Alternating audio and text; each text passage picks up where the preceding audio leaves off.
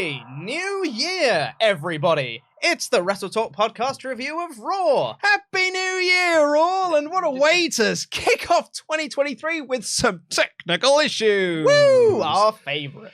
Yeah, unfortunately, that's why I was not sat down for the start of this, because I have had to operate slobs on the PC over yonder. Yes. So that's instead of using the buttons. Indeed, well, yeah, I've got lovely button things here, but look, Pete, now it works. Pete, now it works. Pete, why does it work now? I just pressed the button to show that it doesn't work, and now it works. Just go away from us for no reason. That's phenomenal. Well, that'll be on the best of. Oh, God, what a start to the year. Welcome to the WrestleTalk Podcast. Thank you all so much for watching. Please do press the subscribe button if this is your first time here. It's not always like this, I promise. Press the thumbs up button. Show us your support for our technical failings. And leave your comments down below if you're watching this on demand. But if you're watching live, head on over to WrestleTalk.com/support and get in your ultra chats. Juicy chats. Why not? Yeah, you get your Bloodline were on this show. get your oozy chats in WrestleTalk.com/support. We'll read out every single one of them above the $5 US.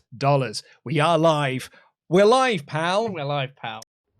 Hello and welcome to the WrestleTalk Podcast. We're currently watching Wrestle Kingdom 17, which is live at the Tokyo Dome in Japan. We're about to kick off the Kairi Sane IWGP Women's Championship defense against Tama Tanaka. And I mean, Tama Nakano, and like, this is, everyone's expecting a certain thing to happen at the end of this broadcast. Naomi. Well, she's backstage. On top of Bailey is also backstage as well. 11 minutes later. And this looks like to be the insane elbow. Oh, surely that's Could it. be so. 1, 2, 3. Yeah, That's all she wrote. Okay, it was just a pretty routine match then, because presumably the big stuff comes Afterwards. now. Yeah. We thought that might be sort of Let's like a just 8-9 minute match. Crank up the volume. Well, New Japan are not quite as stringent as WWE, where it's just like, hang on, could I hear a whisper of Michael Cole? Blocked. So Kairi retains the IWGP Women's Championship. One with her elbow off the top rope. What an elbow. What an elbow it is. Beautiful elbow. We've got a shot with the entrance ramp in the background. The title's being presented to her. I think we might just get a bit of I thought we were going to get a respect spot first. Here we go. The lights Lights have go cut out. out. The lights are out. It's Satnam Singh. It's that other guy. It's okay. a car. We're getting a little vignette. Moné. It's happening. There it is. It can't be, can it? There is a little music video-esque Titantron playing. Dancing. It's definitely Sasha Banks. I know that hip movement. There is. And There she is. It's Sasha Banks. What colour's her hair? I can't tell.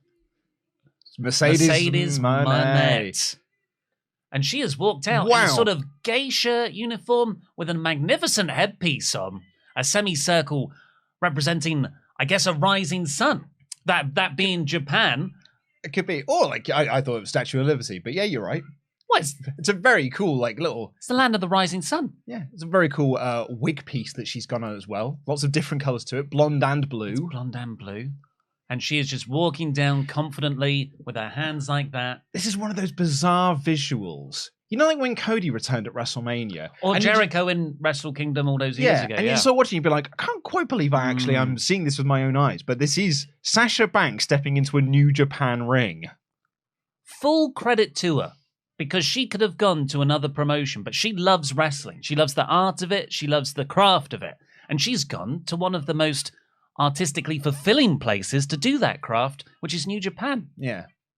She could have gone back to WWE Easily for loads of money. She's gone to New Japan for a fair bit of change, reportedly. Probably way more money. She looks like she's dressed to wrestle. Good point. Oh, we're not going to get a Charlotte Flairish. She's just going to immediately win. She's got very high heels on. So that is true. Having said that, so Charlotte Flair often does that as well. No, I think we're just teasing the match here. Surely you do the match on American soil, right? If that's your idea, is to in the Royal Rumble. Kairi's just beckoned that they're getting it's the pose for the photo shots. That's it. And it's just a handshake, an offer of the handshake.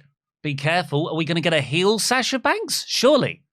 Don't let go. Yes! There we go! Yes! She spin her up! Oh, and knocked into it. Okay, is that a new move?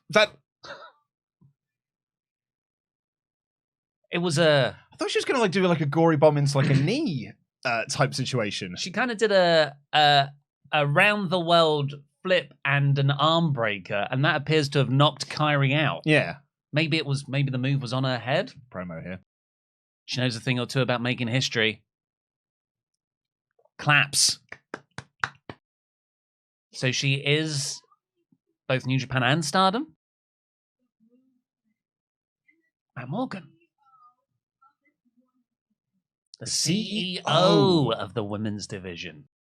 That's the boss. All right. Battle in the Valley, San Jose.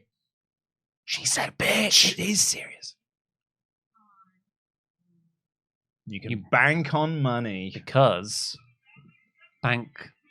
Steal money. Banks was her old name. Oh, right, yes. Yeah. I get you. You can Sasha on money. And she's posing with the women's championship belt. So that San Jose show. Yeah, that's soon. I think it's the end of the month. Is that one of the other... Oh, and a new song as well. And she's doing a little bit of a dance too. Yeah. She threw the championship on the ground. Disrespect. So I guess she is going heel then. Well, good. Yeah, it's a natural fit for her, I would say. She is a good babyface, but she's the boss era in NXT. She always seemed a bit restrained on the main roster, even when she was a heel. It's not going to fully click with me until she starts making a kid cry in the audience. Can we just get Izzy there? Was that her name? Yeah. Yeah, Izzy in the front row. Yeah, just for old times' sake. She'll probably go to that San Jose show. Yeah, Sasha Banks in New Japan Pro Wrestling. Okay, so this is Kenny Omega's entrance. So awesome to see him back in New Japan. Thing as well, because we need to see him at Forbidden Door. Oh, and he's pure Sephiroth as well. What? Pure Sephiroth? Sephiroth? Yeah. What's from Final Fantasy VII. Oh, yeah, I don't know. Don't do that to me stuff. Look at him. One-winged angel. One-winged angel. One-winged angel's from Final Fantasy VII. I did not know that. Yeah. It's a Final Fantasy VII reference. I just thought it was a cool name. V-Trigger's a Street Fighter reference. I figured that.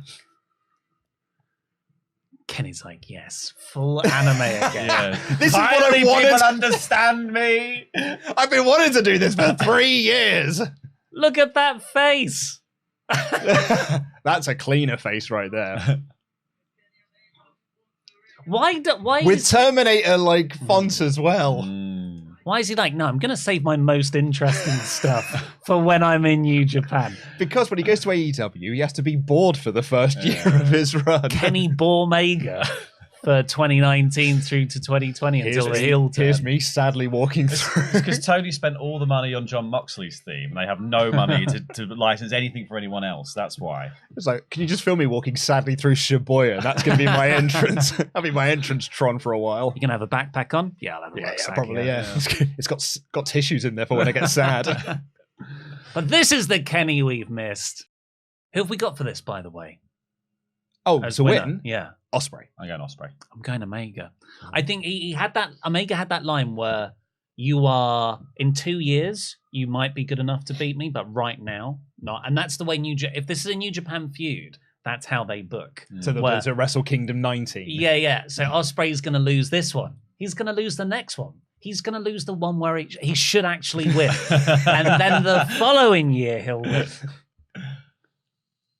I thought I was going to say Return of the Asshole then. Return of the Asshole. What body part are you going to work? The ass, the ass, Bill. Here's old Billy Go Gruff. Oh. Is that a live piano? It's, Look out, guys, he's got a live piano. Put the piano down, Bill. It's out with the whole of United Empire as well. Yeah. And Kenny's all alone. Oh, it's like the credits to an anime, this. Yeah! What a tune, by the way. That's good, isn't it?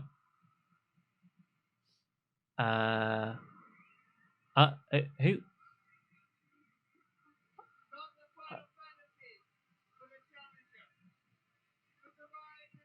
God, I can't believe from when I was watching him before everybody else. All right.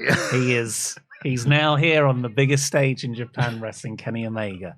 Who would have thought when I was watching him over a decade ago in a glorified pub room? He's going to drop him now that he's got his phone number as well. Yeah. Who would have thought? Who would have thought? I'm in that WhatsApp group. Get Who out would of have it. thought that I have? Well, we've all met Will. met Will Ospreay. We've all texted Will, all right? I haven't got my phone on me. I'd show you otherwise. Drop him a voice note now. What now? We're rooting for you, buddy. You just picked a Omega to win.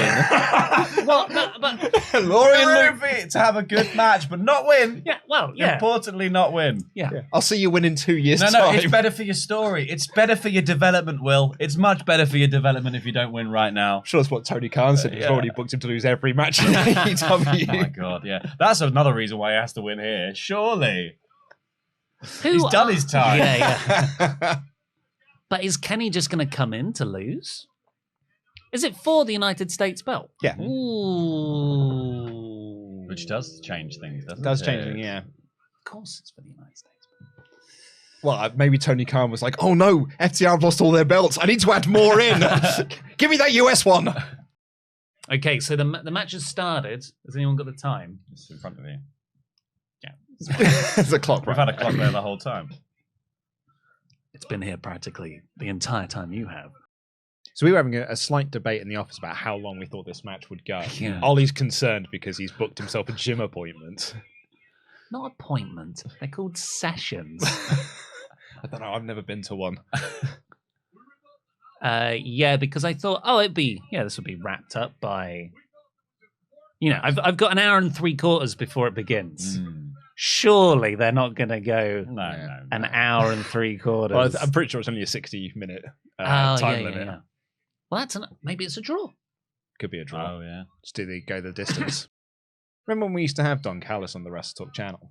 Yeah. And we Again, before he was big time. before he was big time, and we chatted to him after Will Ospreay took that horrendous neck bump Yeah. on the apron, and Callis was there being like, if he carries on like that, he won't be wrestling much longer. Yeah, he said that. Yeah, and Ospreay has. I was going to say Ospreay has changed his style.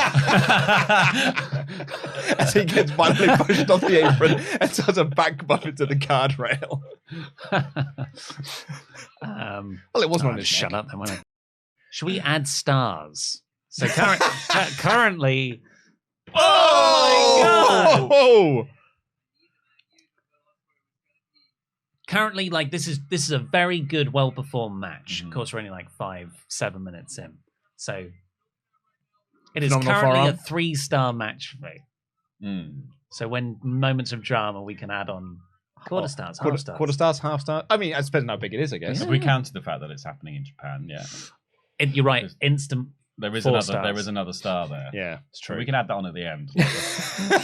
Like when you finish a game and it does all the multipliers later. That's Additional bonuses. Yeah, exactly. Well, like in Mario Party. Yeah, exactly. It's your multipliers.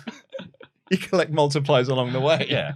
Location bonus. Location bonus, date bonus. They're on the apron. Oh, they're on the apron. Here we go. To longevity. Or like, Oh, that was a great thrust kick. I like the holding it as well. Yeah.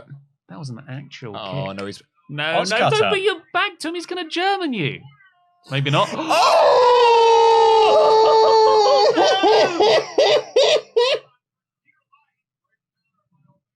That was an attempted cutter off the second turnbuckle on Omega on the apron, and Omega was just like, nope.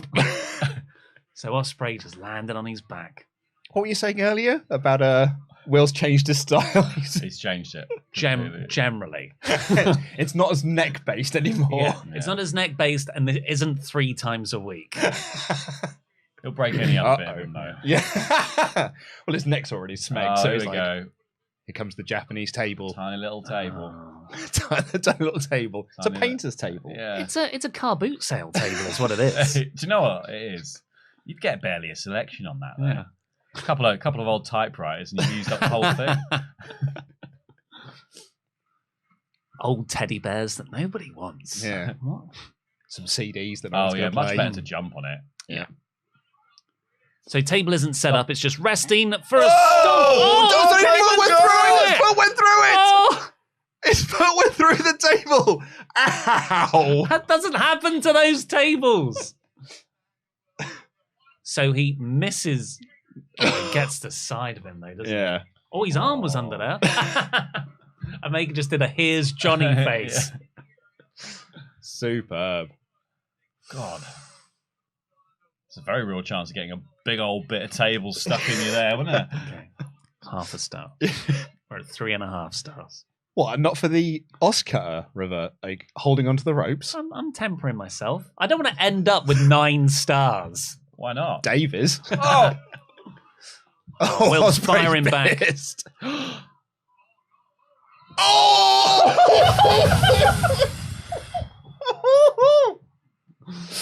Oh! On the upturned table, that metal underside has no give. Nope. And Will just suplex Kenny's upper back onto it. Ow. It was more like a brainbuster, wasn't it? Wasn't Yeah. it?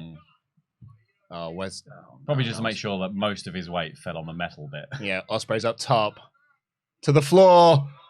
Oh! Big twisting senton. Wow. Great. Crowd are cheering a lot now. You have to cheer that. That's Yeah. Oh, it's a incredible. moonsault in the end, isn't it? Moonsault with a full twist. Yeah. Full twist moonsault. There you go. This is why I don't do commentary. You did a flippy thing. Oh, look at that. What a move. Remember those Sully sketches? The Sullivan sketch. What a move. Yeah, what a move. Omega's got his back to him. Oh!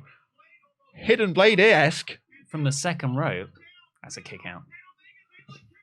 That's a kick out. That's a kick out. That's a kick out. That's a kick out. More great commentary there. Yeah, no sell the near falls. It's the first thing they tell you in commentary school. Oh, caught! Oh. Omega catches him on the Oscutter. Oh! Trigger to the back of the head. Oh, Poison Rana! Poison Rana! Neckbreaker. Ow. Oh. Hook the leg, Kenny. Oh, he was on Very no pressure on the weak kick shoulder out. there. Kenny, that was lazy. Could That was lazy. have wrapped that up there, mate. I've got that. I've got that CrossFit session. Got a gym appointment. It is in an hour and a half. And no, they always tease this. Top rope. Snapdragon off the top. Snapdragon. No. Oh, and he landed on his feet! Out. Yes. Oh! Keep it up, Will. Here we go! Oscar. Oscutter! Oscutter! Oh, my Kenny's leg's going. 1, 2! Kick out by Kenny, but there wasn't much on that kick out. He was wiggling his legs from the start of that pin, and that was what helped the shoulder come up. Great sequence. 4 stars. Hey. Cheeky Nando's! Got another one. And another one. And again. Oh, Go on. And his again. hands are down now. Oh! Oh! Revens! They're just kicking each other. Oh. Kenny took grabs like, is my eye still there? Okay, well, he actually did just kick me in the face there. That was a great spot. Will was like, watch this one, no slap. listen to the sound of this. I promise I won't slap my leg. Listen to this. The only sound will be your eye hitting the back of your skull. What are they setting up here? Kenny's on the outside bottom rope and Ospreay's on the inside. But it looks like it might be Kenny that's... Oh, he did look. Oh, he is. He's going to start to black up. Yeah. Starting to get a black eye. He's got an immediate black eye. Yeah. Oh, Jesus. I mean, he's got, hopefully it's not like an orbital fracture or anything. Because he won't be able to wrestle a ladder match with that. No. Spanish fly, maybe? Oh. How's that vertigo, Kenny? Is your eye helping? I can't see, man. Oh! What? What? I've never seen that before. They're on the top rope, balancing, and Kenny hit a DDT on Will on the top turnbuckle. The exposed turnbuckle. I didn't even think of that. Oh my God. And then they just... the worst part was just how they just crumpled on top of each other. There's just no way down from there. Oh, his eye. He can't see out of that right eye now, Kenny. Jesus. Yeah, the rest of United Empire is surrounding Will. I mean, what? I'd get someone checking on that eye if I was... Because don't they have to cut the eye just to momentarily reduce swelling? Not the eye, obviously, but the lid. Yeah. Because he can't see through it otherwise.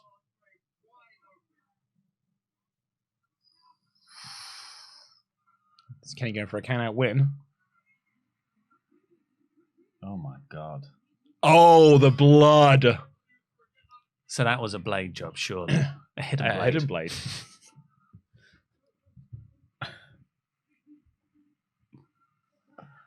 Sorry, my hands are sweaty. I'm very excited. Yeah, that's Oh, my goodness. Mum's spaghetti.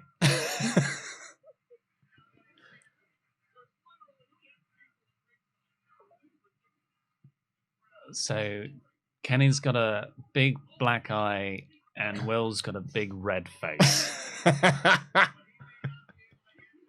His big red face. Look at Great O'Khan cheering him on. Yeah. Red face Billy Goat. It sounds like a Yu-Gi-Oh card. Oh! Oh, not Kenny Omega with the drop kick through the ropes. Oh, those Pro ZD. Red face Billy Goat. Oh, that eye. Oh, Oh, my God. can you even do a dive? Where's the depth perception with one eye? There is no depth perception when you're Kenny The Omega. Confidence. Oh, Look how much snap he gets, yeah. man. Oh, executed perfectly. Oh, he can't. There we go. He can open that eye. He's all right. I think somehow flying through the air has relieved a lot of the pressure. It killed him. All the pus has gone to his ass. It's about 4 sizes bigger. Oh, back to the table. There's got a big gaping hole and his splinters everywhere. Oh, sorry. After the kick to the face and the DDT, 4 1/4. Only 4 1/4. I'm just Quarter. conscious that we're A quarter of a A star. quarter for a move that made us all sit back in silence for a bit. I'm just conscious that Quarter we're already at star. Nah, 4 it's a 1/4, and they've probably got at least 10 minutes left. Oh my God. Oh, look at that. Ospreay can't even get back in the ring. He's dead weight. Yeah. Got to go for the one-winged angel now, right? It's hard Final to do that Fantasy move reference. without any help from the other person. Oh, just a pile driver. Pulling pile driver. Cactus Jack style. No. Oh. Ospreay just manages to roll himself up. I like the fact that Will's just using, he's not kicking out, he's just rolling. Yeah. Using momentum. He looks like he has no idea where he is, but there's enough instinct on him to roll out of those things. Just a little Such good selling. Teddy bear rolled out. Does Teddy bear roll away, Will? Let's quickly text him that, Ollie. He needs that advice right now. Yeah, he does. God, I wish I had my phone. Someone runs to ringside, plays a voice note for him. Great, I can't run to Will, Ollie's here. Phone's been going, mate. The Teddy whole bear time. roll. Teddy bear roll. Yes! Teddy bear roll. Oscar win. What just happened to that Dragon. Will pushed him out of the way. He was trying, Right. he was trying to stop Will.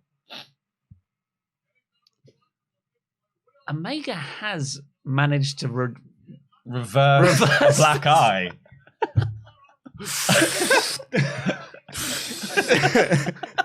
It's all that time off, I guess.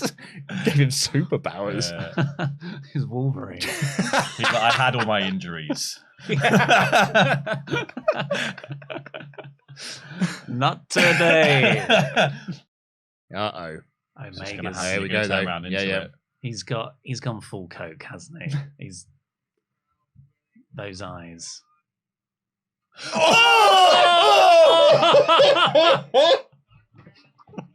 Oh no! Kneeling through the ropes. He triggered him to the outside. Christmas Day. That had a shotgun blast on it, that did. It was short range, that's Yeah. why. Yeah. Sawn off V trigger. I can Warhammer if you're using a short range weapon. Mm. But you get to use more dice on it. Yes. If you're within half range. Exactly. Yeah. I'd say what I like most about it so far, of course, flips and stuff, great. But it's Ospreay selling. Mm-hmm. Mm. Oh!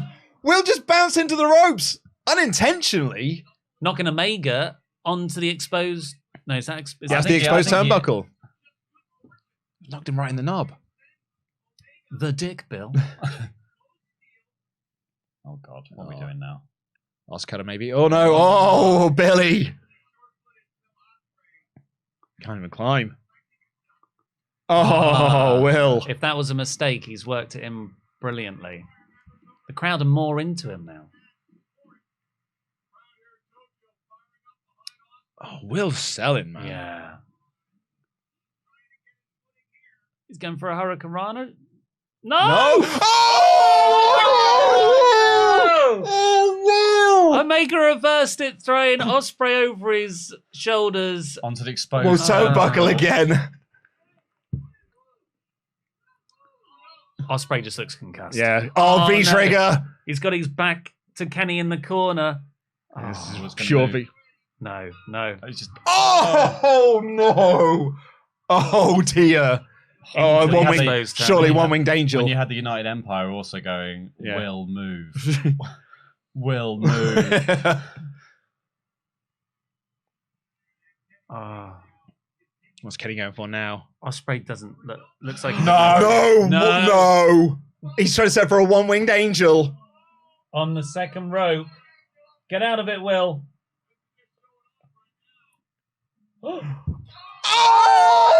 Oh! Transition to a German suplex. 1, 2. Kick out. V trigger. V trigger. Oh my god. That's it. 1, 2. Oh!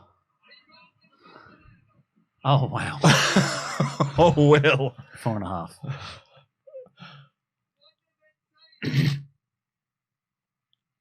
They're like, one winged angel, dreadful idea. Dreadful idea. Ah, German suplex him off the top rope instead. No, I've seen this game play out before. That means they do hit it in the second match. Yeah, oh yeah. Was it the dragon suplex off Yeah. the top rope that they did eventually hit with Okada? A little bit more time having to go with the pads in the practice ring. Just a couple more, Kenny. I'm Yeah. sure 3 matches time, I'll take it. Oh, just yelling at him to stay down.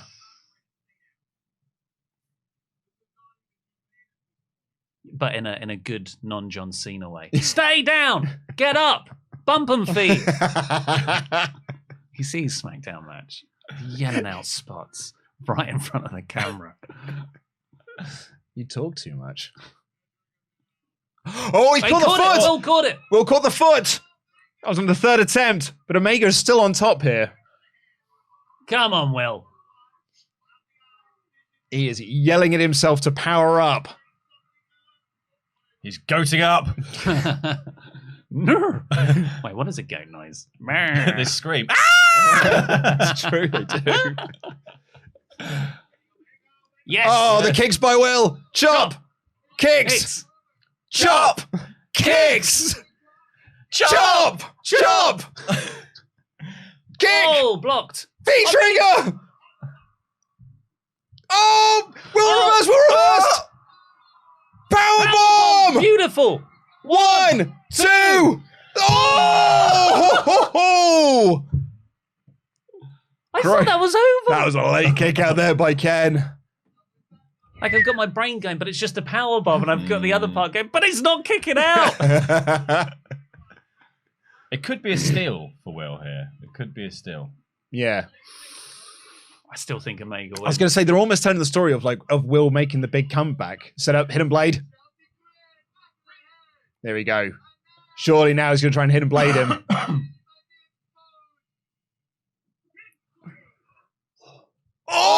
Oh!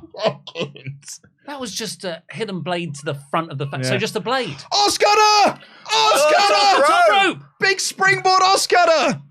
Oh, he's turning him so slowly. So slowly over. 1. 1, 2. Ooh, kick out by Omega. It was taking too long. He was. Too long to roll him over. Crucially, again, Kenny has not hit the one-winged angel. Yeah. COVID precautions be damned. I bet everyone is cheering in that in that arena now. Stormbreaker.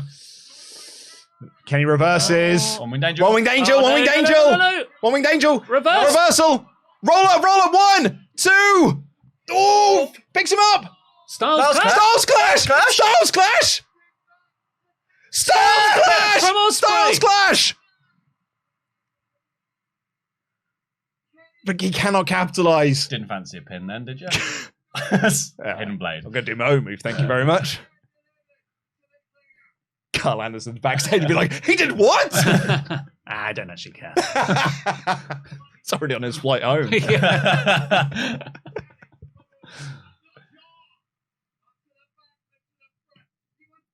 Oh my God! Oh. Decapitation front blade. Now stripping him naked, as is Here we go. tradition. 1, 2. Oh. What? Kenny still kicks out. Is that eye gotten bad again? Oh, just got It's clocked. just a... His healing powers only last for so long. He's got a... He only used a green herb. He didn't mix it with a red herb. Go for Stormbreaker. Or a pedigree, you don't know. He's got him up. He's got him up. He muscled him up for it. No, reversal. V-trigger. Oh my God. But he Holds can on to barely the stand. Wrist control. Oh, hidden blade. Hidden blade, but still maintains wrist control. Is your WhatsApp group still called? Me and my New Japan friends, it's still called wrist control. Of course, because you maintain wrist control, but also the standard of wrestling is so high, we masturbate. Come on, you little pussy. Fucking weak. Oh, sorry. I'm just saying what Will said. So we're at 35 minutes, by the way. We're not in the first 30 seconds of the video. I don't have to click that. 35 minutes now this match has been going on. Flown by. Blown by. Oh. German suplex. Straight jacket. Ooh. They are really fighting over that now. You can see Ospreay just trying to free his wrists. What's he got planned?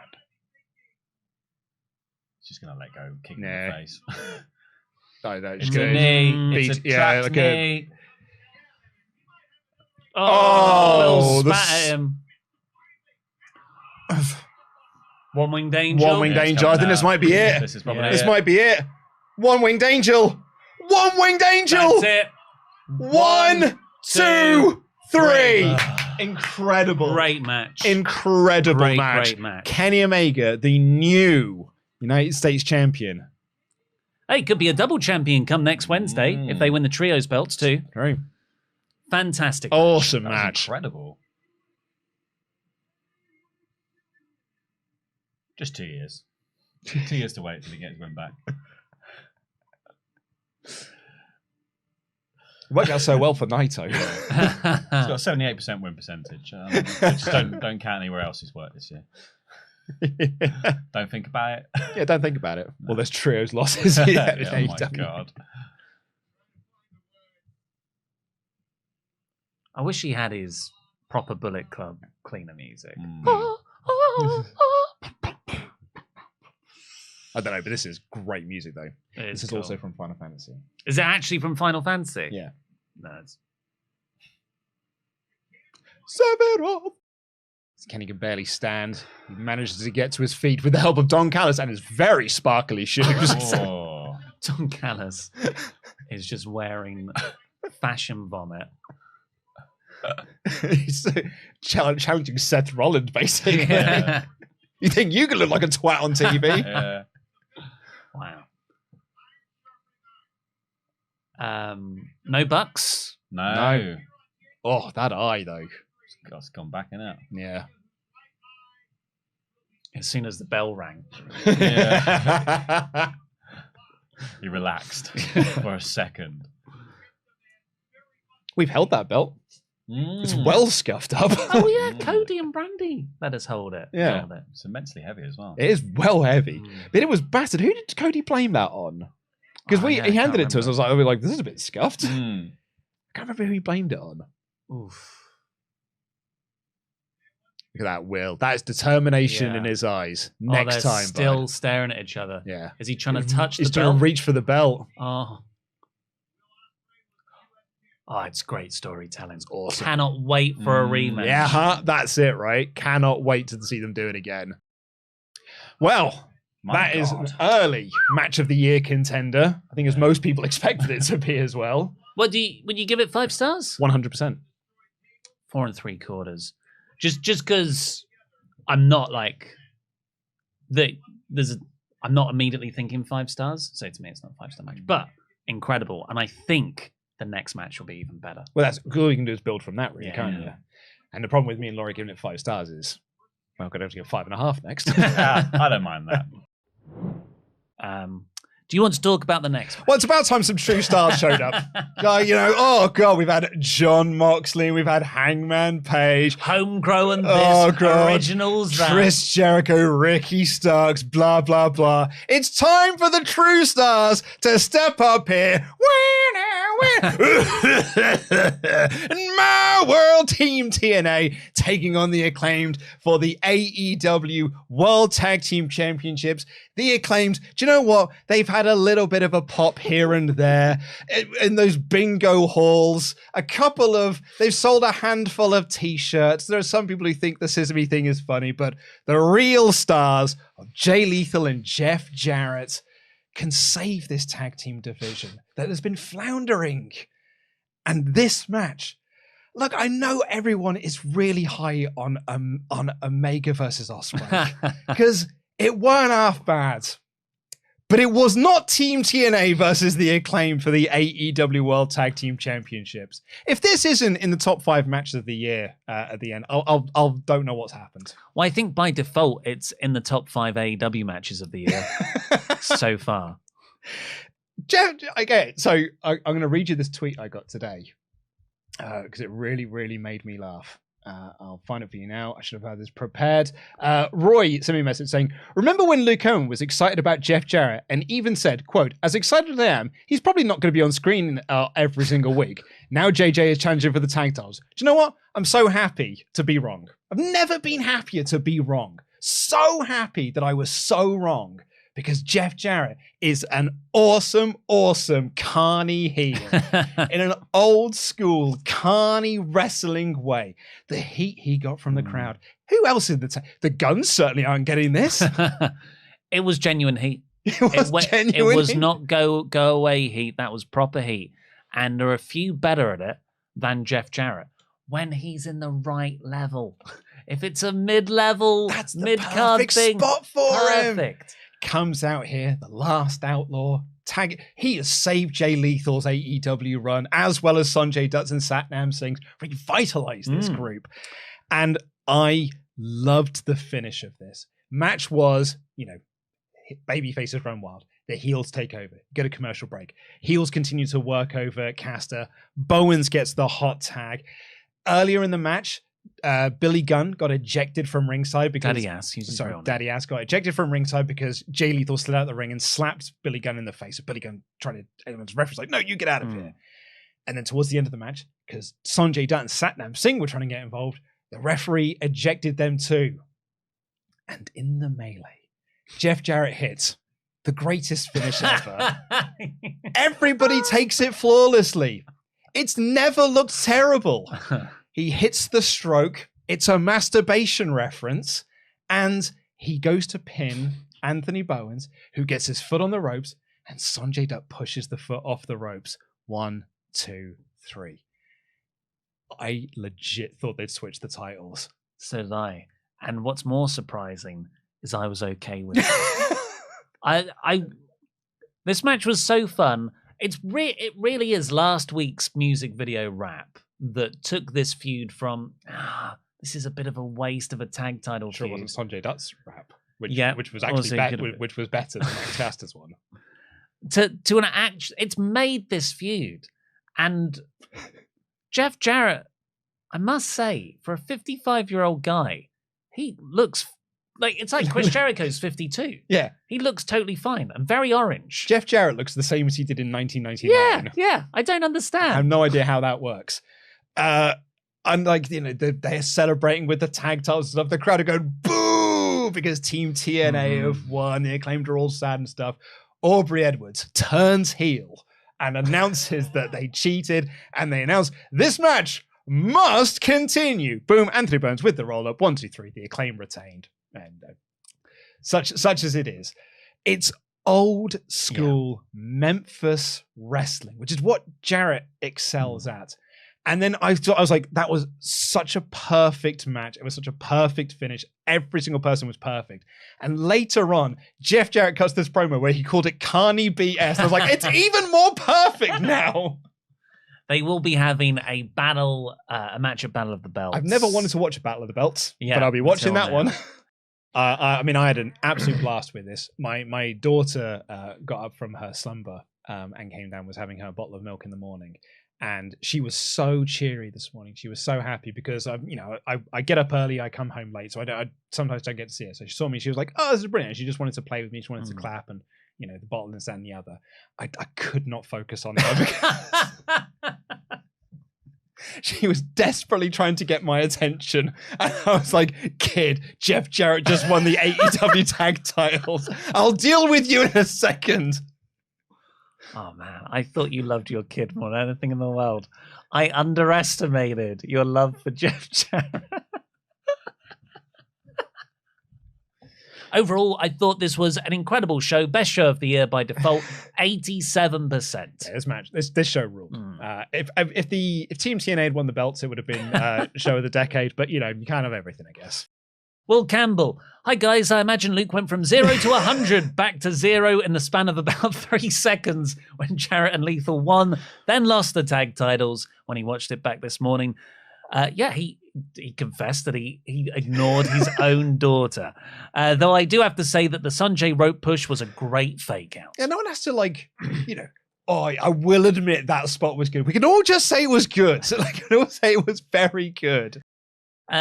The SL_ID_47789 lowercase D94 hyphen lowercase CDA9 hyphen 3 lowercase EE7 hyphen says, I'm almost convinced Tony hired Jeff Jarrett and booked that whole ending to pop only me and Luke, and I'm perfectly okay with that. With that said, #Justice for Jeff. I'm just glad that finally everyone's on board with what I've been saying this whole time. Everyone was like, oh, God, there's such demeaning for the Acclaimed to be working with so many other tag teams. It's the best thing the Acclaimed have done since winning the belts. Kevin trying to fight back.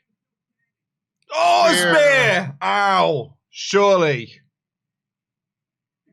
1, 2, 3. There it is. Roman Reigns wins. Retained the title. Also, that means I retain the championship, so go me. Go Luke. Yay. And still. There you go. All the Bloodline are in now. Oh, they're going to do a beatdown on Owens. There goes the 1D. while Sammy just watches on. Are they going to do the chair thing? Chair around the throat. Oh, goodness. You have to Yeah, kill your friend. you got to. Because Sammy's like, do we need to do this? Because it'll be the hip attack. Mm-hmm. Is he going to stop him? Yeah. Is he going to stop him? Is he going to stop him? He didn't stop him. He didn't stop him. He didn't stop Oh. him. Sammy couldn't stop him. Or he didn't stop him. Oh, my God. They're Oh. not done.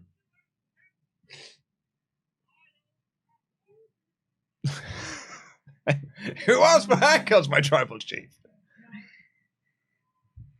Oh, they got planned now. Handcuff him up for a haluva kick? That's what I'm thinking. Yeah. Yes, because he wears Pierce in all of this. Where's Petey Williams when we need him? That had to stop Brock earlier. I mean, it's not set for a haluva kick now. Oh, Roman's giving him a look. Yeah. Roman's like, what was he saying? Mm-hmm. Because he is asking them to be like, He's That's like, all right, enough. all yeah, right, that's enough. guys. That's enough. As they just Usos pound super kicks. Oh, Sammy. Ooh. Oh, Sammy. Oh, he's getting louder. Yeah, huh? The chair. Oh, Reigns got the chair. Reigns gonna swing the chair back. Look at. Oh, Sammy. Oh, Sammy. Oh, I feel sick. Oh, Sammy stopped him. Sammy stopped in front of Roman from hitting the chair. Said you won. Trying to play to his ego. Yeah, maybe I am better than this. Yeah. Or Oh, God. Oh, God. That chair's coming your way, Sammy. oh, Sammy. Give Sammy the chair. He's gonna make Sammy do it. Sammy doesn't want to do this. Oh, Roman is manipulating him something fierce. Going through jackass shit. What? Oh my god! Oh my god, Sammy! Sammy!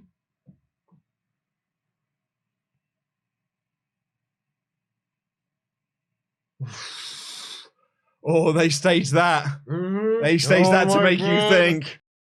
Oh, Sammy. Literally on the edge of my seat right now. Yeah. Oh. Roman slapping him in the face now.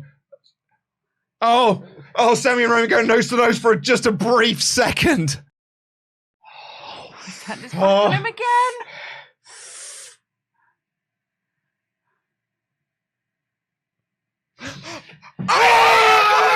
Oh! Roman! He hits Roman! Roman!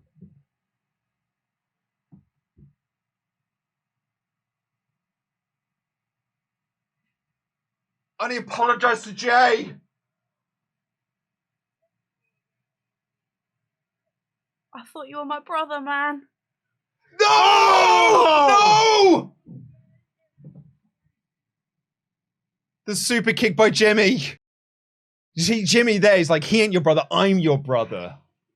And it's Jimmy now wailing on Zayn. Oh, Solo. Solo's after him now. Samoan Spike. Jay's not doing anything. Mm-mm. Jay is still yet to land a punch or anything. It's now like Jay's choice. Crowd chanting Jay.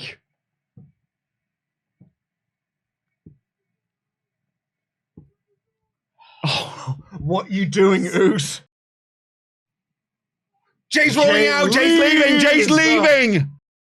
Jay's leaving.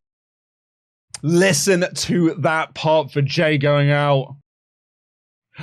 You broke my family. Oh, he's got even more reason now. Oh, Sammy. Jimmy, always the one to accept Roman. Oh, big loud fuck you, Roman chants.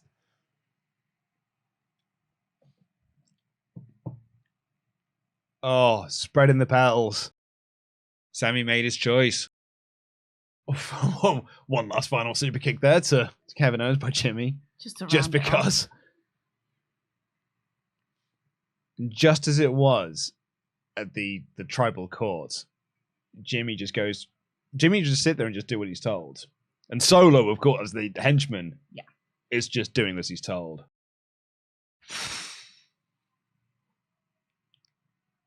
I mean, shit, we were looking for that killer angle. Yep. That sure was the killer angle to end of the show. Cinema. Hard. Cinema. Ah. And people were saying they weren't into this. Oh, damn, that were good. Hot damn, that were good. Run through a brick wall right now. Hot dog. Hot dog indeed. Welcome to the WrestleTalk Podcast channel, where we're going to be reacting to this little thing that happened on Dynamite yesterday. So, Tempest, Yeah. you don't know anything from Dynamite at all. I woke up today to a message from Pete saying, have you seen Dynamite? And if you haven't, don't. We're going to do a thing when we get into the office. And now my mind has been racing for like an hour and a half, trying to figure out what happened at the end of Dynamite, because I can see the time code. Yeah. This is a main event angle. Yeah. I am ready. Yeah. So, you and I are going to be reacting to the main event of Dynamite. I don't Fun even times. know. Like, I realized I had not been really paying attention this week. I don't know what the main event of Dynamite was, whatever. I don't know what it was promoted to be. So I'm going into this completely blind. Just even more exciting. What could it be? Here we go. If it's your first time here, by the way, please do subscribe to the channel, hit the like button. We do these reaction videos every so often when the right thing strikes, when something important happens. So are you ready, Tempest? I guess so. Let's do this. Okay. Oh, for God's sake. Who's coming out here, Tempest? Oh, Lord, it's the guns. It's the guns. Oh, see, I was going into this whole thing expecting this to be a real fun thing. I was like, oh, God, Kota Ibushi's debuted. CM Punk is back. What could it be? Gun Club 2023!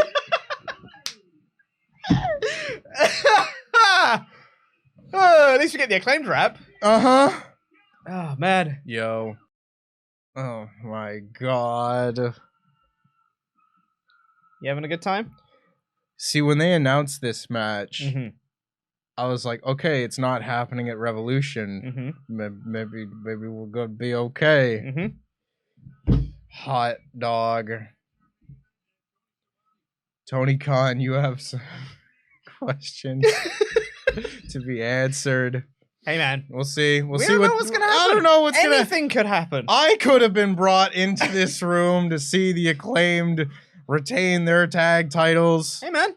Might be some huge angle. As you said, main event angle. Yep. So, could be anything. Could be anything. But here we go. It is the main event of Dynamite. It's the Acclaimed versus the Guns for the AEW World Tag Team Championships. Crowd chanting ass boys, as they should. Yep. It's great.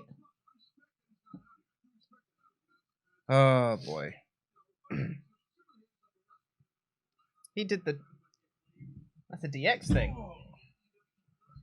Why would they do that? Was their dad in DX or something?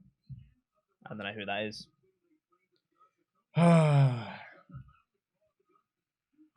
Oh, Lord. It took approximately 5 seconds for you to hit the button. I was like, no! Oh. I went to such great lengths to make sure nobody spoke to you this morning. Yep. Great Queued it arm up so drag. it was on a black screen, so Yep. you couldn't see what was happening. Yep. I've had in-depth conversations with various people today to try and figure out the logistics of this video to make sure that we could have that reveal specifically. Yep. Oh. I'm having a great time.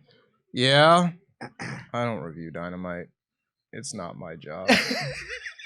Yet here you are. Yet here I am, still being tormented by these ass boys. Hey man, the Acclaimed are wrestling. Yeah. This is great fun. Great arm drag, great hip toss. Yeah.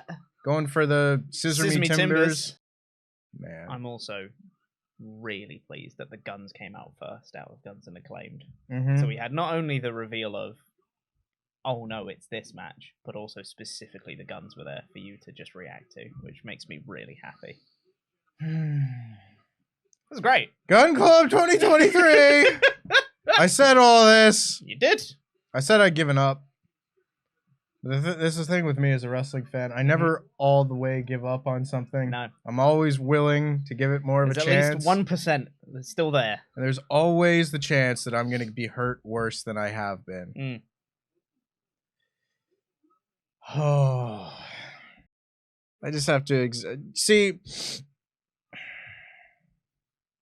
I then spoke to somebody this morning, and I was like, "This thing is happening.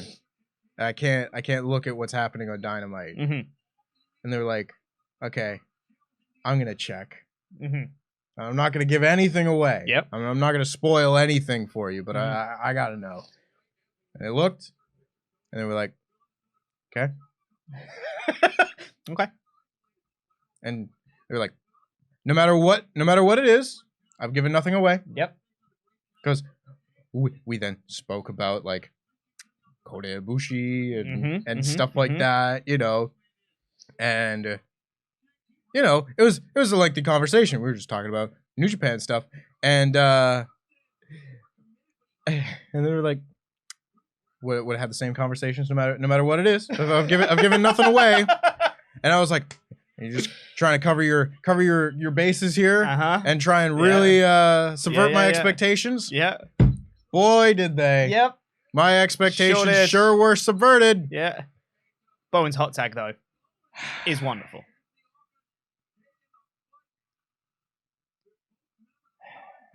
Yeah, tear this set apart.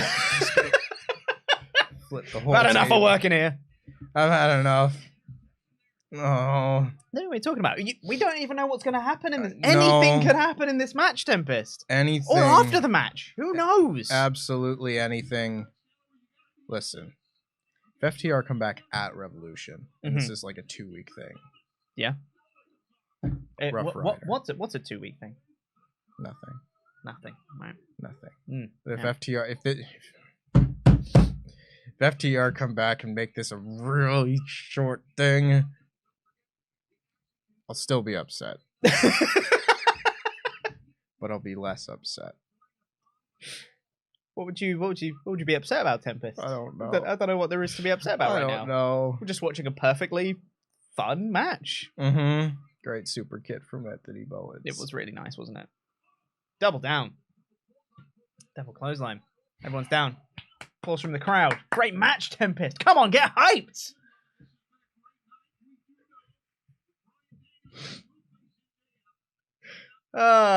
Good stuff. This is I'm having a great time. Oh, ref bump! Oh no! Great ref bump though. Yeah, great sell. Yeah. It was like a proper Triple H taking the taking a super kick at Survivor Series 2009. Yeah. A great moment. He's got the belt! You remember that? You remember that? I'm trying to distract myself. Oh, look who's here! It's Daddy Ass! What's he gonna do? He sided with the Acclaimed. He prefers them to his own sons. I mean, I do. Oh! Colton Gunn hitting his father Taking with a out his tag own belt. dad. Oh, despicable scenes. But here come the Acclaimed. Revenge on Daddy Ass. Got him down. He's going to line him up for the mic drop. The mic Mic drop. Referee's still down Referee's though, not Tempest. there. Get the ref. Get Come the on, ref. ref. Come on, ref. You're not dead. Come on, ref. Why are referees made of paper mache? We need harder refs. This man is unconscious. It's actual dead weight right now. He's back in the ring. There's a pin to be He's made. back in the ring. Oh. Rough it. 1, 2. And he's pulled off. Bowen's off the pin. Boo. Bowen's got him down again. Come on, ref. Do 1, the thing. 2. He's kicked out. Oh no, the belt shot to the head. Oh no. 1, 2, 3.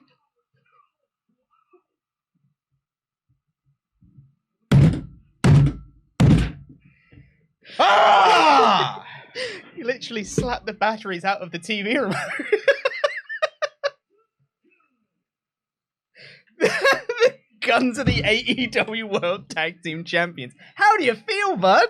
Tony Khan is the worst booker of 2023. What are you playing at? What are you on about? This tag division! This needs to be like a 2-week deal. Have FTR come out next fucking week. They do the thing. He didn't even get punched that hard. Should have replayed the ref bump. Barely got hit.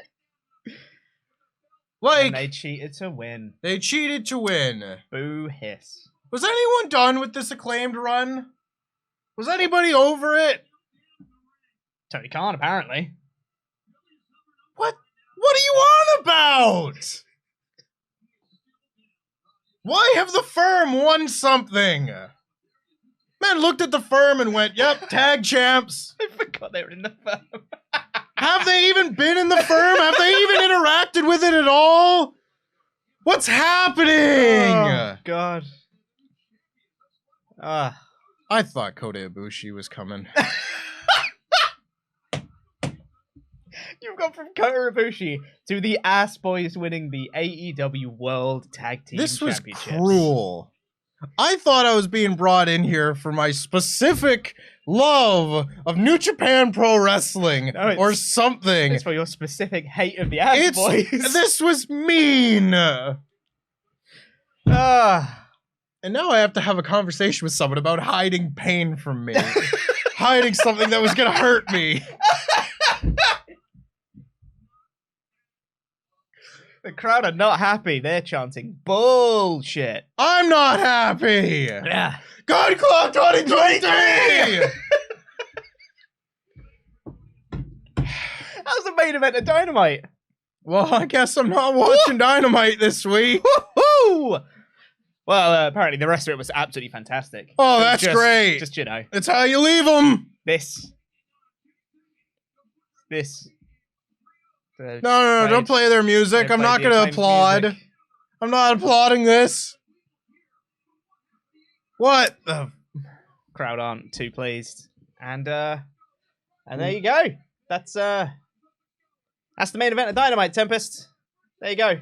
It's done. Piss off, Excalibur. You can't Oh. tell yourself to piss off. I knew this was happening. The No, gun. you didn't. The gun. Not today. Not on this day. But when they beat FTR, I was like, they're not doing this for no reason. Mhm. I said they're going to beat the Acclaimed. I said it. That's Boys my 2023. prediction for 2023. Yep. It wasn't in our predictions video, but I predicted. Just into the second week of February, Mm-hmm. and that prediction has already come true. Yep. I said it was going to be at Revolution. I gave them too Not much far credit. off. No, not too far off. Mm-hmm. They need to. There's a Simon Miller is all elite shirt right there. That's Yeah, cool. yeah. There's still time. I don't know what there's time for. I'm Still destroyed. time for I'm what? They already won. I have a cut on my hand. I don't know how it got there. Probably from hitting the desk. Something. I'd assume. Yeah. Listen. Thank you for joining us for this reactions video. There's a light there. It wasn't supposed to do that. We'll fix that. That's boys are your new AEW World Tag Team Champions. Thank you for joining us. If it's your first time here, please subscribe to the channel, like the video. We'll be back for more reactions soon. 3 hours later. I think with Okada went on to be one of the greatest wrestlers ever, but I think you could have still told that story, and arguably without the year of feeling like someone's overpushed. When I say ass, you say boys! Ass! Boys! Ass! Boys! When I say ass, you say boys! Ass! Boys! Gun Club 2023! I think he's taking it well, you know. I think Is he's he taking it well. pro? As a He didn't bit. look pro earlier. As a bit, he's very pro. That was the pre-existing bit with it, was that he was all in on the ass boys. I think he's taken it well, honestly. Yeah. He seems that seems to pretty- be the actions of someone who's Pretty sensible. got I his think. emotions under control. Yeah. Sami Zayn and Cody Rhodes had an awesome promo on Raw, and as you've probably seen in the thumbnail, it was a bold move. Let's see if it pays off for him. It did, because it was great. Hello, welcome to the WrestleTalk Podcast review of Raw. I'm Chubba Pete Quinnell. I'm joined by Dan Layton. Professor. Professor Dan Layton, Thank sorry. you. I didn't do the... You didn't do my I'm joined by Professor Dan Layton. Sell the gimmick, Pete. Come on. Hey! How you doing? Happy Valentine's, Happy. everybody. I bought us chocolates in today because my girlfriend's in Wales, Mhm. so I can't have her chocolates. Mhm. Yours isn't in the office. Yeah. So, We're just going to have some chocolates? yeah, I don't know if they're any good. Great. I think they are. Well, I would hope so, from the look of the brand that shall remain unnamed, even though you've probably just I shown just it. showed it to camera. Yeah, it's probably- fine. Yeah, it's fine. Whatever. And the lady in the shop recognized me. Oh, that's... Or she just takes pictures with all customers. I don't know. It's the, who knows at this point. Help yourself at any stage. I'd much prefer it to be. What we got? I don't like wanna, a cat. I don't want to take what I'm trying to read the side of the box that tells you what it is. You know, I don't just want to take. I'm having the raspberry panna cotta. That's fine. Nothing you can do about it. I'm gonna have caramel cheesecake if that's all right. Yeah, strong. Good gosh. This is Yeah. great. Thank you so much, Professor Dan This Layton. is a mukbang. I hope that. Well, well. That's delicious. Good. Mm. Content. You know what else was delicious? the promo? The promo on Raw. Yeah, let's get into it. So I have said for a long time that I want Sami Zayn in the main event at WrestleMania. Interesting. That's like my thing. I'm like, Right. it should always be Sami. Sammy's my boy. Mhm. Give Sami everything. The raspberry's a bit sour, so I've got a lot of saliva going on. Pre-Bloodline, or was it because of where we're at? Kind of. I always liked Sami Zayn as a wrestler anyway. Mm-hmm. Loved his NXT run. Love a lot of the stuff he's done on the main roster. And it's like, the thing is, I want Sami to main event WrestleMania. But if he doesn't, I'm not going to be upset. Because they've done so much work to make me care about Cody Rhodes at the same time. And the joy of the two-night WrestleMania is he still could. He still could. He still could. There's He so many still get his ways. moment, and he could still impact. If he main evented the first night in the tag match, his shadow still hangs over the second night. Exactly. This is brilliant. Hats off, chapeau to the creative team. This. I'm having another one of these because I can't have a cigarette. I was Not that gonna. smoke. I was gonna. Do you want this one? No, I'm Is that alright. what you're gonna say? What's that Billionaire one? shortbread, mate. Damn. Too late. I do want that one. Ah, well. I'll have a, Billionaires. I'll have a- Embarrassment of riches. I'll have a different one in a little bit. But God, what a segment. Do you want to know what else I hate, Dan? If you're about to say what I think you're about to say, I'm going to be really cross at you. So it was Miz TV next. And Seth Rollins came out and he had these big red boots on. The meme big red. I know what they are. The big boots, all right? They genuinely look awful. I hate them. I want a pair so much. bad. I literally wrote, I hate them. I'm fully obsessed with those boots and I want a pair. And But I did like- the research and they're $350 and I would pay it. But like, I don't have it. The joke is that they look shit though, right? They look incredible. They look so bad, Dan. Yeah, obviously. Okay, so But that's what makes them great. No, okay. They're no, obscene. But at least we are on the same page. They look terrible, But that's- objectively speaking. But obviously. Okay. But that's why they're so Good, great. Like, they right? look amazing for that purpose. And Yeah. I want a pair and I would wear them everywhere. Like, I wouldn't even just like I'd wear them. Mhm. I like big boots. I like big glasses. You like big boots and you cannot lie. I love the boots. I don't know what to tell you. But then I was already like, okay, that's silly. But it's Seth Rollins, whatever, right? Then Miz has the audacity to sit down and say, what are those? And I'm like, Miz, I was outdated when they did it in Black Panther in 2018. It was. This is 5 years later. It was. But on what are those? In Harry Potter. Mm-hmm. In the first Harry Potter movie, he's being taught how to play Quidditch. Yeah. And, he's like, "Are you with me so far?" And Harry goes, "I think so." What are those? Every single time I watch it, I pop so hard. What are those will always get me.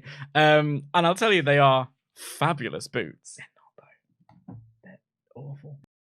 Theory came out, and you know what? Seth hit a stomp on Miz in the boots, and I laughed. That's a funny spot. They're great boots. That's a funny spot. I'm going to come into the office next week wearing a pair of those boots.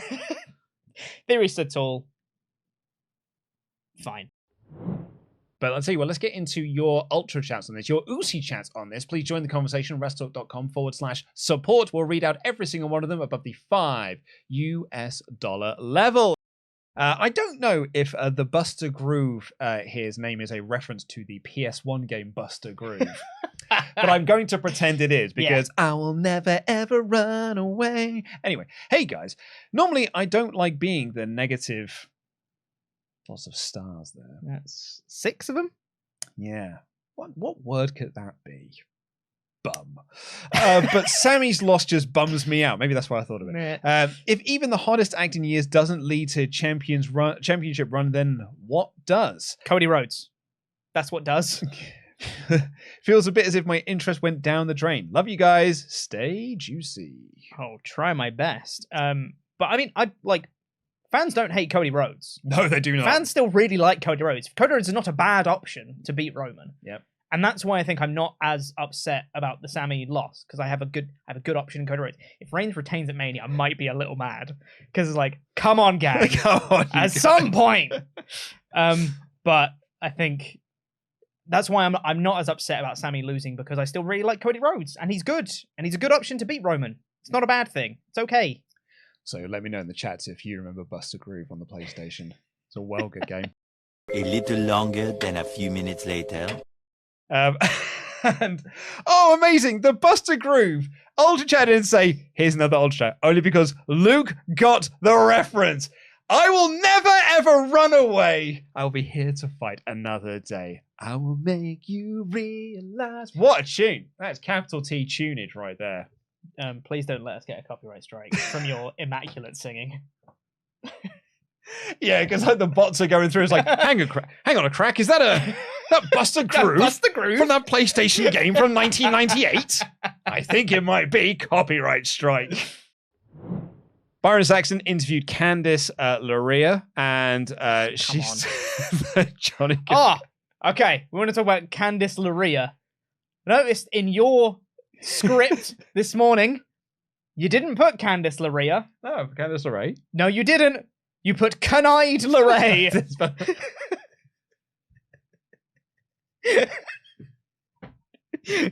Luke, it bugs me so much. I need to think of another way next week. CANIDE. I'm writing it on a train. What more do you want? Our trains have got like no thing. Like with my knees are touching the seat in front of me. I've not a lot of arm room. I misspell words when I'm writing on the train. And Google Docs will then correct it for me when I get back on Wi-Fi. Canide LeRae. I'm on a train, Pete. Give me a break. All right.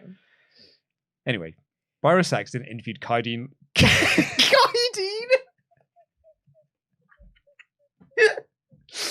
Interviewed Candid LeRae, who said that Johnny Gargano is a little bit banged up, but he's going to be okay. Mm-hmm. Johnny Gargano had Bluey-inspired gear at Elimination Chamber, and no one noticed until his gear maker said, guys, we did a Bluey reference. Yeah. And I was like, oh yeah! now that I look... Yeah, now if I squint really hard, and I sort of look at it from a different angle, I can see that is Bluey-inspired. Yeah. Rubbish. Yep. Do better than that, Johnny Gargano. Have some standard.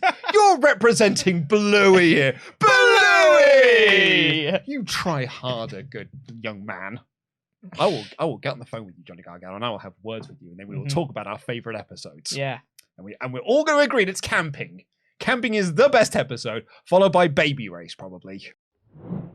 So we've actually got pretty much the exact same. We've got on every single thing.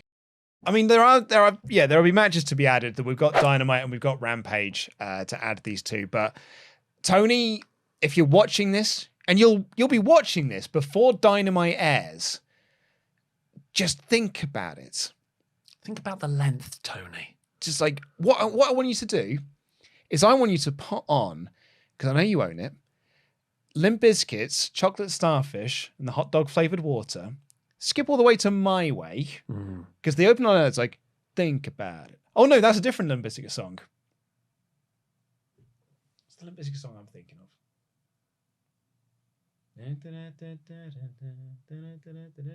People know which one I'm thinking about. There's a track on Limp Bizkit, it's on Significant Other. Skip through them and you'll find it. And it'll go, just think about it.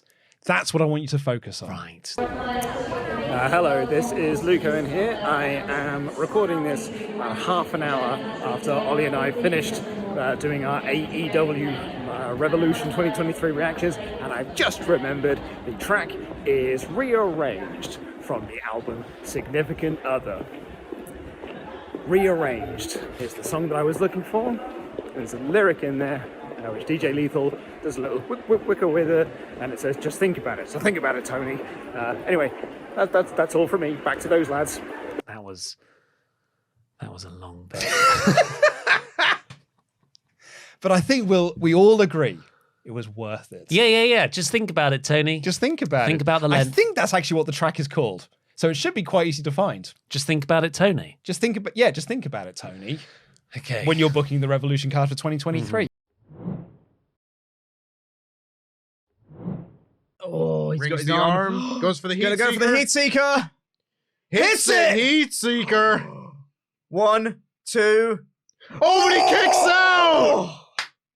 With 3:45 to go. Great He near fall. kicks out. Great near fall. He needs more water. He's thirsty. He's winded. He's blown up. He doesn't have the stamina. 3.5 of Bryan minutes. Danielson. 3.5 to go. What are we going for Oh here? my God, what's he Oh doing? my God, Avalanche Tombstone, maybe. Oh, no, Danielson's countering. Oh, the time's gone red. That's how you know Oh, we're almost The done. last 3 minutes. He's doing the hammer and anvil elbows on the top rope. Gary Goodridge elbows. MJF has got him. Oh God. Oh my Lord. Ah! He's gonna tombstone him off the middle rope. Oh, I don't like it at all. Oh God! Oh God! He hits a avalanche tombstone, but he Tombstone off can't the make middle the rope. cover. Can't make the cover though. His knee. 2.5 minutes to go. Minute and 30 left. Minute 30. Come on, gang. What's happening?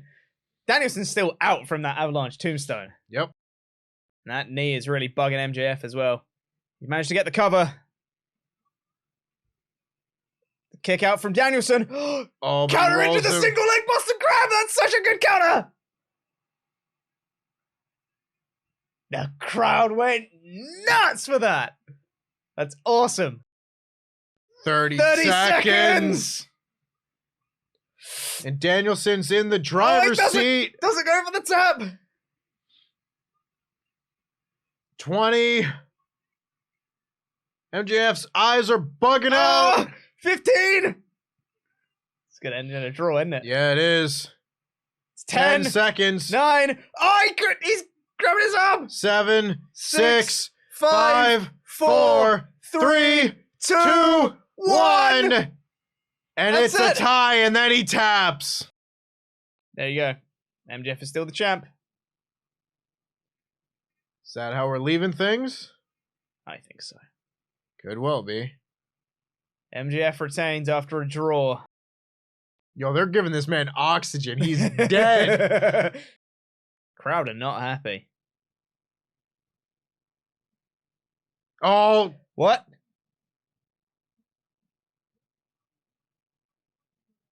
Ah! Tony Schiavone's doing an announcement!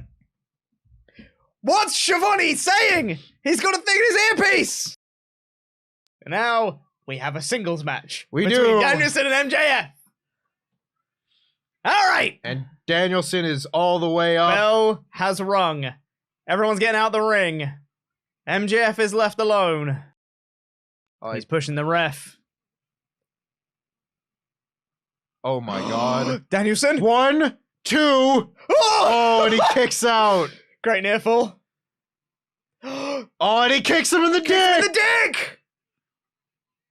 1, 2. And he kicks out. God, Danielson kicks out. They're doing every cliched finish possible.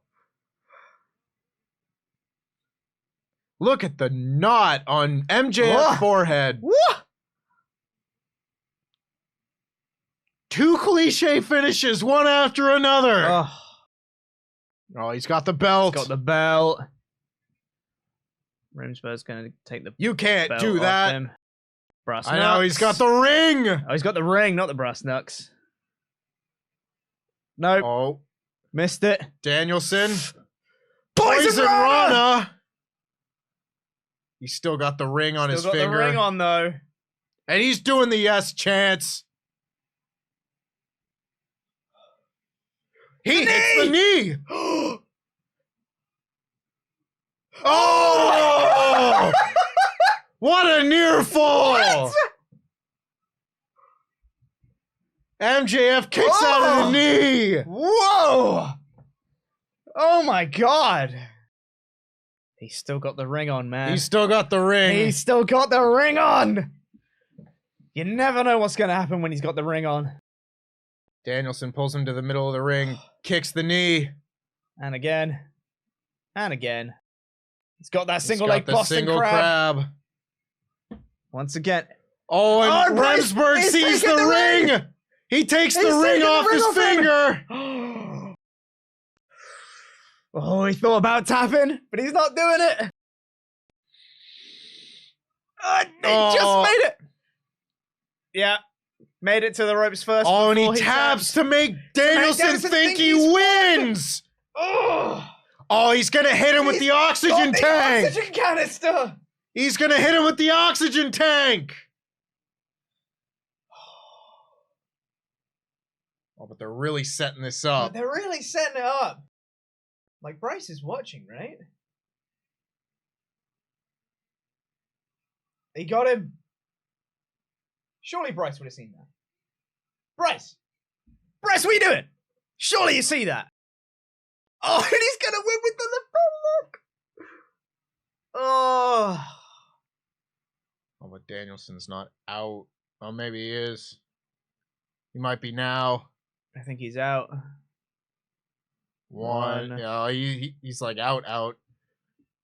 They're not going to do the same finish twice on this show. 2. Come on, Danielson. Oh. Oh, he's not done yet. He holds on for the third one. Every cliche finish in the book. This is why they set up the oxygen canister so much. Ah! They wouldn't do that for the actual finish. Come on, Danielson! He's fading again. Oh, He's fading. He's fading. He's out. no, not yet. Oh, and he taps. That's it. Wow. And MJF beats him. Wow. Hot dog. Wow. Amazing. 4-3, the final score. 4-3. I'll dig it. I dig it. Then we got Tony Khan's huge announcement. And it cut backstage, and there's Tony Khan, unblinking, reading off a teleprompter, where he read a script that I am convinced was written by ChatGPT. This read like an internet answer site from 10 years ago, where the way to game SEO search rankings was to just have the same 5 keywords over and over again. And the keywords for this promo were in Winnipeg. Shazam, Fury of the Gods, Warner Brothers Discovery, International Ground? International Ground, and Leveling Up. Yeah. Leveling Up was the one that I really picked up on, because the other ones like Warner Brothers Discovery, sure, you got to name your partner if this is a promo about your partner. Oh, the movie you're promoting, but that one was just like, nope, here's some jargon. This felt like something that was actually intended for the executive suite in Warner Brothers Discovery, not for public consumption. Yeah, this was the one sheet that gets printed out and handed to everyone. I've got the whole thing. I know you do. I think to read it. I think Tony Khan is getting better at his public speaking. Do you? A little bit. He's a little bit more comfortable than he was. He still looks like he's in pain, if you ask me. I liked him back in the Impact 2 Tony days. Yeah. That was fun. Well, he can't go. He needs to go and invade Impact again or something.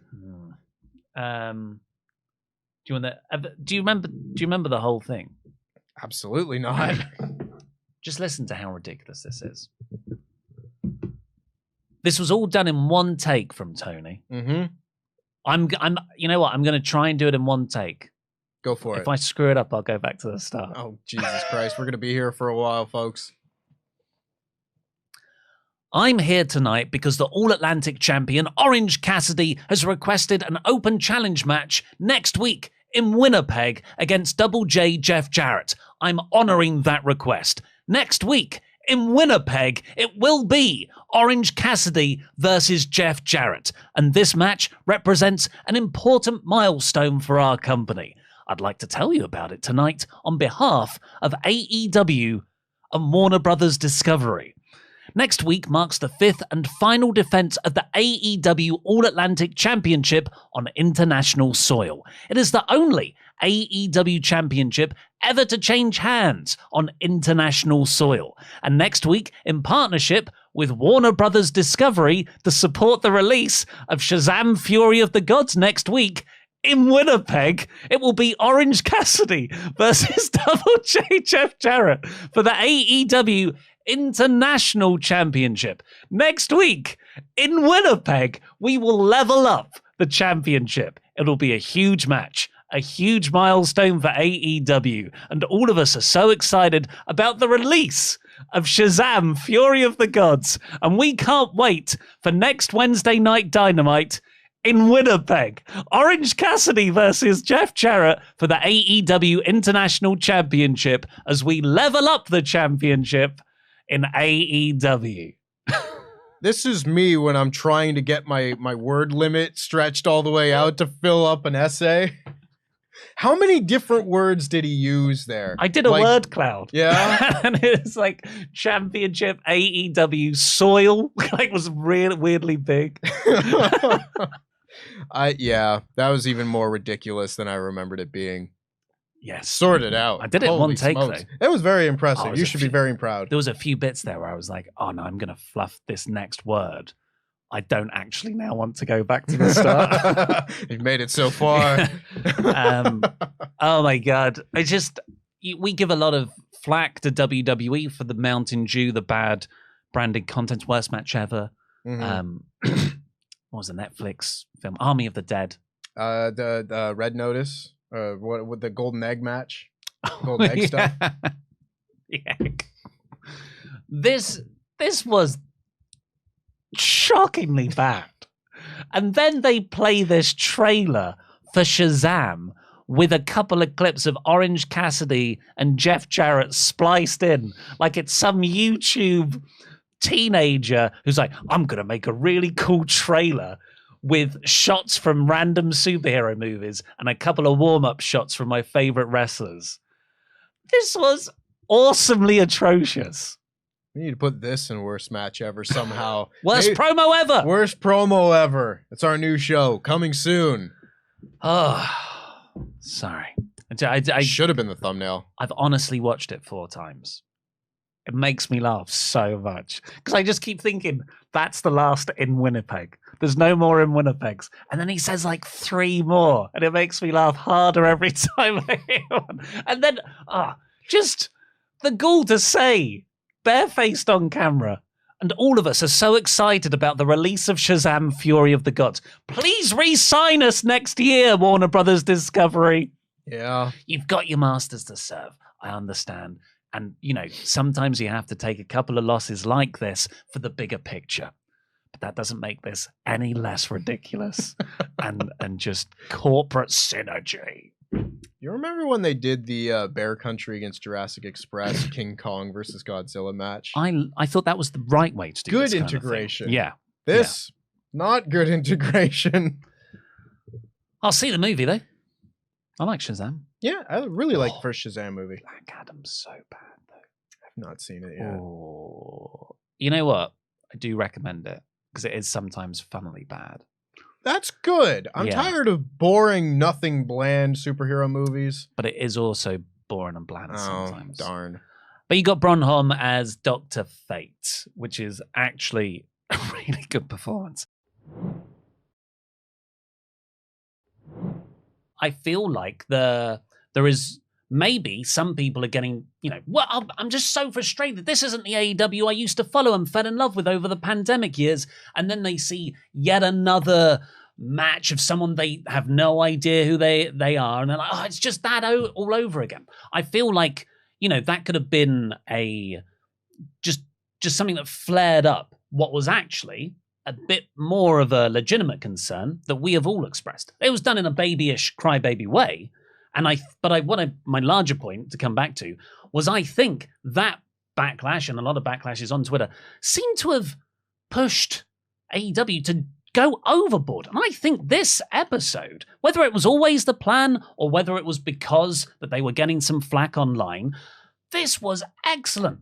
Because there was so many, everything had a story. There were character beats everywhere. Things progressed. I was so worried last week that we wouldn't see Hangman and Omega touch for a month. I was worried that we wouldn't get MJF follow-up at all. We didn't hear, but we did get a really nice, subtle follow-up on it.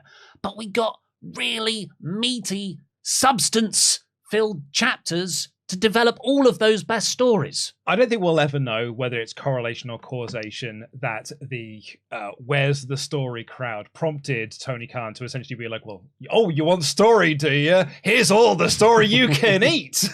Something like that. I don't know if we'll ever truly know that. But I think there are slightly two different things here. You are right that AEW has... Let's get on to the ultra chats. We've heard all we need to hear. Thank you, Luke. So I'll just play the outro music.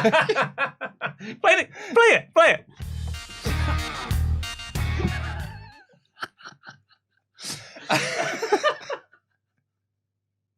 We should do that more often. Oh, we do it a lot on the Raw podcast.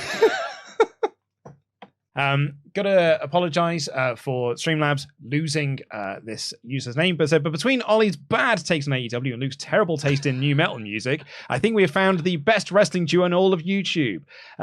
P.S. What do you think of the idea of Jay White debuting at Double or Nothing and siding with Callis v. Kenny?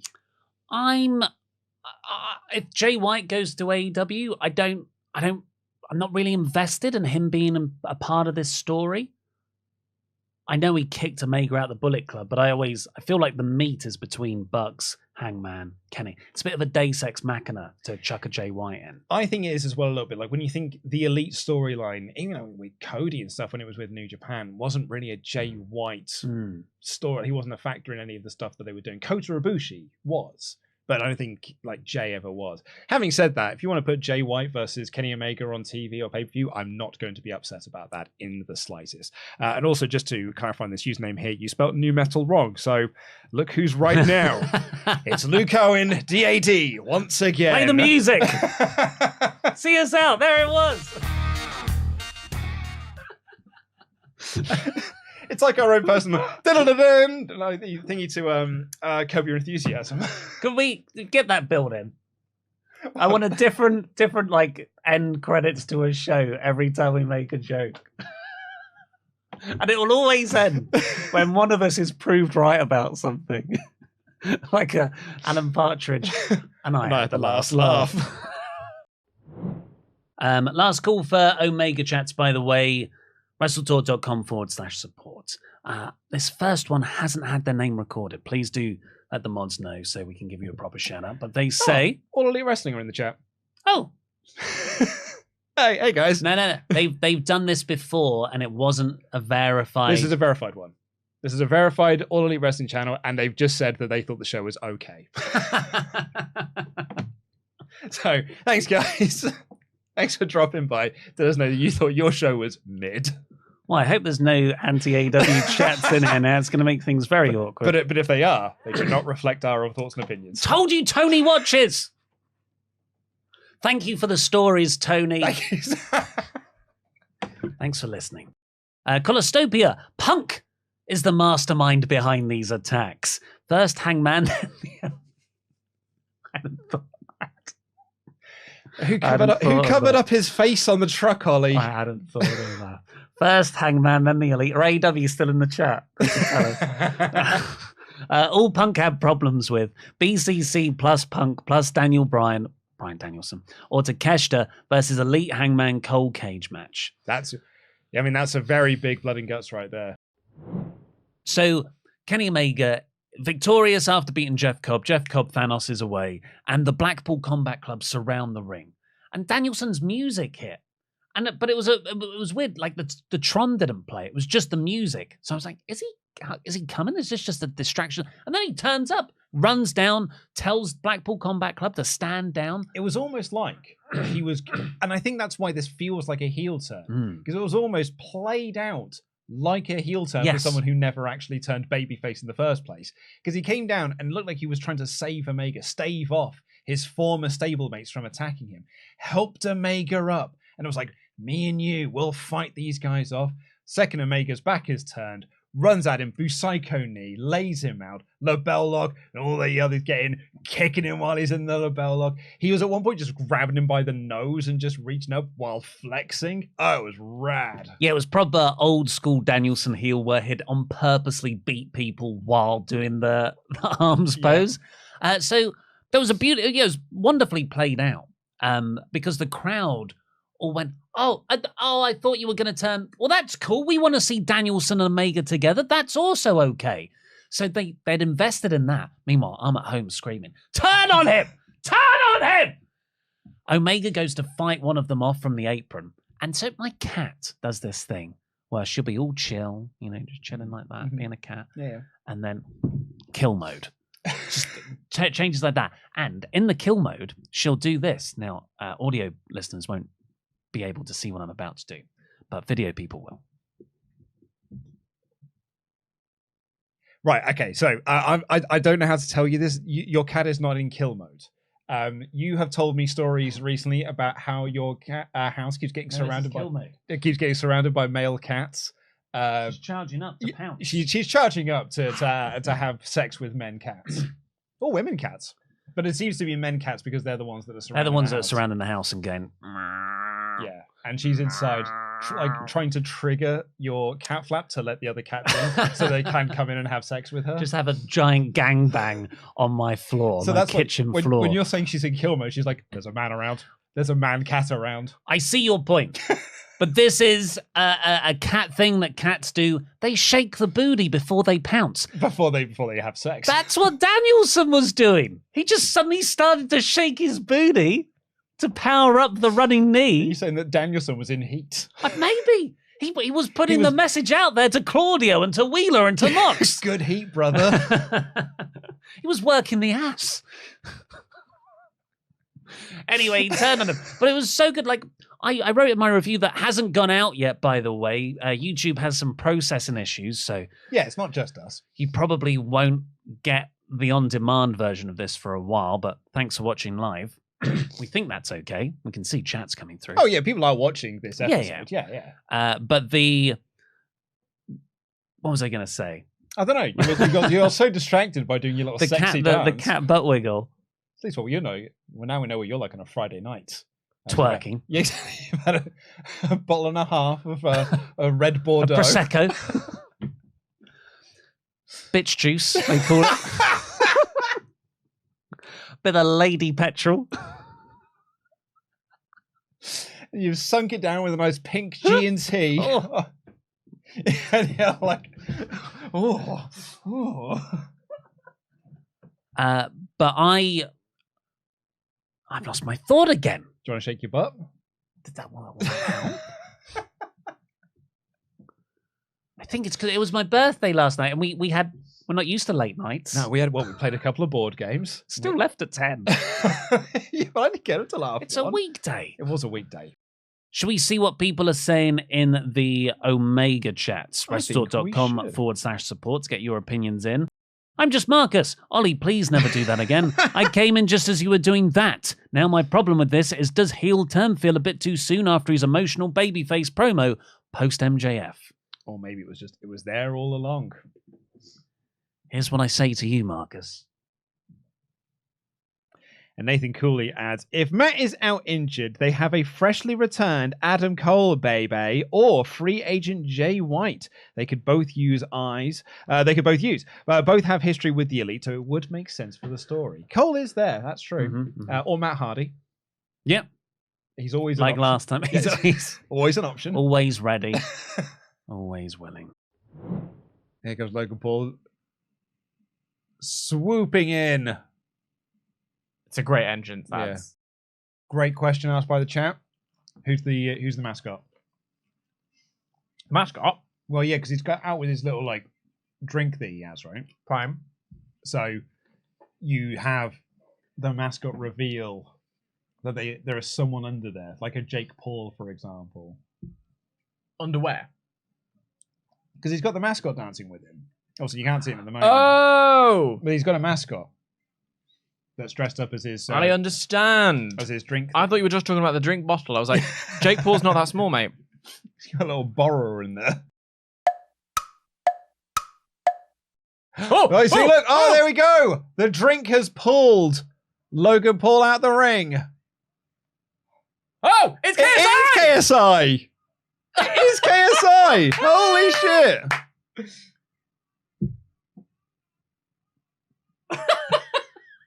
Uh-oh. Oh, dear, KSI. I feel like you might be in trouble there, I'm bud. sorry, bro. I'm sorry. It legit was KSI. Yeah, good for them. We all, I don't say we all thought. I thought it was going to be like The Miz or Logan Paul. The chat was there going like, that's KSI. KSI, well done, chat. Well done, chat. And now, I'm sorry. If KSI dressed as a bottle doesn't go through the table, what's the point of WrestleMania? I know him from Celebrity Gogglebox. The first star of Celebrity Gogglebox to make an appearance on the grandest stage of them all. Yeah. Denise Van Alten's not been on WrestleMania. Scarlett Moffat soon to be on it. Scarlett Moffat makes it onto WrestleMania. Or she's just regular Gogglebox. He's going to have a little prime to do it. He is. And KSI is streaming it. No, yeah, Seth's going through. Oh, no, wait. Because this is now going to be he's going to grab him. No. He's going to grab him. Oh, dear, lads. Lads, this might end up terrible for you. Oh, no. Oh, no. He frog splashed KSI through the table. That video is going viral any second now. Bit of fun, that. I just love Cole in this feud, and I love how much Cole brings himself to it. Because, you go to that SummerSlam 05 match, which is about the custody of Dominic. Yes. And about how important it is for Ray to be the father to Dominic, because Michael Cole himself is a father to adopted children. So you then cut 20 years later to Dominic turning on Ray. And saying you weren't the father. Yeah. It's amazing because that's just...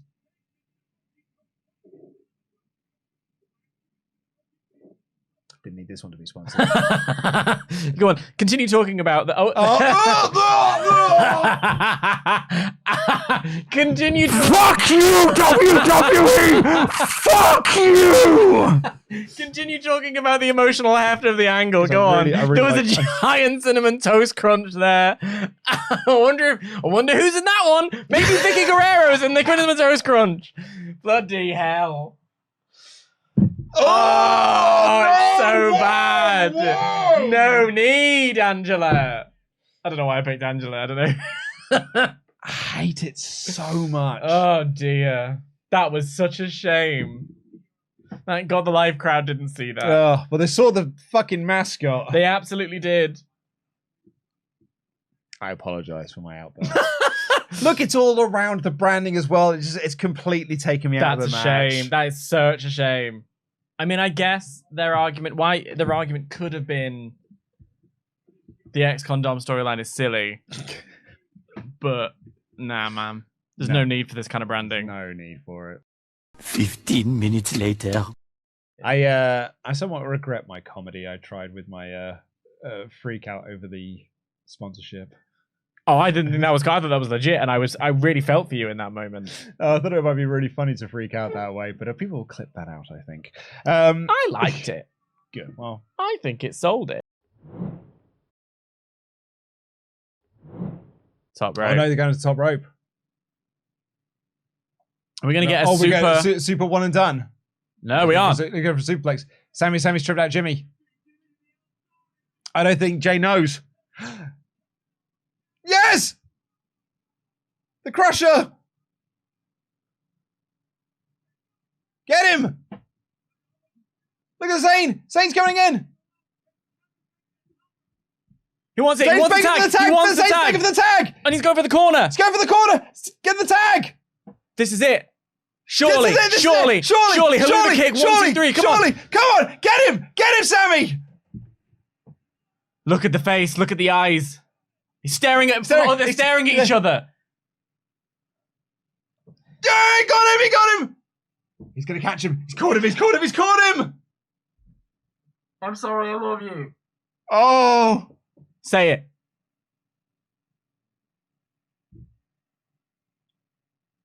One more. One more. Get him again. Hit him again, Sammy. Hit him again.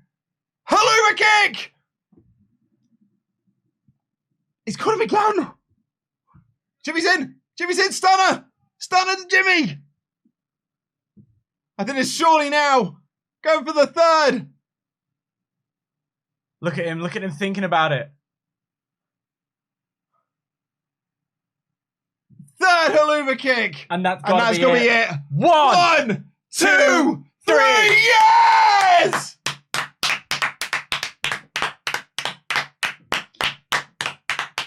Woo! Yes!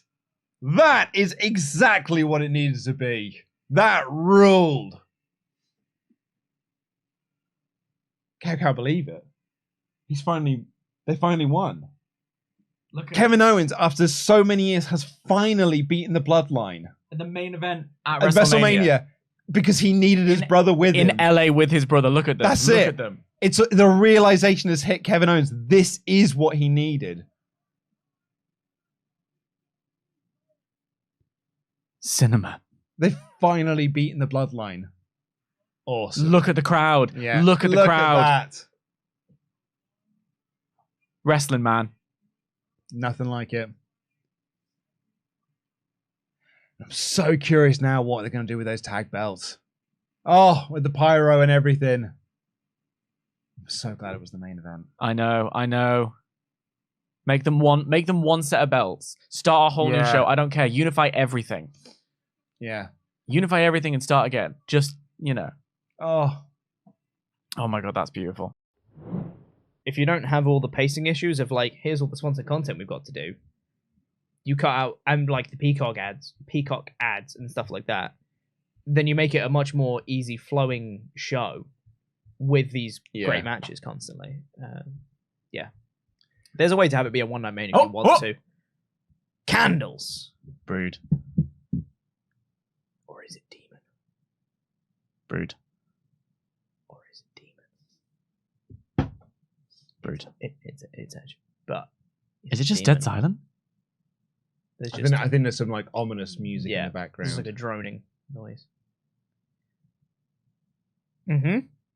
Yeah, no, I get it. Oh,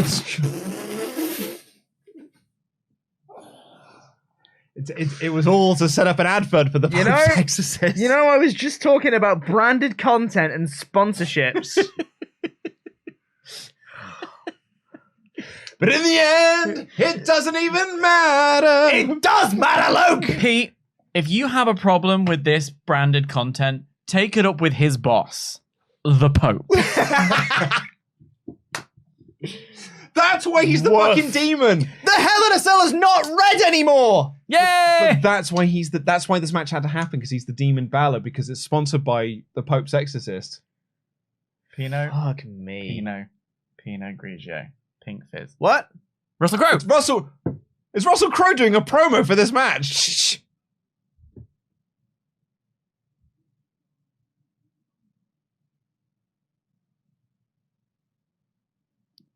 Sold. That is some sponsored content. Absolutely sold. That's Fine. That's a brand new integrated content. I mean, well, for me, it's Terminator Schwarzenegger. Salvation, Yeah, yeah. Schwarzenegger being like, it's terminating time or whatever it was. Yeah. You like the X? Yeah, it's as silly and goofy. This is getting very silly. Nah, It's getting silly, Sold. yes. Sold. Yes. I don't getting. want this to be serious. So I like that he's also doing it from seemingly inside the Iron Man cockpit.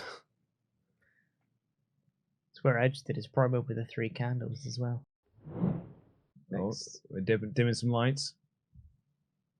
But it is still light out. Don't know how I'm going to feel about a demon entrance with the lights on. Oh, tune! Oh, tune! Brood Edge! The thing literally says Brood Edge! Pete, shut up. Because this is fucking South of Heaven by fucking Slayer. You show some goddamn respect. I have crowd surfed to this song. You're right. I should shut up while you talk.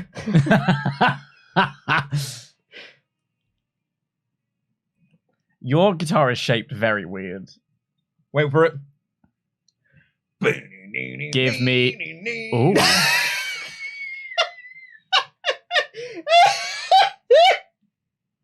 Honestly, it's a serve. I changed my mind. That looks like a drawing someone made in primary school that you put on your fridge. Wow. Oh, that's stupid, isn't it? Wait for it. Before you see the light, you must die. You're right, Luke. I really love listening to it.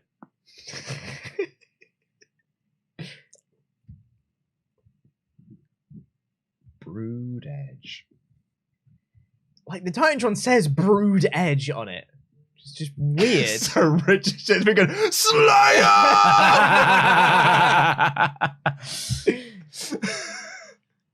And now it cuts to his normal music. Oh, boo! Boo! Fucking get this bollocks off! Ooh. What's wrong with the Brood theme?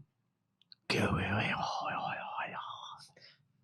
a fucking banger of a song. It man. is. Oh, wonderful. Do you remember we all thought we were going to get Gangrel, and instead we got Edge in a We glitter got ball mask? Edge, yeah.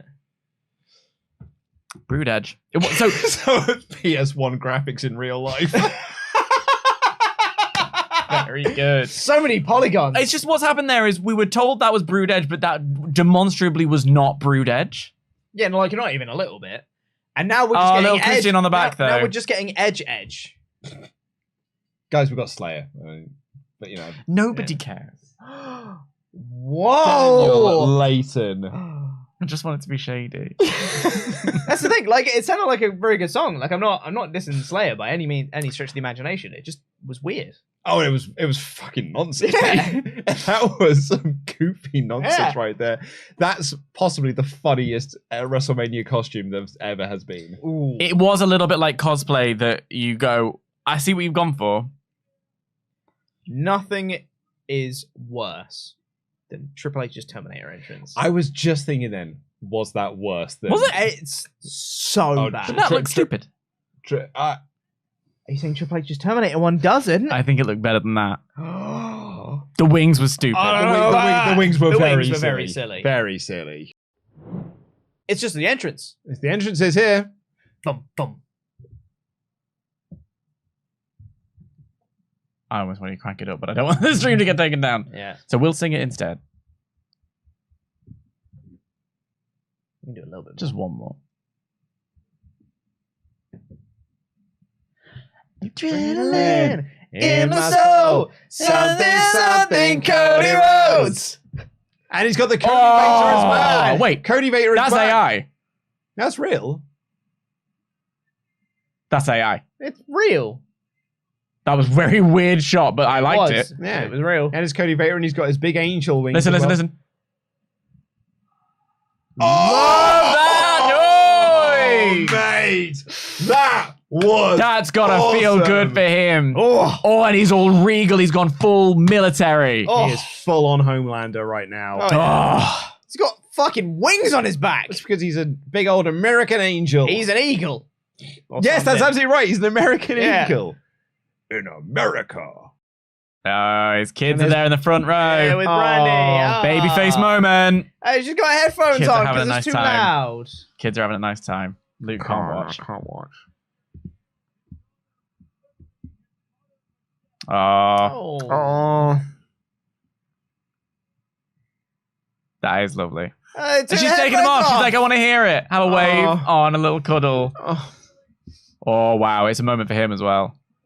Oh. Hard times. Oh. My father said when I was younger, hard times breed better men.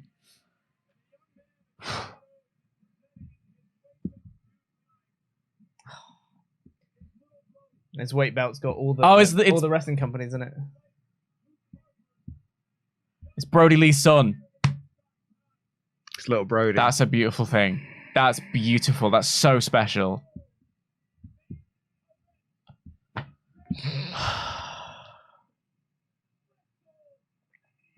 Because it's not just him in the ring now, is it? No, it's not. It's not even just him and his dad. It's everyone who's helped him write his story.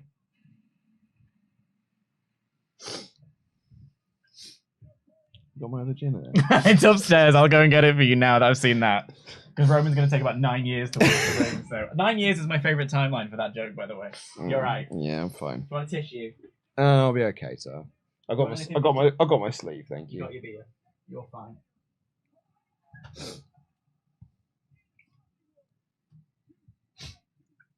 That was a bit nice, that. He has to win now. Pete, he has to win now. It's No other choice. not really a choice. He has to win now. Oh man!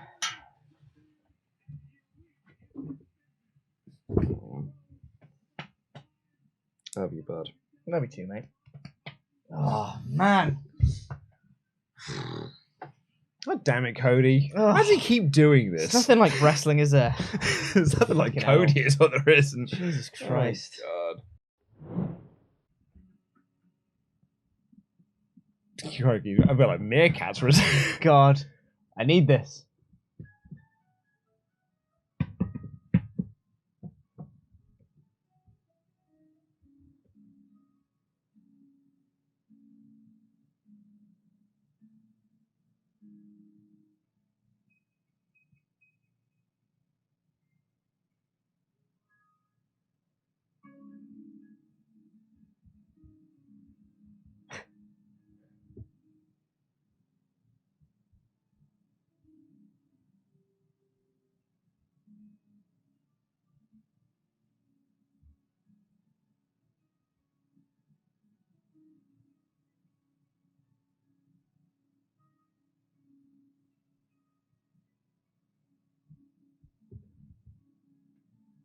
Alex, the live chat there just summed this up perfectly. This is final boss music. Yeah. This is so epic with Yeah. so many undertones of tragic. This Oh, is dude. so I'm so sorry I sent you out the room. fucking perfect. $6,000 piano. Oh, for- Wow. God, that was incredible. It was like the chat summed it up perfectly. It was final, It's Final boss Boss. music. Wow. Like, it it was really just- Oh, fun. It's An like- incredible piano this- solo. This but is from the 6 end. pianos. This is the end game now. Oh that. my Like a God, final that was boss. amazing. Oh man. I mean, and then there's final boss music. It's Yeah. Roman Reigns' theme. Do you know what? Like for like all the bad that Night 2 has had, I don't hi- care. Its highs have been so high, and like this Solo's here. Solo, but Solo's no, there, no Solo's Usos. here. Solo is out with them. Holy shit! Big. Look at him cuddling the title. Yeah, holding on to it. Because this is what to Heyman, That's the most important thing in the world. Absolutely, yeah. Because it's the status that you can get. He doesn't care about anyone but being close to power. Yeah. That's why Heyman's so magic. There's nothing fucking like WrestleMania. No, tell me there's not. There's not. There's no art like wrestling. Superman punch. Going for it. Ducked. With a jab. There Oh, it the is. bionic elbow. Yes! Come on, It's Cody! the dusting. Come on, Cody! Come on! There it is! The bionic elbow! So good! And The drop down the Dustin Rhodes! Crossroads! Now's the time! Crossroads! It's got to be it. Crossroads! Crossroads, come on. Crossroads! And another one! And another one! He's held on! He's maintained Rhodes control! Crossroads! Crossroads! Oh, no, 3! Paul Heyman's Paul up! Heyman's distracting the ref. Oh, Cody, don't get distracted! Solo's back. again! With a Solo's Samoan back! spike. Samoan spike! No! Spear. No, spear! 1, 2... Oh my God! Roman won!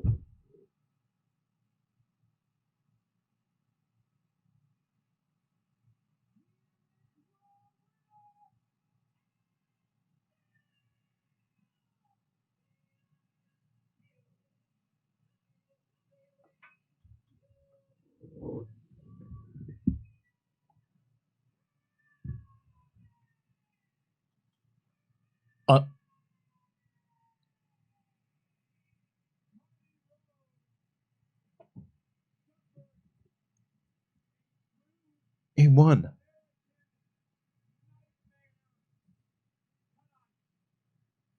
I cannot believe he won.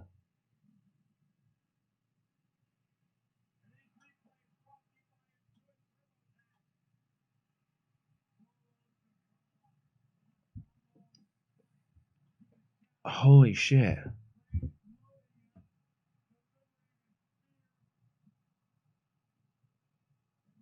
Oh, shit.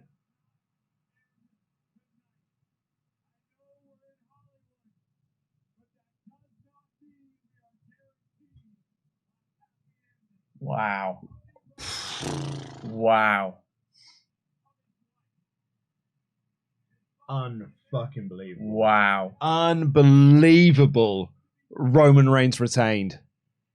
I am Gobsmacked. Gobsmacked is a great word. Stunned.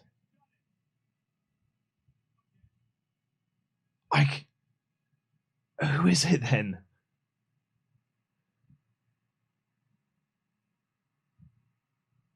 Oh my God.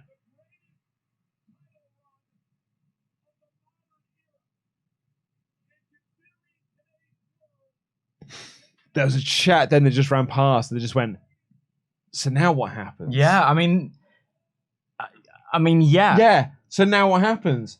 I was so convinced in myself that this was the end of chapter 1. And it was such a beautiful ending. And it's not. We're still in chapter 1 somehow.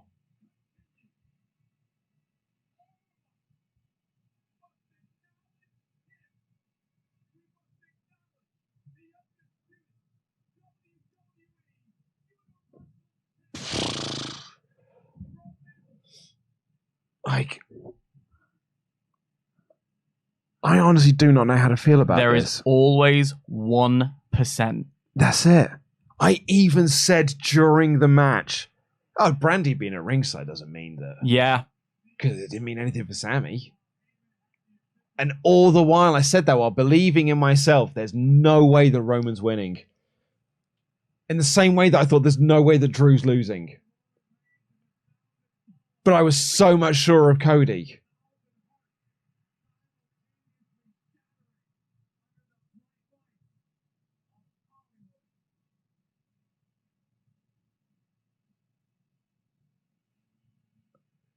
He's sticking around.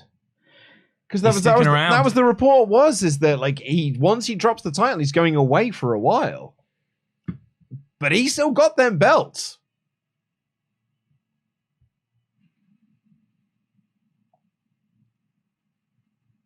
I'm lost Yeah, for words. I mean, My head is spinning with stories. Yeah, lost.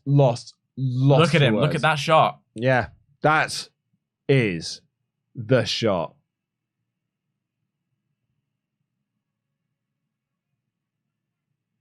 Oh, Cody. What a performance there. Oh, Cody. Biggest heel in the fucking planet. Yeah.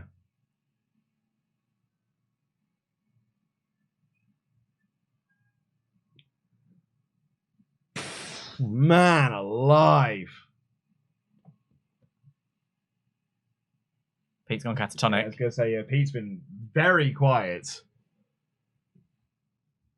And here we are. And into that's the the end recap. of the recaps, Pete. So that is it now, bud. Goodness Fuck gracious. that. Fuck You're not that. a fan. You Fuck feel that a certain fucking type of way. decision. Fuck you, WWE. You fucking pieces of shit.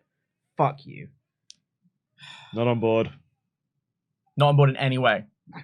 Fuck off. Pieces of shit. Man. Unexpected. Absolutely, exactly unexpected. I should also update the scores as well because... And new.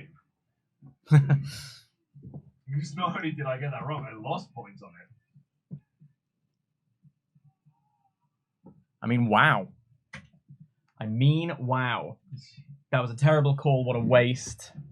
Yeah. Daddy Roman for the win, honestly, the live chat are not on board. And this is we've got nearly 8,000 people in this stream, and they are not on board with this. Trips, why? It's awful decision. Ruined WrestleMania. I feel for you, Pete. Utter bollocks. Leave it to WWE to botch it. I don't understand. Buried of all buried. Buried? I wouldn't say buried because that's not the right word. But yeah, holy shit! You want to talk about something I did not expect? You know all those times where we've been burned by WWE before, where we've been excited for something, and then rug's been pulled out from under us, and they're going, "No, actually, fuck you. We don't want you to have what you want." I thought that was behind us, Right. with Triple H. You Right. know, I thought that he was like, "No, we'll actually give you what you want, even if it's not Sami, winning in Montreal or whatever. It's still We're his going to give you moment. Sami Zayn versus Roman Reigns in Montreal. We're going to Yeah. give you that moment. We're going to let you bask in that moment of Sami Zayn in his hometown kind of thing." He was still giving us what we wanted through that whole process. And this just felt like a massive fuck you. I hear you. No, Yeah, I mean, I don't know. I don't fucking care anymore. Fuck off. You had your opportunity and you wasted it. I don't know. What I mean, this. The thing is, of course I'm talking from recency bias. Of course I'm fresh in the moment and everything. And I'm sure that if someone else comes along that feels like the right moment, I'll be on board with it. Probably, right? But you had your moment. It's right now. The stars aligned for a perfect end to this perfect story. And they decided to go, no. We'll add an extra month on. What's your problem? What's your fucking problem, man? Edgar Carrasco says, "Hey, Luke and Dan. My daughter and I are live at Raw. Hope you can see my support WrestleTalk sign. We're on the stage left looking down to the ring. Being at Mania both nights was rad. Hope you enjoyed it as much as us. Love you all. Happy birthday, Pete." Keeping an eye out for that I now. was going to say, everyone look out for the support WrestleTalk sign. Stage left. There it is. Oh, wait. There it is. There it is. It's WrestleTalk. Thanks so much. Thank you. We saw you. That's a joy. So Edgar Carrasco's right there. There he is. I want to take a There's picture. Edgar Carrasco. Be quick. Oh, wait.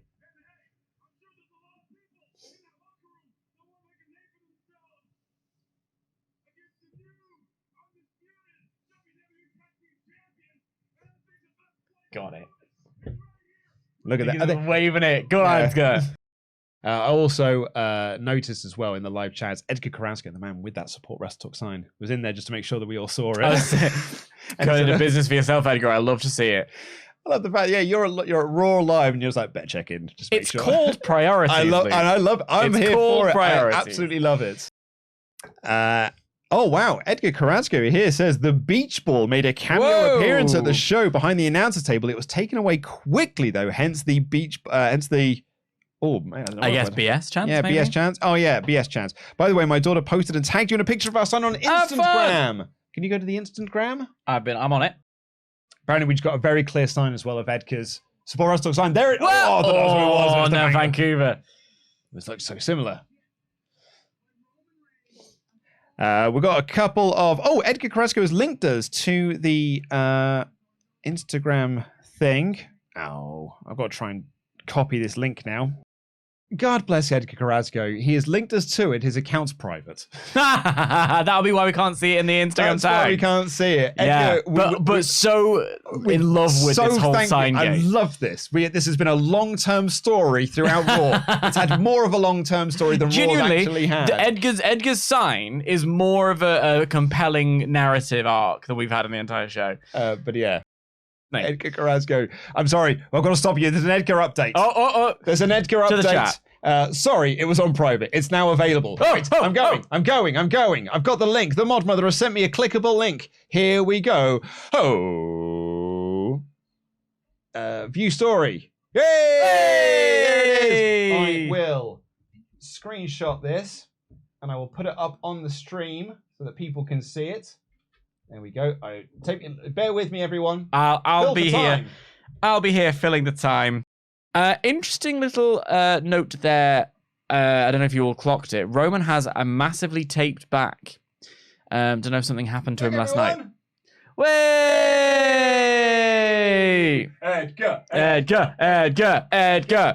Edgar is over with the boys. A boy and his kid. proper. And his kid. Oh, well, I mean, yeah, the kid is probably the most over of all. Amazing. Edgar. Thanks so much. Edgar, we finished the story. Oh, at least someone did, am I right? Am I right, Cody? But, as Triple H said, the story's never finished. So let's see what more signs you guys want to take to the certain shows. If people go to any shows after this. What got announced by not only Tony Khan, but Nigel McGuinness, who has been part of Ring of Honor. Well, he's part of the last pay-per-view that they did as part of the commentary team. And he's like, they interviewed him as an AEW broadcaster. So Yes. Nigel McGuinness was backstage with him to announce that it's the return of All In. I should probably do this like Tony Khan, but I can't not blink for that long. Staring down the barrel of the legs. AEW once had a thing, and it was the industry specialist of independent wrestling. You can see his eyes darting back and forth because he's reading the auto cue. Yeah. It's a hard thing to do to read a prompter and make it look natural. And make it look like you're not reading it. You have to use your peripheral vision. It's really strange. Yeah, I mean, I don't think people give us enough credit, Pete. No, I know. For doing the WrestleTalk news. You're right. We are great. Do you know what, Pete, I think we're bloody brilliant. We're great at our job. Yeah. And people should respect us more. We are better at doing the WrestleTalk news than Tony Khan ever would be. Honestly, yes. Yeah. Like, eat that, Tony. Yeah. TK. You may be able to do a lot of things, but I'd like to see you come into this studio. When you come to London, in fact. Open invite to you, TK. When you come to London, present an episode of the WrestleTalk news. And try and make it look natural. Yeah. This is what we do, Tony. So anyway, he's staring down the barrel of the nose. AEW are coming. And there's Nigel McGuinness be like, oh, so throw back to me. I can do this bit. Throws it back to Nigel McGuinness. And they announced that All In, the pay-per-view that was like the genesis of AEW. So like back in 2018, which was done by Cody Rhodes, the Bucks, and to a lesser extent Omega. But it was very much, it was Rhodes and the Young Bucks deal. That it's going to be coming to London on August 27th. Yep. To celebrate 100 years of Wembley Stadium. I saw that as well. Yeah. So, hello AEW. Hi, AEW. Everyone in the chat. Oliver Davis is not well. Today. He's ill. He's ill today. He's not been around for the last few days. And also, if you didn't see it earlier, we put out an open challenge to Tony Khan to present an episode of the WrestleTalk news While he's in London. So while he's in London, do you know what? I might even extend it out to anyone on the AEW roster. anyone On the AEW roster, you want to come in here and try and present the WrestleTalk news? Oh, what if we had an AEW roster challenge for the championship at All In? I think there'll be wrestling, Luke. Well, if they're not on the card. Any wrestler not booked for the All In card can challenge for the championship. Great. In a Wonderful. predictions warfare. You're putting my title on the line. Hey, you might not be champion by that point. Might not. I will be. But yeah, get TK to present an episode of the news, please. Yeah. Thanks. Thanks, guys. Thanks. Now, AEW has got a fairly large base of viewership here because it's shown for free on TV, on ITV. Granted, it's on a dog-ass time slot. It's on like 11 p.m. on a Friday, so it's 2 days after Dynamite has aired. Yeah. But yet, it draws better ratings than Raw, SmackDown, NXT does here in the UK because those are behind a paywall. Those are behind a BT Sport paywall, whereas Dynamite is free. It's just, you can just, anyone who has a TV has access to ITV. Yeah. So it's going to be interesting to see how much of those, because that is like over 100,000 viewers it does every week. I think if off the top of my head, it's like 140 in some cases. So you can make the argument, well, right there's 90,000 seats can be sold. But it's how many of those can you convert into sales? How many those are actual just people who just got TV on? Because it's Friday at 11 and I've just got the telly on. Totally.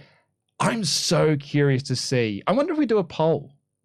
Let's do a poll. Let's do a poll, everyone. Mod Mother, if you can hear us, can you please put up a poll? Do you think All In will sell out? Yes or no? All In will sell out. Oh, that's very nice. I said exactly the same thing as you. I just said it a different way. Well, that's sometimes. Well, again, that's magic. That's the delivery. That's what Tony won't be able to do. That's the magic of presentation right there. That's what Tony won't be able to do when he comes in and stands on that green screen. Professionals, like Blackpool Combat Club. Exactly. Professionals. We're not amateurs around here. Amateurs. We're professionals. I don't know. I'm assuming this is real because our moderators have put it in. All Elite Wrestling have said, can some of us come to the WrestleTalk meetup? Yes. If you guys wanna. That would be cool. I mean, well, do you wanna? Can you bring John Silver? Specifically John Silver, just for me. You could do the Spider-Man meme. Oh, I like that a Pretty lot. please. Thank you. Bring down Brandon Cutler. We can film some B-roll for being the elite. I need to take And actually, me and Brandon Cutler can do the it's the perfect. Spider-Man meme. The poll results in: do you think All In can sell out? 72% of our viewers think they can. 72%. That's a good chance. I think there's a good chance. I'm Ollie Davis. I'm joined by Luke Owen. Watch out for this guy. Watch out for this guy with his hot takes, everyone. Oh, here comes the hot stepper. I was saying to Luke before this started, I don't even think they're hot takes. I'm in a position. Twitter has put me in a position now where I don't even think these are hot takes. Yeah. It's Kong Skull Island. I'm just talking sense. Everyone else is an idiot. Please press the thumbs up button, give us a subscribe, leave a comment down below with what you thought of AEW Dynamite, and send in your Omega chats to WrestleTalk.com/support. We'll read out every single one of them over $5 before the end of the show. So this episode, pretty fun, pretty average episode of Dynamite. I'd say, most people would probably agree, 73%, 3 out of 5 show. 20 minutes later. We got the Mogul affiliates come down, though. They weren't at ringside for the whole match. Prince Nana interfered, then Brian Cage interfered, then Swerve Strickland went to get a chair. A little bit of a kerfuffle. Darby managed to get the Last Supper pin meaning he won the match. And then Mogul affiliates went away because MJF came out. So this is my real main issue with the show. And this is that I am such a big fan of Swerve. I think he's got so much upside. Now's the time to make him feel like a credible threat. And I know people are going to go, well, Darby, he's obviously building for this excellent 4 pillars fatal 4-way MJF world title match. I totally agree. He shouldn't lose either. Then don't book the match. So here is my only defense I could think of for this, because I do agree. Because when Swerve came out, I was like, oh, what a great bit of presentation. The opening match, Swerve gets the win. That's going to be a really good thing. And then Darby came in, I was like, oh, no, wait, Darby's going to be going for the world title, so Darby's going to win this match. That's a shame for Swerve, actually. So I agree with that. Here's the only bit of defense I think you could level for this decision. And they did put this over on commentary. Darby won with the Last Supper, and it's the only way he's been able to beat Swerve. So they've had 2 encounters in AEW, and both times he's had to resort to the Last Supper to pin him. And when MJF was then doing his promo afterwards, and he brought up the Darby match and was like, I won with the headlock takeover. And I was like, oh, that's bringing up a loss that's come back previously. And he did the same thing with Jungle Boy, being like, we wrestled on pay-per-view, and this is how I won that match. And it's like, okay, you can at least use this as a story for match 3. it may seem like it is bad in the moment because you are beating someone after debuting them in their new faction, but at least you are doing something that can set up something bigger down the line. So I think there is an argument with that. I'm not saying it's a good argument.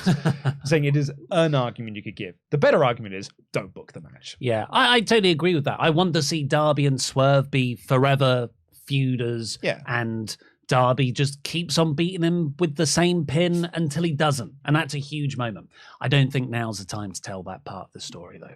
Yeah. But we did get MJF come out after this. Oh, AEW are in the chat again. Oh, no, I've been criticizing you. Hope you're feeling better this week, Ollie. Glad to see that you're back. It's because they were in the chat last week and they were very concerned that you weren't on the show. It was a great show last week. I still watched it through my bleary, voiceless state watching it at home. So a bit of an update from last week's episode when AEW came into the chat. They asked if they could come to we might do like a fan meetup or something. Wow. We'd love to come to that. We then said anyone who's not booked for the show, well, it's an open shot for the championship. So we could get Eddie Kingston going for the championship. Well, if he's not booked, then Eddie can come down and he can challenge whoever the champion is for in predictions warfare. So yeah, I thought this was a 5 out of 5, 100% show. Swerve is just such a good wrestler. He's gonna be okay anyway, and that's what I always said. A few minutes later. Just a bit more on Darby because he talked about how he asked Max, "Are you happy?" Because when they met 6 years ago, when they wrestled on an indie show in front of 30 people, he asked, Max said, well, when I get on TV, I'll be happy. All my problems will be sorted. Is that true? Because the first year I was on TV, this is Darby talking, I got therapy because I didn't want to be one of those people happy on the outside. Don't think anyone's ever said Darby looks happy on the outside. but also... the face paint of a happy child. Yeah. But crumbling on the inside. And he spoke about how he got his parents a house and he helped his father retire early because of the money situation. And yeah, the crowd started to chant for therapy. And I just thought, wow, you're getting people to actually cheer for therapy. And last week, Max got people to cheer for ADD. Oh, yeah. And it's coming up in the early noughties, that was a way to be a comedy heel. Oh, you're going to go to therapy? That is a source of mockery. But now, it's like what a beautiful company AEW is. I was always going to say this before I knew they were in the chat. I was always going to say they this. They might have just heard your first bit. We're like, it turns out they're also got a bunch of dicks. Therapy is a beautiful thing. I did therapy last year, and I can highly, highly recommend it. I've not done it. I don't need it, but I recognize that it's good for other people. I hope that Santos being over in wherever city. I think was it Milwaukee. Was it? Well, that's where Dynamite was. It's also a different maybe show. not. That's not because I was thinking Chelsea was dissing the city. There was somewhere where SmackDown was, but yeah, the crowd was great. I'm hoping that Santos still is over next week or the week after that because it could have been a one-off. And I always say because it's either them or it was Hit Row or whoever. Where if you have unique backstage promo styles, it makes you feel like so much more of a star because you're not just nobody. You're not filmed the same way as everybody else. And it feels like we've completely lost that part of them. Now they do just hang out and do their same promo segments backstage in the locker room instead of conducting their business like Legato. Yeah. It just doesn't exist anymore. Why couldn't you be doing that with Rey Mysterio involved and doing exactly what you just said with the history and everything? I don't get it. Yeah, Rey Mysterio could be wearing a suit. What? You telling me that Rey Mysterio wouldn't be pulling out like the most fire-ass suits? Right. And they're sitting on the boat, LWO style. What? Like, LW could be cool, but I feel like they're like, Judgment Day needs punching bags. So it's not even like, there's a group that's going to be presented as a threat. It's like, no, Judgment Day needs something to do because they can't go after, the bloodline. Because that would have been even more exciting. Because if you... Holy shit. Oh, my God. What happened? Oh, the belt fell on us.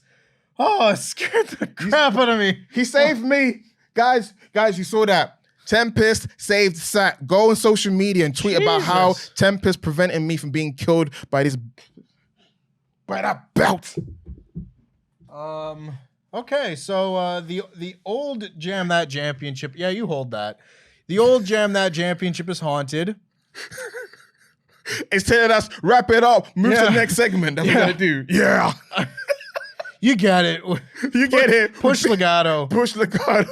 Move it on swiftly. Jesus Christ. Oh, I was like, oh my God, what's happening? You good? Yeah. You saved me. Yeah. He deflected, guys. I didn't know what's going on. I was just like, and he just saved me. We weren't late going live. You were late getting here. Welcome to the Raw Review Podcast. It's Gang Wars edition of Monday Night Raw. I am Luke Owen, DAD. I'm joined by the Professor Dan Layton. Dan, in our new studio space. I'm still getting used to it. I haven't even done the mic bit. I couldn't find where the little iPad was. I'm thrown. Behind you now. Isn't it? You didn't used to be. No. Hey, Dan, have you seen this? I don't know. Wait, what? Look behind you. Look behind you. I'm looking at me on the little screen there. Oh, well now, isn't that quite fabulous? Can I have any colour? Can I be green? You want green? Yeah.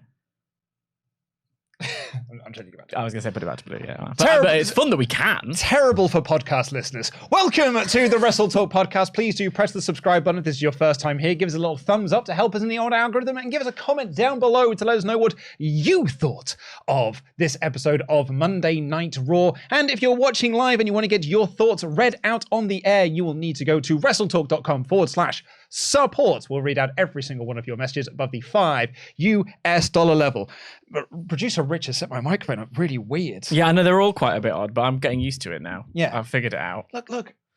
I have to I know. reach so far over to touch I know. the wall. And yet I don't have to reach very far over at all to touch This is so much closer to us championship.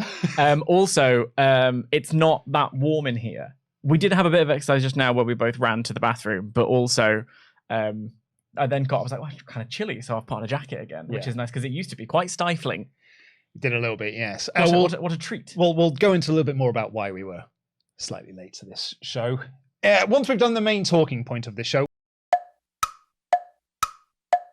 I did promise that I would peel back the curtains somewhat to reveal why we were 5 minutes late going on to this episode of Raw. Dan and I were recording something for next week's episode of the WrestleTalk News. And get ready. It just so happened that as I was coming down to film this, I realized, I haven't set up the podcast stream yet. Yeah. So I had to abandon the shoot so I could go and set up the podcast, create the thumbnail, and do all of that sort of gubbins. Write the theme tune, sing the theme tune. Got back, and then we recorded the skit. And as it finished, Pete was like, it's 3 minutes to 4. Or 3 minutes to 3. And I was like, we go live in 3 minutes. I need to go for a wee. Yeah. And so we're in it's our new studio space. So we went to where there's only one toilet. Which is here. poor planning. One toilet available to us in this part of because there's a lot the of building. offices. And there are a lot of offices, but there's only one toilet sort of available. There are going to be more just down the way. Oh, so it'll be fine. It's Okay, just they're not built yet. So as it currently stands, there's only one toilet. And we just happened to get there when someone else went in. Yeah. And I don't know whether he was having a very big wee, a very big I think he poo, got lost. or he went in there to just crack one off and we were really interrupting his flow because we were outside talking about Solo Sikoa and the NWO. And but either way I was like, I'm going to have to go to the other toilets in the other building. And the way that this place is set up, it really does feel like playing Resident Evil 2 on the original PlayStation. That's exactly it. And you've just picked up a key that unlocks a room that's on the other side. So you're like, corridor, down a set of stairs, up a set of stairs, corridor, across a car park, corridor, stairs. And I arrived at the office today in London. For all I know, we're in Coventry. I have no clue where we are at this point. I think we're actually in the London Underground. Oh, that's what that noise is. Yeah. Okay, great. So, and then I had to go for a wee in a different part of the building and then run back. Yeah, which I also had to do because I thought, I'll split our resources. You do that. I'll still wait for this guy who I think must have fallen in. I don't know. So in the end, I had to run across as well. There you go. That's what happened. That story has higher stakes than the entirety of Monday Night Raw this week. So we got back here and we were like Shane McMahon cutting his promo WrestleMania. Excuse you. What's up, WrestleTalk Podcast? I've also injured my knee while I sat down, so blowing out all of our quads. A little longer than a few minutes later. Lucan21 has been a member for 23 months in a row. It says, "Hi guys, love the new studio. Thank you very much. So do we. Yeah. Nice and big, isn't it? It is, but it's so much bigger in I there. know. I isn't it? know. So much space for activities. I didn't nearly break my neck just trying to get in my seat, which was thrilling. But mind these lights. I've seen Pete hit his head bump my twice. head. And it's amazing that Pete does it because he's 4'3" and he's still bumping his heads on things, bless him. Please, in honor of Arn Anderson, go and support our sponsor, Hydra Gun. Hydra Gun, in fact, do you have bad muscles? I know I do. Hydra Gun is a fabulous half-sized massager. You haven't actually seen this in person yet, have you? Well, no, but I have a massager at home and it is really big and chunky. Wait till you see this one. We're going to have a little test of it after our first round of Ultra Chats. But trust me, it's pretty. I used it on Tempest earlier. He was mad impressed. Can I see it? So people know what it is? Yeah, so it comes in this nice box. And then we open it up. The Hydra Gun Atom. And here it is in its Ooh, nice case. Nice little carry case. Looks like you're going to produce some headphones. Yeah, or a Game Boy. Yep. A Game Boy in the 90s.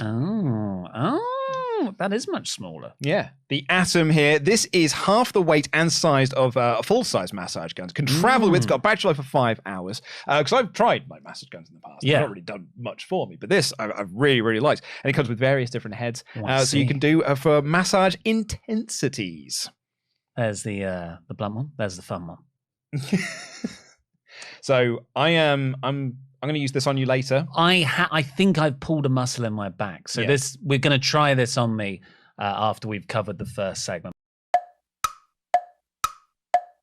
Right, before we get on with the full play-by-play, would you please sort out my back issue?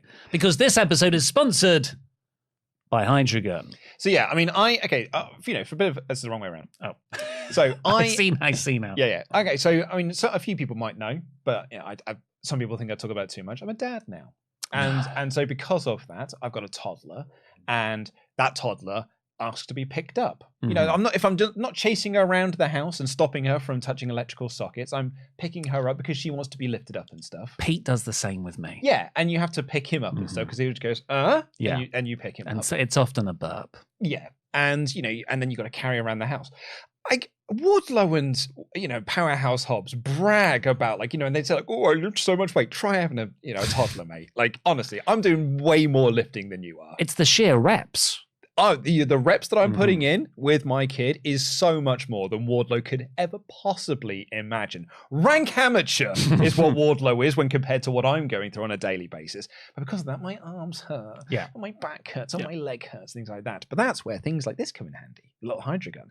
And you have hurt yourself because you're doing, it's not as big as, having a kid or anything, but you do CrossFit? It's a CrossFit. CrossFit. That's So, how you say it. You have not used this yet. No. But we're going to, show me where it hurts. Well, it's one of those weird muscle pains where I can't actually pinpoint it, but it's in this area. And there's that area there. Right, I'm just going to turn this on so it's just by the microphone first so people can hear this. I'll put the microphone near my mouth so people can...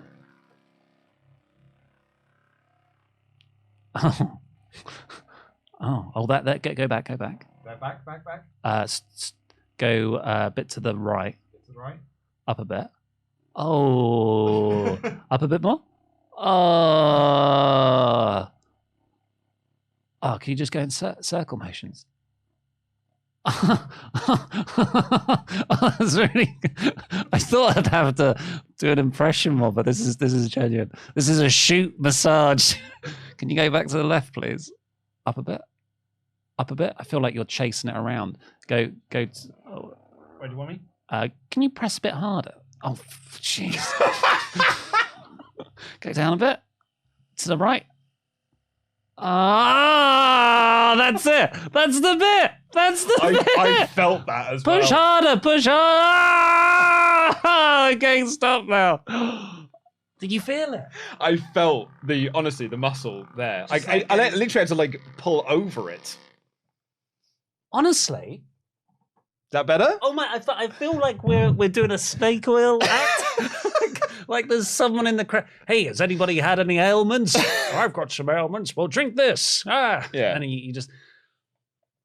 Oh, that is so much better. Nice. It's nice, all right. Well, WrestleTalk endorsed. WrestleTalk endorsed, and I'm sure there'll be people who can clip that out and put a little Pornhub logo on it. And what was the offer again? Just to repeat it. And the link in the video description below. Get a 30-day risk-free trial, $40 off as well. Oh my But yeah, God. use our link in the video description down below. Genuinely, like a Battery Life for 5 hours. It's so small. It's lightweight. It is travel-based. It's so good to be taken out on the road if you are traveling a lot. I think it's great. And I'm really glad that we've got 2 of them so I can take it home. As soon as they arrived, everyone was like shotgun. Yeah. And you got the one. Because one has to stay in the studio. It's my channel, so... Later. Caster had a naughty line in his rap. Gonna knock the taste of Jericho's penis out of your mouth.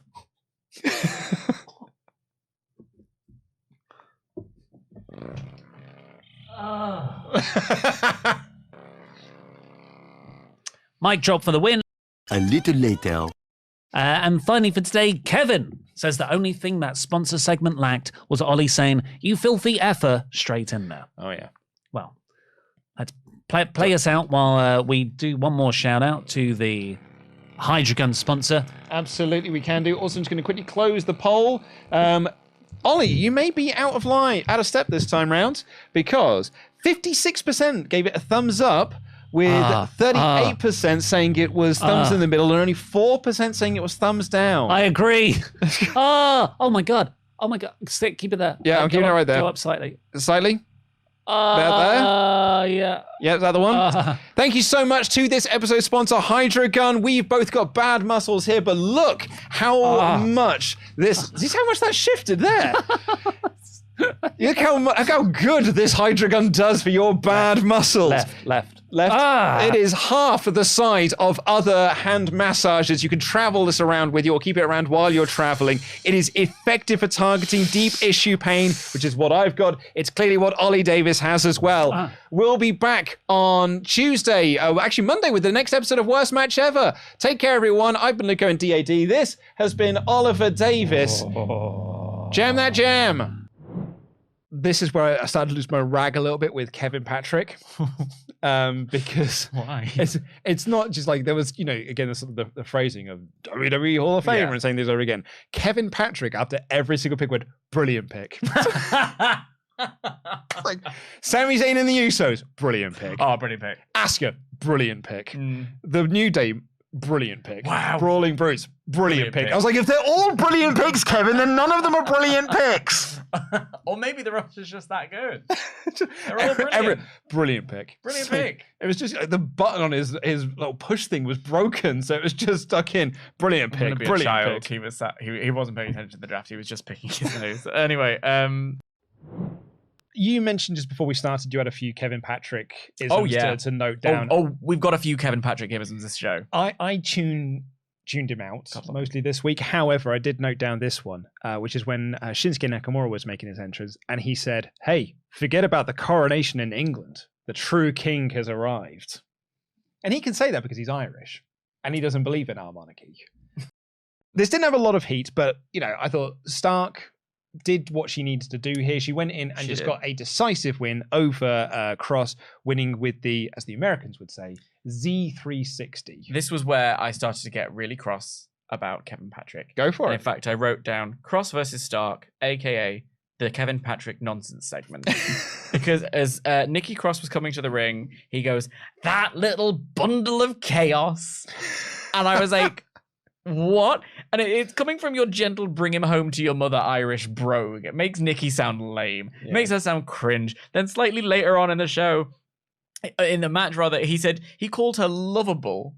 He said, "Oh, she's lovable." Is she supposed to be unhinged?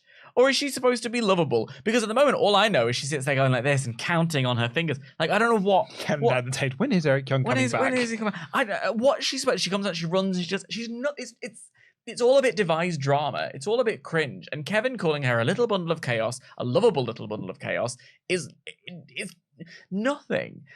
The match, though, was entertaining. I love the Z360. I love Zoe Stark. I think she's going to be a great addition. I think this was a great way to continue building someone fresh on your roster. Show us who she is. Going to be great. This is from my bluey heads out there.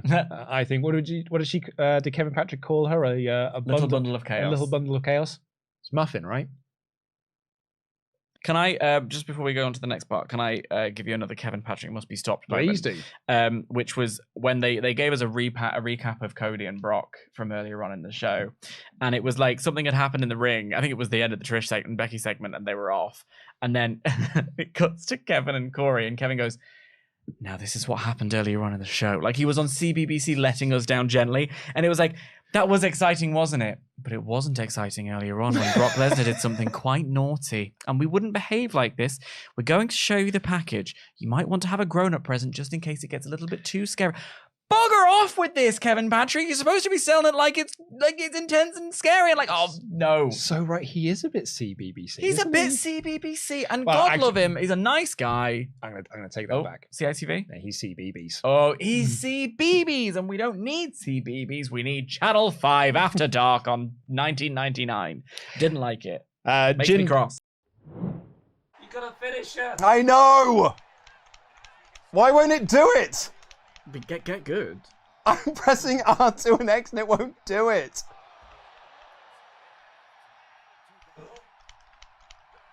Here we go. Here we go.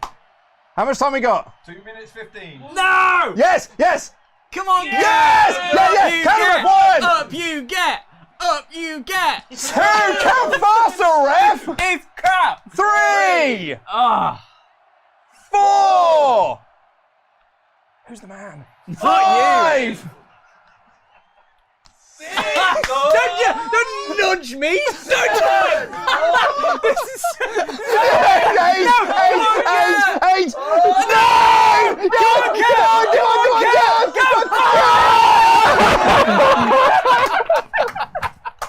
Yeah!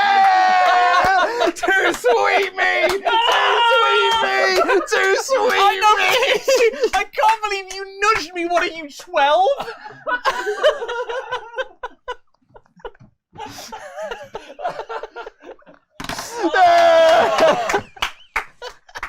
Good game. Good game. Good game. Good game. Jesus. You all saw it. Roll the clip. Oh, I'll take my mic pack off for a second. Fine, I'll just stay here and cry for a minute. Okay, I've had enough of you now. It's time for a little sidewalk slam action. That's not even a good move. Tribute to the big boss. Not even a good move. But it's a big Kev move. Aha. Come on, John. Here we go. The back and the neck. Oh, resiliency. A belly to belly, John. A belly to Bailey. Oh, wait. Oh no! Oh no! Oh no! Oh no! Oh no! Oh no! Oh no! You can't see me! No! No! No! Kev! Yes, he can! I'm stunned! I'm stunned! What do I do? R2 and circle! R2 Oh, Buster Crab! Buster Crab! Buster Crab! Here we go! Come on, John! Come on, John! Come on, John!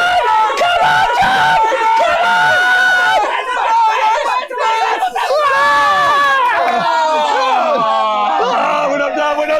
We're done. We're done. Sweet me. Yeah. This is the best match so far, I think. Nerve pinch! Nerve pinch! Right break. Okay, fair enough. Gotta obey the rules. Oh, I've gone to the outside. Submission. Oh, it is a submission? Yeah. All right, come on, John. You are not the man. I am the man. I'm the man. John, I'm a little stunned. All right, don't come out here. Get your STF ready. Oh, it's ready. What are you doing? You can get disqualified, can't he? I think so. Yeah. Can I? Well, why don't you find out? Oh. No! What? No! I won!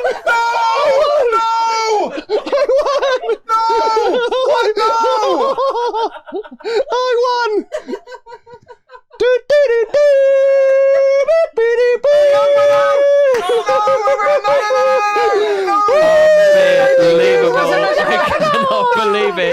I cannot believe it. Luke Owen has got himself disqualified.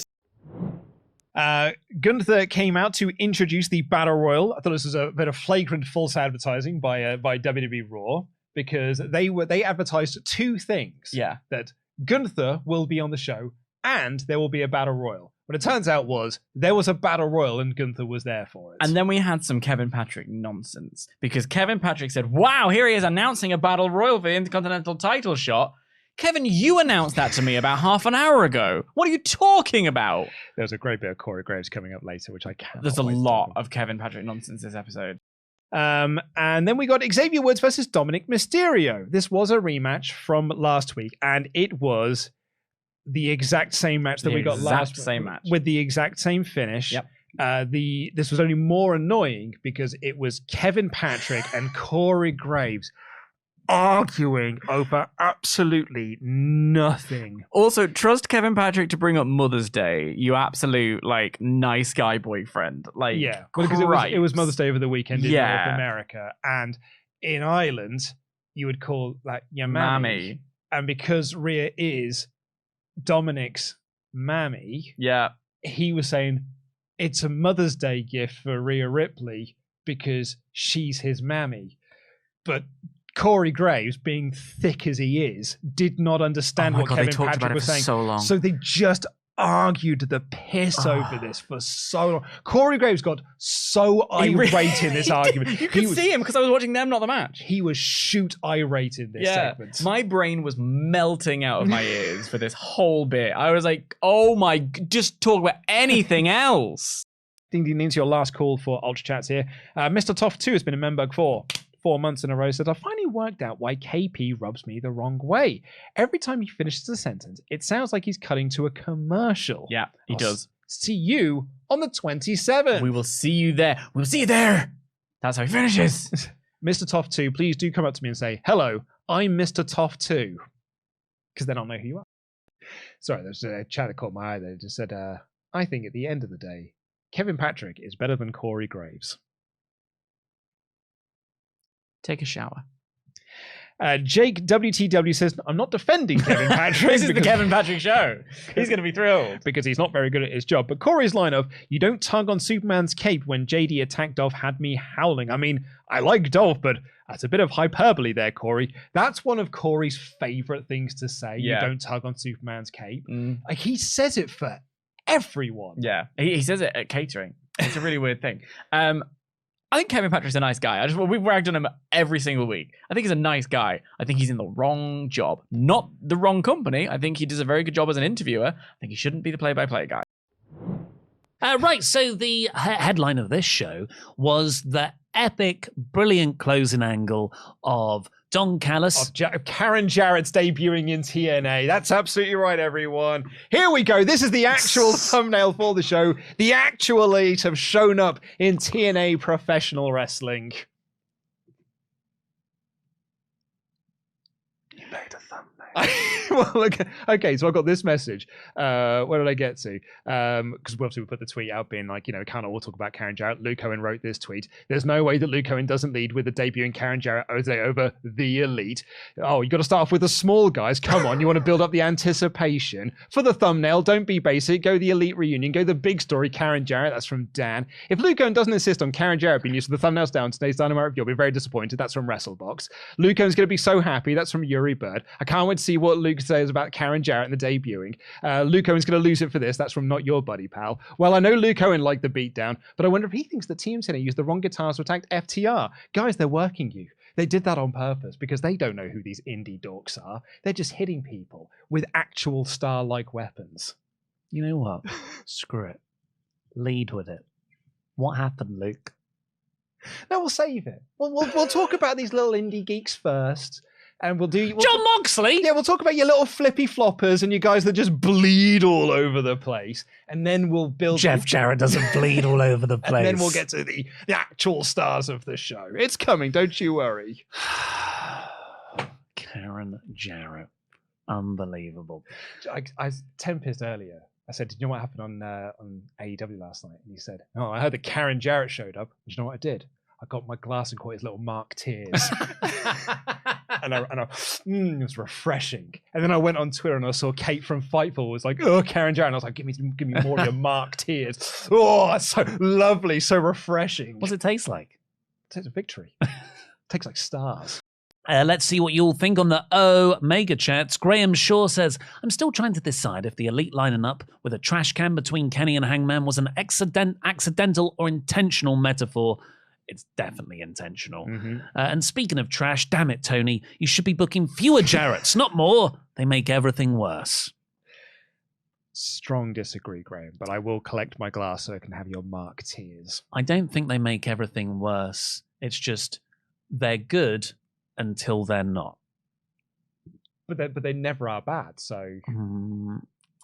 I'm just Marcus says... They're great because they're not in the main events. If If this was the Elite versus Team TNA in Anarchy in the Arena, I'd probably be like, I think you'd still be on board. Maybe I would. But I would be like, I probably would say, like, I think the Blackpool Combat Club should probably... I think they're probably the team to put in here. But in that little mid-card slot, that's a perfect place for Team TNA. Mid-card slot going there. FTR's tag team titles on a pay-per-view. A little longer than a few minutes later. But then we did get something. Here we go.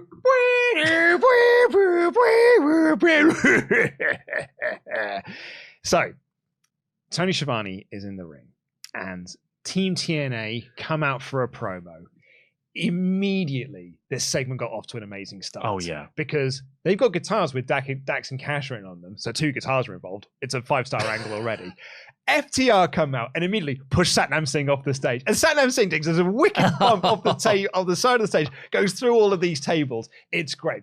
That was a great spot. Like, Genuinely so brilliant. Satisfying. Yeah. All the tables exploded. And then they brawl with Team TNA. Dax strips down Jay Lethal to his underwear. And they're beating him up, and then they're beating up Jeff Jarrett, and Jeff Jarrett is doing the most brilliant of Memphis selling. We're like, oh no, I'm being hit. And he's about to get hit with the Shadow Machine. But who should get in the ring? But Karen Jarrett, Jeff Jarrett's wife, Kurt Angle's former wife.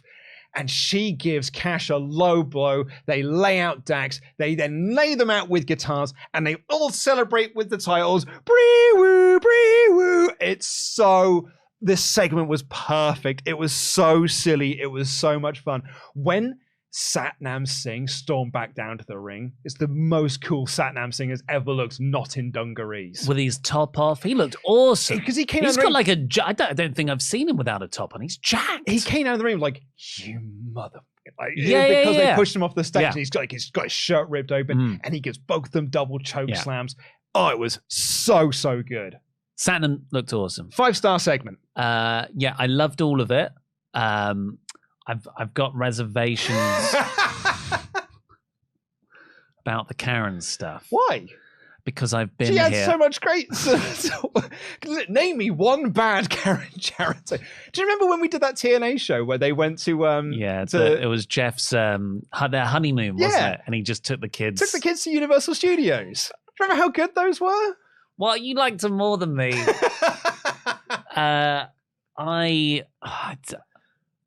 Like a couple. There was in the Acclaim feud, and Karen Jarrett got referenced in the Acclaimed rap, and that was really the turning point of the Team TNA ironic love, or maybe unironic love, because that was a great Max Caster rap, and everyone got on board with Team TNA on that point, I think. But that's when Karen Jarrett tweeted, "How dare you do that?" And as soon as she did, I was like, "Oh." It's just a matter of time. It's happening. So I'm surprised it's taken 5 months for her to debut. It's restraint on Jeff's part when you think about it. He did all he could do. He tried to hold it off for as long as possible. He told Tony, it's like, look, I'm doing my best to get this FTR group over. But I think the only way we're going to be able to do it is if you bring my wife in and give us another paycheck. Yeah. So just historically, Jarrett, love Jarrett, love Jarrett, but left unchecked, he can invade your promotion.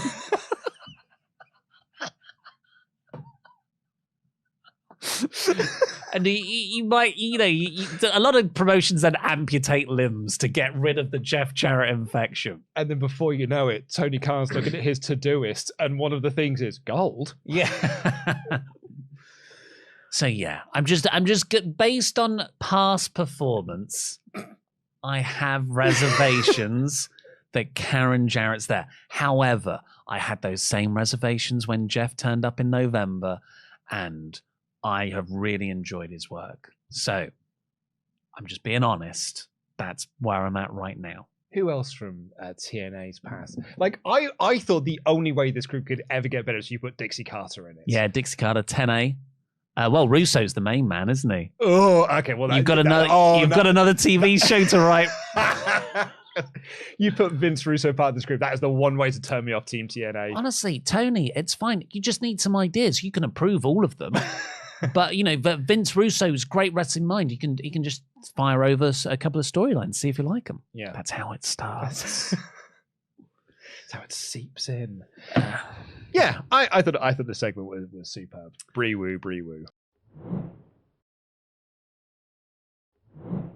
Yorkmaster53 says, Dan is always dressed to impress, but I want to take $5 out of my bank account to show appreciation for Luke's fit. Keep it up, man. Oh, thank you, guys. You're getting your own brand of drip. But it's like between this one and the floral shirt, I'm all about it. I was saying this before we came on air. I'm trying to be a bit better about myself. Yeah, I'm trying to make myself look a bit more presentable these days. Yeah. Because it's working. Because I haven't in the past. Trying to be the father I want to be. Or my child to look up to me and be like, oh, my dad's cool. Yeah. As opposed to me like, oh, my dad looks like he did when he was 14 years old. My dad's going to a Blink-182 concert every day.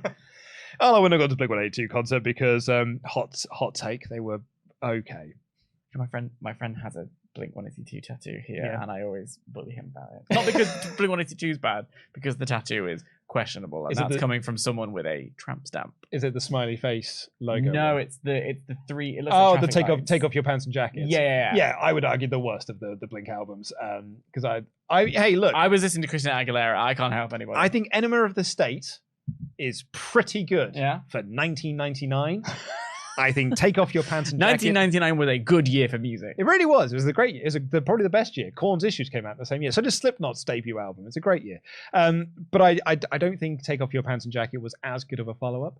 And I've told the story about Blink-182 before, but I saw them play Reading Festival in 2000. Oh, yeah. And they came out on stage and went, "We're here to F your moms!" And the crowd went, "Way, that's hilarious. Really, really funny." I then saw them in 2004 and they came out and said, "We're here to F your moms." I'm like, oh, you're the same act. Band. The same act. I just wanted to read this out from Hector. Dan has a tramp stamp. I want to get that one covered up. Well, I see. The thing is, I have thought about getting it covered up in the past, and then I realized it's much funnier this way. It's way funny. And if people are having a bad day, I tend to show them and remind them that it could be worse. I mean, look, the tattoo I've got on my arm. Oh yeah. That is. Hey, I was 18 and I could get a tattoo. That was mine too. Yeah. It's the tattoo I've got that's like, oh, yep, that was very much a tattoo an 18-year-old Luke Owen would get. So this review of AEW Dynamite began with Orange Cassidy defending against Kyle Fletcher. Wow. This is the match that I was actually asking for. Like because Kyle Fletcher attacked Cassidy a couple of weeks back, and then last week, that's when they set up the Battle Royal. And I said, I kind of wish it was just a Cassidy-Fletcher singles match because those two would have an awesome match together. Oh, and behold, we got it this week instead. Yeah. And, oh my God, like Kyle Fletcher, we have been watching him for quite some time. 4 years ago, we saw one of our favorite matches live ever at the Super Strong Style against Jordan Devlin, who is now, of course, JD McDonough on the main roster. He was great then. He's great in Aussie Open from the first time we saw him, but maybe they did too many moves. He's great as a singles star 4 years ago. And then, of course, we saw him. You weren't there, but I saw Aussie Open at the New Japan show last summer. Just the FTR feud, right? They are so good. I didn't see that match. Oh, that was the previous day. Yeah. And then seeing him here, I'm like, oh my God, you are Will Ospreay. Like the way he moves, the intensity, the kicks, the snapping moves, the mostly neck-based bumps. Yep. He is Ospreay from 5 years ago. You could say he's Will Ospreay. You did it! You did it! Pretty pleased with that one. That's pretty good. pretty good. Come on, pop for that in the comments.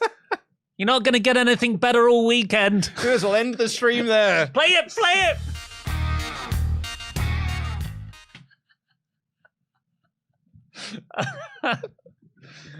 So Cassidy kicked out of a tombstone pile driver. 2 of them, no less. One of which was a spinning one.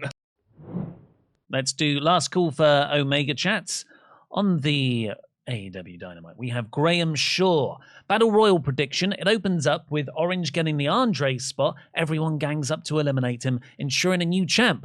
Half prediction. If MJF loses, it's to the real best Beetle from his analogy, John Darby. And please let this be the last JJ match.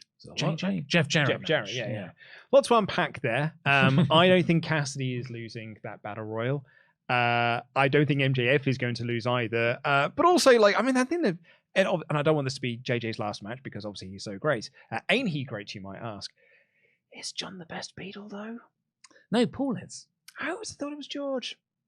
You are just beyond contrarian. What do you mean? Sometimes. It's not contrarian. He's got he wrote all of my favorite tracks. Here Comes the Sun, While My Guitar Gently Weeps. I think those are arguably 2 of the best Beatles, and they're Harrison songs. I mean, the best songs are the co-authored McCartney-Lennon ones, or Lennon-McCartney, depending on which side you're on. Well, I know it is officially Lennon-McCartney. Yeah, but which is, I don't think Paul's particularly happy. But that's why it said McCartney-Lennon. I don't think Paul's particularly happy about that these days. Yeah. I also think did he have the best run afterwards? Yes.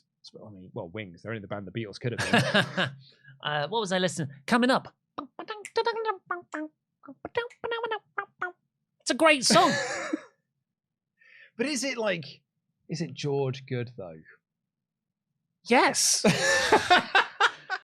And that's all of our chats. There is a little note here from the moderators that just says, this is from moderator John. Paul was the most talented. John was the best. George was the most underrated. Yeah, I think that's fair. George was underrated, but still, when he's properly rated, it's underneath Paul. John, he's a little bit of a twat, isn't he?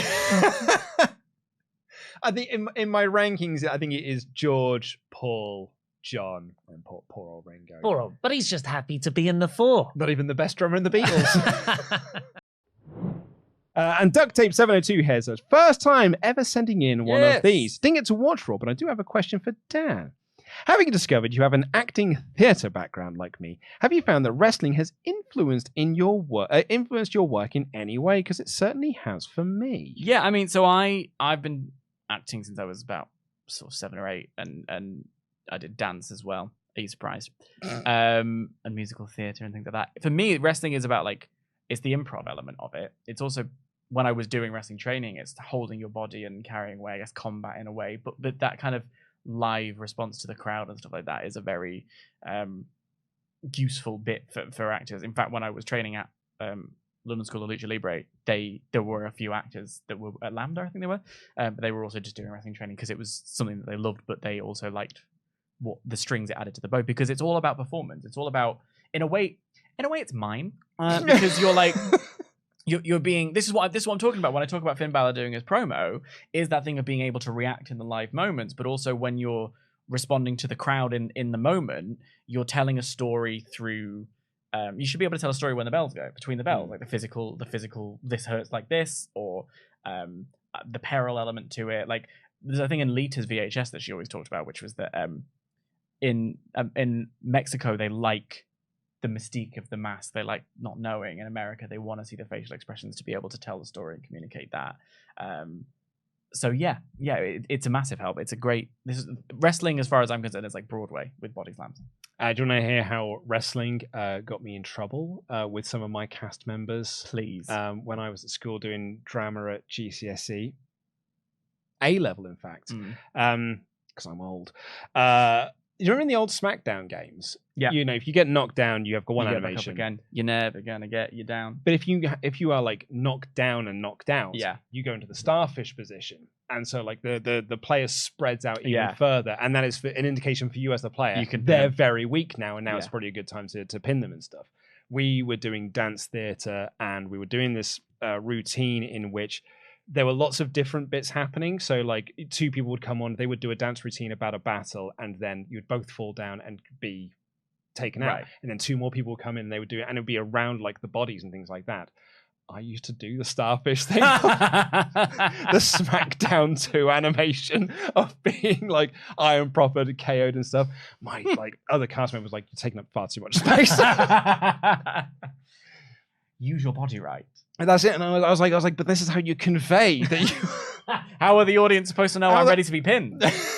So anyway, that's my wrestling connection to my dance theatre that I did do. This main event, however, was absolutely fantastic. It was the Hung Bucks against Claudio Castagnoli, Jon Moxley, Wheeler Yuta, with Bryan Danielson on commentary. I was just writing up my notes for this, and my first note was, yeah, this rules. And then my next note was, it's all action, and it all rules. Yeah. And then my next note is BTE trigger into buckshot lariat, Hangman Page wins. It's one of those matches, we've had these on the show over our 6-year history that we've been doing this together, where you just can't take your eyes off the screen. Like, you could just write down every move that happens in your notes, but it's a fruitless endeavor because we're not going to sit here and recount every single move that happens. So you can't take your eyes off the screen, so you're just enjoying what's happening. Yeah. Well, something else happened in this match in real life to me. I just remembered this as you were saying. I can't remember how I blocked this out. So I'm watching the final bits of Dynamite. I've got like 5 minutes left. And my cat, which I've had for 8 months, comes down the stairs. Beautiful cat. Beautiful cat. The prettiest cat you've ever seen. Yeah, but it is factually second to my kid. In the poll we did around the office. In the poll. We did a poll of what is cuter, Ollie's cat or my kid? And my kid won unanimously. Well, people voted for the Nazis and buy Coldplay album. Can't trust people. So the cat comes in and it's looking at me and it's got this one of the feather toys we've got and it's got it in its mouth. I'm like, oh, that's really cute. And then the feather moves and it's a bird. It's a bird that it's killed and brought into the house. And this is the first time it's ever happened. And did it look at you with a real proud look? Oh yeah, it was like meow, meow. Yeah. And I was like, oh my God, thank you, Kiki. Because she thinks it's a good thing. Of course she does. Yeah. So then I'm like, this is what they're bred to do. I pause Dynamite and I'm like, how to dispose of a dead bird? You want to get a glove, got a garden glove, got a plastic bag. So I'm going to pick her up, put the plastic bag over it into a big bin bag, straight in gut, like normal waste. Apparently you're allowed to do that. Have you not got compost? It said put it in the general waste bin on the council website when you're disposing of dead animals. Oh, I need to. Cause I've also got a dead bird story hilariously from 2 days ago, and I put mine in. Oh my God, we've got 2 dead bird stories then. 'Tis the season after all. Well, one bird, one stone. So I go to pick up the bird, and the bird's not dead, and the bird just starts flying around everywhere. No! In the house. No! Spewing blood. No! It's like a Jon Moxley match. Yeah. And I'm like, oh my God. But still, that selling isn't as good as what was in the match. And it was actually genuinely traumatic. It is. And it really because then Kiki, my cat, jumped up. It flew into a door, knocked itself down, tried to fly back up, and Kiki just launched itself across the room. And the bird starts screaming. Oh, and it's just screaming, and it's on the ground, fluttering, no. like that. And there's blood all over the door where it went into, and I've got to kill the bird. The cat's not going to finish it off. The cat can't finish the job.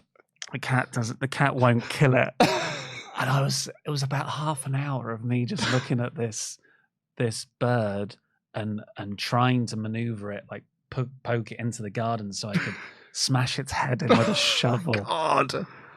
And then it flew again.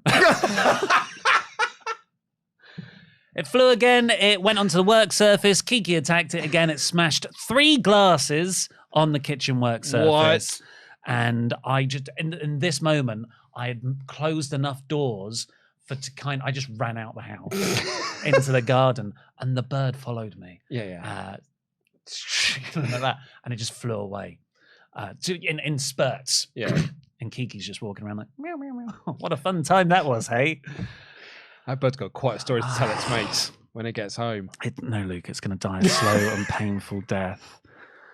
But yeah, so I tell this story because that happened, and I've never killed anything before, and I spent a long time psyching myself up to kill another thing, and that was all done, and it flew away, thank God. And I sat down, pressed play, and I loved the last 3 minutes of this.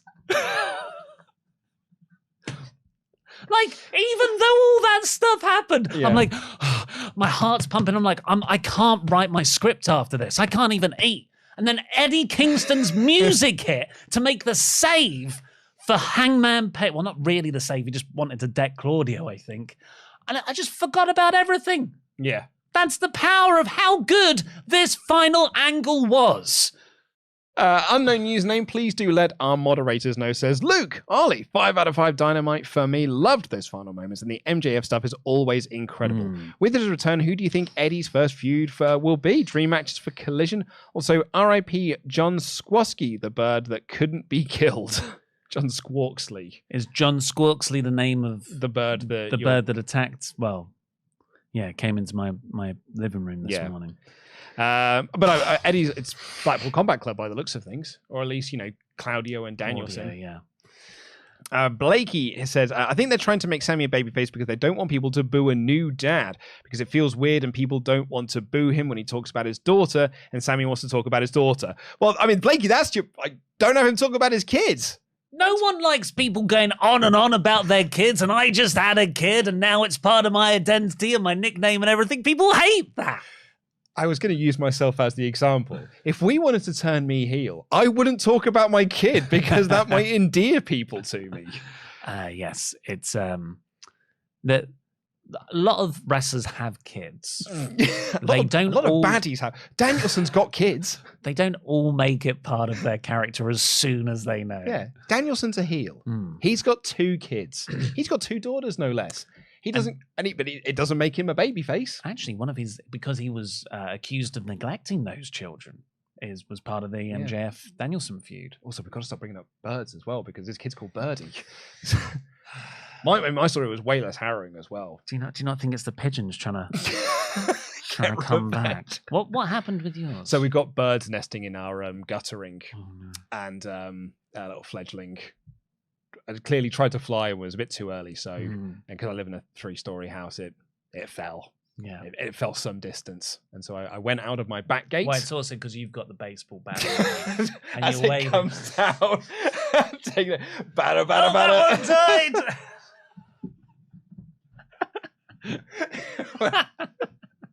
It went far.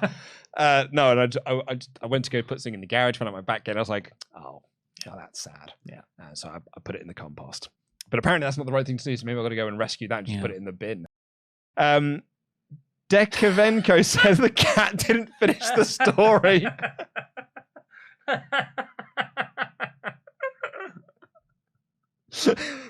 Very good. Very good. Needed adversity. Nick Smith said, CBW Season 3, Golden Joe gets a cat and cuts promos about is unequivocally better than a human child. Well, that would be good on especially Silver Bro. It's like, anyone who has a kid. I don't know if you've noticed, but I've got a cat now. I've got a cat now, everybody. Golden Joe's complete. Golden Joe doesn't need to get a kid to fill any holes that Golden Joe has. Welcome to the AEW debut episode of Collision WrestleTalk Podcast Live Reactions. Thank you all so much for joining us.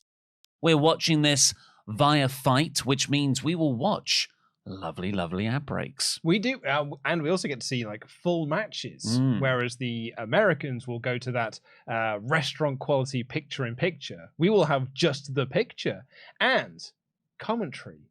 Because I don't know, have you heard who the commentary team is? You know what? I actually haven't. It's Jim Ross. Okay. It's Nigel McGuinness and Kevin Kelly.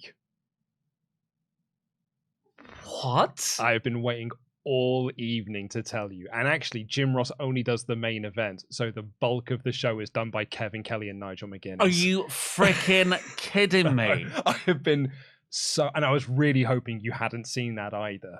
When did that come out? Yesterday. They announced it yesterday. It's Kevin Kelly and McGuinness. That's Ring of Honor 2014. Well, no, much earlier, like 2012 through to 2015. That's fantastic. The world's greatest commentator. Kevin Kelly. Yep. And Nigel McGuinness, who was Kevin Kelly's third best partner. And that's no knock on Nigel McGuinness. It's just that Don Callis and Steve Corino are otherworldly good. Yeah. Oh my God. He is better than Chris Charlton. Hey. Chris Charlton's role is not colour. It's here's a Wikipedia page. Do you want some history? I've got some history for you. And that makes it sound like I'm negging Chris Charlton. He's not reading it off Wikipedia. I just liken it to he has an amazing head of facts. Yeah. And he really accentuates the story, but he is the third add-on guy. Mm-hmm. That is brilliant news. It's great, right? Oh, I bet that was a CM Punk move. Do you know who else is backstage on a tryout for the show? Chris Hero. Punk is just, this is the show. Yeah, this is the show. I was going to say, you've been, so, peeling back the curtain somewhat, we, before coming down here, watched the finale of SmackDown this week. Pretty good. Great ending to this week's episode of SmackDown. And you fist bumped in the air when Jey Uso super kicked Roman Reigns, and you were giddy with excitement from the double super kick. And then when it was all finished, you went, now we've got to sit through 2 hours of AEW, I guess. I said that in jest. But now the stars are here. The stars are all out, man. There's every chance, unless the ratings absolutely tank, we could be on for a bit of a winning show here. Went with Kevin Kelly. Much later. Nathan Colley. Nathan here. Who's the new commentator? Sounds like a B-Tech 2010 Michael Cole. That is Kevin Kelly. This man predates Michael Cole in terms of commentary. He was doing commentary for WWF before Michael Cole had his frosted tips. That is Ring of Honor longtime commentator Kevin Kelly. That is New Japan Pro Wrestling longtime commentator Kevin Kelly. How dare you, Nathan Colley? That is the single greatest play-by-play commentator, Kevin Kelly. My personal favorite commentator, Kevin Kelly. The man who made my heart flutter and I was too scared to go over and say hi to, but I was okay with Suzuki. They just finished. Happy to hear Nigel McGuinness's voice again, though also Collision is actually pretty good. I don't care for your opinion, Nathan. They had a big sell of tickets and today as well. Oh, did they? Yeah, I believe it's like about 9,500 in the building now. Oh, wow. It's pretty decent. Yeah. Well, particularly compared to Regina. North Carolina. Still to tonight. Still to Is that... I think there's a slight gap. Is there a slight gap? No. They've just got bad... It's a bad font. Is it a bad font? There's a slight gap. Oh, there is a slight gap. But it's so slight. That's fantastic. Still to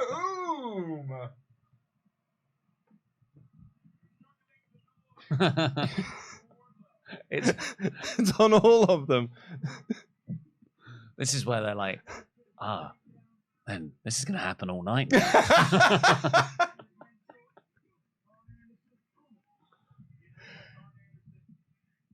It's the sort of thing that you and I find funny. Yeah. You know, like Gorg and Creative. Yeah, Creative. Is that the PW Insider type thing? Yeah. Creative. We even put it on a t-shirt. Creative has nothing for you. It just felt a lot like Corvefe, didn't it? Yeah. The Trump tweet. I like how, I think AEW will be totally on that though. Next Saturday's Collision, they very clearly come. Do you remember Wangman?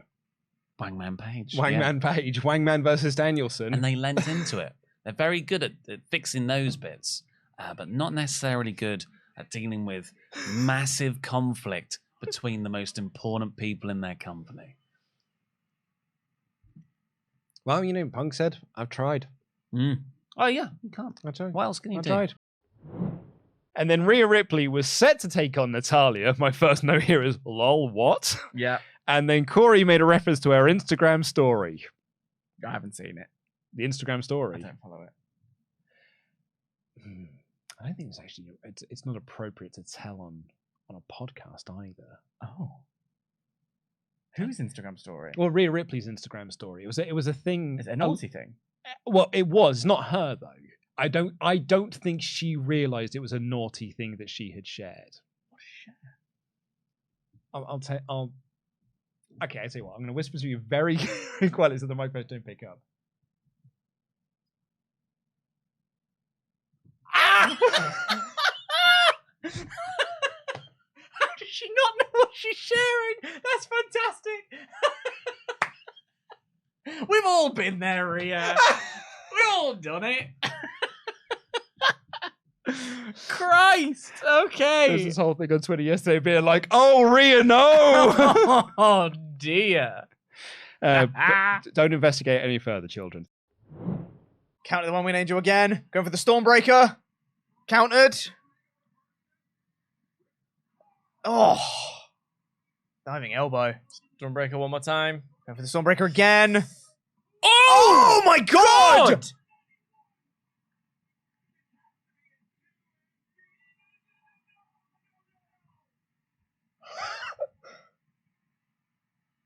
He just dropped the guy on his head.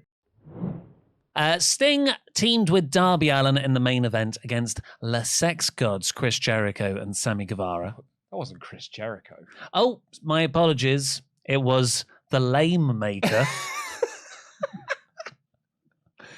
It was Painmaker Chris Jericho. He set this up in a promo backstage before the main event, and he comes down and he's got like a remixed version of Judas. He's got one of the Asuka's masks on, and then he gets down to the ring. I'm like, the mask, whatever, but it's going to be lame underneath. And then he took it off. I was like, it's always lamer than I remember it.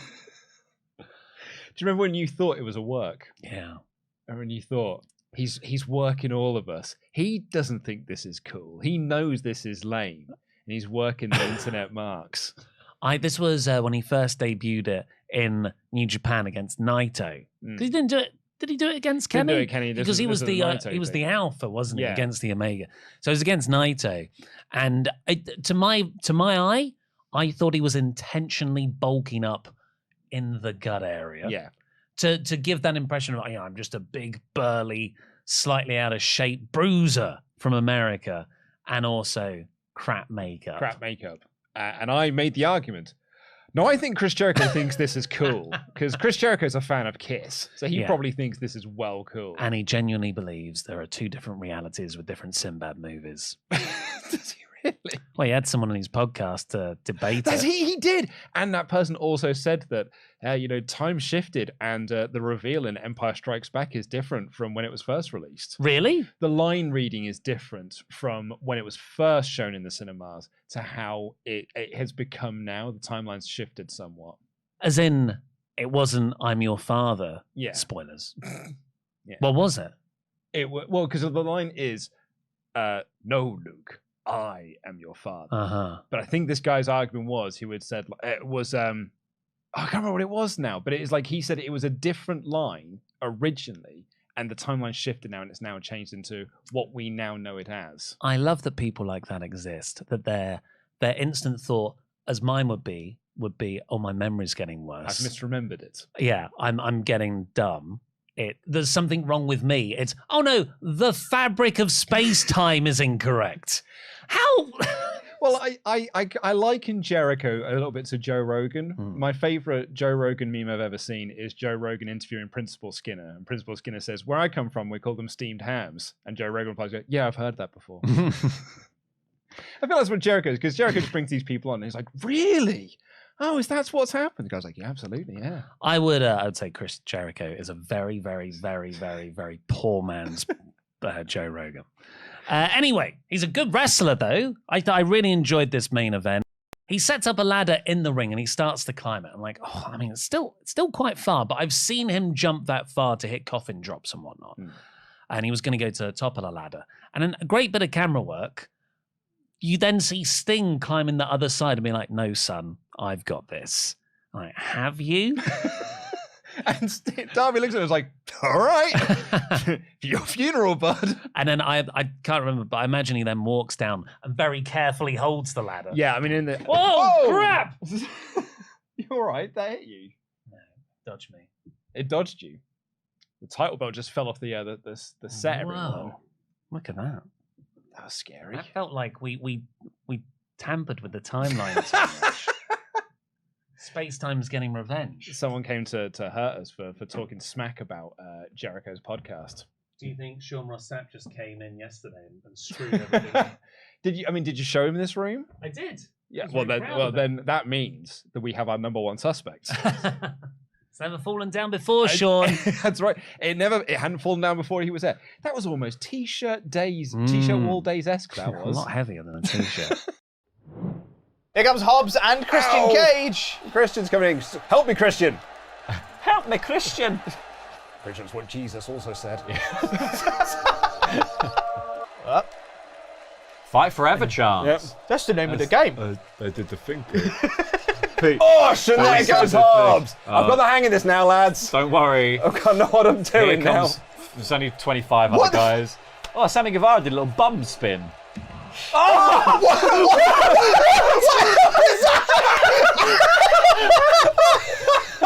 Who was that? Christian. Christian Cage. Christian Cage jumped to the outside. I've had enough of this. My planet needs me. I have to go now. Look at me and Trent working together. Fight forever. Oh, Pac's gone. Oh, look at this. Pac. Just straight up amount gone. of eliminations. Punk is leveling up. It's me. I'm in. Oh no! Oh no, you guys! Oh no! Oh no! Oh no! Oh no! Big chop. Oh. It's fine. It's just a chop. What are you worried about? Here he comes. Just a chop, mate. CM Punk's allergic to chops. CT hungry. No! It's me. No! I'm not being paid to what? me. Pete, let go! Let's go. Pete, let go! He's trying to schoolboy me! Oh, let go! Let go! Schoolboying you again. Nope. Do it again. Yeah. Schoolboy. No, stop schoolboiling me! Schoolboiling? I can't even get my words out. Yeah, do it to MJF. That's a great idea. Whoa! That's his only move. Is a schoolboy. Isn't it? He loves that. I love it. It's Malachi Black. Oh no, it's Laurie! Now I'm really in trouble. Schoolboy. I think one of my things about AEW is, do you think they would, at any point, they might just have a meeting, guys, we're going to have to stop doing the half-painted face. Like, Malachi, there's you, there's Darby, there's Dustin, Sting halfway through a match. Yeah. Like, we've got to stop. Yeah. Well, what if they all form like one big faction? Yeah. And like, their paints all line up to each other, so they all make like Oh, one. yeah. They form like Voltron. Nice. Jeff Hardy is the head. 25 eyes. Yeah. Oh, he got the back of the head. Nailed it. Good. He's just, no. It's Half Paint Gang is here. Yeah, this is it. It's like HPG. it's like they're evolving. We started with Darby, and he evolved into Malachi. Now Malachi's evolved into Dustin. They're all here. Crank me. I just don't want anybody to eliminate John Silver because I just want to see loads more schoolboys. That's all I want Is he Silver part of to the do. schoolboy gang? Yeah. Don't take that out of context. Pete wants to see loads of schoolboys. I just want to see loads of schoolboys. Yeah, this is just married. Oh my god, actually, you can actually still fight people. Yeah. Get up, punk! I'm trying. Oh, one fell on me by accident. Oh no, I've got hit by a Get up, bum. punk! No, I'm now slowed down. I'm slow. Oh, I'm slow again. What's happening? If You take the fell blue, over. if you take the blue ones, you get slow. I know, but I'm trying to avoid the blue ones. Fuck off, Kenny! Stop chopping me. I'm trying to get some chips here. Yeah. Get him! Oh, you lost all this No, shit? no! It's fine. I've got 12. Oh, God! Yeah. Leave me alone. Fuck off, Nick. Yes! Yeah. Oh, Only just. Very good. Fuck very off, good. Nick. Wakanda forever. I will never be ready for this Just reign going to to be see over. here, just in case, Mr. Orton. Oh my God! It's Drew McIntyre! Drew McIntyre is back! Drew's back! Let's go! Drew McIntyre is back, everybody!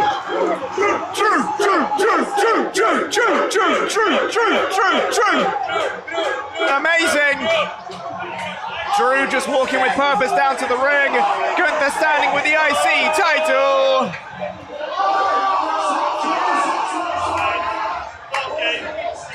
Here he is, staring Gunther down. Drew's hyped up.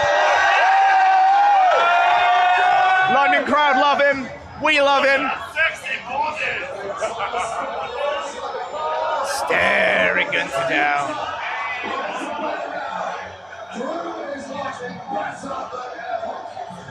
Love to see Drew back. That's a very good match set for SummerSlam. Obviously, there's been supposedly creative issues between WWE and Drew, reportedly. McIntyre. Oh, Drew McIntyre. Oh, Drew McIntyre. The two staring each other down. Drew actually taller than Gunther by a little bit. Staring him down. This is awesome. Oh, he pie faces Drew. I think he's made an error there. Here's Drew with a big headbutt. The Glasgow kiss. Here's Drew getting himself hyped up. The crowd loves it. Climb up for the Claymore. 3, 2, 1. Here's the Claymore. With the kip up afterwards, Drew's hyped up. Oh, and he picks up the Intercontinental belt. That looks like our SummerSlam program, ladies and gents. Gunther's belt is genuinely in trouble here with Drew McIntyre as the challenger. Oh. Drew McIntyre, baby! I said it first. Tempest said it first, so that person in the fan, not as funny as Tempest. Get on it, mate. Great to see Drew back. Love to see that. Absolutely. Absolutely love to see that. That's amazing. But yeah, how have you found the show so far? I've been having a really good time. I think the matches of I will say like whoa, John Cena's music. John Cena's here. Do you know what? Hilariously, I was having a conversation with someone who pointed out that John Cena was in Croydon the other day. John Cena's music has just hit, and the man himself has walked out into the O2 Arena to a rapturous ovation.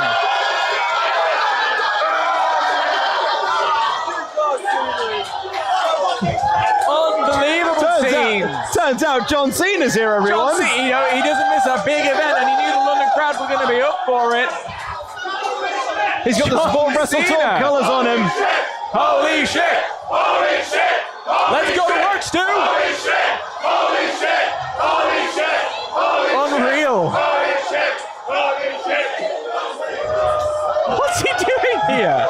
What's John Cena like? Is he just gonna is he gonna go a promo, or is he just here to say hello? The energy in London was so much that the national grid can't handle it. The feed nearly cut out, but we're fine. The BT Sport feed nearly failed on us then. Everything's fine. Is he okay, I'm trying to work out, is he in gear or is he just with a t-shirt? Yes. He's in gear, he's got his knee pads on. But he's also in his promo gear. Like he's not this is just John Cena's gear. Yeah. But what now? This is incredible. This is awesome. Nobody expected this. No. This was not on the cards. We didn't get a Brock Lesnar return just now. We did get a Drew McIntyre return that was wildly over with the crowd here in the long arm. Here's the great thing as well, because like I remember when John Cena returned at Money in the Bank a couple of years ago, and like we did our live stream reactions, and our live stream reactions were like, oh cool, Cena's here, because it would have been like wildly reported that he was coming in, and like everyone expected to go for the SummerSlam. This one was not on the cards. This is not on the cards at all. He's got a mic in his hand and a twinkle in his eye. This is great. I think I'm the one that's surprised. Because I'm used to hearing you sing John Cena sucks.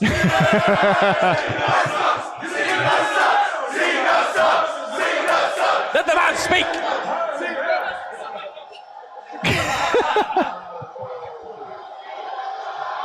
Oh, he's having a time of his life. That's so great. Time. That is so great. Look around you. Did you guys know this is the first premium live event in London in over 20 years? I suppose in London, in London specifically, and even then that's not true. Cardiff, we see you. I'm sorry, there was nothing premium about insurrection. Are you joking? I'll answer this one for you, John. It's called the UK Tourism Board. Announce WrestleMania 41. Sorry? Announce WrestleMania 41 in London. Go on, do it. Yeah. Do it. I dare you.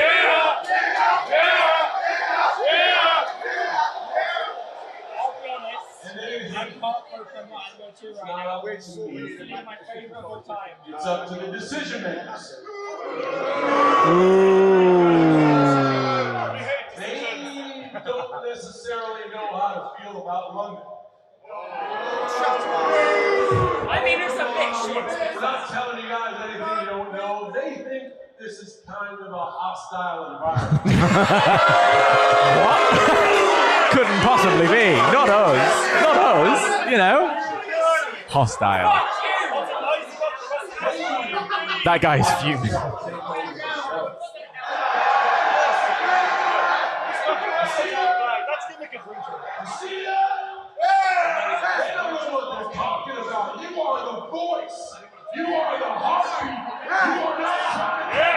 It is just an implicit WrestleTalk logo in his shirt there. He's doing that sycophantic John Cena promo. Yeah. And listen, I'm going to let you in on the secret. It works on me every time. Not me. Yeah, but that's because I haven't yet been broken by the machine. I'm still new by and fresh and beyond. This, however, this does work on me. Yeah, absolutely. Did you enjoy the woe just now, the Cody woe?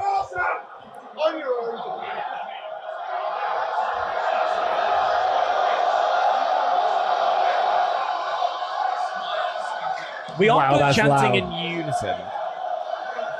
That is a loud ass crowd. Are they just chanting London? I'm here on behalf of you. I put my shoes in this ring tonight because I know the world's watching, and I want the world to know that you are underappreciated. Yeah, I agree. Nice. We are underappreciated here in London. Very little happens here in London. Hello to Sheffield. Because you all know that I'm big on respect. Respect? All of you, over 20 years of my experience, have earned my respect. I will say I do love his G.I. Joe t-shirt. Yeah. Although, thank you, Cena Chan. How does this work? I don't know. How does he do this? It's just special. Because for all the trash he put on, he committed, you know? I think that's what it is. Do that, but how much fun does stuff like that make a night like this?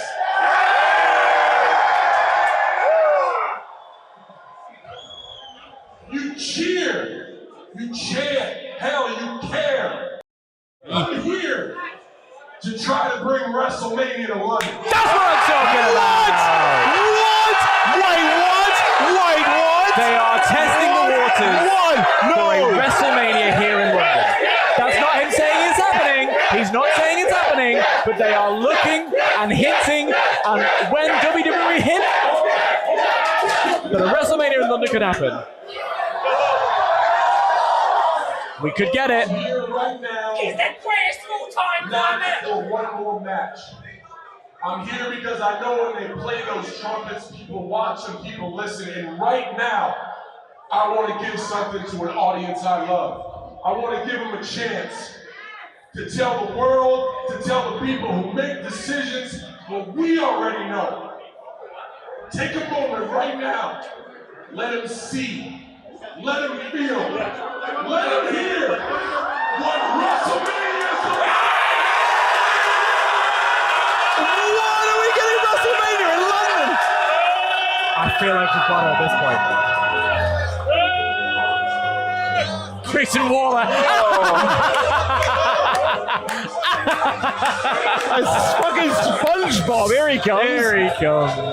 So, I mean, we're going to get a WrestleMania. It feels like we're getting a WrestleMania, right? They could very easily back out of that. I just say you weren't loud enough. And our April isn't very good for weather.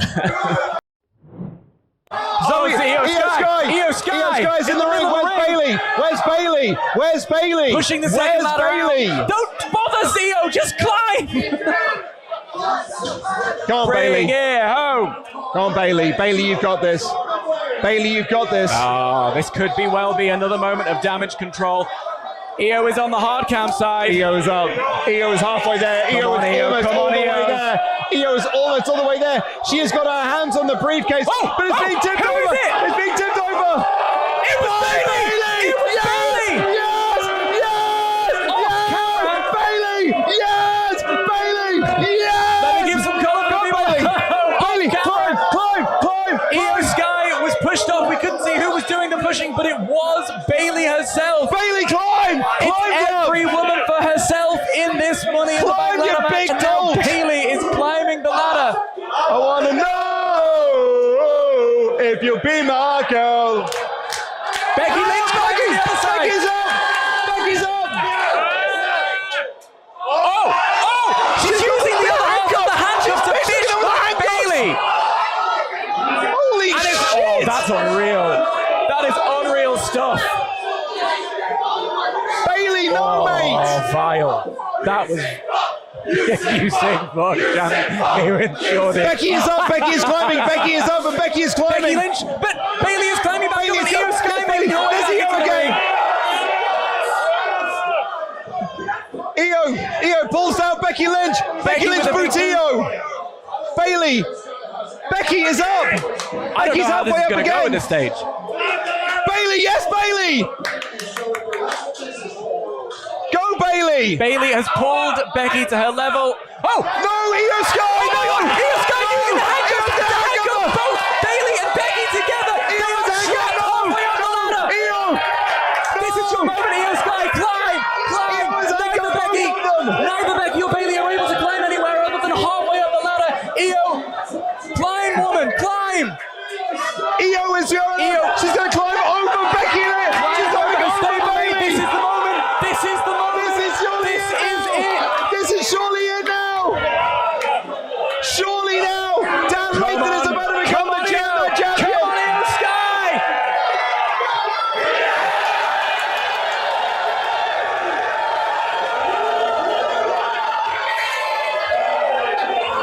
Oh, the truth shall set you free.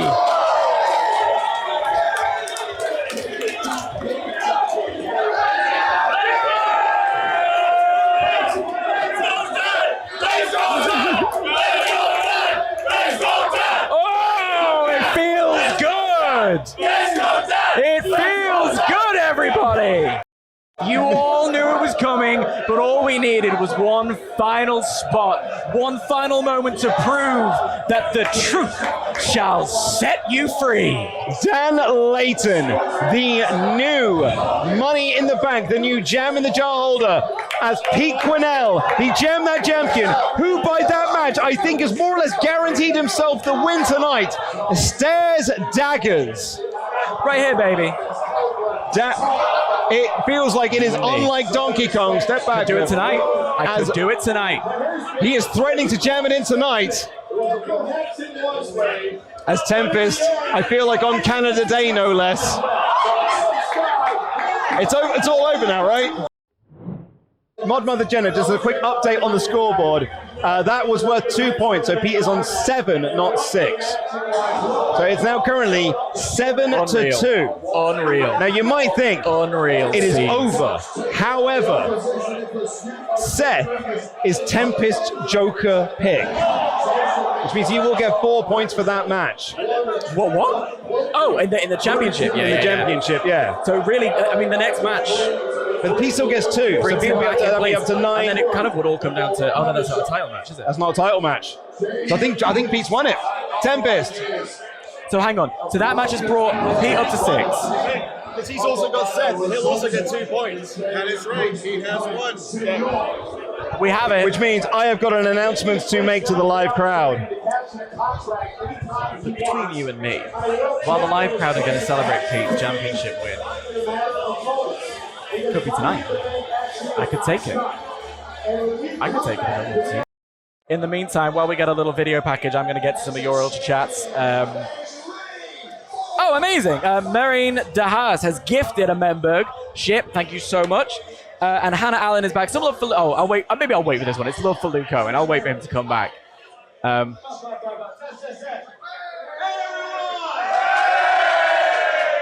going to do some selfie action. Hello, they've got it.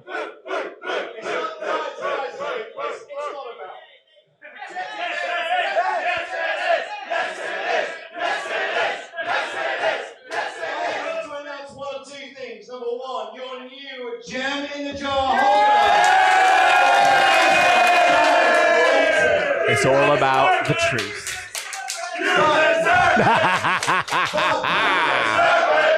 Nonsense. There is no way that Tempest can now win, which means...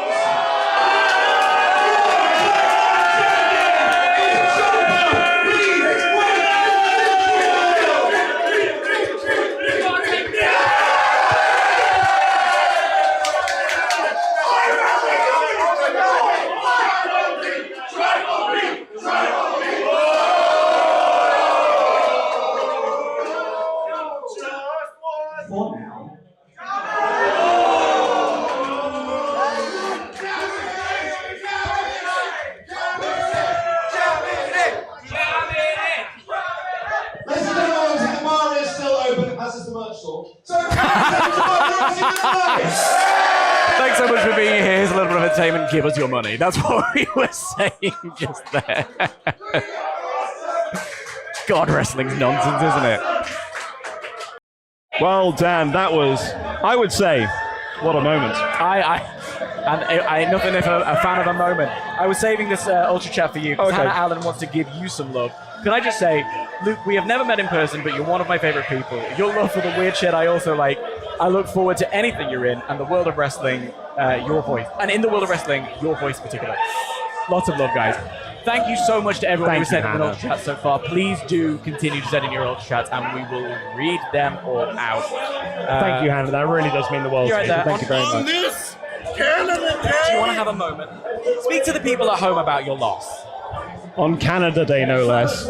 Oh, Canada, our home and native land. True patriot love in all of us command. With glowing hearts we see thee rise, the true north, strong and free. From far and wide, oh Canada, we stand on guard for thee. God keep our land glorious and free.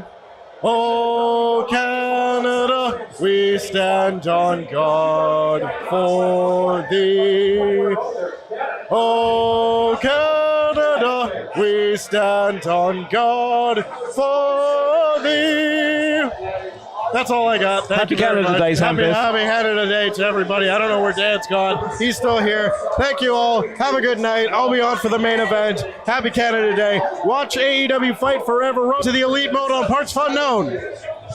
That is Tempest there, the man who lost the Jam That Championship match. Officially now, Pete Quinnell is your Jam That Champion, an undisputed Jam That Champion, if you will. Solo getting Jimmy up. Oh, God. Samoan spike to Jimmy. He's getting Jay up. Uh-oh.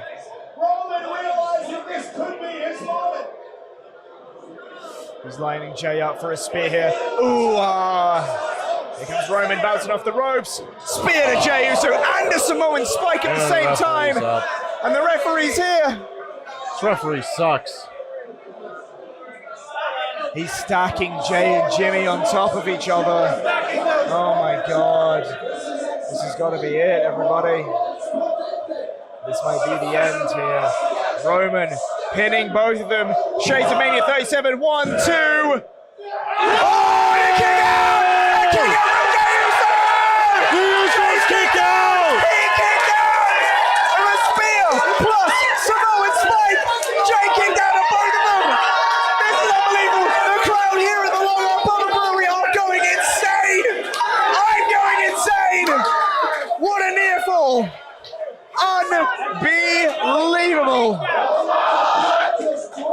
Absolutely insane. My God, what is it going to take? What is it going to take? That was a spear and Samoan spike combo. And Jay kicked out. They took too long. Putting Jimmy on top of Jay took too long. Gave Jay just enough to be able to kick out. So with the barricades. Looking at Roman for orders. Solo knows what he needs to do. Buys himself up. Big splash, but Jimmy moves! Jimmy moves out of the way! Jimmy dodges! Solo went through the table. Jimmy didn't. Jimmy's back on top. Everybody. Super kick from Jay. Superman punch from Roman. Super kick from Jay. Spear from Roman. 1, 2. Kick out! Oh, he did it! Just like Russian champions! Just like back at Hell in a Cell, the I Quit match. Jay punched Roman in the dick when he kicked out of the pin. That is such a good callback. Jay's got him. Jay got him just like Roman got him. In the Clash of Champions, Night of Champions match. Clash of Champions match, and at the I Quit match. When Roman kicked out and punched him in the dick, that is exactly what Jay just did to Roman. I love this so much. I love this so much, everybody. Jay is getting fired up, everyone. He tags it into Jimmy. Come on. Super kick to Roman. Super kick to Roman. Double super kick to Roman. Solo's back. Here's Solo. Double super kick to Solo. Roman's up. Double super kick to Roman. Tag it to Jay. Jay's going up top. Come on. Jay hits the spike. That's got to be it. 1, 2, 3. Jay got it. Jay got it. Jay got it. Jay did it. Jay did it. Jay beat Roman. Jay beat Roman. Jay beat Roman. Oh my God. Oh my God. Jay beat Roman Reigns. Roman Reigns has been pinned for the first time in almost 4 years. Jay just pinned Roman Reigns for the first time since December 2019. Oh my God. Oh my God.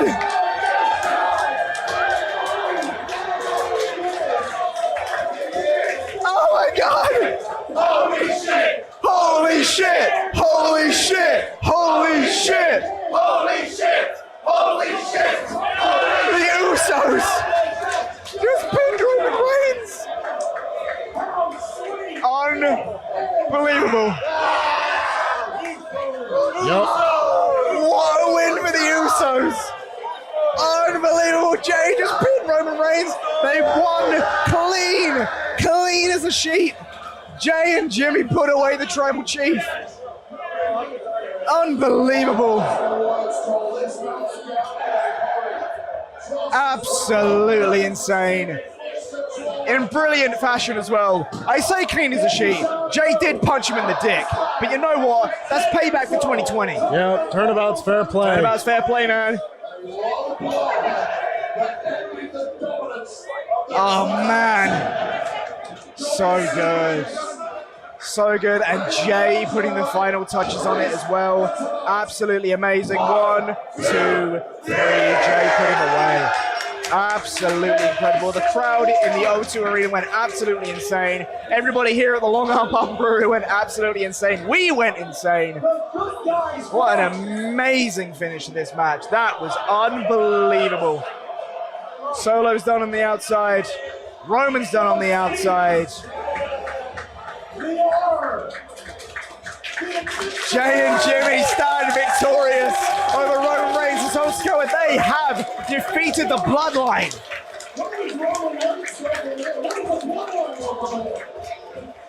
Everybody putting their ones in the sky for the Usos.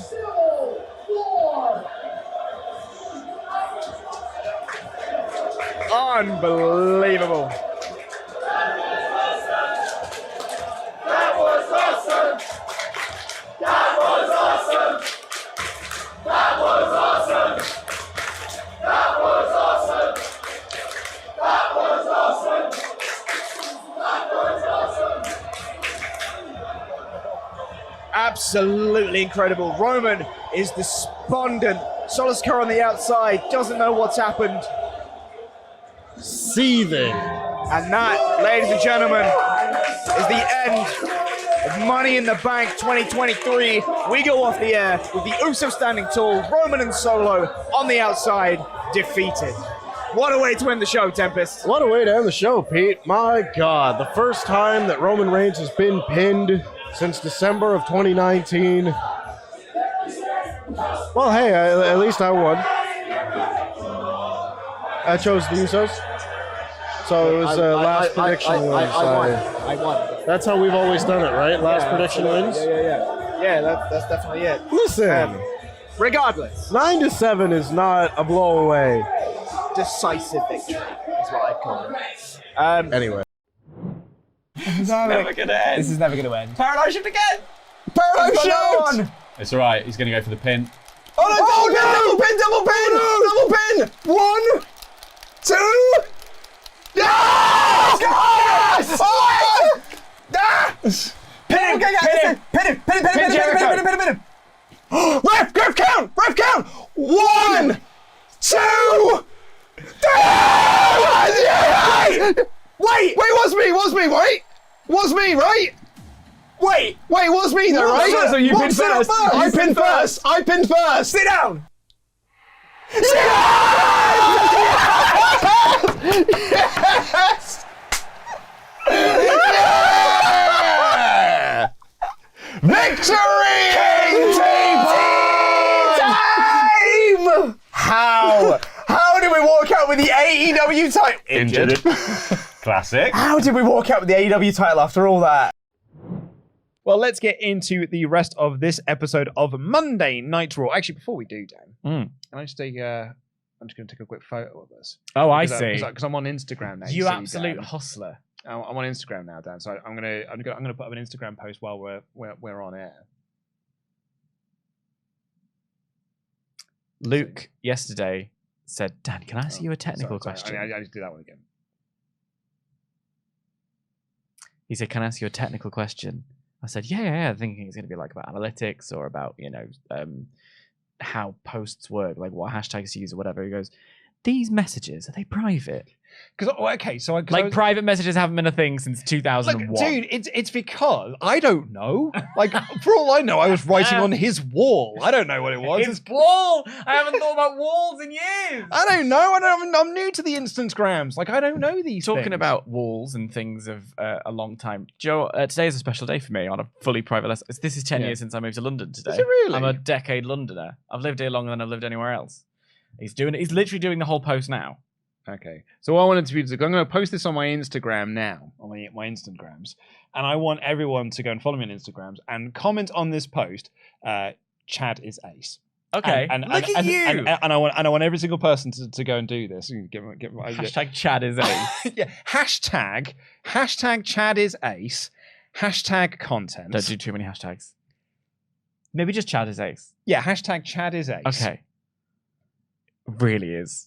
DAD, isn't it? 1 second. Like, we are live on the WrestleTalk Podcast. About a second. I need to tag you in it. T-2 years ago, this was a young, vibrant, new media man.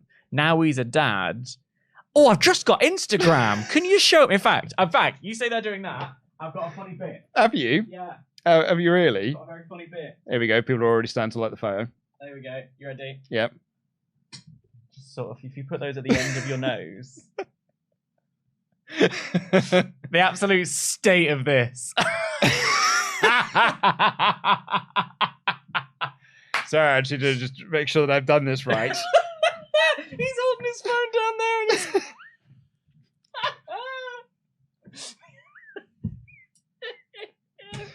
Like it's all new to me. Stuff and nonsense. It's all new to me, Dan. I'm trying to move away from a hellhole. I'm already up to 761 followers, Dan. There you go. But the thing, I mean, hey, what if I could get to 1,000 by the end of this episode? Wouldn't that be something? Wouldn't that be something? Wouldn't that be something? Because it's now. It's still 761. But what if we went to 1,000? What if it did? But what if it did? You know. What if it did? So thank you everyone for oblige me in that. Yep, you have. Here's the thing. So someone here has said you absolute boomer, and there's a problem with that because I am a millennial. Thank you very much. I am very much a millennial and proud to be one. I'm Gen Y. No, you're born 89. Yeah, but you're a millennial with me. Gen X. Millennials are also Gen Y. It's just I don't like being all like, I'm a millennial, so I'm Gen Y. Then you've got proud of your millennialness. No, thank you. Then you've got Gen Z. Then you have Gen Alpha, and the next one I believe is going to be Gen Ruby and Sapphire. I've made that joke so many times. But it's still very good though. Thank you. So anyway, I'm on Instagrams now, everyone, and I need the followers to feed my tiny ego. So my frail sense of worth it requires you to shower me with stuff. Hey, you know who else is on Instagram? Who's that? Logan Paul. Social media megastar Logan Paul. And he kicked off the show, Do you think I could do a viral? Because that's what Logan Paul wants to do. I think if you... they announced that Cody Rhodes has joined TikTok, everyone. So make sure you go and follow him. That would be such a lame thing to do on a broadcast. So you go tell people to go follow someone on a social media channel. What a bunch of lamos. We've been worrying that Cody might accidentally turn heel, and going on TikTok might just do it. Yeah, I'm about to 821. Oh wow, huge! If true, you can follow me as well. But I'm wildly successful already. Look, even Alex liked it. Alex Queen of the Ring. That's like by 82 people so far. Oh my God, Dad! Focus. We've got a show to talk about. So please do press the subscribe button if it's your first time here and you've made it this far. Also, press the thumbs up button. Go and follow me on Instagrams. I am up to 898 followers. That's actually really impressive. That is impressive. And 159 people have liked the photo, and 64 people have commented. I mean, that's all about the engagement. Look at this engagement. Look at this. Oh, I've made a full mistake. I should have also done that. That's really good engagement. Oh, well, never mind. Never mind. It's my idea now. So, I mean, hopefully to be a part of the show itself, do you have like any matches that you would like to do, anyone you'd like to face if you were to be part of the All-In card? You just said it earlier. I'm not even a former promoter. I'm a promoter. I'm a third-generation promoter. I've always got ideas. It goes without saying. But it's a spectacle. Just to be a part of it in any shape, form, or fashion is pretty unique. And I think a lot of people feel that way. So as the card rolls out, I think it's going to be very interesting on how that transpires. Can I give you my pitch? What I'd like to see Jeff Jarrett I would do it love all. to hear it. All in. Okay, so picture this. It's Jeff Jarrett versus Jay Lethal versus Sanjay Dutt versus Satnam Singh versus Orange Cassidy, international title, King of the Mountain match. Oh, wow. There you have it. He's booked it. Luke has booked the match.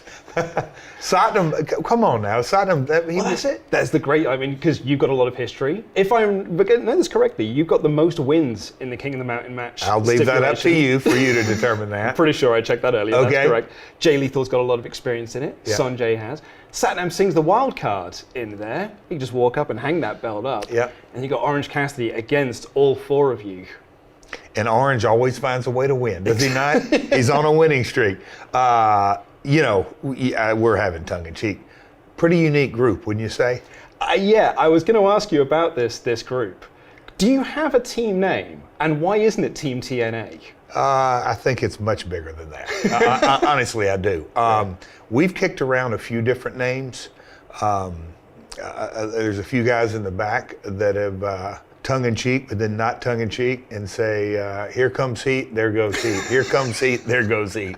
It's a special group. It really, our history, both professionally and privately, you know, me and Sanjay have worked together for years. Me and Jay go back to, you know, you can call it scouting, but I worked with him up in Wayne, New Jersey. You know, obviously Karen, my wife, Satnam, I may be the biggest fan of India as it relates to professional wrestling, anybody in the world. So just the uniqueness of the group, the diversity of the group, none of us are anywhere close to being, you know, alike as it relates to on-screen persona. But it is something that has really captured the audience's imagination, because you never, ever know what you're going to get with our group. Mm-hmm.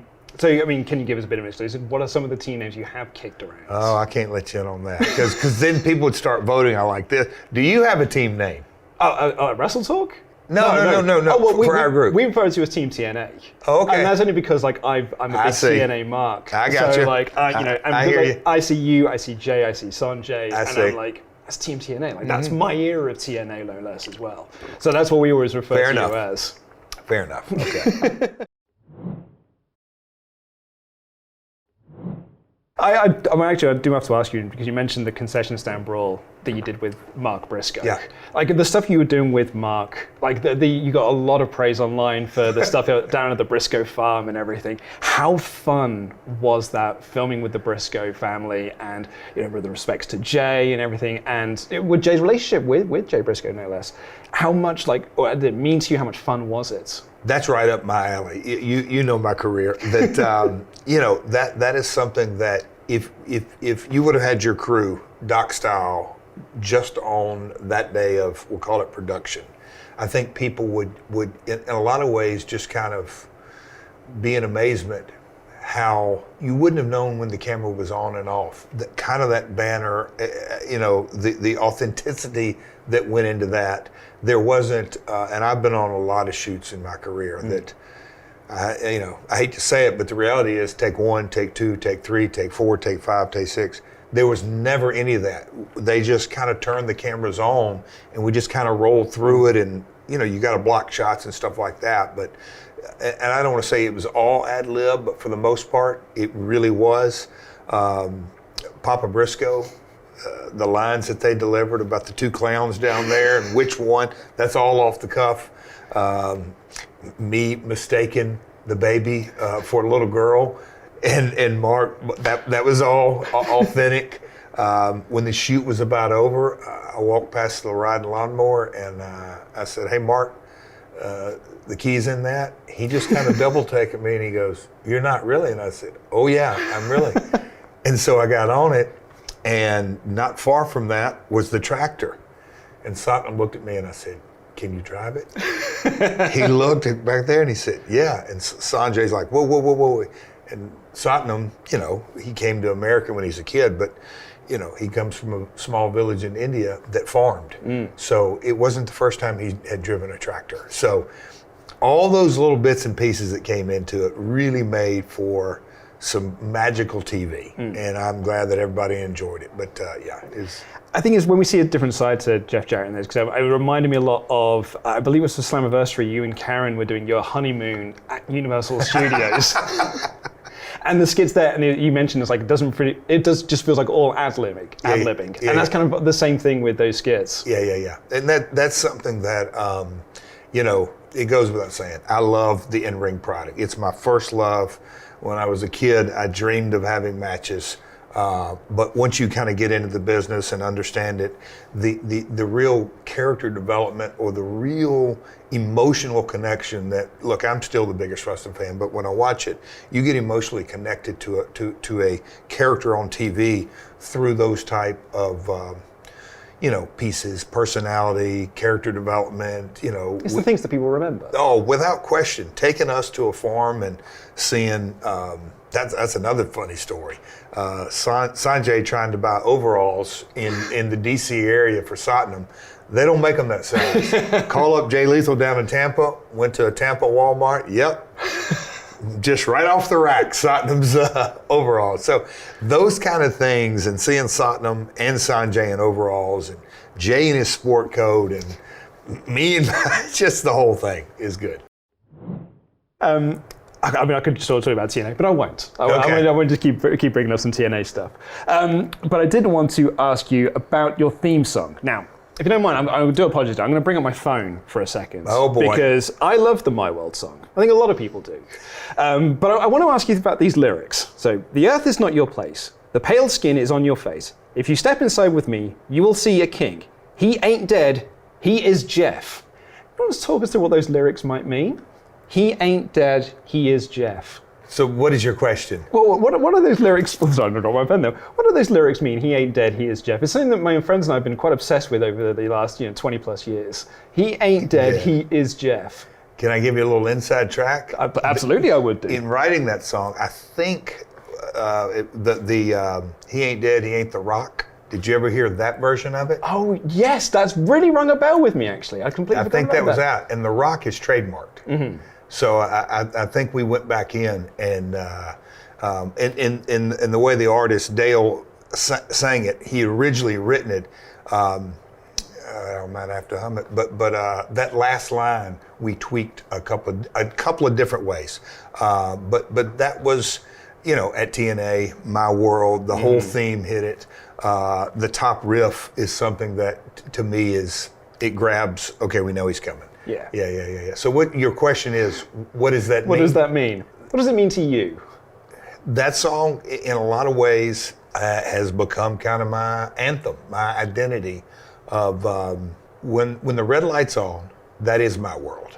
I am very comfortable in that world. And the red light could come on right now, literally right now in my mind, that, okay, this is my world, doing promos or in the ring or doing media or whatever it may be. I just have a comfort level, and I think that's where the whole my world comes from. Mm-hmm.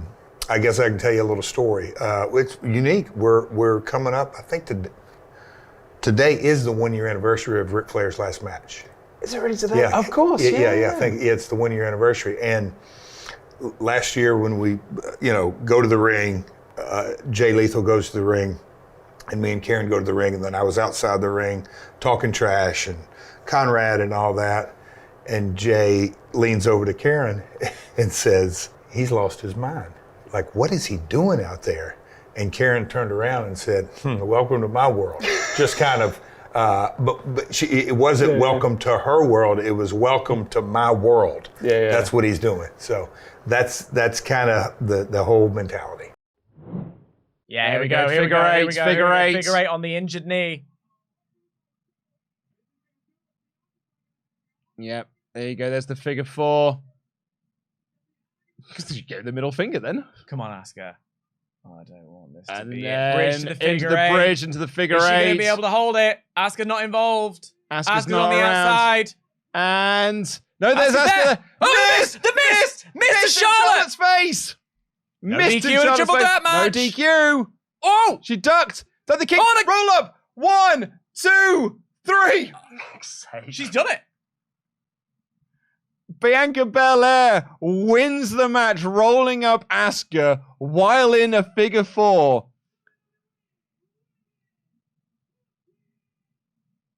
I'll be honest, this is not going to endear people to Bianca Belair. Well, it's just that I mean, but that was a really. We've just spent the past 5 minutes putting Bianca over, and now she's won a belt. You're saying no? No, I'm not saying no. It's just that people don't like Super Bianca. Sure. And this is not going to endear people who don't like Super Bianca. That is an incredible performance and a very creative finish. It is just not going to get people. Io Sky. Here we go, Io Sky. I mean, when you talk about the champion, Here we go. down, Look at her running down. And let's not look at forget, Bayley's big smile. Asuka taking her Bayley, out. Bayley taking out everyone. Go, Bayley. Bayley's gonna Go, cash Bayley. it in. And here you go, Io Sky. Into with the attack, injured knee, attack into the to injured knee, and to and the into head. the head. And I think, ladies and gentlemen, we may be getting the cash in. It is official. Genius Go in on, the Io Sky. Up she goes. Up she goes. Over the moonsault. She's just going to ring the bell. Here Come we on, go. there we go. The bell's Here we rung. go. Over Bell's the rung. moonsault. Over the moonsault. Here we go. Up. There it is. That's so it. now, 1, 2, 3. Io Sky done it. is the new Io's done it. women's champion. And Bianca could well be injured enough to be written off for a while. Charlotte wasn't involved in the finish there, and Asuka was surprised with a roll-up. Io's got a lot of people on her back like here. that's you're looking there, like with Bayley there. Yeah. If you do the Bayley, like the Bayley and Io Oh, split. but look at the little cuddle. 1 year to the day that they returned as Damage I know, Control. It's perfect. As well, me and Pete were talking about on the prediction show. Yeah. Like this is the perfect show to do the Io cash in. That's not how I saw that going. I'm. And Oh, it's Dakota Kai! Dakota Kai! I was just Oh! thinking, I wish Kai was here.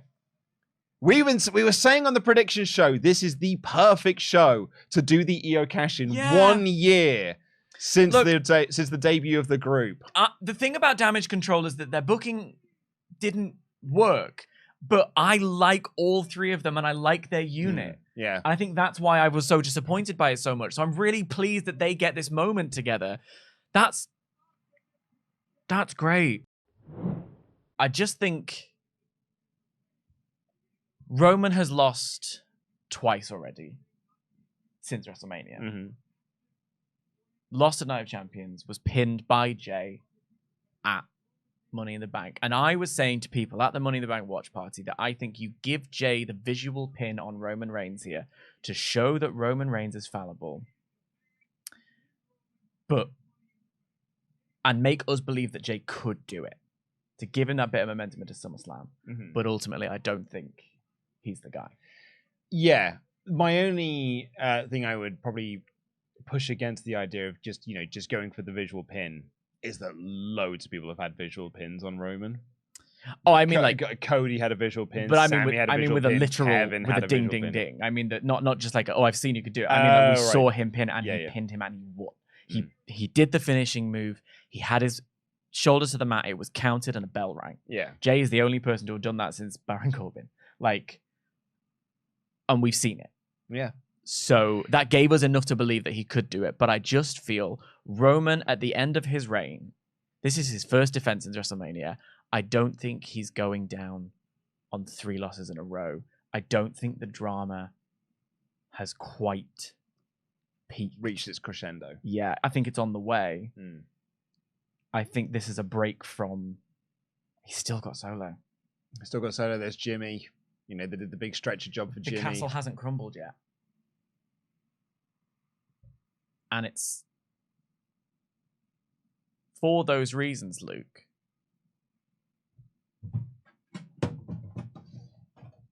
Roman's winning this match tonight. Are you actually jamming in? Yeah. Ladies and gentlemen, Dan Layton. Are we doing this? Yeah. Don't Mike Chioda this. Is jamming in. His jam in the jar with Roman retaining. If Roman retains here, we're going to have a new Jam That Champion in the form of the Truth Dan Layton. How about that? It is happening, folks. It has happened. It has happened. Do I instantly feel regret, as I do with every single decision I make in my life? Yes. Mike Chioda. But we trust in our source. We jam it in. Happy birthday, Pete. Pete, this might be a terrible birthday for you, bud. You've just had a very, very successful title defense. I'm actually going to take the scores off screen because they do not matter now.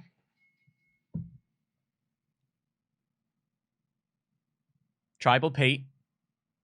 Here we go. It could be a night where the head of the table loses his title and everything, and the Tribal Pete. Actually, I mean, if he loses, then Tribal Pete's going to retain. But we're going to see the fall of an empire either way. It's this whole business, you know. And he's not even here for it. If it comes my way, but the reality of the situation is, I don't see a world where Roman Reigns loses this belt tonight. And if he does, the last thing anyone will remember is that I jammed it in by mistake. I failed to see my loss here. It's the Clash of the Castle argument. No one remembers that I lost. You got your pop, though. I'm going for... Everyone remembers the pop. Yeah. And everyone remembers Solo. Yeah. I've got the Thunderdome. The Thunderdome pop. Yeah. Everyone's doing this.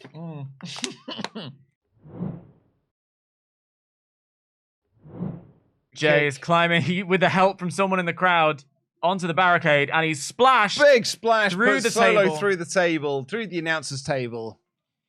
So the lay of the land, Jay has speared Roman through the barricade. He has splashed Solo Sikoa, and now he's picked up Roman and in the tossed ring. him back into the ring. He's in the ring. He's in the Roman's ring. on spaghetti legs, ducking the... And It's another spear by Jay! Jay feeling it. He's going up top. Oh, hello. He's going up top, going for the splash. Spicy. He's going for the splash. And he hits it! 1, 2. A mystery man! A mystery man! A mystery man just dragged him out! This feels like Jimmy. It is as well! It's Jimmy Uso! Jimmy Uso is just... Hang on. I want to hear the cold call on this. Jimmy Uso just screwed Jay Uso. I do that with this. I said I wanted to hear the cold call, and then Cole stopped talking, so we can go for it. So I just ruined the reaction. My job. What am I here for? Jimmy Uso has just attacked Jay, or rather, Jay had the cover, and Jimmy pulled him out. The next wrinkle in the Bloodline storyline is the dissolution of the Usos, brothers from day one. I said this to Pete on the prediction show that this was a possibility, and he said, that is stupid. But I think there's a way to make this work. I do too. I don't know that it is stupid. I think the storyline can make this work. And the crowd launch into Fuck you, Jimmy. Jimmy Fuck you, Jimmy. as the Usos officially broken up. A super kick. Super kick by Jimmy. And I tell you what makes it so... maybe we'll do the analysis after the match is over in case there's a further wrinkle. But what makes that so interesting is this idea of it was always main event Jey Uso. Mhm. That table has been set up. Look at Roman. He's not sure about it. Roman didn't know. But take the opportunity. Spear through the table. Roman did not know. A spear through the table, pulling the carcass. The 1, cover. 2, 3. And there you are, ladies and gentlemen. Roman retains. Once again, he is still the tribal chief. And Jimmy Uso has screwed his brother. I would love to know what the chat is feeling. It's a little more... You can probably end the poll now. conflicted. Yeah. Yeah, it's a little... Oh, also... Oh, yeah, what else you can do is acknowledge. Ladies and gentlemen, the new Jam That Jam, the truth, the Professor Dan Layton. Oh, I've been eyeing this up for months. As to answer your question, trash, nonsense. Sorry, Dan, that was sad.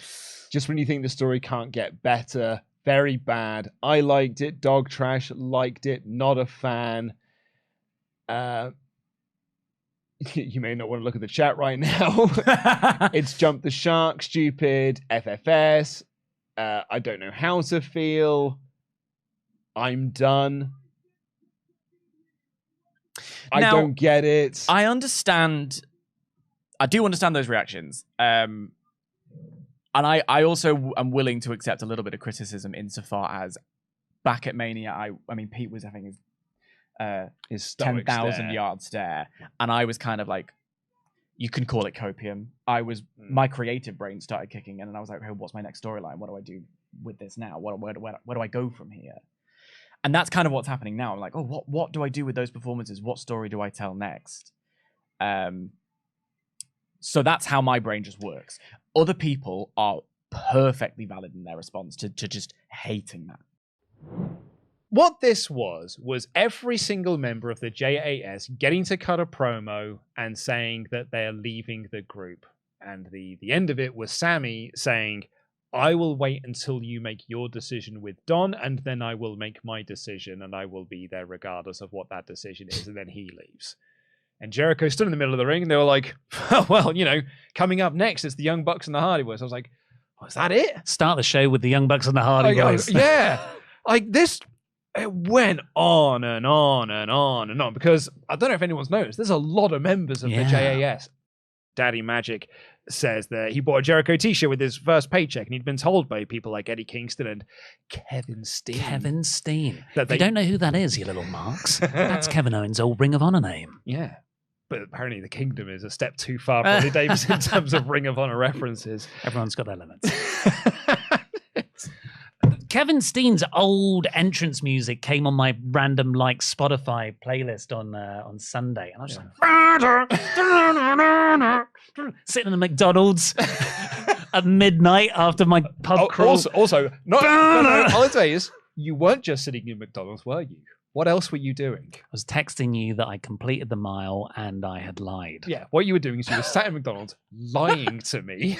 I got a text message from Ollie Davis saying that he just completed the Golden Mile, a thing that me and Ollie started over 10 years ago. Yeah, and I do it every year off the back of the movie, But we we did it. It was a bit of a yearly thing. 12 pubs, 12 pints. You end at the world's end, and I was the first person to complete it on that first time. Mm-hmm. And then but you lost the war, didn't you? You completed it, but you're in a bad way. I was in a bad way. But Ollie Davis completed it. I was like, yeah, he did it. Ollie did it. But it was a lie. Yeah, I emotionally I completed it. But then looking back and speaking to people, I only had 10 points.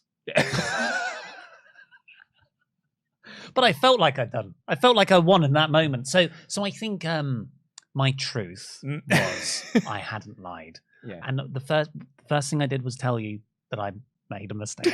You did actually. I came in on Tuesday and you were like, I lied to you by that. Yeah, I did. I don't know why I texted you that. I was there. Dan was like, Danny did it. My boy did it. I think I just wanted you to be happy before the SummerSlam stream. Well, thanks, mate. We've got a video promo from Shinsuke Nakamura revealing what he lost in translation into Seth's ear last week. And it turns out what he whispered to Seth last week was, I know about your back. We all know about it. He wrestles topless. We've all seen it. Yeah, with his little Riley Reid tattoo that he's got. And just because look. We'll talk about the tattoo. Carry on. I have a similar tattoo. Yes. The tattoo I have on my back is the kanji for courage, which is one of the it also, so it's yu and ki, which means spirit and energy in the way that is in the courage. But that character for courage is in the Bushido, which is the samurai code, the way of the warrior, which is what Seth has on his back. So first of all, I felt called out when he's like, "We need to. I know about the problem with your back. This tattoo, what also felt, he knows about the literal injury of the back, but also how Seth can't live up to that code. Almost like the idea of like, I as a Japanese person, and there was a beautiful shot as he turned around of the tattoo as well. So like, it's almost like I as a Japanese person know about this in a way that you as an American can't really ever understand or live up to. And I don't know if that was the real purpose of it or the direct, but it was a really nice touch. Yeah. And I will say, 2008 was a long time ago. I was 18. I thought it looked nice, so I had it tattooed on me. We've all got tattoos that we got when we were 18. Mine is on my arm. Yeah. I thought about getting the rest to go all the way up, but then I would have liked Riley Reid. So it would be. Also, if anyone is watching this live and you are at work and you do not know who Riley Reid is, I would not Google this. She's not the person who hosts Countdown. No. I would not Google that while you're at work. Yeah. I thought this video promo was excellent. Unreal. Yes, I am marking out. I'm a big mark. I'm going to be pretty biased today. How I'm much wearing was this. that? It was £65. Yeah. But that's inflation, isn't it? Look, when I realized that Fozzy was setting up, I was like, I'm going to go and have a look at the merch stall. I went down there and I was like, maybe I'll get myself a drink while I'm down here as well. And I looked at the merch stall and I looked at that top and I was like, that's the only bit of merch that I might be tempted to buy. But I've already spent about 200 quid on food and drink over this weekend. I'm not sure I can justify spending £65 on a t-shirt I'll never wear. And that's why you're not a true fan. But then Max, to echo the end of that FTR match, puts the belt down with Cole, the world title. And he stands with his back to Adam, like, hit me. Do it. Do it. Turn on me. And Cole's got it. And Roddy's on the apron screaming, hit him! Hit him, Adam! I love you! And Cole thinks about it. And I thought for sure he was going to hit Roddy with it. I thought he was going to do that as In well. fact, that would be the only thing I'd change there. Yeah, maybe. Because then I thought that would be a bigger pop. It would really clearly define, no, Cole is with Max, not his old friends. But no, Cole just put it down and they hugged. It was lovely. Show goes off air and they sort of cut a lovely promo afterwards. And they say, yeah, we're going to do it again next year. And Tony Khan, I don't know where he came from. He was suddenly in the ring. And I'm used to Tony Khan reading teleprompters next summer in Wembley. But this is my new impression of Tony Khan in front of a live audience. I couldn't understand a word he was saying. It was a bit, I've just bought Ring of Honor. Out there in the parking lot! Like, it was very much the like, Wembley! Next year! Wembley Stadium! Anyone does? We're going next year! That is far more coherent. So I got some words in that. I picked up Wembley Stadium, and I mean, thankfully, they'd already, like, Cole and MJF had already told us that it was good. That's what the announcement was. So really, like, he was just there to add a bit of color to this. He said the same things. Yeah. And I guess because I'd been told, it's like having subtitles. Yes, yeah. But the subtitles were told to me ahead of time. And so I had to remember the subtitles and put them over Tony's promo. Or at the Olympics when they repeat the rules in French.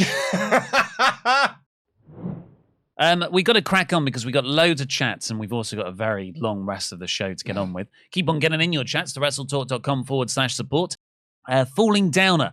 MJF Cole was exactly the story I needed. Brawl In was exactly the story I didn't. I'm so over Punk's garbage. Bucks and FTR are the goats. Saraya felt like she had new life breathed into her. How would you bring Kyle O'Reilly into the Cole MJF story? I like your idea. Because I had pitched doing Cole, MJF, and Strong versus CMFTR as an all-in match.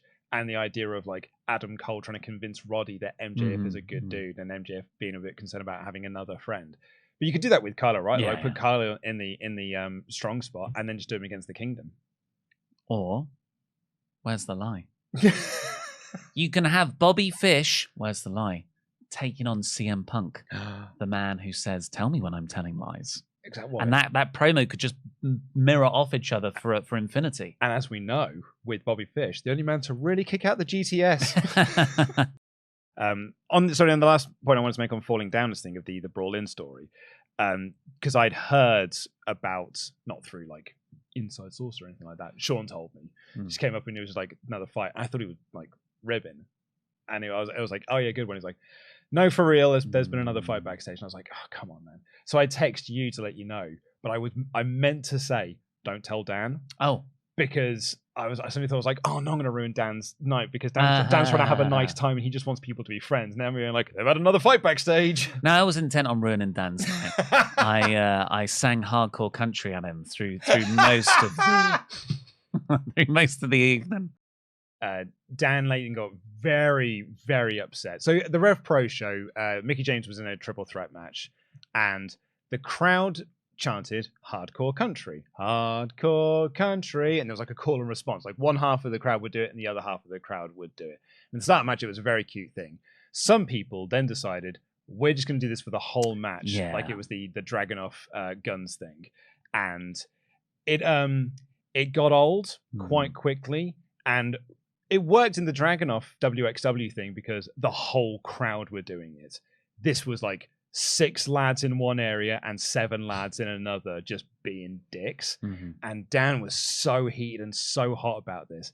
And afterwards, I was like, I felt like some of it was in good. Like they were trying to, and he got really angry. He was like, they would never do that in a men's match.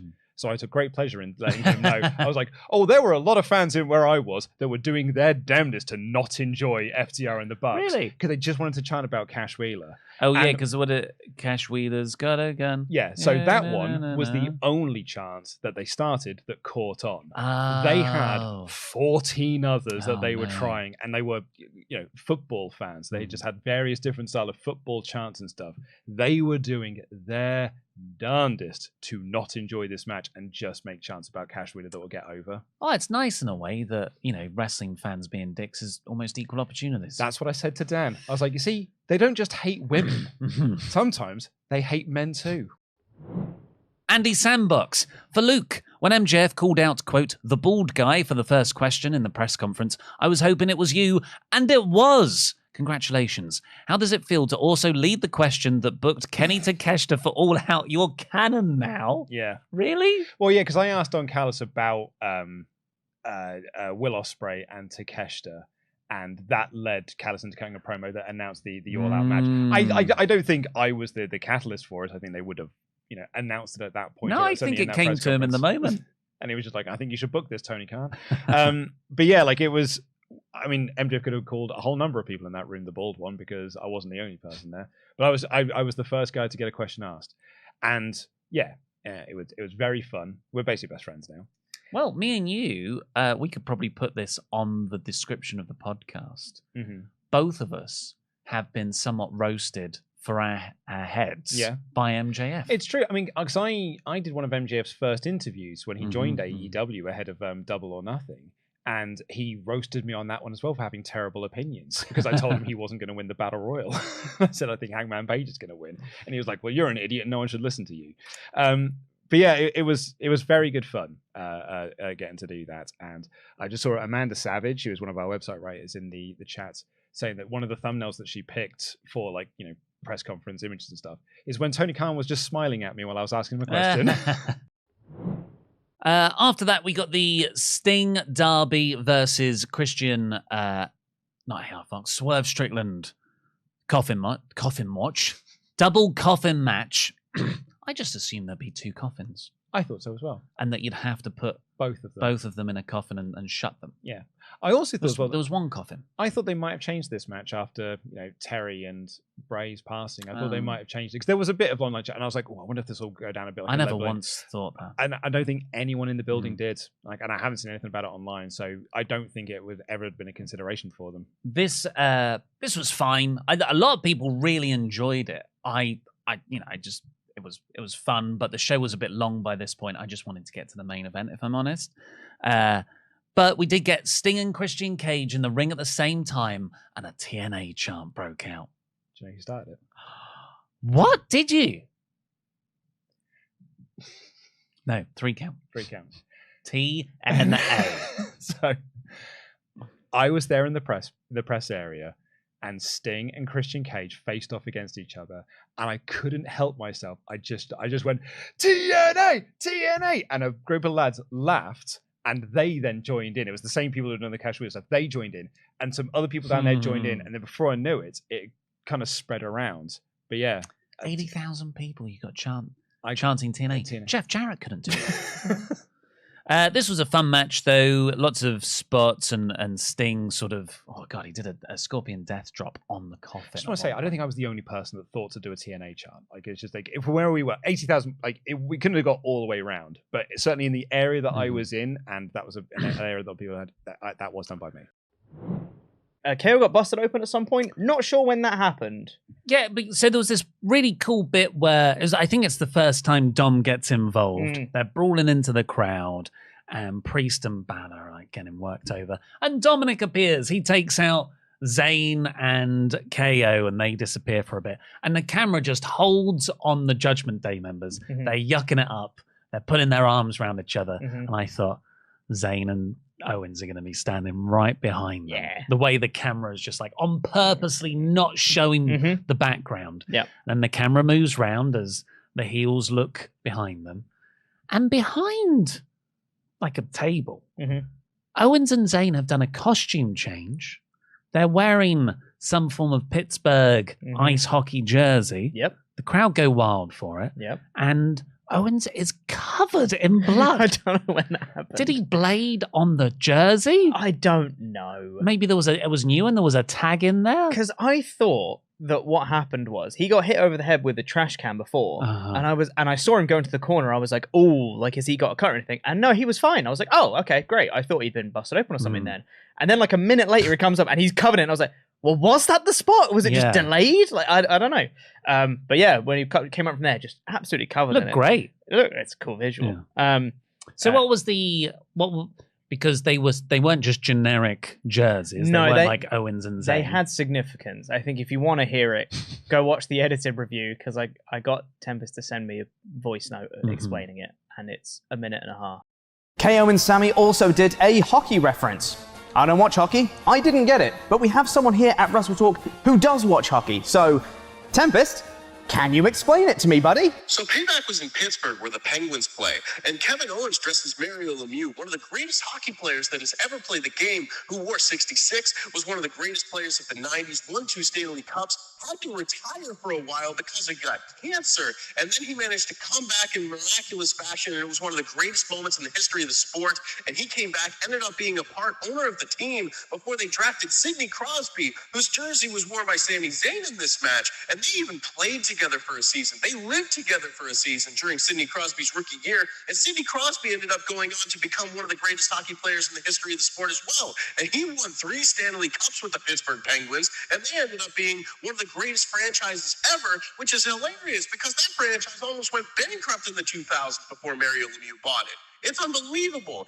These two players are tied together, and they're two of the greatest players ever, and they both played for the same team, which is ridiculous because why did they get to draft Sidney Crosby? They were so bad in the 2000s. They shouldn't have been able to draft so many good players. They got the first overall pick twice in 3 years, and the other year they got the second overall pick, and those 3 players, Marc-Andre Fleury, Sidney Crosby, and Evgeny Malkin, they all worked together to earn 3 Stanley Cups. That's unbelievable. I just want 1 Stanley Cup, Pete. I just want 1. It's been almost 60 years.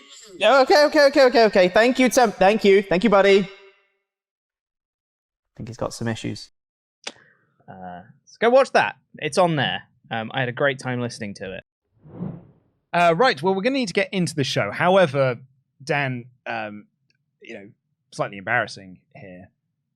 You and I are wearing very similar outfits today. Yeah, we're a tag team. Yeah, so we should wear similar gear. We should do because, we talked about this. You've worn shirts like this before, and I was like, oh man, I'm glad I didn't wear my flowery shirt because otherwise people would think that I'm trying to dress like you. Well, last week I was dressing like you because I was literally wearing that. I was wearing a white top and a floral open. So I feel like maybe I just need to change my outfit so I don't look as much like you do. We're a tag team. We should wear the same outfit. No, Dan, I think for the show, I think it is important that you and I look distinct enough from each other that people do not confuse. People get us mixed up all the time. They because do. We look so similar. So I just think that maybe I need to do something so I can just differentiate myself from you in some way. Improv's about saying yes. Go on, do your thing. I'll just quickly get changed into a brand new outfit. If you come back naked, I swear to God. Whatever will he be wearing? I wore this today because it's nice and floral and it's summertime. And then I walk in, and before saying hello, everybody just goes, "Oh no!" And I'm like, "What have I done? What have I done wrong?" And then I look over, and there's the other half of Pretty Dadley also wearing a floral shirt. And I was like, "Oh, I like this." But everyone is, yeah. There we go. Maybe that's better Now we're talking. Maybe that's what we needed. The right doors here. I've opened, the influence I've had. You've praised in the past year. You've praised the Miz, Natalia, and now you've got your chest out. Yeah, everyone can see a little tattoo there, just peeking through. Lovely. To be clear, it's a tattoo, not a nipple. I think it's quite clear on screen. Actually, I mean, it does look quite nipply, doesn't it, on camera? A little bit, but you know, I love this. Anyone tuning in is going to be very confused. Well, oh yeah, I mean, this is like, well, I'm seeing double here. Luke's just doing a show with dads. himself, I suppose. Well, let's see what you thought of this episode of Monday Night Raw and our opening topic in your Alpha chat. WrestleTalk.com/support. We'll read out every single one of them above the $5 amount. And Ben Vlerick is going to kick us off here. Said, no disrespect to Jay, love him. But ain't a crap deal for Raw to trade their top babyface and overall second biggest star in the company in Cody for a tag wrestler. Granted, one of the best with singles potential. Can he take Cody's spot? I don't know. Let's not be dogging on tag team wrestlers. Yeah. Considering as well that Dax Harwood just had like an absolute, one of the best matches of the weekend against Jay White. Yeah. On Collision. I will say I do know what you mean when you say a tag team wrestler, because there are some tag team wrestlers who are just, really good in that kind of tag team context. But I also feel like Jay's work has done such a good Jay's been so good in this little run that I think he deserves to be seen individually as well as one of the Usos. I also think that if you just look at that first shot, something I was really thinking about was when he climbs up, first of all, coming down the stairs, everyone seems to be well hyped. Then he stands up and he's doing this, and the crowd are doing it back. We love to join in. Like, crowds love to join in with things. Sometimes for the wrong choices. Stop it. And then the I hate you for this right now. The visual of the crowd doing that back is akin to the crowd doing this. They love that kind of stuff. So like, if they weren't interested in him, they wouldn't have been doing it. So he's a big star. He main evented WrestleMania. Oh, look, everyone in the chat is going hardcore country. I hate you all. We're taking it back, everyone. We're reclaiming it. We're reclaiming it. Some fools tried to ruin this at RevPro, and we're trying to take it back and reclaim it as a good chance. Is that why you interrupt your streams to send me voice notes? Yes. That haunt me. Chris Deaton says, it could be Sammy and have the only person that Jay... It could be Sammy and have the only person happy that Jay's on Raw leave. Also, I love country music, so hardcore country is a great song. I also think Dom has been the MVP for the last couple of weeks. Hardcore country is not the problem. The problem is the people chanting hardcore country and not watching actual Mickey James, in a British wrestling independent match for the first time. Stop it. The Judgment Day came out for a promo with Balor putting over everyone, I should say, and even shouted out to JD McDonough for his assistance in their tag match at Payback. Rhea points out that the Bloodline have fallen, so now they're the most dominant faction. I mean, they're draped in gold at the moment, so he certainly has a good argument made for it. JD comes out with a bag. And Priest's like, look, dude, I'm really trying my best to like you, but you are not helping your cause right now by coming out. I really like Damian Priest. I think he's so Yeah, cool. me too. And JD's like, hey, come here to me. Oi, I've got this bag. You know yourself. Sound quality gifts. Monaghan, Ireland. But anyway, Sammy came out. Despite the fact that Sammy said last week, we're finishing this at Payback, was like, I think we should continue this. And in the end, he wants to have a match with Dom, but JD steps in and says, or you'll have the match instead. Stop it. For your own good. After a segment where Finn was pitching for JD McDonough to join the group. I have some stuff about that. Okay, yeah, go for now. Just because they've got a lair. They've got a special little lair backstage for the Judgment Day. And it's like, it's getting more camp every week. Like, they're adding they've got pictures of their own faces now. Know, yeah. It started with them just sat near some purple lights, and now it's a lair. And also because of the placement Boy, mate, of the... set up the purple light over there. We need to set up our little layer. Who's that? That's Rhea talking to the production team. Oh, because she's Australian. Okay, for a second I was like, is that you, Big Finn? Because it's not working anymore. They start... Could you not tell by my incredible Australian accent? You must simply be stopped. They've plonked their little title belts all over the places. They've they've specifically set them so neatly in the background. Oh, yeah. It's all just so nonsense. And then Rhea stumbled a line, and I'm like, if you've taken all this time to set this up, do a second take. It'll take you 30 seconds. But it's live. They can't do a No, second it isn't. take. That wasn't live. That was pre-tape. If that's live... If someone stumbles over a line, I assume it's a live thing, because otherwise you just do another take. Well, that's what so in that case, I hope it was live. Get better. We then got Raquel versus Chelsea Green. Green. At one point during this match, Wade Barrett said, I can't think of anyone in the women's locker room that can match the power of Raquel Rodriguez. I was like, Rhea Ripley, you dummy! That was the whole story 2 days ago. In fairness, Michael Cole did say, well, Rhea Ripley. Yeah. And Wade Barrett was like, well, I think you'll find actually that Rhea Ripley actually exceeds Raquel's strength, which really shows you how strong she is. I just want to point out to the people at home, even your Wade Barrett impression is the wrong accent. Like, he's not very... He's from Stockport. I know, but he doesn't sound like he's very Stockport. But he doesn't sound like he's Cockney. He doesn't look, oh, I'm afraid I've got some bad news. I'm going to bring prestige back to this Intercontinental Championship like I was previously saying. When we tune into Raw next week and he's dressed as a pearly king and queen, then I'll fully go with it. Because it's not like he's going to be like, I like that, I can't. That's not Stockport either. It's a bit Mancunian. No, that's I went a bit Scouse on that one then. Kid. Well, yeah, okay, but then kid. Kid. That's Scouse. Yeah, exactly. That's what I'm saying. There's a similarness in there. But I was trying to get more Stockport. I am not taking accent lessons from you. I'm simply not. Move on. Hey, all right. Gotta be a bit more nasally with the Stockportian accent. Yeah, all right. Oh, I don't know. To be honest, it's not working. Says you. Hey now. Anyway, Raquel then cut a promo saying that she's getting a rematch next week with Dom barred from ringside. And we're going to be shouting out our Patreon pledge hammers on Patreon. Head on over to patreon.com/WrestleTalk. That's fine. You can do it from whitelist as well. And that is your Hall of Fame class for the 5th of September 2023. Where has the year gone? Well, we're up to getting ready for War Games stuff. What a weird year it's been. Dude, I was in Sainsbury's at the weekend and they had Christmas sweets out. Yeah, well, that's nonsense, isn't it? Yeah. And I feel like they do. I get annoyed with people looking for autumn. Yeah, well, I feel like they do it. Feels like they just do it earlier and earlier this year. Might as well put them up on Boxing Day, if you ask me. But it's... That's the best accent you've done all day. Probably some woke nonsense that's means I've got to put it out there. Oh God! It's my Daily Mail reader voice. And anyway, I think they do it so people post about it on Twitter. That's not a bad shout. With the whole like, I can't believe they put them out earlier and earlier. It seems. And Tyria Marcus here says, Luke, I love your accents. Please do more of them. Stop it.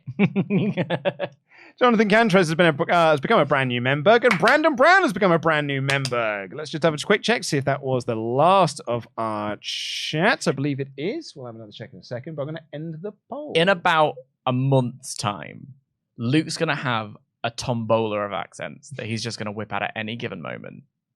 And I'm it's excellent at accents.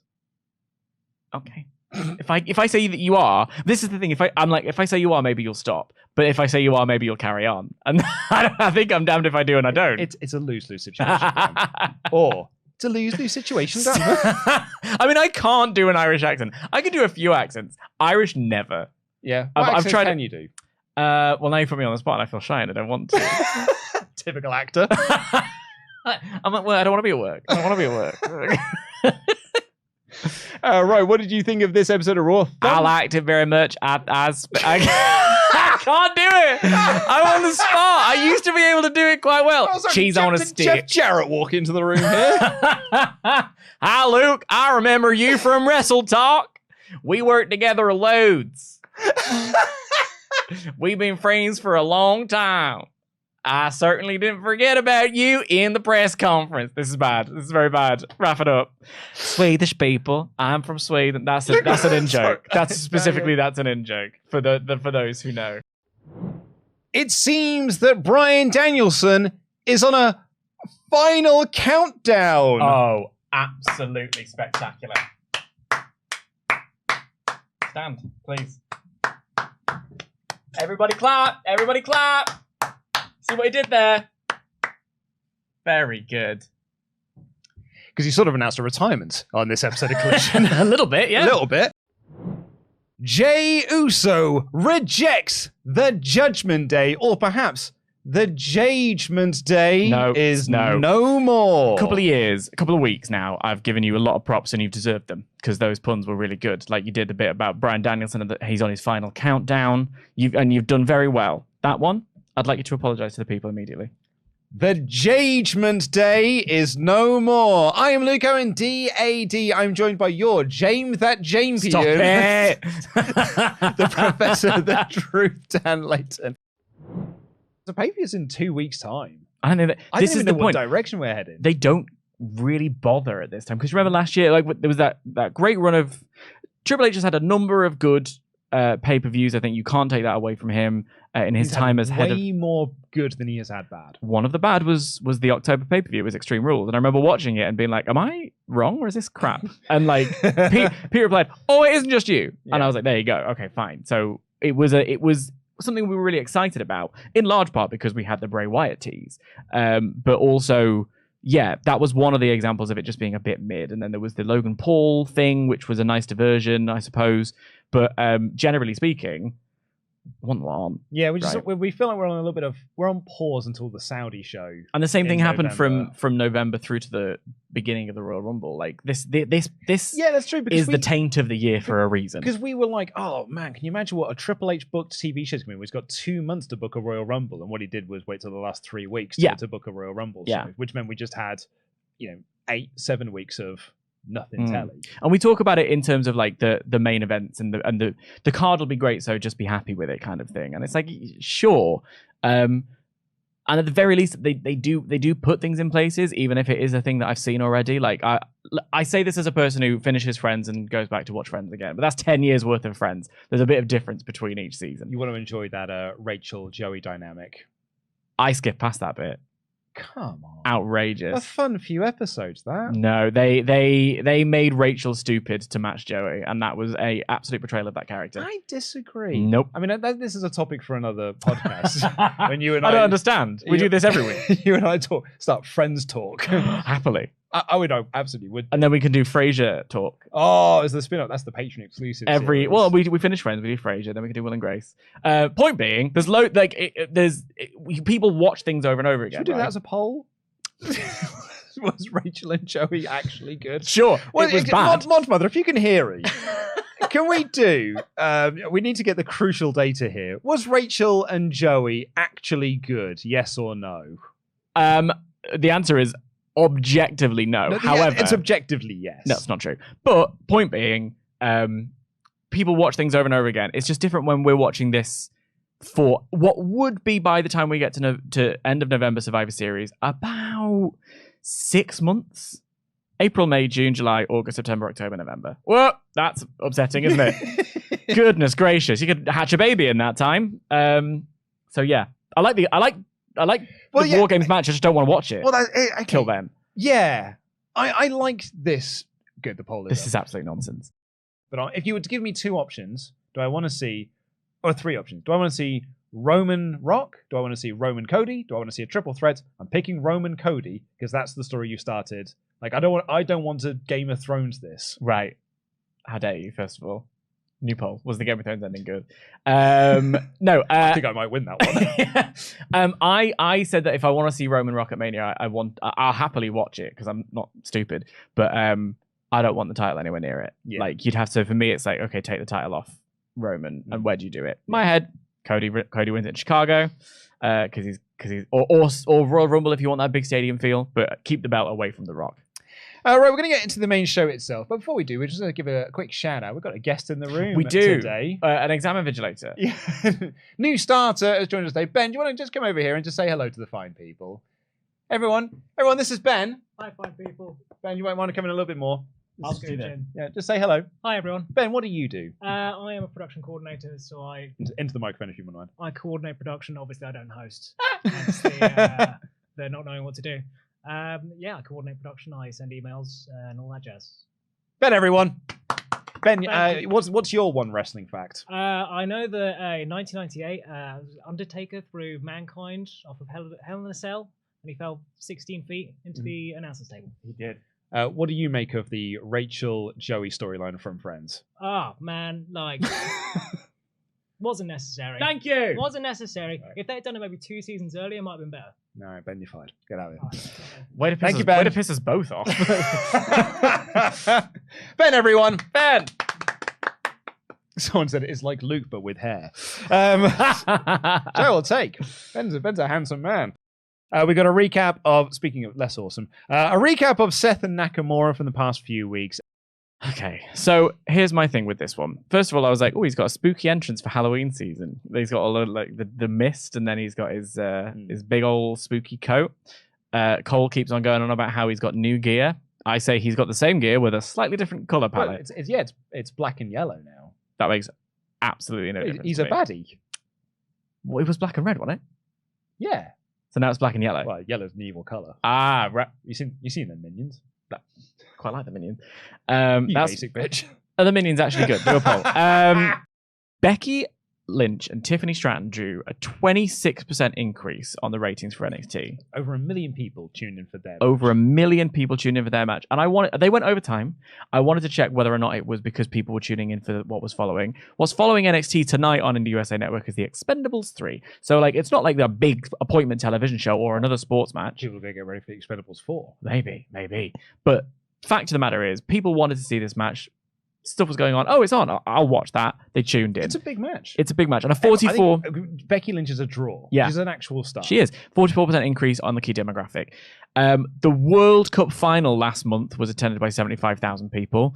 In 2020... The Women's World Cup final specifically. In 2021, the Women's European final that was held at Wembley drew a crowd of 87,000 people, which is bigger than both the reported attendance and the Freedom of Information attendance for All In. Like, whichever one you want to go with, it's still bigger than both. Barbie drew $1.4 billion worldwide. Women's stuff draws. There are people in the comments and there are people all over Twitter. There are people all over this community, this wrestling community, that say, oh, I'm just not interested in women's stuff. People just aren't interested in women's stuff. The women's stuff won't draw. There's facts that prove that you're wrong. I'm sorry you don't enjoy it. It's a generalization to say that wrestling fans don't care about women's wrestling because facts will always prove you wrong. There are people, and I want to be clear, I'm not even just throwing this at wrestling fans, brought it out to the wider world. There are people who work in the movie industry, in the distribution industry, who didn't book enough screenings of Barbie because they didn't think it was going to be as popular as that it was. And then it's madness. Which is mad when you think about it, because women are a large portion of the population, plot twist. So people do want to see this stuff. It's about, if you book them, they will come. If you book Becky Lynch on NXT, the viewers will go and watch it. As you say, Becky's a draw. As it was for this episode of Raw, though, completely agree with everything you said, by the way. Can I tell you a fun fact, actually? Please. About this. You know the song Bring Me to Life by Evanescence? Love it, banger. It is. So I, for years, for the past 20 years, in fact, have thought that I don't like that song. I didn't like it when it came out. How? It was everywhere. Well, that's the problem. Right. It was everywhere, and I didn't particularly like it. And even though it was a number one song here, it was a banger. In the UK. And the reason people was like, "Oh, why don't you like that song?" I was like, "The dude singing is awful in it. Wake me up, save me!" And then he does he swore then. He does a really bad rap. Can't believe I couldn't see. Kept in the dark, but you were there in front of me. It's laughably terrible. It is a bad rap. Oh, I love it. He's not in the band. No, he's not. He is not. He's a featured artist. He is a featured artist. But every time that song was like on the radio or it was on TV, it was just Evanescence, Bring Me to Life. Yeah. So I spent the last 20 years thinking he was just part of the band. Nope. He is not. Do you know why he is in that song? Why? Because the record label weren't going to release it unless he was on it. Because the record label said, "You are a woman in a rock industry, in a male-dominated industry, no one is going to buy this record unless there is a male voice on it. Yep. And despite the fact that Amy Lee and Evanescence fought against it, the record label said, we are not going to release this song unless this guy from 12 Stones ruins it. I argue it's perfect as is. And so they released it, and that is the version we got there. So yeah, it's just like This is a more, thing. It was more to your point of just like it is not just a wrestling only thing. No, it's not at all. When I was interviewing people for my video game book that I did many moons ago, did a chat about the Tomb Raider movie, and this is one of my favorite like Hollywood stories. So Steven D'Souza was working on a script for Tomb Raider, and then Mystery Men was released in cinemas. Oh yeah, and Mystery Men bombed in the pictures, right? And Paramount cancelled all plans for a Tomb Raider movie. Why? Well, that's a comic book movie and it failed. This is the same thing. Plus, it's got a woman. It's already going to struggle. Yeah. We're not going to make this movie now. Because when they released Mystery Men, they thought, well, Batman was a big hit in '89. This is also a comic book movie. This will also be a big hit. Things don't get made because people have these preconceived notions, and when it's a vicious circle. It's a vicious circle. Yeah. The only way you break it is by doing it and then getting the data to back it up. Yeah, I once wrote an article for a movie website when they didn't announce Captain Marvel or a Black Widow movie in like phase 2 and phase 3 phase 2 rather I should say of the MCU, and people were like, oh, Marvel are sexist. And I said, they're not sexist, they're afraid of failure. Yeah, because history has told the movie industry that female-led action movies don't draw numbers. Then they make them, and they do draw numbers. But then all it'll take is for one of them not to do well. They're like, "That told you." Which is this? And this is my whole point to bring it back on theme with Hardcore Country was that it doesn't. The Hardcore Country thing was fine if there were 7 women's matches on the show, but there was only 1. Do you know how many men's action movies fail? Oh, yeah, exactly. Does it stop them making more action movies? No. It's AEW is a great example of backwards this. and in heels. It's AEW is a great example of this because the argument is, well, they don't draw money, they don't draw the ratings. They're like, well, there's loads of lads that don't do either, but that doesn't mean you stop doing lads matches. Yeah, big time. Final thing on Evanescence, just because I know we need to move on because we're going to go over time, and I could talk about this forever. But that album, brilliant, by the way. I never listened to it. So it's obviously because of the story, but it's a brilliant album, and one of the songs on it is called "My Last Breath," and that is the theme for Christian Cage in Impact, which we now have in AEW. It's an Evanescence song. It's not meant to be. It's a carbon copy thereof, and it's a banger. The only reason I'm bringing this up is because I was on the POD cast last night, which is a new metal podcast. I was on their Patreon feed reviewing the Daredevil soundtrack. Oh yeah. And that was like the big featured song. It was, and it was also the theme for No Way Out, 2003. Yeah. Like it was a big song. Yeah, which was a February thing. This was a February release as well. So yeah, Daredevil, Valentine's Day movie. Big. So it was a love movie. Romance. Yeah, it was a romance movie between Daredevil and Elektra. So yeah, it's why it's fresh in my mind. But that was it was only I was today years old or this week years old that I found out that it was Evanescence featuring some dude. Yeah. So I'm now going to go listen to Fallen because I've been told it's very good. It's a good album. So we have some poll results, everyone.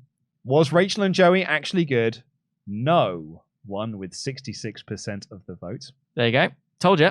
Are the Minions actually good? No. Won with 60%. It's closer. Is Bring Me to Life by Evanescence actually good? 82% voted yes. Talking about. There's a little joke I remember that was going around. You know those things where it's like replace one word in a song with another word and change it entirely? Have you heard of those? Like change the name of a film by changing one word. Yeah. Like Harry Potter and the Philosopher's Gatehouse or whatever. In this case, it was change the word me in Bring Me to Life with Greg. Because then you get, wake Greg up inside. I can't wake up. Save Greg. It's very funny. That guy is so rubbish. It's genuinely terrible. Like, not only is he bad in that song. Don't let me die here. There must be something more. He's got the worst song on the album on the Daredevil soundtrack as well. His crap band, who have to be industry plants. Like, I've got no other explanation for 12 Stones outside of they are industry plants. There you go. Absolute crap. And David Evans here says, hi both. On Going In Raw yesterday, Steve said that he and Larson are the only wrestling podcasters who would actually hear talk about the alien bodies that are presented to Mexican authorities, and he called out WrestleTalk specifically. However, Steve then did add that he wanted to hear your thoughts on the subject. So, what are your thoughts on the alien bodies that were presented to the Mexican authorities? Also, I'm gutted that Tegan was pulled from her match with Becky. But I guess that bit is by the by with everything else. I also am sad for Tegan. I hope she gets another shot next week. My thoughts on the Mexican aliens that were presented to the Mexicans was it basically feels like someone accidentally stumbled in on the room where all the plastic casts of ET were sort of left to one side, and they were like, "These look real, don't they?" I got to be honest with you guys. I don't know what you're talking about. Oh, did you not see this? No. So there was all this conversation that was like Freedom of Information Act that basically said, "Oh, aliens are real" or something like that. that was months ago, right? Yeah. So then these people came out on, and I've only seen the pictures of this. I haven't read the stories, so I can't even speak specifically. But these people came out in front of a Mexican 12 Stones court. to the Nexus theme. Get out. No, they didn't. That's broken his entire. That's shaking your foundation. Because that's actually quite a good song. Yeah. Sorry, Dan. I didn't mean to cut you off there. I was just. It's all right. I nearly jumped out of my chair. Yeah, no, your whole world has changed.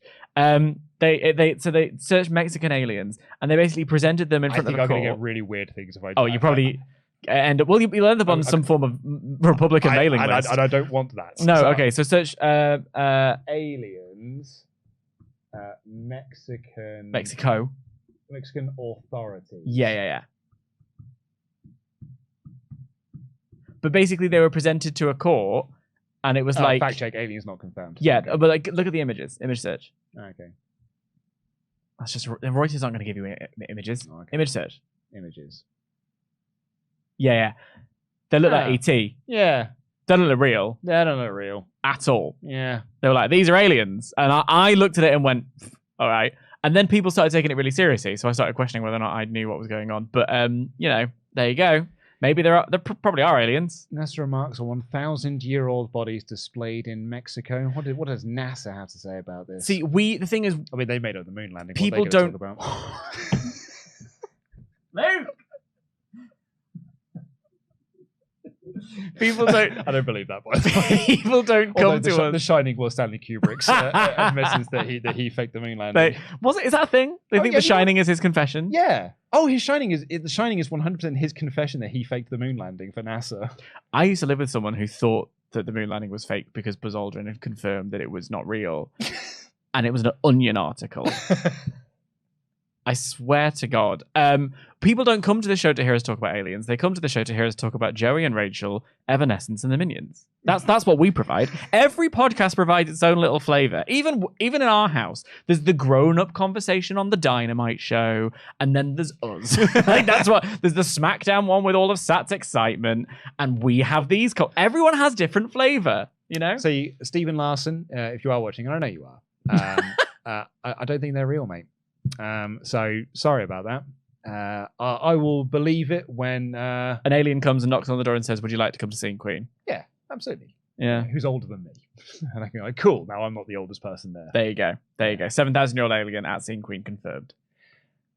That's going to do it for the Raw podcast. Any more this week. controversial things you want to say? Pack them in. Check the poll results. Did you see that video that was doing the rounds on Twitter yesterday of someone who had a YouTube video that was talking about Shelley Duvall seeing the blood pouring out of the lift in The Shining? Oh, and they said they should have CGI'd her in. Yeah, sort of CGI'd her in because that way you would know if it was real or not. Absolutely. And then it ends with, and this is one of the reasons why Ready Player One got it right.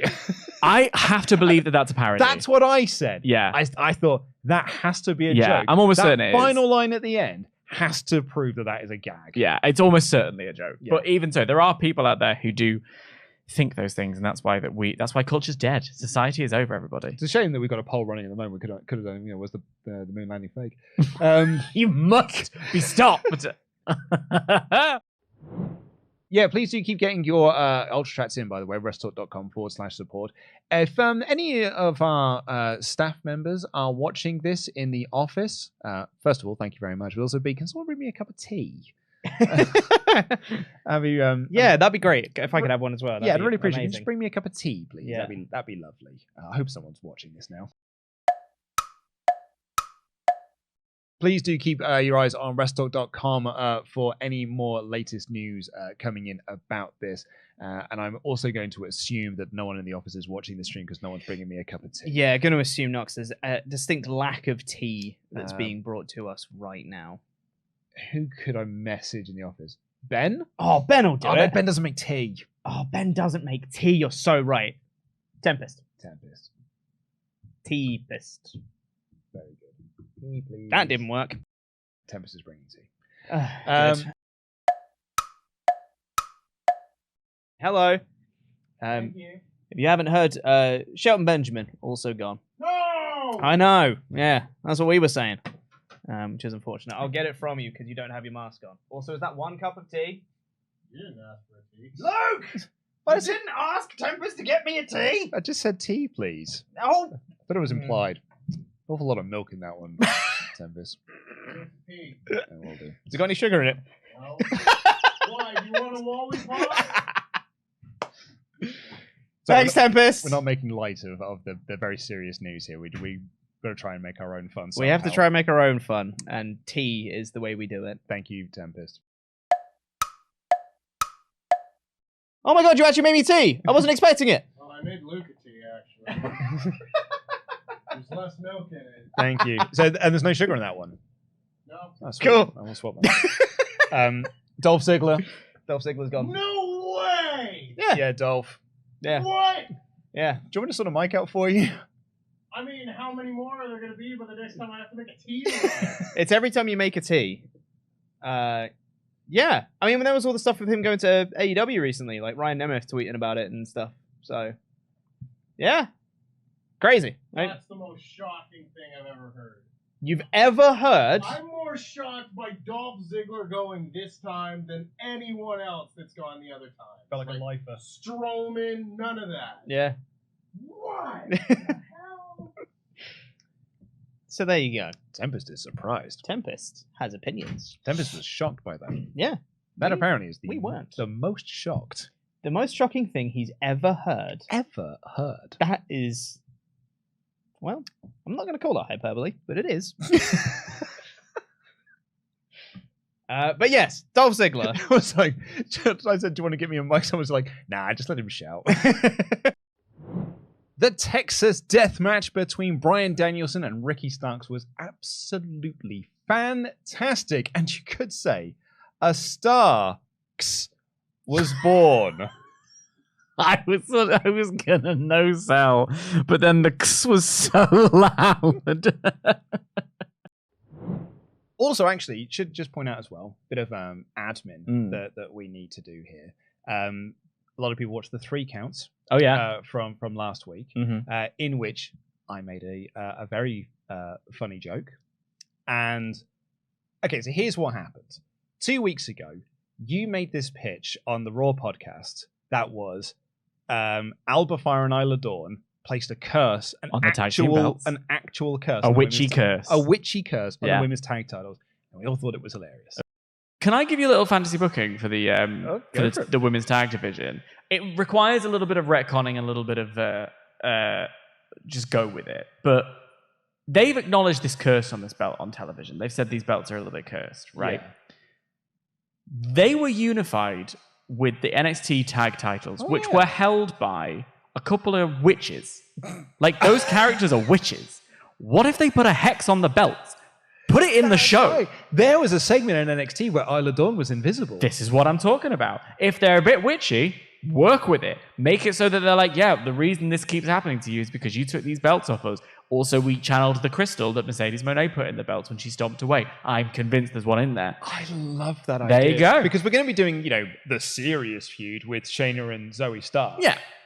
Which is going to be great because Chelsea can be the awesome comedic foil in all of that. Yeah. While these 3 brutal batter each other. God, she's can't just wait. being Love Piper. Chelsea Green. Yeah. It's going to be awesome. But when they retain and you then go into a feud with the witches over on SmackDown, you then transition into a comedy feud where all of a sudden Piper's the straight man. There you go. That sounds wicked. And Piper's Scottish too. And which means that Chelsea Green's once again the odd person out. Yeah, yeah. Everyone else is Scottish. But yeah, that's my little fantasy booking for the tag titles. I think it'll be quite fun. It was a legitimate pitch. Genuinely brilliant idea. Thank you. And it's very, very funny. We all had a good laugh with it here, and we had a good laugh with it in the live chat. We've then since continued that on, and we just talked about it on other podcasts and stuff. So in my mind, that's just Wrestle Talk lore. Yeah. So that is just part of the Wrestle Talk lexicon. I am very influential in that regard. Yeah. So I'm like, we've joked about it in the office and stuff. It's just become part of the zeitgeist of Wrestle Talk in my mind. So when we did the 3 count, I was like, place Kurt's on belt. Actually, never there. Yeah. She just wasn't. She was never there. It's a figment of everybody's imagination. Oh, I like it. Very good. Yeah. Cursed tag belts. Yeah. When they lost those tag belts, because they're witches, you see. Yep. They put a curse on those tag belts. Oh, I see. You're saying they cursed the tag belts. Yeah, I like understand. actually, literally cursed the tag belts. Nice. And that's why everyone keeps getting injured the second they win them, or get squashed by Nia Jax. Yeah, that too. Yeah. And we said it's actually cut out of the episode. It was like it's something we talked about in the podcast. They're actually witches, and they placed a curse on the belt. Well, release the footage. Release the Snyder Cut of 3 count. And then, well, it's too long. Honestly, I imagine so. That record, I think, was like 50 minutes. And we had to, there's actually entries in there that we just trimmed out, not even just the people that were released. There were like other entries like, that's not funny. No. Like that, we need to get this down under 20 minutes. So cut. We were very vicious with it.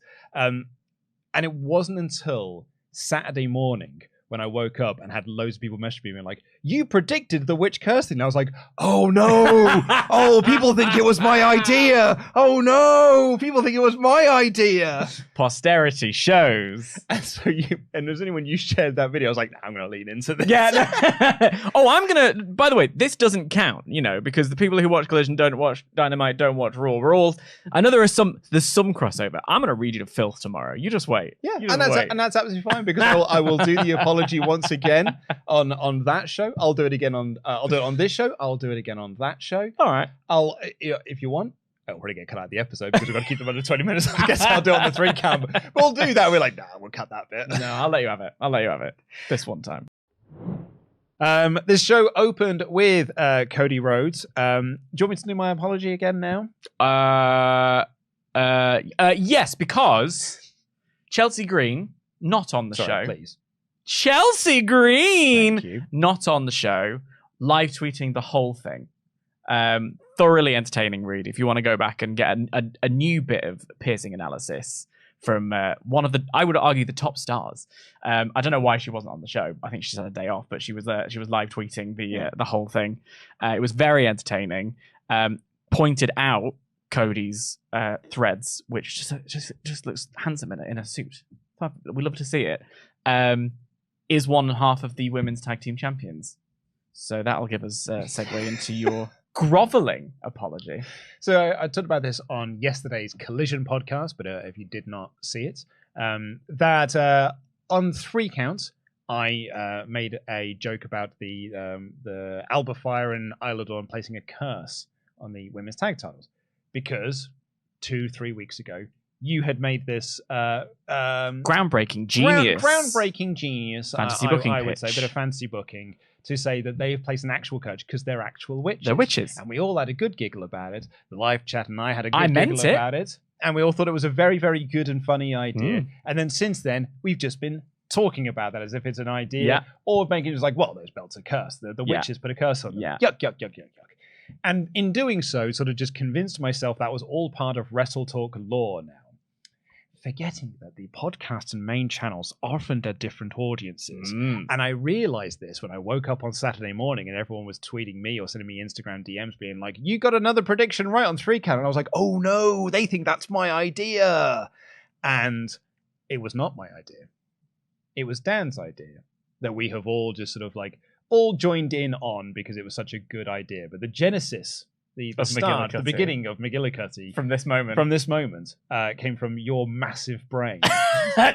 I want to be clear, I have a tiny brain, but it specifically works. Excuse you. It specifically works for this. This is what my brain is meant for. Also, it's not the first of my fantasy booking pitches that has ended up on television. So I know you're watching. If you're a member of the creative team, drop us a DM. I'll do it. I'll move there. I'll fix the whole company. I was going to say, you don't want to be part of creative. It's the worst job in the world. I run towards all the red flags. in all of my life. I've seen your love life. Yeah. Hey, I found a nice one. She's good. She's the keeper. She's the keeper. It's spotty at best up until you know, that it's our point. anniversary today. Is it really? Oh, Yeah. congratulations Thank you very much. But yeah, Alba Fire and Isla Dawn being a pair of witches who put a curse on the tag team belts is a genuinely spectacular It's very fun. piece of. And I'm thrilled that they picked it up and used it. And I can't wait to see what you do with it. Don't F it up. Because I'll come for you. I like this person here that just said, Luke just told the joke louder. Yeah, literally. But also, this has happened to me before. I once had a series on Vine. Do you remember Vine? Oh, yeah, I remember Vine. I did a bunch of Vines of like a song but sung by a northern person. So like, for instance, I'm on tonight, you know me hips don't lie, and all that stuff. We used to, my cousin's showpiece was to do Ice Ice Baby. Great. As someone from Wigan. It's just a funny bit. And then my friend / housemate took it and turned it into a bit on Radio 1 and didn't credit me. What? So I have previous with it. And I if there's you know many things about me. You're one of my closest friends. You should know I hold a grudge. It will come back to haunt you, There's a lot of much books like on the your witches. desk. Oh, my big book of grudges. Yay high. It's going to be the name of your autobiography. It's just a list of people. Let's get into your remaining alpha chats. Please continue to get them in WrestleTalk.com/support. We'll read out all of them above the $5 amount. Tyrone Kid said, always been a fan, guys. Just want to say thank you, Luke, for your original brilliant idea about Isla and Alpha jinxing the title. Big brain move. Oh, also, hi, Dan. Yeah. You're in my big book of grudges, Tyrone. You're just going to write down Tyrone Kid? Tyrone Kid, yeah.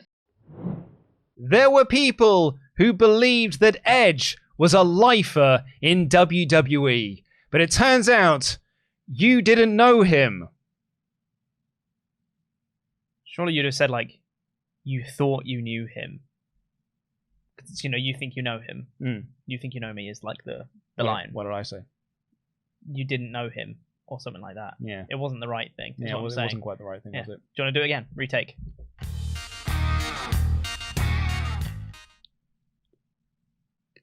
You think you know him. Welcome to the WrestleTalk Podcast channel. I'm Luke Owen, DAD. I'm joined by Chopper Pete Cornell. We're here to review AEW WrestleDream. Please do press the thumbs up button. Give us a subscribe if this is your first time here and you've made it this far. And leave a comment down below if you're watching us on demand with your thoughts on WrestleDream. Edge in AEW. Adam Copeland, we need to get used to saying that, AEW. And beyond. And if you're watching us live, join the chat where everyone's really enjoying my excellent intro. Was Johnny Gargano enough to save this episode of Raw? Johnny Gargano, probably not. But did I very much enjoy Johnny Gargano's return? Johnny Gargano, yes, I did. Jesus Christ. That took so... Even you lost, like, confidence in it by the end there. That was a lot to watch.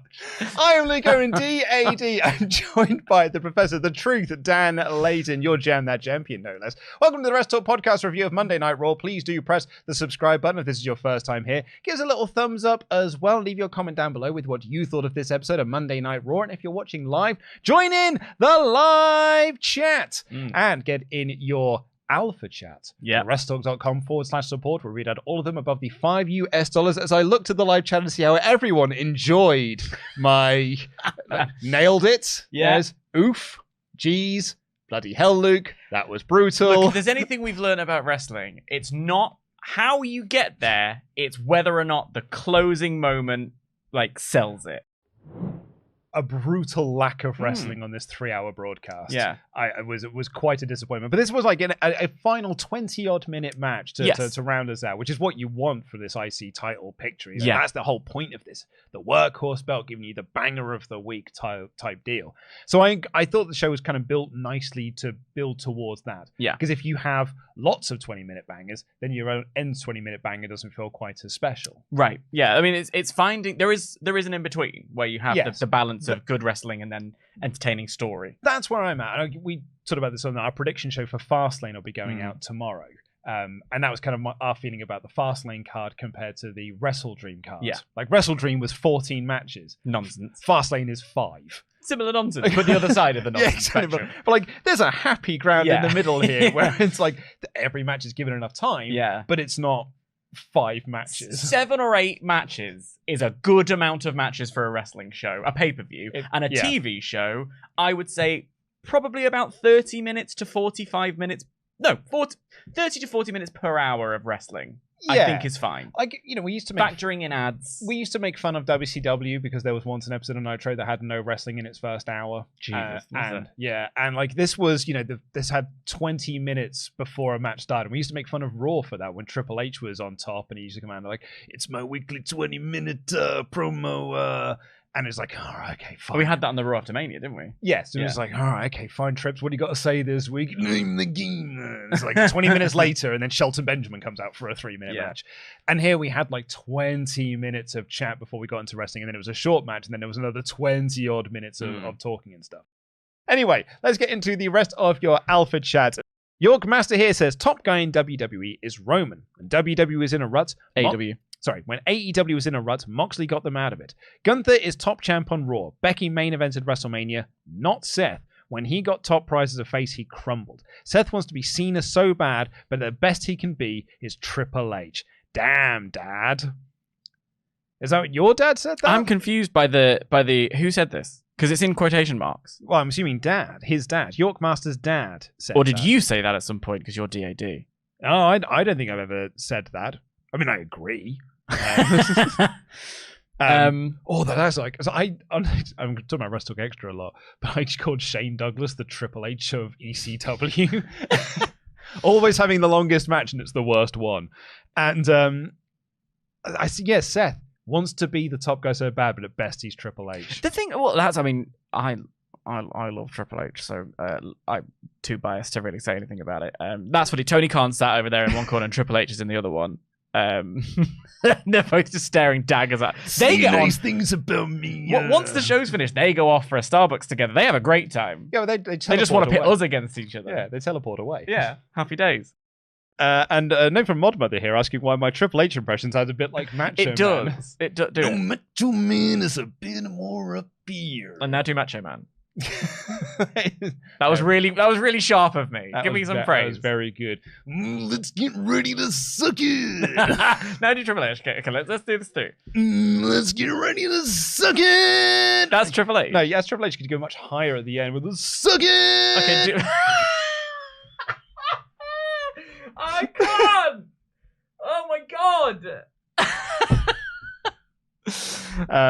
That's made the best of already. Also, someone said that sounds more like Lemmy from Motorhead. I haven't got the. If you like to gamble, I was gonna say I don't think I've got the throat capacity to do a Lemmy. If you like to. I can tell because I absolutely rub it. I bollocks that. The thing is, the mouth comes forward for all of. Well, you have to because it's on the throat. Oh my god. God, the amount of times I would wake up on Sunday mornings with the most hoarse voice possible because me and my mates had been down at the face bar in Reading screaming Ace of Spades. I once made myself breathless to the point of nearly passing out by doing a Julia Child impression. Yeah. Because she talks and takes a lot of breaths, and I did it so long that I was like lightheaded for a while. So I relate. Well, the best Lemmy impression to do is when they do Triple H's entrance at WrestleMania X70 if he gets all the lyrics. It's all about the game. It's all about the game. And now you play it. It's all about the game. And now you play it. And they showed a photo of the injury that Becky got, which was gross. Yucky. Which means that they were postponing Tegan Nox's match. So here was the other weird bit that I thought. Because they said, well, Tegan, you can't have your match now. We're going to do that at another point. You know, you're going to do you versus Becky for the NXT Women's Championship like next week. Basically, when Becky is fine. Yeah. In the same breath, announced that Becky Lynch is going to be on NXT tonight to find her next challenger. Yeah. We've just set up as Tegan Nox. It is that thing that you've pointed out an awful lot, and it is accurate. Of well, you're giving us the result. Like, it's one thing for the champ to say I'm going to show up every single week. It's another thing to say you have a title shot. But Becky is on the lookout for other challenges, which means you're probably not going to win it. kind of thing. It's an odd thing. Or it's Becky is going to lose the belt and Tegan's just going to face Becky, but for not the belt. Right. Odd. Yeah. Very odd. Bronson Reed then squashed Cedric Alexander. Because this is my... Sorry, I had another... We had the another Chelsea bit. Green bits. Well, but first, two things. First of all, if I was booking the show and judging by their blatant use of my pitches lately, I probably am. I would lean into this for Tegan Nox to give Tegan Nox a bit of a character, because at the moment she's just, hello, I'm Tegan Nox. I learned a Welsh word over the weekend. Llongifaciadau. Congratulations. I don't. Llongifaciadau. I could tell because you were doing a lot of Welsh Instagramming over the weekend. I'm trying to lean in. Yeah. One day I'm going to become Prime Minister and I'll be able to speak Welsh. I'll bring everyone back together. So I tried to learn Welsh for my wedding. It's a lot. Oh, it's a lot. There's a lot, and there are so many different Welshes. Yeah. And then my wife's aunt asked me, like, why don't you come to us for help on this? I was like, because there's only 3 of you that can speak Welsh, which means I'd only been doing it to you 3. So you'll have already heard what I had to say. I think if you speak Welsh and then you play it backwards, it's just English. It's a lot of things just reversed. I don't have any evidence of that, but I'm going to figure... My favourite one... I think if anyone rotated word down, they would find that's not true. My favourite thing with Welsh is, especially a lot of the newer words where there isn't like an ancient word for it, so they sort of Welshify. I think they call it... I don't know this. I'm not one. I think they call it Wenglish. So in case that's offensive to the people of Wales, I really respect you and Cymru and all the rest. Cymru and Beth. But there's a word... They print both Welsh and English together on everything, so that Araf. So my favourite of that is the word for bus, which is just bus with a W, and on the bus lane they've got bus with a W, and then underneath it bus with a U. I feel like that's unnecessary. I'm just gonna say it anyway. Point being, we should message here being like, "You butchered that, Dan. I love you, but stay out of Wales." I'm working on it. I promise I'm trying. It's a hard language. No, Dan, you've been told you're not allowed back I'm not allowed Wales, back into Wales. Well, yeah, you've been told to stay out of Wales. It's going to be a little bit difficult for me. I'll be honest with you. But yes. Anyway, you're talking about Tegan Nox. I'm talking about Tegan Nox, who is Welsh. That's why we were there. Anyway, good. Which you always forget until she opens up her mouth and she's like, hello. It's like, oh my God, yeah, you are Welsh. I'd like to take on Becky Lynch at some point. But that's kind of the whole character, right? Let her be a little bit like, Natty stepped over me and I was stupid to let her have a go. Now this has happened and I get it, Becky's injured, but I'm getting a bit... She's going to NXT? She's looking for other people? Lean it, give her a bit of bite, give her a little bit of something. No, because her and Natty are friends now. No, we'll get to that. But like, remember how Becky's broken nose pushed her into the next level and it was like making mountains out of molehills and all that stuff? Yeah. Like, do it. Lean into it. Use that She's stuff. just a happy-go-lucky girl from the valleys. From the valleys. Honestly, actually, Eric getting injured has done wonders for Ivar. Because then you also had a moment where Woods gets him up for the Death Valley Driver, and that was a huge pop for me. I think there were just some quite good wrestlers in WWE. I think there are people who are doing way better Welsh than you are. It's because they're writing it down. No. It's just like, so our mod mother here, her last name is of Welsh origin. Welsh Llewellyn? Welsh? Yeah. She's just better at it than you are. It's easier to write Welsh than it is to say it. And she's from Pittsburgh. Dalati. It's from Pittsburgh. I don't even know where that is. Do you know what my name? Leighton's not my real surname. Plot twist. Because my real surname was taken by another actor on Spotlight. My real name means bog dweller. When England were in the semi-finals of the World Cup, they put out this massive thing being like, the National Trust were like, here's the origins of everyone's surnames. And people were like, ooh, Man of Truth. Or I don't know what yours is Irish, feels like. I think it's Welsh. Welsh? Yeah, from Cohen, I think. Hang on my face. But my real surname was like, oh, I wonder what the meaning of it is. Bog dweller. Well, thank you, National Trust. No wonder I changed it. My mother's side is Irish. Right. Okay. Because they were a lot of Irish twins. My mum is the oldest of 5, and she has got 6 siblings. Jesus, wow. She was the oldest at 5, right? With 6, and then her mother passed away. But yeah, and she'd had 6 siblings by that point. Yeah, I traced my family back 6 generations, all from the same place in Cheadle, the same bog, probably. It's a lovely part of the world.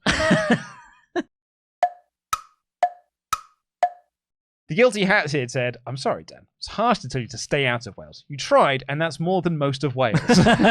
You're one of the good ones. Agreed fully on the Tegan... Diolch. Agreed fully on the Tegan idea.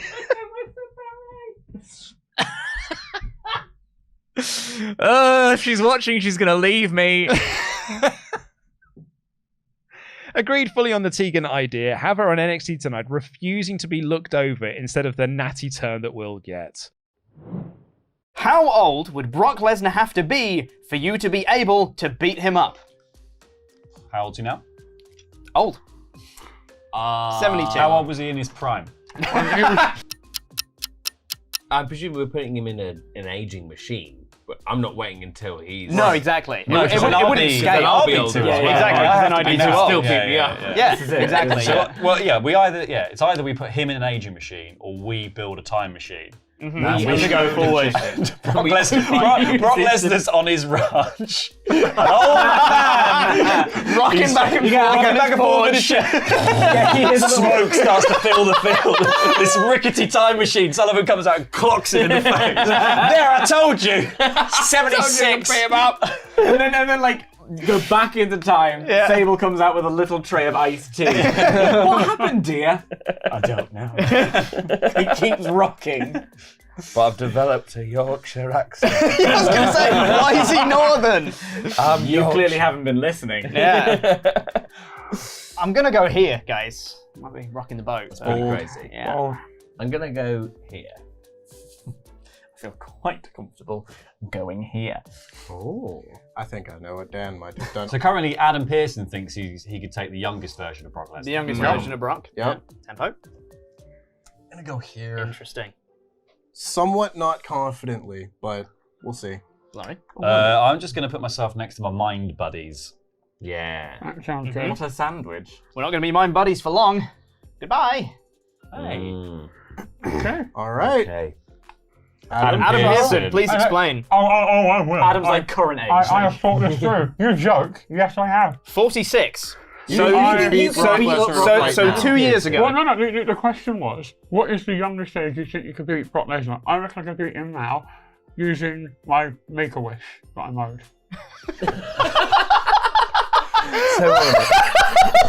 The geometric thought process there, that's fantastic. Your Make-A-Wish is to beat Brock Lesnar up.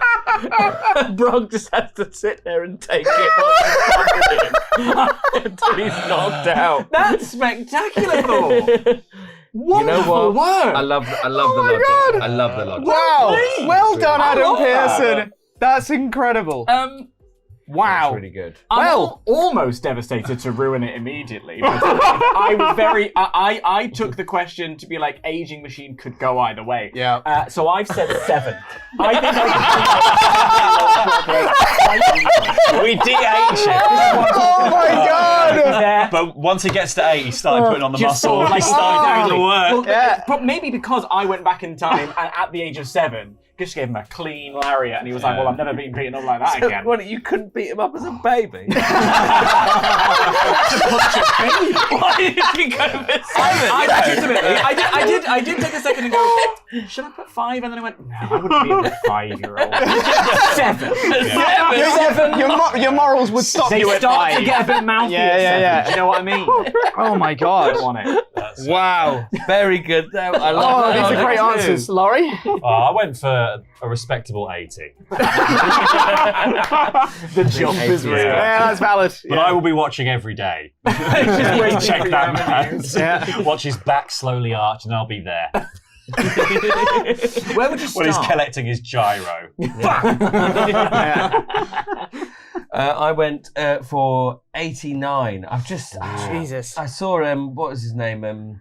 We were chatting about this the other day. It was George Foreman. George Foreman, and he was punching a bag in like his mid-70s, and I was like, oh fuck, that's fucking terrifying. I don't have to wait until he's like in his late 80s. Tempest. Regrettably. Regrettably.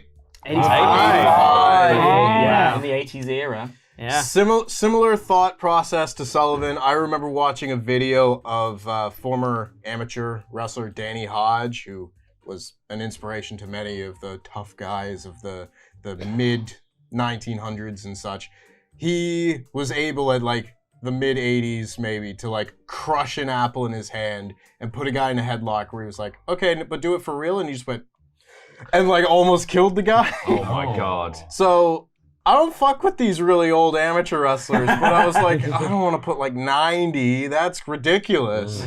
I wish you guys had gone younger. TBH, I thought I was being crazy when I said 86. No. But, you know. Well, so we can actually make this work. We'll make it work. So we can make this work. Is that how that works? Yes, you can. You put the best order that you can do out of the ones you got. I've never been in a fight. I need him to be real old. But we call some guys, get him Tonya'd before we turn up. Then it'll be like, hey, just do a flip. Just do a flip. Yeah. You're right. He'll never see it coming. You're right. Yeah. Brock is notoriously really bad against people who do flips. That wasn't That's as a good 4. as last time. It was not. Some Boo excellent, hiss. some We get excellent, answers. ideas of how to beat up Brock Lesnar, Yeah. I think. Just waiting for him. And if all of us work together. Yeah, I think. How old were you when you first went to a wrestling show? Ooh, good question. Well, for me, I never watched it as a child. And then it wasn't until I had started working with Noel's part and everything. But my friend Pete said, not you, Peter, my better actual friend Pete. Not colleague Pete, friend Pete. Colleague Pete, friend Pete. Colleague Pete. Colleague Pete.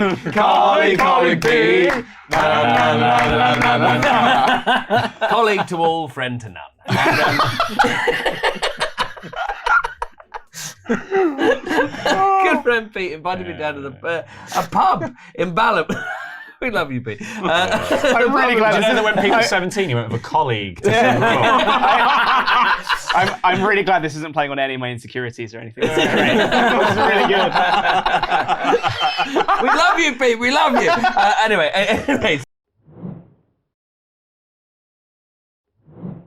I don't like Jimmy Uso's character. I don't mind him now. He's a bit of a menace, and it's making me laugh. He's a hot mess. That's the best way to describe. He's a hot mess. He is. His storyline doesn't make sense. It's still Correct. a bit crap. Yep. But I'm finding things to enjoy because I have to find certain things to enjoy, or it's very depressing to watch him on screen. So I'm finding something to enjoy, which is he thinks he's now the new right-hand man. He's the second in command. When Roman's not here, he holds it down unofficially. So I can't wait to see Roman's reaction to that. It would be funny. Here's the thing as well. Okay. Yeah. So on this show, Yes. it's insinuated that Heyman called Roman Reigns to authorize the Judgment Day alliance thing, right? He said he has to get the approval from Roman Reigns, and Rhea said, all right, make your call.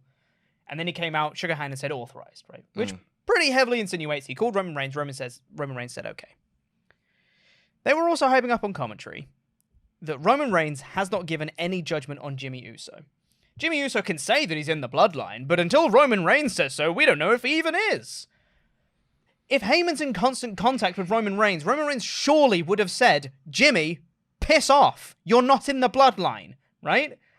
Unless he is, in which case Roman has taken him back, which doesn't make any sense because Jimmy's the first one that turned on him at Night of Champions. No, but you saw Roman. Roman was willing to forgive him because he helped him win the title in SummerSlam. Nonsense! That doesn't make any sense with Roman's character. What do you mean? Roman's a paranoid mess up here all the time. No, but Roman, listen, when you got less members in your bloodline, there's not much of a bloodline. So he was fine. I'll forgive you if you're willing to worship me again. Come on, I'll allow you back in. You know I what hate all of it. Also, you have to remember one thing as well. People keep forgetting they're not just a faction.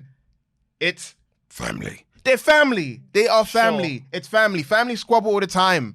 You know, at the end of the day. I would say that betraying your cousin, turning on him, and calling him, horrible things and saying that he's toxic and abusive and all that stuff, it's a little more than squabbling, what I'd say. It's a regular Friday for the Bloodline household.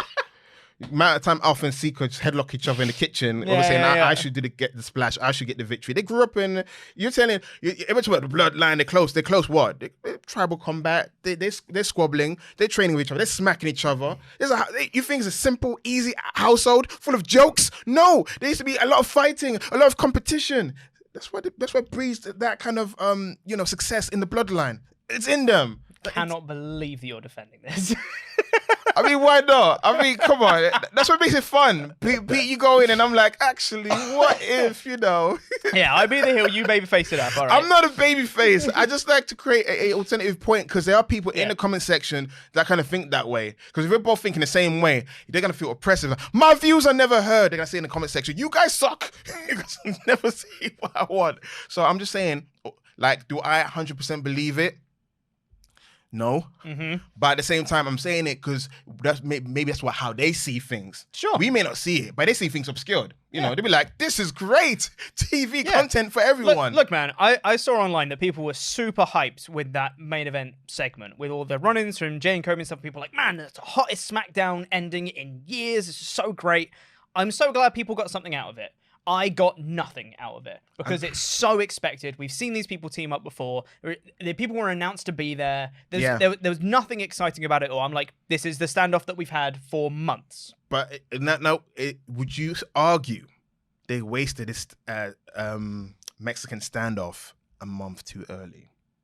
Probably. Because now you don't have the excitement for War Games unless Regal, his year competes up and he comes out. That's the pop. I think it's after War Games. I think his year's up. I don't think he's going to be able to announce it, unfortunately. Now I'm sad. Yeah. Now I'm sad. Me Just too. get Triple H. Yeah. War Games. War Games. Backstage, Rey Mysterio comes out of the training room and says, Wilde and Cruz del Toro are out of the 6-man tag at Fastlane tonight. Oh, no. So then they said, well, what are we going to do? There's only 2 of us now and 3 of them, which is not true because Zelina Vega's right there. You just don't want women fighting men, but that's okay. You got Santos and you got Rey, and Rey says, let me make a call. And that's how it ends. That is the one bit of curiosity I have for Fastlane. All right, let's decipher. Let me make a call. I guess it's not Dragon Lee because I could be. You know why? Let me go down the hall. Yeah, that's exactly it. I'll be right back.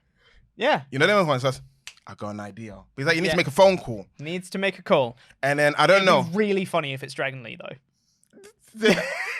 It's a shame you ain't gonna be here next week, but I'll be like, Pete, watch the episode. It was Dragon Lee. Yeah. He went down the hall to catering. Yeah. No, because he called him, Drag, where are you, man? I'm getting ready for my match. Hey, you just debuted. Do you wanna have your first PLE? Bet, I'm there. No, I'm hoping that it is one Carlito. That would be great.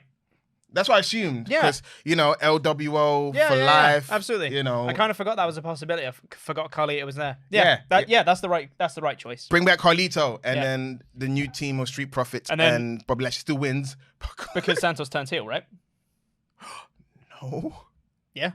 Wait, listen, I know we're going to get to Santos Escobar versus Rey Mysterio down the line, but no. Yeah. No. I mean, they had Santos Rey before last week, wasn't it? Yeah, it was too Rey early. won, and Santos was like looking like a bit annoyed, a bit dejected, and that's when the Street Profits jumped him right before Santos was going to turn, definitively, with no question, right? That's what you're thinking, yeah? No, it's not. It's not time yet. Why not? It's not time.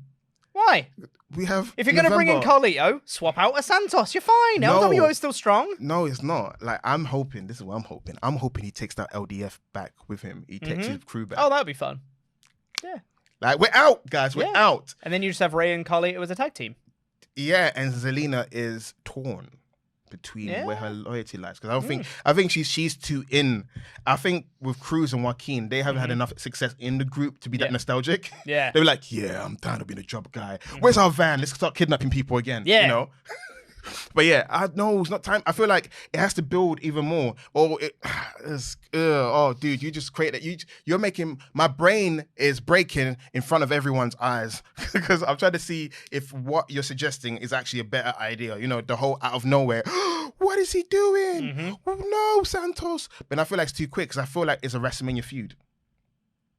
Why does everything need to be a WrestleMania feud? Then who does Ray face at WrestleMania then? What? Doing that Andre the Giant Battle Royal on SmackDown? We'll get there into Rumble No, season. man. We haven't even had Planning. Survivor Series It's yet. got pre-planning. You can't do that. Listen, Yes, you you can. You can't do that. You can't do that. Yes, you can't. can. You cannot do that. They're building this storyline for a while. This new surrogate son, this storytelling, all to blow it off for a pay-per-view. That's not going to happen. Heck, no, you can't. No. Do it at the Rumble. No one cares. Feud blow off at Rumbles. No one ever really cares. No one blows off feuds at pay-per-views. Is that what I'm hearing? No. Rumble. No one cares about feuds at Rumbles. Why not? No one. Make them care about feuds at the Rumble. That's in No. your power. It feels like it's kind of like a dead heat. People are like, I came for the Rumble. I don't care about this match. This is just like, I need to get my Crazy hot dog. idea. Make them care about the Rumbles and the matches. Yeah, but Just throwing it out there. Unless some sort of like Snickers or whatever glow in the dark match. No, we don't care. It's a WrestleMania feud. It'll be Santos' first WrestleMania. Because what happened? Okay, he turns heel. He has a match with Rey Mysterio. Then what? Rematch on Mania. People start complaining. Or rematch at Elimination Chamber in Australia. People start complaining. And then what happened at WrestleMania? Santos Escobar and Rey Mysterio are both fighting the Andre the Giant Memorial Battle Royal because they screwed it up and they broke up too early. Or they push Santos Escobar. Again, crazy suggestion. If you're going to turn someone heel and abscond a faction, you push them. I don't think that's a crazy suggestion, but that's just me. Or you do a US title match between Rey Mysterio and Santos Escobar at WrestleMania. So enough time has gone by that you forget they had a singles match. It was fresh again. Here's a side point. How long have we been going? For ages. Probably not talk on this for too long. Yes. This is a side point. Okay. Kind of based off what you're saying. I do feel like sometimes people can over glamorize WrestleMania a little bit. Because anything has to end at WrestleMania. Because if it's important, it has to end at WrestleMania. It's like you have a whole rest of the year. And if you have stuff end at other points in the year, it makes those other bits of the year also important. I won't remember it. Why not? Because I barely remember any wrestling years. Do you not remember anything that happened at any SummerSlam, any Survivor Series, any Rumble, that isn't the Rumble matches? Yeah, of course. Like, come on, of course important stuff happens at those shows. No, but it feels You just like elevate the other shows up by doing important things on them. if they want to push Santos Escobar as the next credible heel, Mhm. you should build it towards WrestleMania. That's the coming out party when he has that victory over Rey Mysterio and wins the United States title. If he does it at WrestleMania over 2 nights, it will get overshadowed by all the other important things on that show. No, if he does it on a B show or at the Royal Rumble, he will not be overshadowed by all the other singles not matches true. because he will have his own The spotlight. Fatal 4-Way Tag Team match for WrestleMania is still one of the most talked about matches of this year's WrestleMania. No, it isn't. It is. The What pounce- are you yes, talking it is. about? Chad Gable lifting up Braun Breaker getting pounced by Angelo Dawkins. Are you kidding me? I still see on Twitter people was, that match banged. That was a good match. Yeah, That was- because people yes. don't talk about it, so people want to highlight it more. That's the point. It is. It's social media. We're getting on a tangent, guys. Going back swiftly. So yes, Santos Escobar. It could be Carlito. Or it might be Dragon Lee. Anyway, Yeah. sorry. Okay, so sidetracked. And then Damian Priest was shown backstage, holding his briefcase. Tell everyone your theory, man. I wonder if it's going to be a cash-in. There you go. He's going to cash in on No, Rollins. you said more than that. You were more eloquent in the Was I? office explaining to me. Yes. He's going to cash in on Rollins because they were doing the whole back thing to weaken Rollins so that Priest can just come in and cash in and win, and it still protects Rollins. And my theory is they're weakening Seth Rollins back for a Gunter powerbomb and victory and world title win. Do you think that Gunther's going to lose the belt anytime soon? January's always nice. He should end it at WrestleMania, I think. Otherwise, it's not important. Isn't that right, Sap? What do you mean? That's not the same thing. Come with a goalpost. You come with a goalpost. What's the goalpost? There you come with a goalpost. We're talking about Santos Escobar. Does Gunter look like Santos? No, he doesn't. That's a whole different story. It's a whole different story. If you want to end something historic, why not end it at WrestleMania? Otherwise, it's not important, apparently. Oh, you can. You can do a 2-night thing. He can lose the Intercontinental title, win the Royal Rumble, have the Rumble victory, and beat Seth Rollins the next night. You're right. I like the idea. That's great. Let's do it. Yeah. Then we had that was a really big hit, Jesus. Then we had the announcements that Roman Reigns and Triple H are going to be there next week. Then we had the main event, which we've already spoken about. I didn't get a lot out of this show. I thought there were some teasers of decent things, like I liked the intrigue of who's their partner going to be, and the potential alliance with Judgment Day and Bloodline. I liked a couple of the backstage segments. The wrestling on this show, at its best, was fine. And that's about it. I didn't get more excited for Fastlane. Aside from like the little curiosity about the tag team partner, I think this is a 2 out of 5 show for me. It's For a show he didn't get enough on, he got my blood pressure riled up. Yeah. Right here. This is the most passionate I've ever been. Yeah, this is kind of crazy. Yeah, it is crazy. I don't know what happened. What came over me? We've hosted shows before. Yeah. But you want to go there? Let's go there. You want to debate? I'll debate you, man. I'll debate your life. I'll debate you, man. On AEW Collision, Ricky Starks and Big Bill dethroned FTR in shocking fashion with a squash. You could say it's Big Bull. What? Like bull. You know? What? It's bull. That's Right, bull. but is it? But also, is that of all the puns you could have? Look, man, you told me to come up with a pun 30 seconds ago. That is all I've got. I'm just saying, Luke could have at least tried and failed.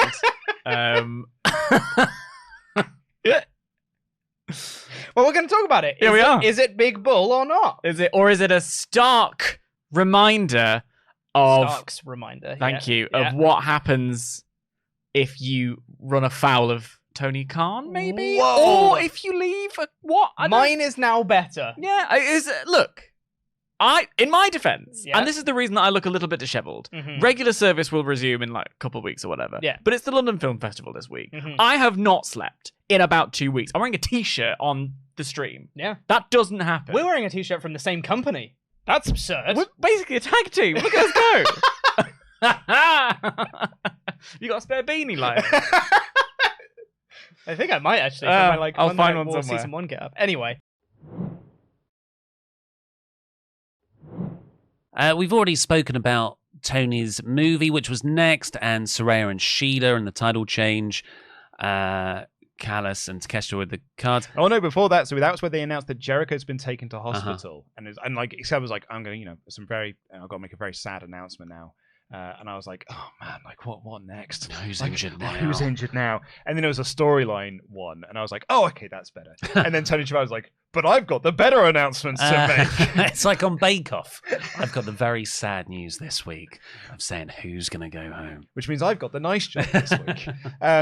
And it was the announcement that they are donating over $1 billion worth of toys for Toys for Tots this Christmas. $1 billion? That's what you said, yeah. I didn't. I Well, must maybe, not have heard maybe it. like $1 million or something, but like, yeah, they're donating a lot of money to it. But I mean, there is a big It can't be 1 billion. There's a difference between a million and a billion. Maybe I've just heard billion so much these days. Maybe it was million. They just- Because now I've said it out loud, that seems like an insane amount. That's of an money. insane amount. Like, unless they're saying, Must well, have been 1 million. These are really first edition toys, so we are giving it a value. Each toy that's cost us about $3 to make. I've written a billion on my notes. I was only saying it out loud. I was like, that's insane. It can't be that. Yeah, just AEW casually donated the equivalent of a minor GDP to a minor nation's gross domestic product. In action figures. Which then themselves are their own currency. I've been to Comic-Con. Oh yeah, you got a good 1 billion sweet deal with with Peacock, have you? Have you WWE? We're just gonna casually drop that to some charity. What a big bull move on Tuesday nights! The Tuesday Night Wars! Take that, you bald bastard! Where's your $1 billion worth of toys, Mattel? Boo that! It's the charity!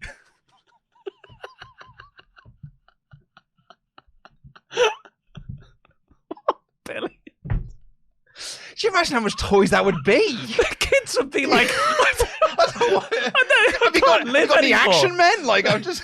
We can't live in our house. It's full of luchasauruses. We can actually build new hospitals and new charity buildings with just the boxes. We're gonna melt it down for parts. I can think of all the new limbs I can make here.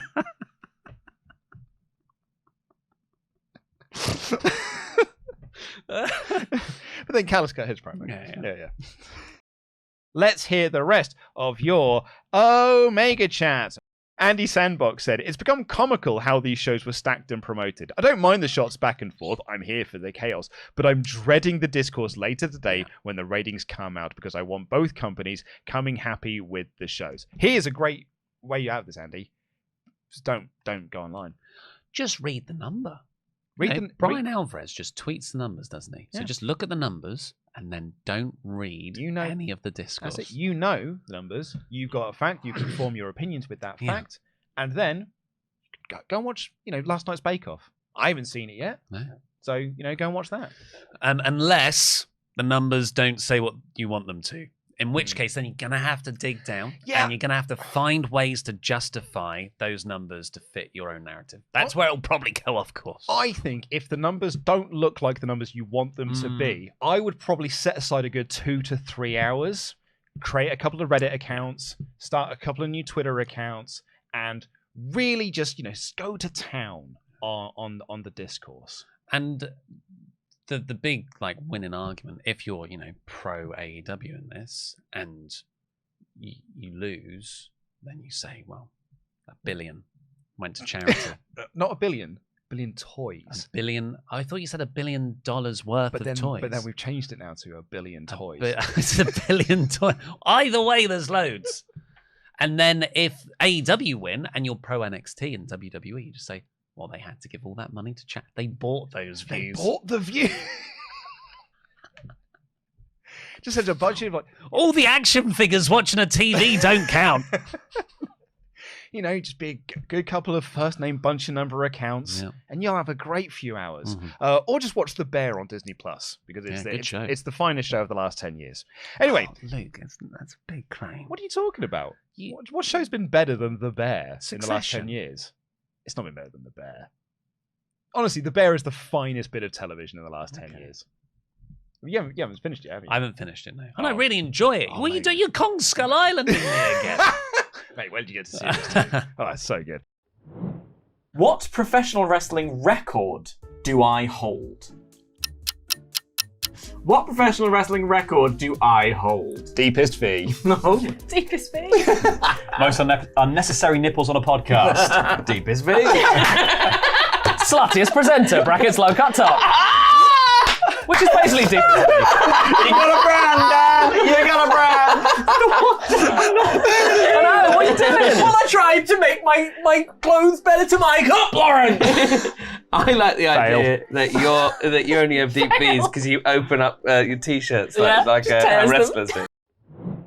Is Adam Copeland a bit of a needle mover? Is he a difference maker? Let's talk about Adam Copeland in AEW since he started. There was a little bit of a pause as I started there, as I suddenly thought, I haven't got a joke. No, and I was waiting. Yeah, and I thought I had one earlier, and I forgot what it was. You were on the edge of it. It's not my job to do those jokes. That's your job to make the bad jokes. So when I make the joke, it just feels sad. Anyway, let's get into the remainder of your Ultra Chats. Laramesh says, time for some slang translations. This week lessons, cook. To do exceptionally well, e.g., let him cook, or Chelsea was absolutely cooking against Burnley this week. Slang synonyms include fried and smoked. Thank you for coming to my TED Talk. Just to call you up here on this, Chelsea have never cooked. Certainly not in the past couple of years. But yeah, that is what. Do you know about cooking? I have seen people say it. It's one of those things that I've opened up Twitter on a day before, so I've just seen everyone is just let them cook. That person was cooking right there. It's cringe. It's another one where I'm like, I'm sorry. The original meaning means something, and then people use it so much to the point where it's like, so But I'm here for slang corner that you can learn more. I've got you covered. You know this. You bring me a word, I'll tell you how it is. Like that main event 8. People seem to like that last week, so maybe we'll start saying that more. I loved it. Did you see my my great reel that I did today on the old Instagram? No, I haven't been on the Instagrams today. Oh, mate, check out the new reel that I've done. Wow, what was it about? Was it about? Did you eat? Did you serve? No, I drank actually. Oh, I see. So yeah, check me out. I'm an Instagram megastar right now. I'm actually on track to hit 4,000 followers by the end of the year. Yes, Queen. Yeah, I've just passed 3,900. So. You better work. Add my target 4,000, which I'm probably gonna do. Great. So thank you all so much. That is the last of our Ultra Chats. And if I end this poll now, we should be able to... No, it stopped. It ended. Darn. I was about to say we could have done the fun internet thing that people like to do. Which is what? Which I could have said that it was 69. Nice. Was it not? It wasn't. It was ended at 68% thumbs up, mid 27. To be honest, that 68 thumbs up is higher than I thought. Me too. I'm really, really surprised at that. So, someone said cooking is lit. Fire emoji.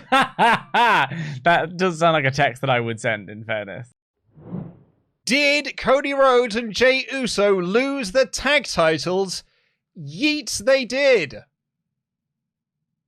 I don't think you know what yeet means. I really don't. Because it's not that. But they say it a lot on They the say show. it an awful lot. They say it a lot on the show. Yeah. They said it like 5 times on this broadcast in one segment. Yeet.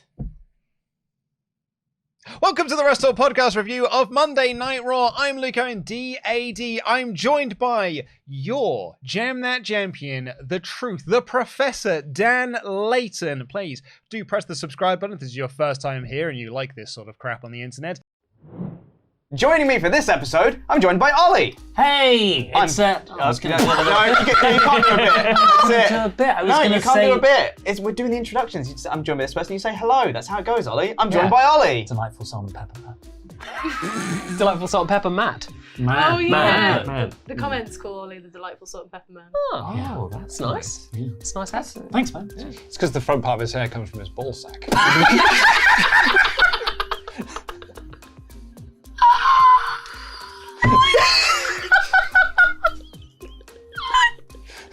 It's just where the pepper is.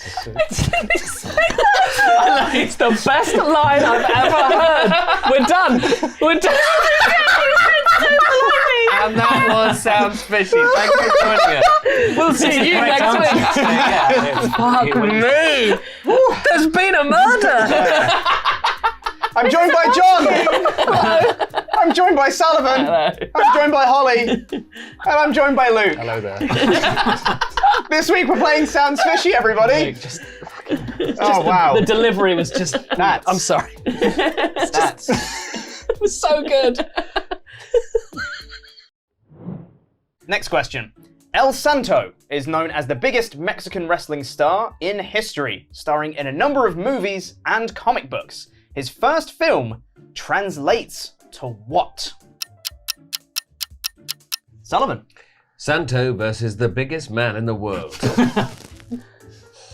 Santo versus the evil brain. The evil brain. The evil brain. Okay. Santo versus Spider-Man. It was Okay. a copyright. Yeah, It's Mexico. Yeah. Santo versus Mad Bean. Holly. Santo versus the bees. Versus the bees. Okay. Every last one of them out. Okay. I wish he'd leave some of them. Bang, bang, bang, bang, bang, bang, bang. Don't you dare pollinate my flowers, you piece of shit, bee! Bang, bang, bang, bang, bang, bang, bang, bang, bang, bang, bang, bang, bang, bang. It's a long film. Think of how many bees there are. It's like so many. It's so not anymore. Kill bees with a gun. It's the worst choice. He's actually missed every shot. Kill the bee. Killed like 4 bees. Yeah. He's such 3 people. Don't worry, kids. Some of you are now safe. Yeah. One guy had a stripy yellow and black jumper on. He's gone. Oh, he was really good. I shouldn't have worn this today. Of all days. It's the Queen. Bang, bang, bang, bang, bang. He's 8,000% bigger than the other bees. It must be a queen. Bang, bang, bang, bang. Oh my god. Every toddler dresses as a bee. I know. I really want this to be real, but I am going to ask Holly to put your face, please. Yes. Yeah. Okay. Oh, wow. Oh, but imagine. Oh, Santa versus the bees. Well, let's get into your Omega chats on this topic. WrestleTalk.com/support. We'll read out all of them above the $5 amount. Stark remarks, surely. Oh, sorry. Yes, the Stark remarks. I do apologize. We have got 3 chats here that have all sort of a similar theme, so we'll talk about it as one big thing. But Kevin V here says, you forgot a return this weekend. TNA! And Brett J. Rasmus says, Collision was great fun. I loved all the returns of House of Black and Moxley. And Team TNA got a win. Speaking of TNA, how excited are you for TNA returning? Because, Luke, I am as excited as you are. What do you think of it happening? And EJO says, if Impact are rebranding to TNA, I propose that we rebrand Team TNA to The Carnival. Love your work. Jam, Das, Jam. Well, I mean, according to Jeff Jarrett, backstage they're called the Heat. Are they really? Yeah, it's like, well, there goes Heat, because they always take Heat with them. And They, stuff. I mean, But anyway, yeah, let's talk about the whole like TNA as a whole. If you saw today's WrestleTalk news video, you saw me running down a street yelling, TNA is back, and then overly chanting TNA and stuff. Not only did former AEW star Sonny Kiss debut as a regular for the promotion, not only did Matt Cardona and Juventud Guerrera make cameos, not only did Ace Steel, yes, that Ace Steel, start working backstage as a producer, the biggest news coming from Bound for Glory is that TNA is back. Guys, did you hear the news? TNA is back! Yeah! TNA! TNA! TNA! TNA! I'm excited. I think this is a good thing. I think people thought I was going to have a much bigger reaction to this because I was inundated with messages on Sunday. Well, you have made it your whole brand, Luke. Yeah, I get that. But like, fundamentally, I don't think much of the company's going to change. It's just the name is back. There are other things about TNA that I'm excited for than them just bringing back the three letters and admittedly the greatest wrestling logo that's ever existed. I am impressed they haven't changed the logo. Yeah, the logo is is incredible. And I think it's cool they're going back to TNA. I think it's a smart business choice going back to TNA because apparently they've been doing internal asking fans which name did you prefer, Impact? Because there's a really complicated reason as to why they're called Impact and not TNA. Mm-hmm. And it's kind of it's what cool. is it?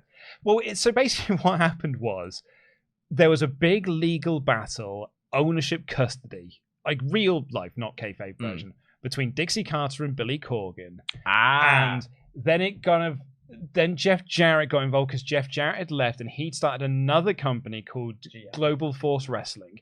And then he tried to get back into TNA to take over TNA again and merge TNA and Global Force Wrestling together. And because of all the stuff with Dixie and they were running out of money and Anthem eventually bought them, Anthem decided the name is toxic. Poison. Yeah. No one associate anything good with TNA. So we rebrand and everyone will think we're a brand new thing, even though they've obviously referenced their 20-year history. So there's all this sort of stuff. So now going back to being the name of TNA, I think is a good, smart business move. Also, hey, nostalgia is a hell of a drug. Mm-hmm. I'm over nostalgia baiting. I'm sort of done with it now. But that's your whole brand. No, I know. I like the 90s. Right. But I think the 90s is the greatest decade that agree. Lifetime has ever produced. Yeah. And, I think really the world probably should have just stopped trying after the 90s because I don't know, 2004, 2005. Actually, 2006, I think, was the peak of culture. we just peaked in the 90s. Right. Okay? As a society, as a culture, we peaked in the 90s. Mobile phones needed to be exactly where they were at the end of the 1990s. That's by the by.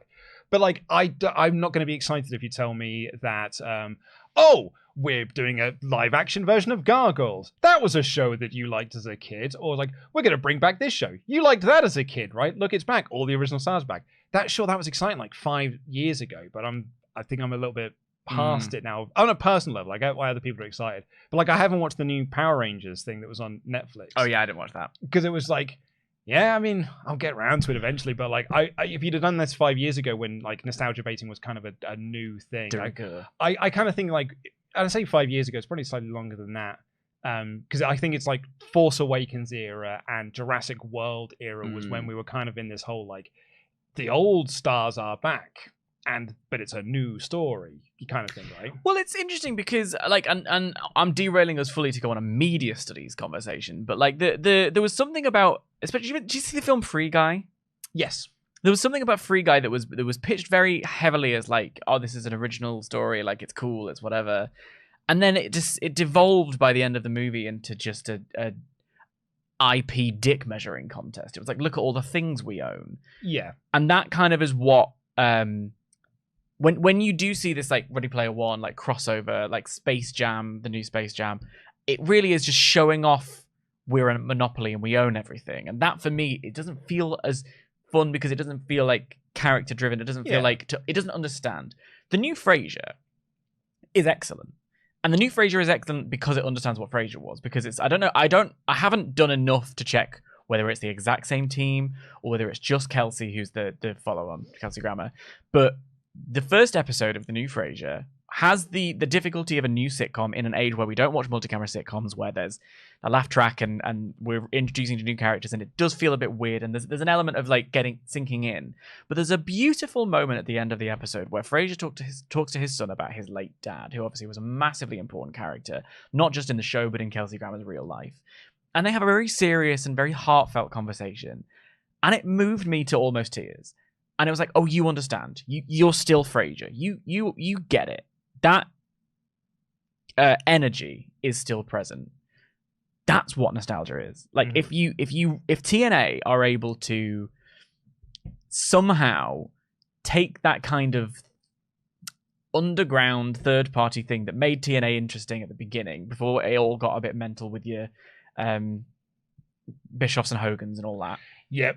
Who, did kill the company, and then Dixie and Billy Corgan had to try and scramble it to the point where this is why we got to Hogan and Bischoff killed it to a point where they had to rebrand it 6 years later. Right. So if they can get back to the bit at the beginning there, I think if they announce they're going to do a King of the Mountain match, you'll probably... I'll be very excited. I mean, they've done King of the Mountain matches. Like, right. they brought back the Reverse Battle Royal at Slammiversary last year. Like, well, I mean, it's the Impact 1000. Like that, it's kind of off the back of that. I mean, I give huge credit to Scott D'Amore, by the way. Huge credit to Scott D'Amore and everyone that's working backstage at Impact, now back to being TNA.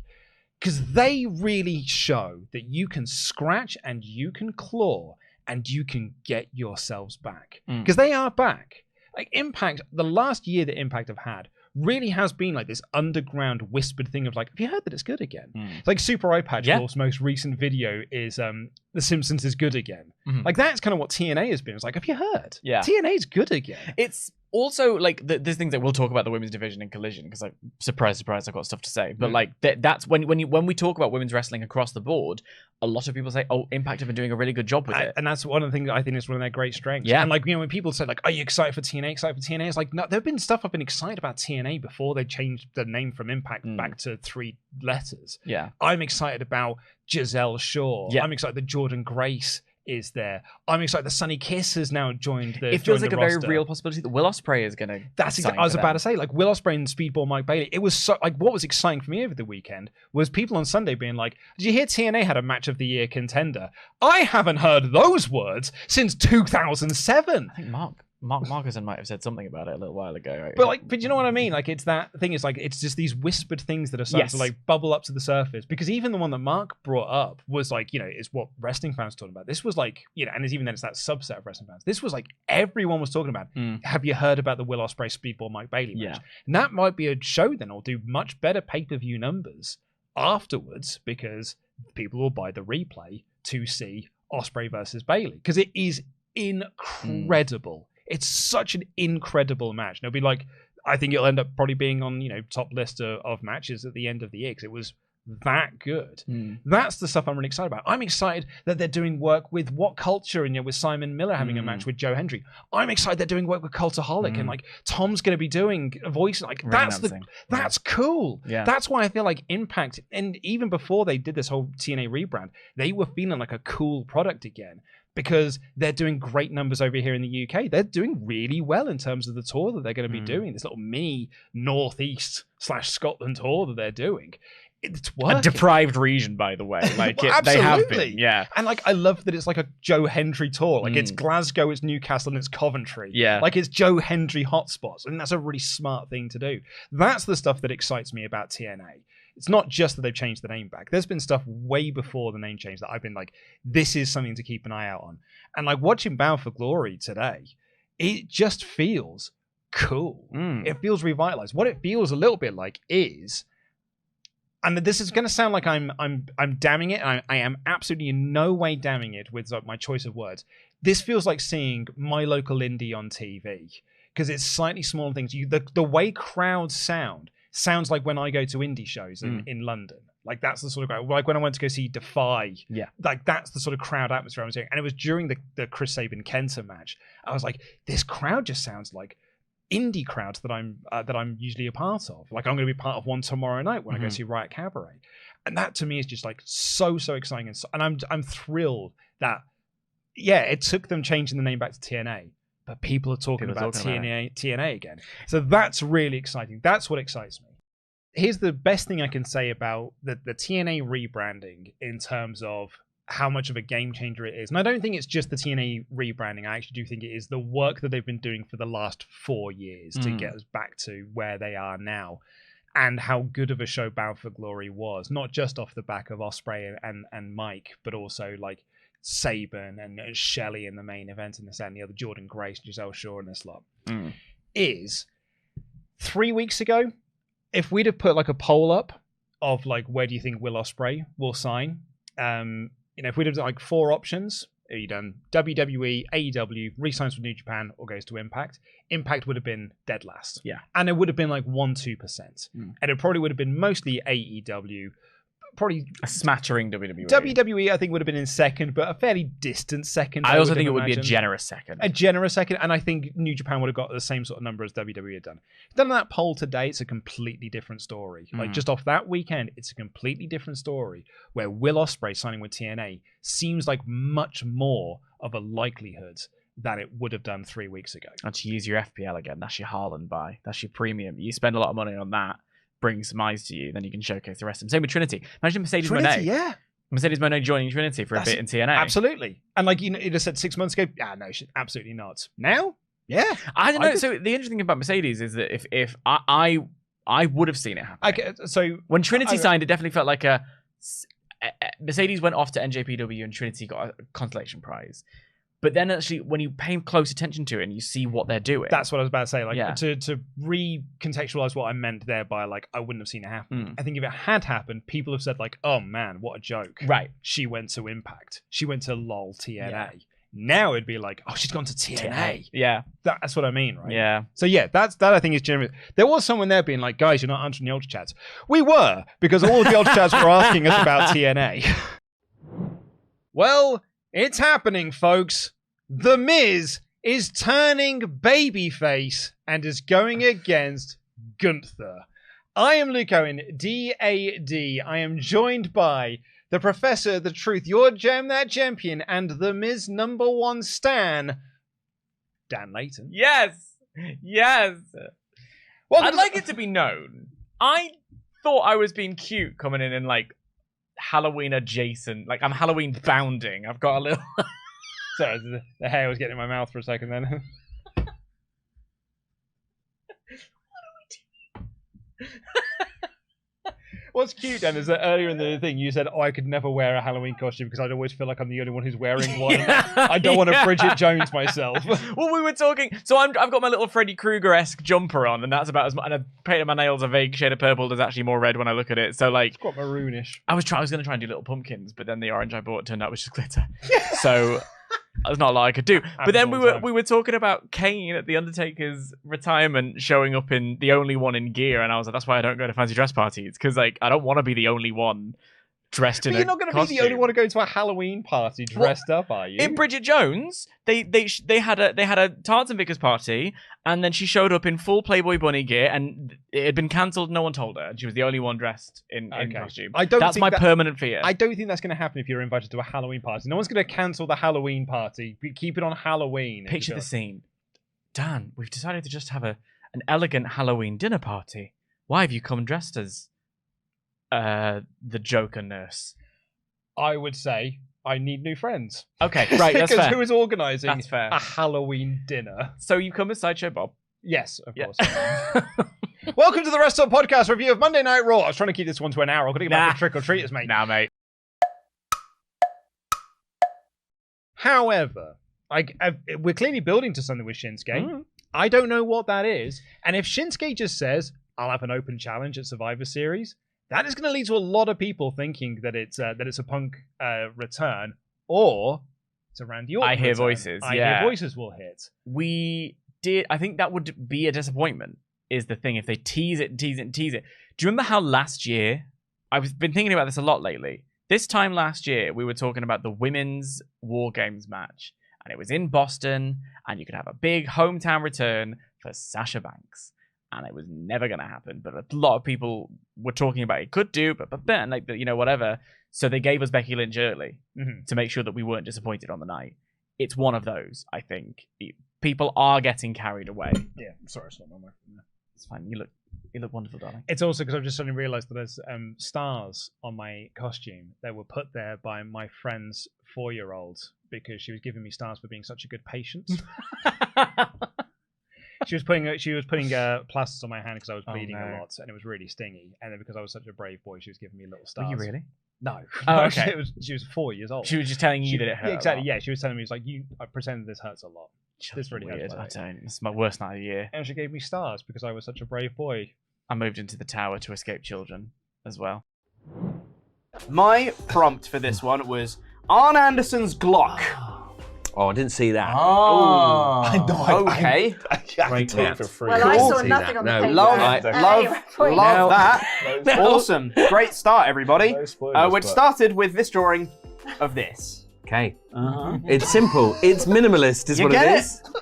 I only do minimalist, Sullivan. It's a That's Lowry all I know. painting. What is it? Why is Cody holding a gun to his head? That's a rifle. That's not a gun. That's a rifle.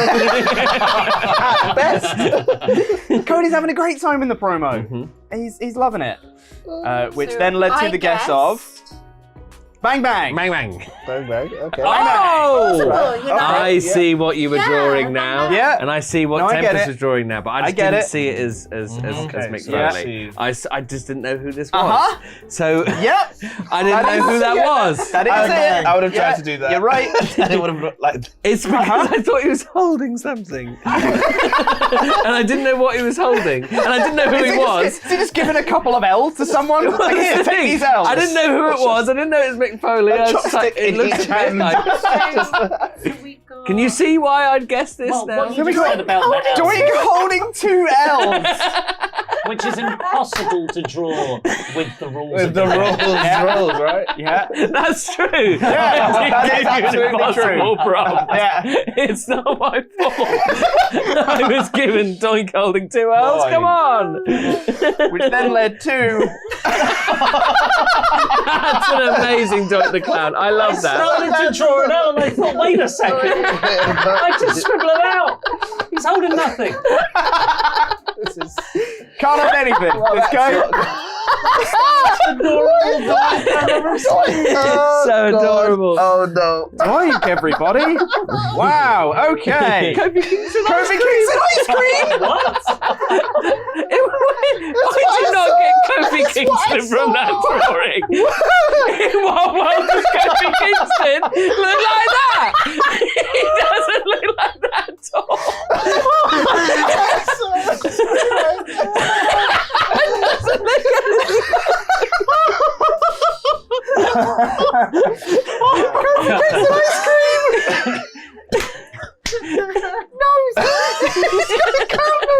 He's got a literal clown nose. That's all ice cream, man. It's got me so much. Well, That's fantastic. Well, we Best end. game. We end on Kofi Kingston ice cream. That's no points for It's anyone. so far away from Arn Anderson's club. No points for us, but points for the people at home. Yeah, they get points. Yes, Sakela. Oh, that was a spike! Like a falling forward spike, but Solo's arm has been worked over slightly. It hurt him. He's not making the cover, he's not capitalizing on this.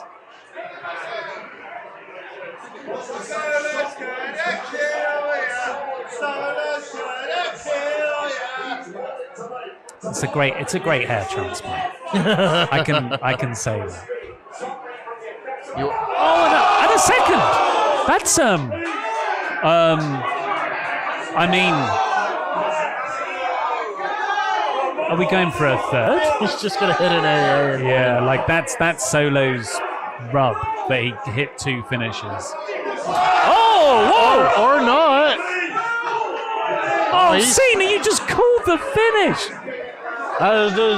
Do this to me. Oh my God, he's so obvious. He needs more hair transplant to cover his mouth when he pulls spots. I mean, Solo might just win. Does he roll him up? Does this mean the actor strikes over? Oh, this feels too long. 4. Fucking pin him!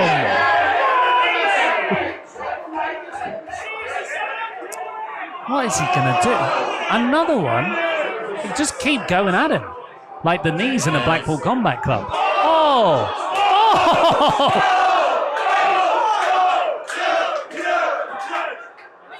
Oh my God! Oh! Wow! I mean, wasn't Paul Heyman's building promos like he's gonna crush your voice box? Yeah. I was gonna say, if he fucking kicked out of that move. Sam had Solo. Yeah. Wow. That's big. Well, I am very happy with that creative decision. Yeah. The match, was what it was. It wasn't bad. Yeah, it's fine. But like the finish is very exciting. You don't see John Cena just get killed into oblivion quite like that. Especially when you think that they're going to build, this is the stepping stone for Cena versus Roman. Or at least maybe. That's what I have fancy booked my future into. Oh, look at that. Like for such it's a well-protected move as well. Uh-huh. To hit so many of them. Oh, good for Sikoa. Yeah, that's a pretty big definitive win for Solo Sikoa. Shout out to that guy. My goodness. I give that 2 Solo Sikoa thumbs up. Who saw that coming?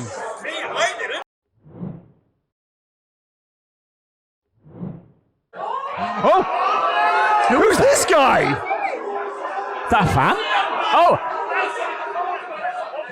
Who's this guy? He's just giving it some brass knucks there. He's got some. I'm sure that guy is someone from his podcast. Is it? Is it some guy from the pod? No. Rich is saying Rich no. is saying no. Some other person.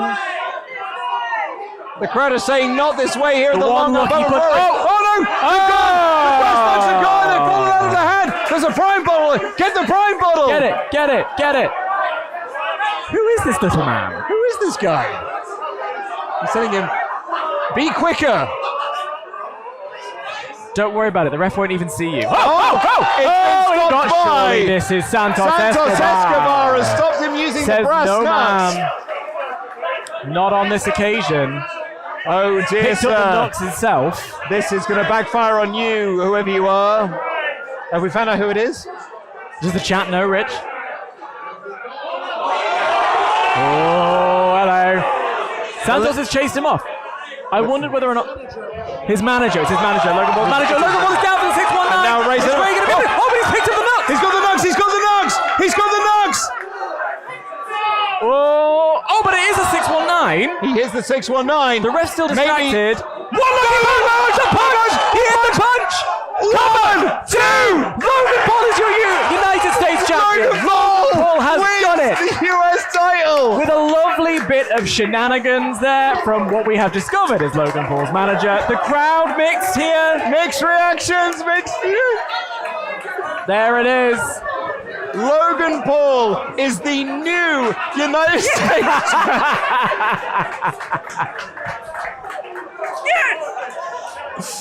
The man with the best buckshot lariat in the game. Paul is the new United States champion. A line that runs directly back to Harley Race through Ric Flair through. Maybe another United States champion. I'm just thinking of the great. Theory. Through the Miz, right the way to Logan Paul. Oh man! Look at that moment. A bottle of Prime dropped to the ground in favor of the United States Championship. That was delightful. Oh, and now the boos are ringing out around the Long Arm. Boos are ringing out here now at the Long Arm Pub and Brewery. as the fans unhappy with the result that has transpired. So just as a little recap, what we had there was Logan Paul's manager, it turned out, handing Logan the brass knucks. That did not go very well. But in the melee, Santos Escobar kind of came down to chase away the manager, and in doing so, left the brass knucks on the apron. Ray hits the 619. He takes the 619, knowing it's going to come. Unbeknownst to Ray, who spring-shots himself over the rope, Logan hits a picture-perfect punch with the brass knucks, hides them in the cover for the 3 count, and is your new United States champion. I mean, look at that as a visual. WWE are going to send that around the world. On the podcast, on the ESPN, on the Facebooks. They're going to get TNT going to have a field day. Oh, yeah. Logan Paul is your new United States champion. And Bayley again with the interference distracts Belair. Here we go. Something's going to happen. This is where things happen. She has got Bayley up. Again, as she has distracted herself. And who's this Bayley? Dakota Kai makes the save! No, it's Kyrie! It's Kyrie Sane! It's Kyrie Sane! Oh my God! Kyrie Sane is back! Kyrie Sane makes the back fist! It's Kyrie! It's Kyrie Sane!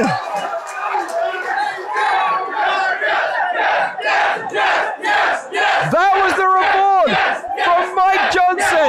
That was the report from WrestleMania that Kyrie was back.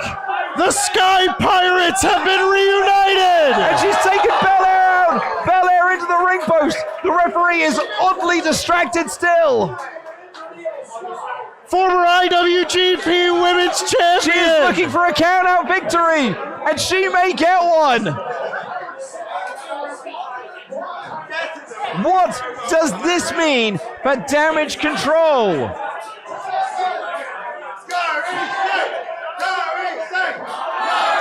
Belair is back in, but Sky's already up, Sky's already up! Moonsault!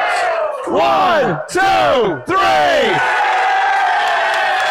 Io Sky retains the Women's Championship through interference by Kairi Sane, a returning Kairi Sane. Another good worker for SmackDown! An interesting development here. And now Sane looking to be celebrating with Sky, beating him down together.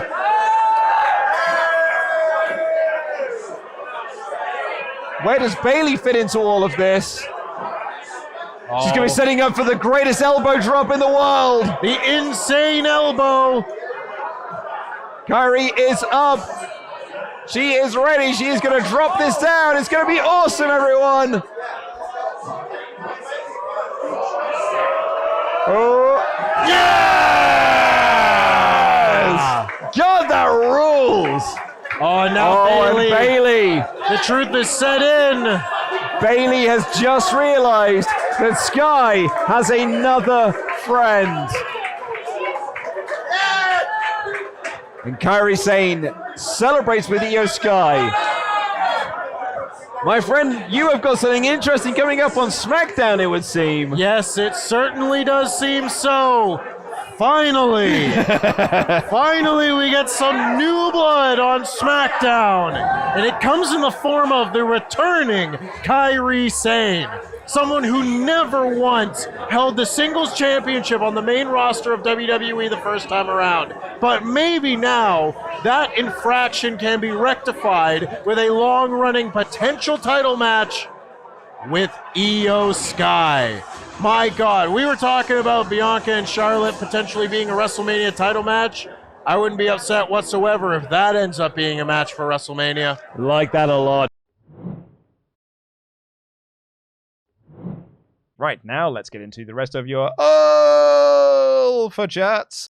Mohammed here said, "Hi, WrestleTalk crew. First time Ultra Chatter here. I've been watching you guys since January 2021. I just wanted to thank you guys for all the memories and just getting my mind off the bad things in the world, especially now. Also, how is Andy? I miss him. I'm probably the only person in the world to say this, but his sense of humor is untouchable. Also for Tempest, Eren Yeager is literally punk. Both were loved by their fans back in the day, but changed recently. Hope that the finale goes well. Thanks again. I'm assuming that's something to do with Sports American sports. Yeah, I would have thought so. Tempest and I have had a fight today about American sports because so we're doing a new series of shorts, and one of them is about the time the Denver Nuggets got WWE forced to move their entire show on a week's notice, and he was like, I wrote the script and I said it's the playoff finals, and Tempest was like, it's not the playoff finals, and I was like, well, here it is. Here is all my research that says it's the finals, and he's like, no, it's the Western Conference Finals, and I said, well, what do you win if you get the Western Conference Finals? Then you get into the NBA Finals. I'm like, well, are the Western Conference Finals playoffs? Yes. Is the word finals in there? Yes. So playoff finals is surely accurate. And he's like, no, because it's not the playoff finals. If you say playoff finals, you go, if the word final doesn't mean final, then it shouldn't be called a final. The Western Conference Finals is actually the NBA semi-finals. America, you are too big and your sports is nonsense. Understanding more about American sports makes a lot more of the nonsense stuff that WWE does make sense, I have to say. I remember back in They do a best of 7 series for the Western Conference Finals. That's too much sport. And I like sport. Nobody wants to see that. Back in the day, I remember, like, back on my If you can't get it done in one match, what's the point of doing 7? Sorry. Also, there's nothing wrong with a draw. Which Americans seem to think is the maddest thing you could possibly have is a tie. So back in the day, on my old Smart Marks forums days, I remember messaging a user on there, a user by the name of Black Luscious. Shout out Black Luscious if you're still watching. And I just once asked him, how does the Super Bowl work? Right. Like, how does one get to the Super Bowl series of matches to get to the Super Bowl final? And he explained it. And there is a scene in Basketball that parodies what he wrote to me. Right. Which is when they are talking about the various different conferences and all this stuff goes, and the punchline of it is, and if that's still inconclusive, the 2 teams will have a 2-man sack race every consecutive Sunday until a winner is crowned. I love the Super Bowl. I watch it every year, but I do see it more as a nice bit of sport I can enjoy until Jennifer Lopez performs. Do you know? It's, you know. Someone said they're boring soccer. Do you know what, bud? I partially agree with you. Disagree. But it does at least make sense. That part. There are 20 teams. Yep. In the league. Those 20 teams play each other twice. Yep. And at the end of it, one of them has won. The one with the most points wins. One of them with the most points has won. And then including draws. Yeah. Yeah. And because you get a point for a draw. You get a point for a draw. And then, but also, a 0-0 draw can be dreadfully entertaining if it's that close. The same way as a Broadway. Yeah. You know? And it's just at the end of the league, one of those teams has won. 7 matches for a final that's not a final is objectively nonsense. And then I like sport. I watch NBA sometimes, not often. And if you place in a certain number, top 4 teams, you get into the Champions League. Oh, that one, yes. Yeah. In the Champions League, you're then in the group stages. Yeah. If you get out of the group stages, you go into a knockout tournament until someone wins. Yeah. It's as simple as that. Sorry, no sack races anywhere. I just wanted to replay that sports thing again. Only because as we had our big production meeting earlier, and as he was leaving, I said, "Oh, Tempest." And he said, "Yeah, what's up?" And I said, "Can you speak with Dan?" And he goes, "Why?" And he said, "Because he thinks you're wrong about the sports thing that you asked him to correct him on." And he went, "What?" Yeah. And then he came in all like it's gearing up for a fight, and I took it to him. Gregory Helms has been a membug for 11 months in a row. Thanks for supporting us, Hurricane. Who says, good to see you guys in high spirits. Always fills my day with joy when I see you guys bantering. We've got a common enemy today, and it's American sports. Starting in 3, 2, 1, go. Whoa! He can't touch ground. Flying. Pack. Gravity. New Day. He can't touch ground in New Day. Kofi Kingston. Yeah. Kofi Kingston Royal Rumble spots. I know what it is. It's sort of. Yeah, right? Kofi Kingston on the chair. Kofi Kingston on the. Doing a big jump on the barricade. First one, right. Second one. Oh, God damn it! Fuck! Sorry. You can swear as much as you like, it's fine. Canada's aggressive. Bang! Bang! Cactus Jack. Stone Cold Steve Austin does the jump to Vince McMahon. Swallow No, this is a bad pass. Swallow. Okay.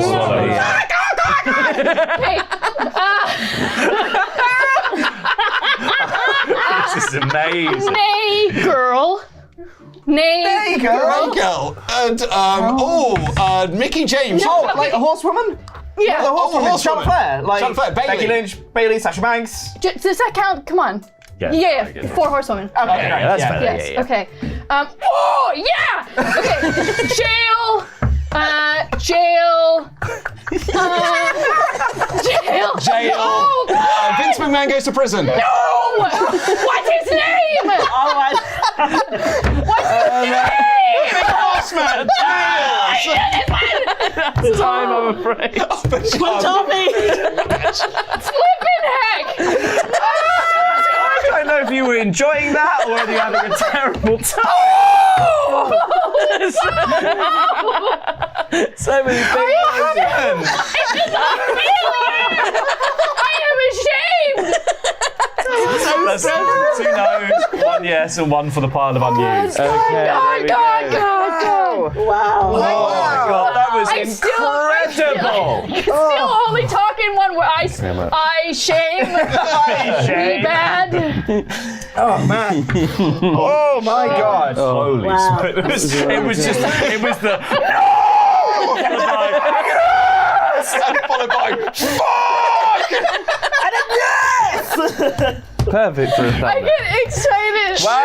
Yeah, no fucking shit. I get excited.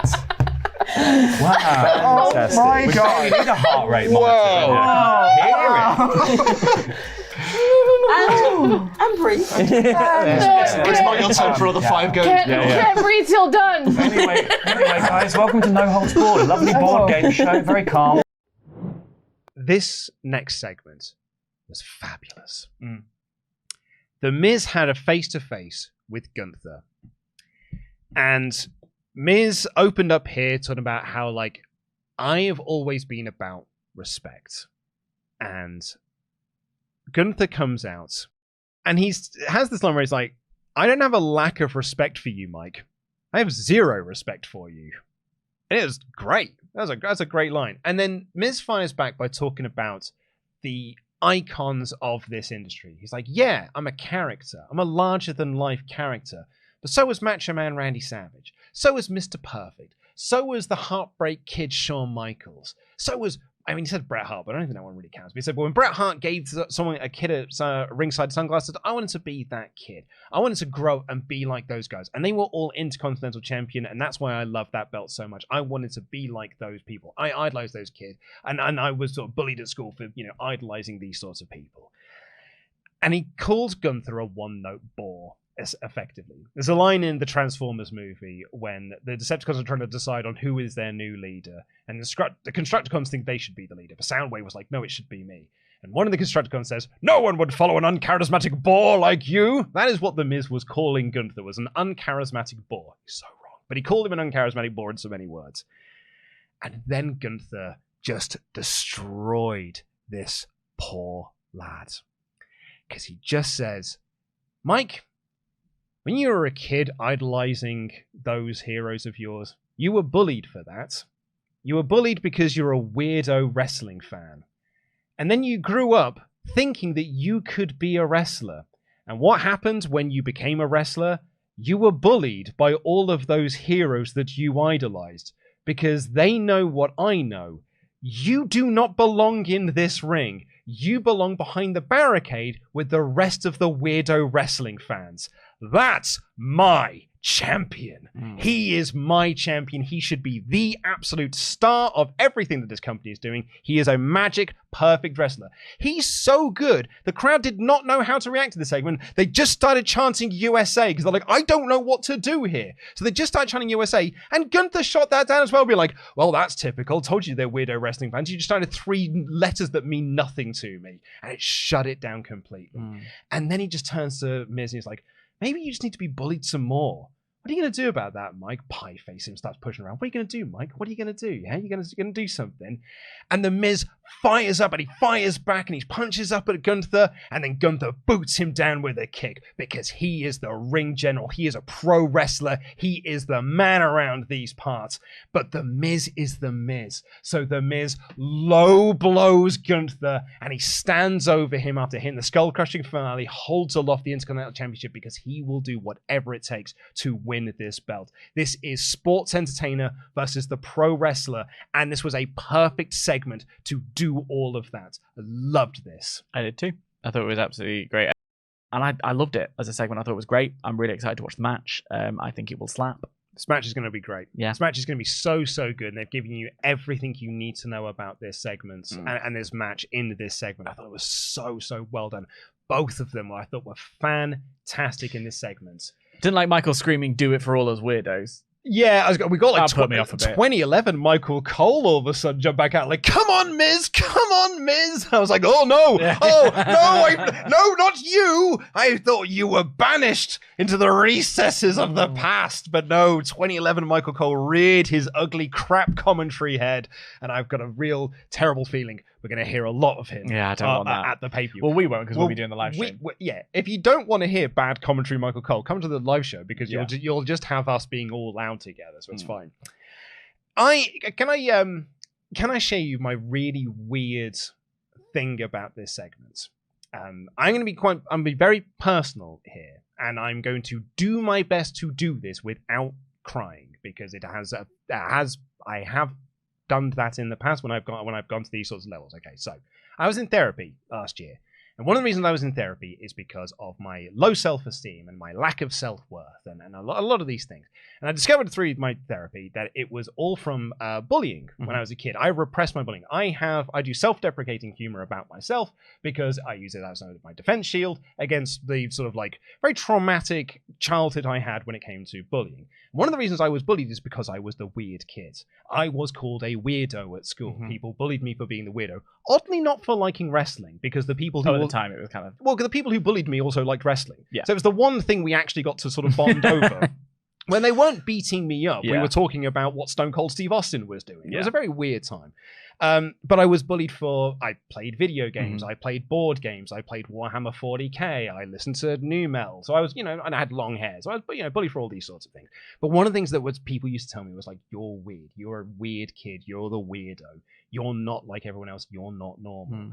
And that has really stuck with me, and it sort of led me into trying to find like my tribe, trying to find my groups. I made a joke about this on, I think it was Raw earlier this year with the DX anniversary.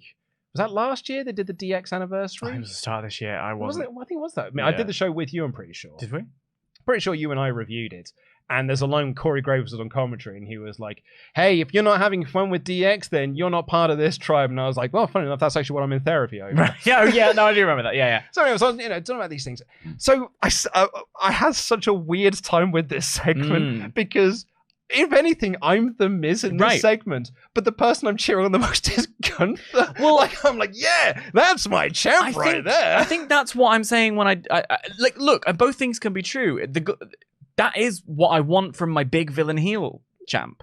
I want him to be that brutal. I want him to say those things that cut to the core of it. I want him to be gloating over making Chad Gable's daughter cry. I want him to be telling The Miz that he's nothing and worthless in this industry, because I want to believe that that's going to light a fire in The Miz to fight back, really. That's why I push back on. And there are certain people online and even among my friends whose opinions I respect very much don't think The Miz has any value. And I don't mean you when I'm saying that, before the chat or the comments go a bit mental. Like, The Miz, they just shit on The Miz, excuse me for swearing, but in this case that's what they do. Like, the power of what Gunther was doing was really cutting to the core of trying to be that villain who makes all of us feel that level of insecurity. And I think The Miz is that. I think you have to watch The Real World and see those clips of The Miz being a complete nerd about it and be like, that would be really annoying to be around. But it's that has made him have this level of success. no one, maybe he does punch a little bit soft, maybe he does work a little bit safe, but no one is more committed to trying to make it work for himself and to forcing his way from being a weirdo to being a 2-time Grand Slam champion than The Miz. And it works for me to have, this really powerful monster heel piss all over someone who is kind of like me, because I had the exact same experience as you did in so many different ways. So yeah, it's also complicated because The Miz has been annoying heel for 20 years. Exactly, so it's harder to get behind him and see ourselves in him because we've been trained to not see ourselves in him.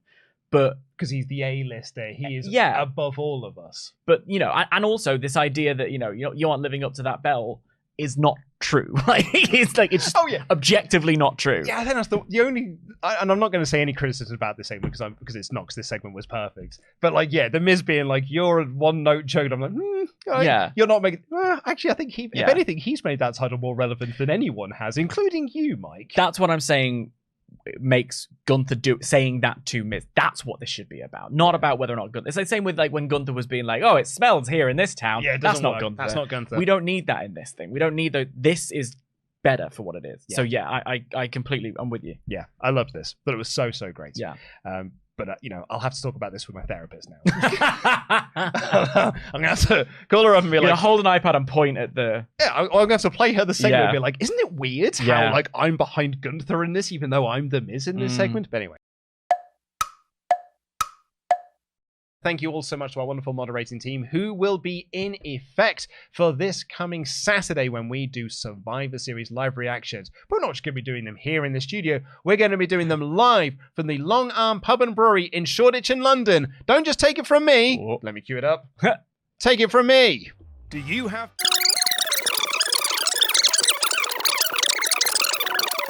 to be part of moments like this? No, it's Kyrie! It's Kyrie Sane! It's Kyrie! Oh my God! Kyrie Sane is back! It's Kyrie! It's Kyrie Sane!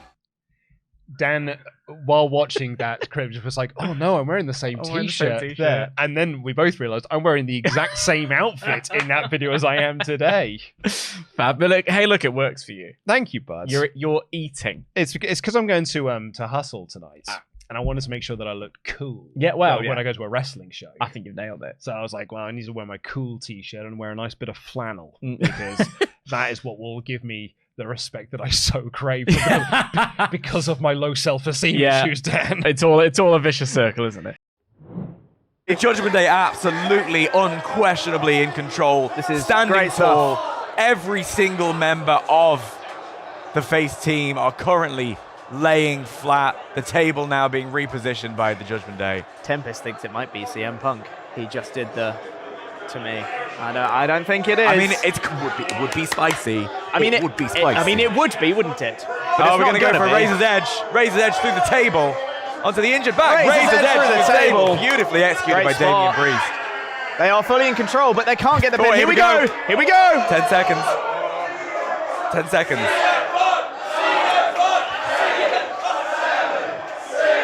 I can't call it.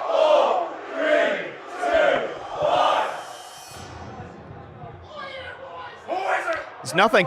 There's no one there. It's got to be Kane. No one there. Randy's. Oh, Rhea Ripley's Ripley. here. With the money in the briefcase. Money in the bank. She's got the briefcase.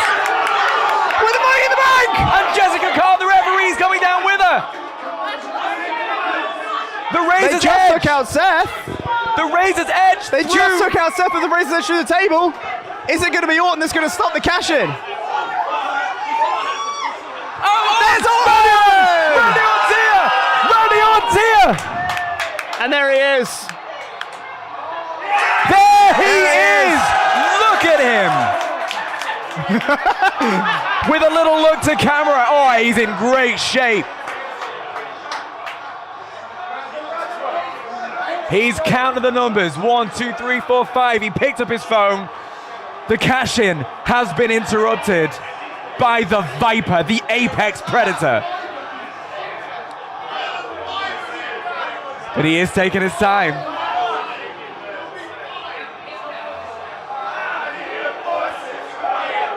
Shuts the cage. The match is underway. The match is officially underway. And a big beautiful power slam from Randy Orton. There What he the is. heel's doing? That's your boy. And another power slam. I thought that was a really well executed little moment just now. Yeah. That was great. And then the Randy chants all over Chicago. I'm really glad to hear that. That's great.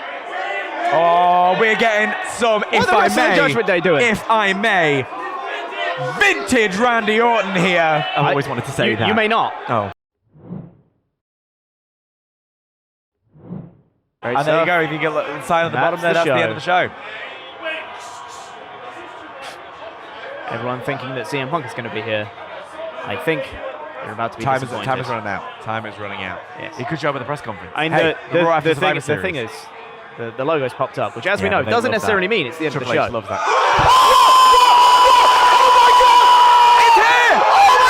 Music is here! It's happening! No! No! Oh my God! No way! The music is here! He's there! He's there! CM Punk is here! CM Punk has just walked out in the Allstate Arena in Chicago on Survivor Series! It's happened! It's happened! Holy shit! Oh my God! Oh my God!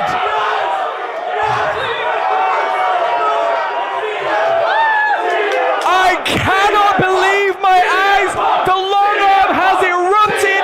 It is 3:50 in the morning here in London, but they can hear us in Chicago because CM Punk has just walked out into a WWE arena for the first time since 2014. Good God!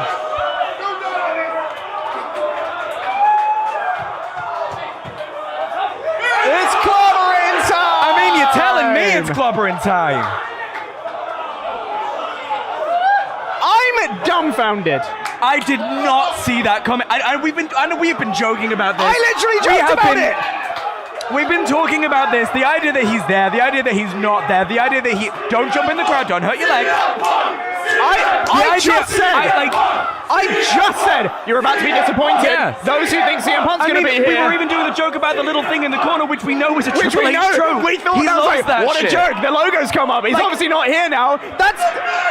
I have said time and time again on our podcast, on our predictions, I'll believe it when I see it. Ladies and gentlemen, my eyes are not deceiving me. I am seeing it. CM Punk is in the WWE arena. Unbelievable. That's it.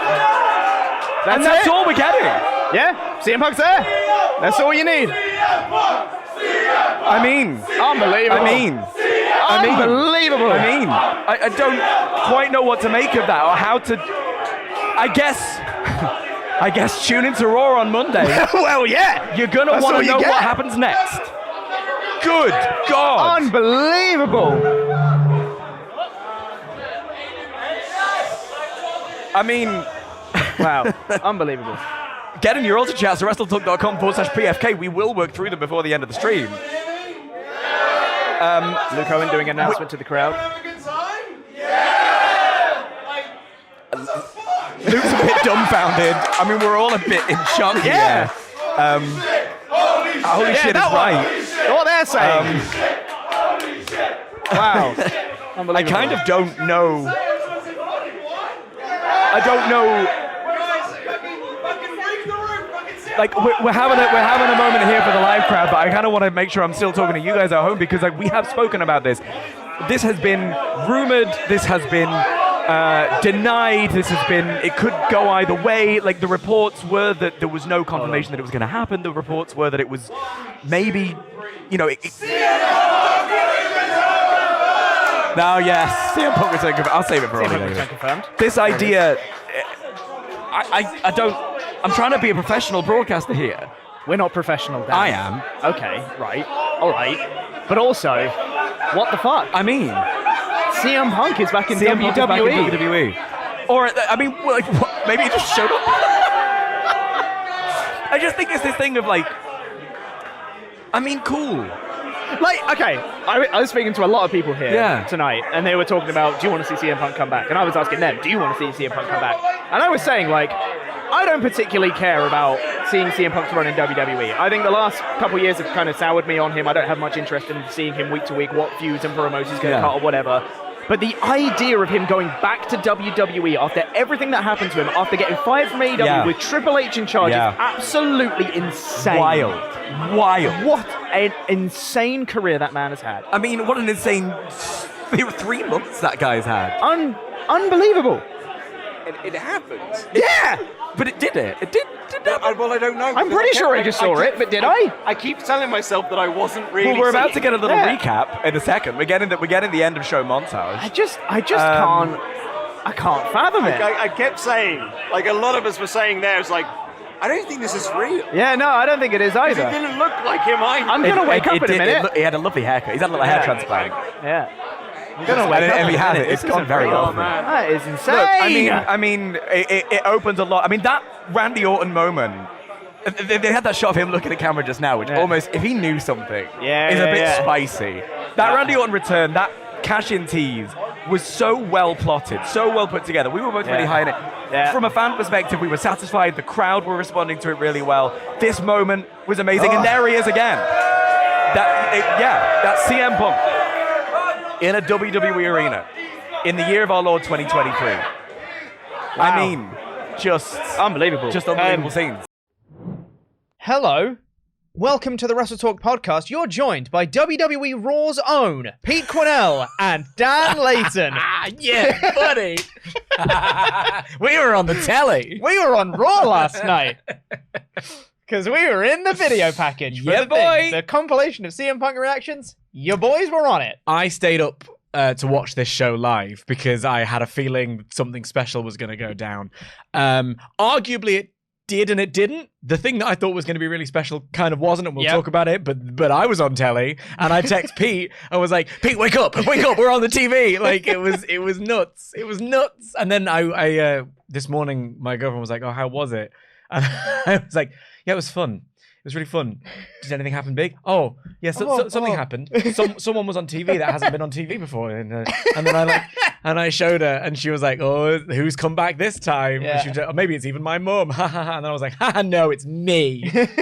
Thrilled, insufferable about it. Cultaholic were there. Yeah. Do you remember how we popped for Alex Quinn in the Ring? Yeah, I was saying it was like a comparable thing. We're like, oh, a person I know. Yeah. It's great. Yeah.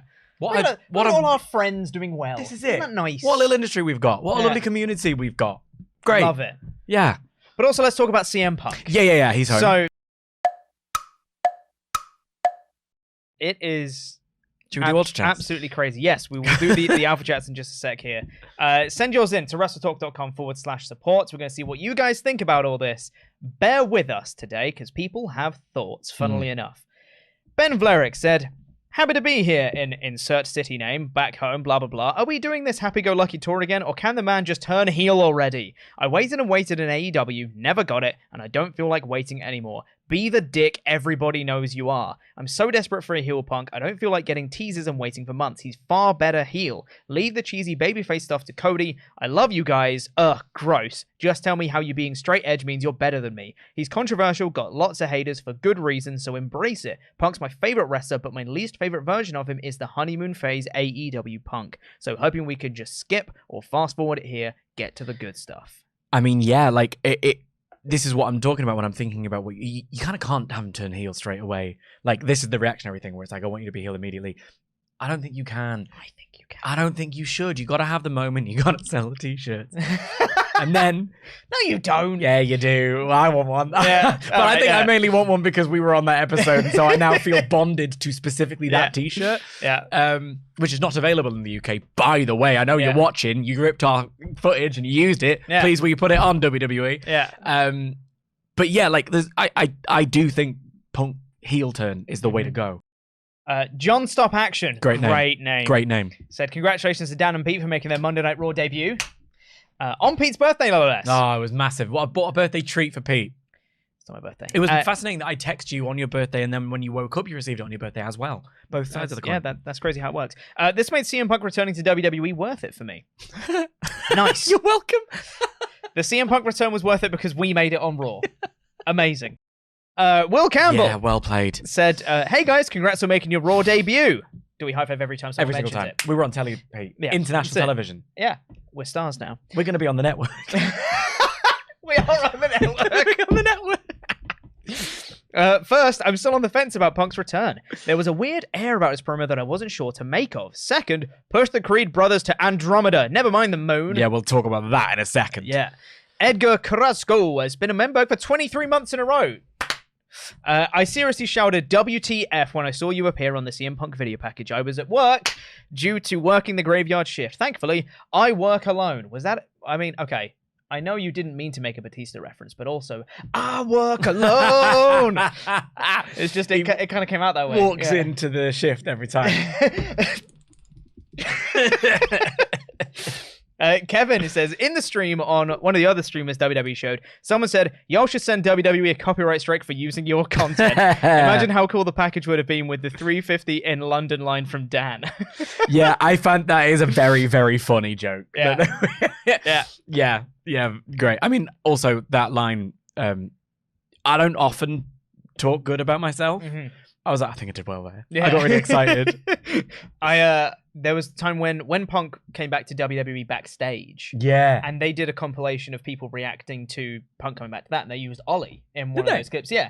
They had a CM Punk return confirmed and all that stuff. Great. They played a bit of that, of Ollie. We put a clip of that in our news and they copyright striked it. So funny. So funny.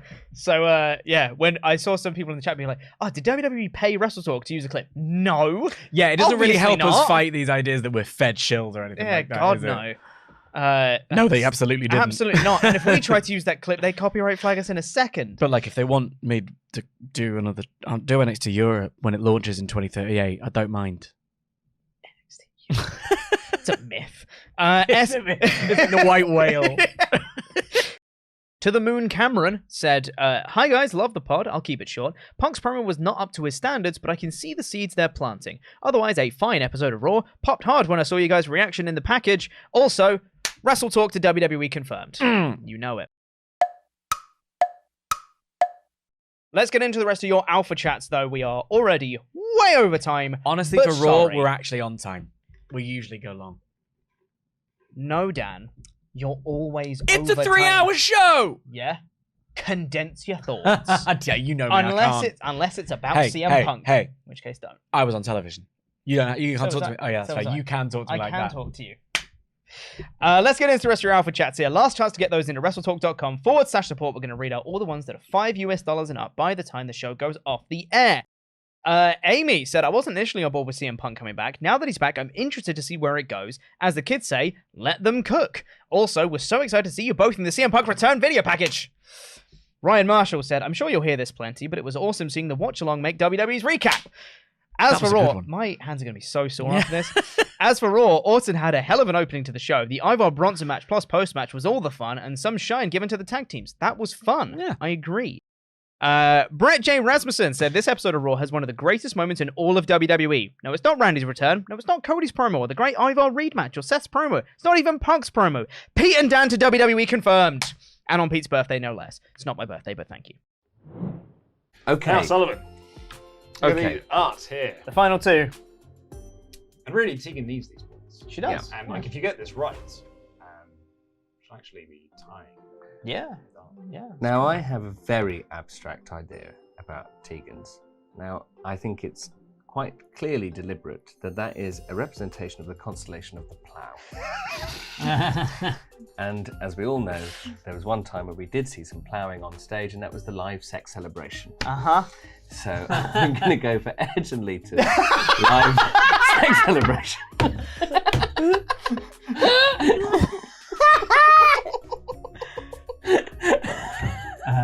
I can see that. I can see that. It looks like the plough, doesn't it? It looks like the plough, the constellation.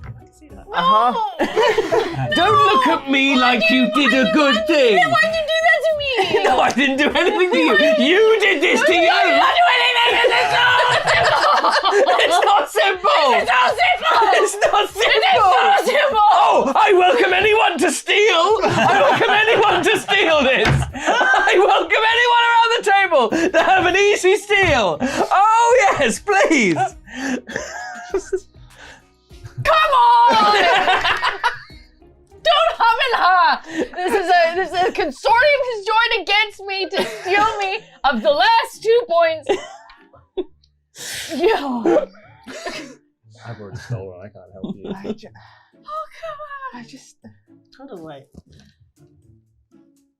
Yeah, I mean, it could be pointing this way. It could be pointing this way. That's an arrow. Well, yeah. I got that much, but doesn't fucking help me. Black arrow. Antigua got it in the fastest time. So that's 2 points. And I get 1. You sure do. I was looking at it and going, well, yeah, it's an arrow. It's pointing left. What's left in wrestling? So when she started pointing, I was like, oh, it isn't. It is an arrow. It's an arrow and it's black. That's literally it, yeah. And then we've got this final one. And which really, Sullivan, is actually probably the clearest of the lot. I think I know. Oh my god, if Tegan steals this. I know. No. Tegan could win outright. I still got my steal, and I think I know it. Oh! Well, I don't know it. It's intense. What a showdown. Here we go.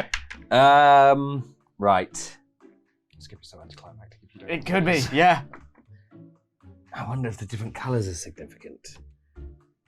They must be. It's obviously Homer Simpson. Yes. I'm gonna just guess something that you love that maybe it could be. Is it the Big Boss Man? It is not the Big Boss Man. Still. Yeah. Or?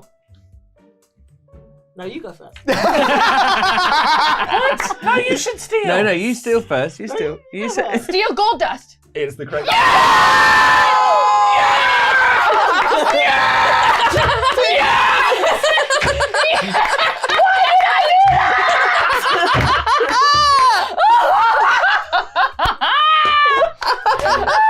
never won anything in my life.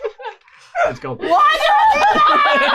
Incredible. That was very kind of you to do that. Oh, yeah. An act of kindness, letting Tegan win. It was Very one good. of two. It was one of two. It was Goldust or the Nexus. Oh, yeah. Oh my god, my Lanta. Roman Reigns' next WWE feud has been revealed. I'm Sat E Niangi, and I'm joined by Ollie Davis. We don't know how to work the deck properly, so we just improvised that while I was pressing record. Welcome to the SmackDown Review podcast on the WrestleTalk Podcast channel. You don't have to keep doing the yes, of course. I also used to. I feel like I was Damien Sandow. I was like, why not? Are you misdowing me? I am. I'm your stuntman. I rewatched Survivor Series 2014 recently. Go over to patreon.com/WrestleTalk to watch that. And Luke hates Mizdow. Why? I know. To be honest, you know what? I would understand why I would hate it, because at one point, the guy went from being a Money in the Bank contender to being arguably a comedy jobber. Yes, well. Do you think is that the reason why he doesn't like, or he finds the humor now a bit naff, 10 years removed? He doesn't like it because that's not what a stuntman does. A stuntman comes in and takes the moves. Yes. Where he was just mimicking. Yes. Yeah, we know. Yeah. I love it though. I love it. But for now, I've been Ollie Davis. Going off screen, Sadi Niangi is going to do the dubbed ending. Subscribe, support, Wrestle Talk, jam that, jam. What was Will Washington's tweet you were going to say? Because I saw it. Oh yeah, because there was all this big discussion about like the scoring system's too hard to follow because it is this grid format to show a round robin tournament of who is here, who have they faced, and what points they've accrued. And Will Washington, he does work for AEW. His whole point was like, look, if you find this hard to understand, just look at the column on the far end because that's got the total points that they've earned. Yeah, that tells you what you need to know. Yeah, like this, Brody King has got 6 points. Claudio has 3 points. Andrade has 3 points. Also, I've just realized in this moment, and I hate to do our trope, and they hate it when we do this. But you Americans have no place to be talking about confusing sports. If I have to have one more fight with Tempest about the playoff finals not being the playoff finals, and actually there's a second final, which is like, I'll have a conniption. Yeah. This is, I mean, do you want This is very simple. Do you want to just quickly tell the story? Because it is funny. I think we've done it before, haven't we? Yeah. Basically, I did a series, and in it I spoke about the Denver Nuggets. The time WWE had to move from Denver because the Denver Nuggets got through to the playoff final, and I said they got through to the playoff final, but then Tempest was like, well, they didn't get through to the playoff final. I'm like, well, hang on, it says here they got through to no, they got through to the Western Conference final, which means that if they win the Western Conference playoff final. The Western Conference playoff final. So I would argue it's playoff final, but he was like, well, if you say playoff final, no one's gonna. That's not what it means. I'm like, well, it does mean that because it says Western Conference playoff final, and then it's like, well, if they win that final, they get through to the final, which doesn't. That's a semi-final, and I understand that there's the Western Conference and the final of the Western Conference, which then leads to the final. But if that's the final, then that's the final. And then so this is comparatively very simple. And yeah, if you don't care about, I liked pausing it and thinking about all the different combinations. If you just want to find out who's currently winning, well, tell you what, in the Blue League right now, Brody King is winning. He's got 6 points, won both of his matches. Danielson's only got 3, but he also has 4. He's got a game in hand, as we say in football, kind of thing. Over on the Gold League, you've got both Mox and Strickland. There's a shocker. Have both got their 6 points. Roosh has had a great one, but he also lost to Jay White. So, what does that do for Jay White? If he's on a momentum, if he loses another one, that could throw his whole tournament off. All of that. It's just so much fun. It's just so much fun. Someone here has said, now explain the FA Cup. The FA Cup is so easy. That's even easier. It's so easy. Everyone who is a registered member of the Football Association, a registered club, gets to fight. And if you win your match, you go through to the next round. If you lose your match, you go around. And then as you go through, so it's not like Manchester United playing like the person who's currently in 7th on the Isthmian South Premier League, somewhere down in the 9th period. The Staplehook Monarchs. Right, no, sure. Is that a real thing? Yeah. Right, cool. So it's not that right at the beginning. The bigger teams with more money and more finances get added in later on. But it could well be that those two face each other when Man United come in, and that's the beauty of the cup. But it's a very simple knockout tournament. Yeah. Don't come at me with this. The American sports, I enjoy my basketball, I like my baseball, I like my hockey, I like them all. All the sports themselves are great. But you guys bend over backwards. Also, by the way, this is all silly. This is all in good fun. But you bend over backwards to explain the complicated rules like it's like, what's that in Friends, when Joey's like bamboozled, it's like, it's such a simple game. You go, the monkey had the cloud chance. You pull the gold monkey, and if you bam, you're in Paradise Bond. It's so complicated. God love you. America, fuck yeah. Sorry, I swore. I only brought that up because that's the second time where we've talked about confusing American sports and we're like, well, explain the FA Cup. Then I was like, that's the easiest one to do. Yeah, there's a more complicated version. There's effectively a qualifying round. Yeah. And if you get out of that qualifying round, you get into the FA Cup, and then it's just a knockout tournament. It's called the first round proper. Yeah.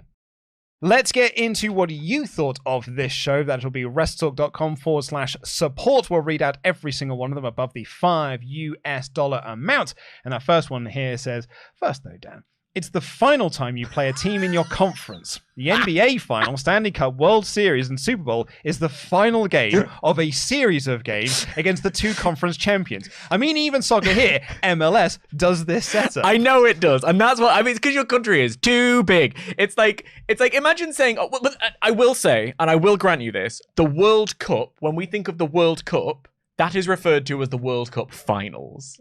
Yes, it's not.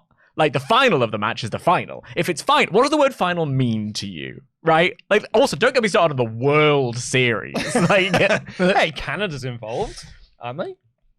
Possibly. I don't know. I think Canada's involved. Good for them. It's MasterChef The Professionals is currently on at the moment, which is it's my World Cup. Good. But obviously the excitement for MasterChef, Masterheads, as we often call ourselves, chef heads, it's finals week. Oh, huge. So we're into what we've got our final 4, but by the final, it'll be the final 3. But we're in finals week. So the final 4 can call themselves MasterChef finalists, but one of them won't be in the actual final. So they won't be. The word final has lost all meaning. I cannot with this. This is brilliant. Trenton Welsh says, love you guys. Dan is due a Survival Series win. That'll be my... That's like on my Triple Crown. My Grand Slam. I'm getting there, bit by bit. Thoughts on Sean Spears as the Devil? I think it might be slightly underwhelming. Yes. What would you say if it was Ali? Mustafa Ali. Or well, yes. Because it'll probably be done after that, because I think it's December 15th that most people's non-compete is over. Do you think it'll happen at World's End? Yeah, I think it's World's End. I think the final shot of the AEW calendar year is the reveal of who the Devil is, and that's your big then story for 2024. So yeah, I wouldn't be against it, because I really like Mustafa Ali. When the Devil story first started, I was like, potential options you've got is like it's Adam Cole, it's the Kingdom, it's Kyle O'Reilly making his return, it's one of the ex-WWE guys, particularly like if it's Mustafa Ali, which would actually be funny, like with everyone's talking about Retribution. And so it's just thinking of the hacking things and the like the way that it's functionally working in universe. Like. My current pitch, my current running theory is that it's Britt Baker. Goodness. So it's Britt Baker, and 2 of the 4 are Sammy Guevara and Jack Perry. Have you ever seen The Da Vinci Code? Yes, but not really. I love The Da Vinci Code. It's one of my favorite books, unironically. He said happily. Yeah, I'll stand by it. I'm an arbiter of taste. But my Dan Brown mocking. Oh look, they're not all great, said the tall man. No, what is the common? Oh, I see what you're doing. I see. There's the common phrase where it's like incredibly handsome and quite sexy Harvard professor who looks a little bit like me. If you check out my author cover. No, in the film The Da Vinci Code, Ian McKellen is doing the bit about the Last Supper and how actually it's like who's that next to Jesus, and it's like I'm sorry, I don't remember the Bible. One of the others. And he's like, no, it's Mary Magdalene. And it's like, it's Britt Baker. It's Britt Baker. But this is my one. It's like, look closer. And it's like, and what he says this line, which is always in my head, which is where he goes like, the soft face, the red hair, and just the hint of a bosom. And if the argument has been this whole time that the people who are playing the characters are in these segments, I have you with the clips of the devil appearing going, if you look at the picture of the devil, just a hint of a bosom. A hint of a bosom. Yeah. So here's my running theory. That's Britt Baker, and it's a 4 pillars thing. Right. And it's going to eventually lead to MJF having to team with Darby Allin. A man he was against Britt Baker? Oh, no, against Sammy and Jack. What's Britt Baker got to do with them? Well, she's the leader of it. She's the mastermind of this whole thing. It's why she's not been on TV all year. And she is trying to drive That's just because they don't do the women division. She's trying, well, there's that, obviously. She's trying to drive a wedge between Max and Adam Cole because, that's the power couple dynamic. Right. She's trying to steal Adam Cole away. Maybe Cole is involved. I don't know. Interesting. But the only reason I thought of this is because all 3 of them liked a tweet that Max posted and someone reposted criticizing him. And all 3 of them doing it, I was like, that's sus. It's them. That's a very nice little bit of metagaming. And Britt Baker putting up that tweet being like, I've not had any promo time this year. Or have I? As the Devil's got some promos Look, now. I mean, I like it. You've convinced me. I'm just saying. It's a good working theory. Just saying, when everyone, maybe I can't put it down as my big 2024 prediction when we do our 2024 predictions videos because I think the reveal will happen before then, but that's my current working theory. If it happens, I'm on the World's End review on New Year's Eve. Mm-hmm. I will make Ollie Davis make hint of a bosom on the thumbnail.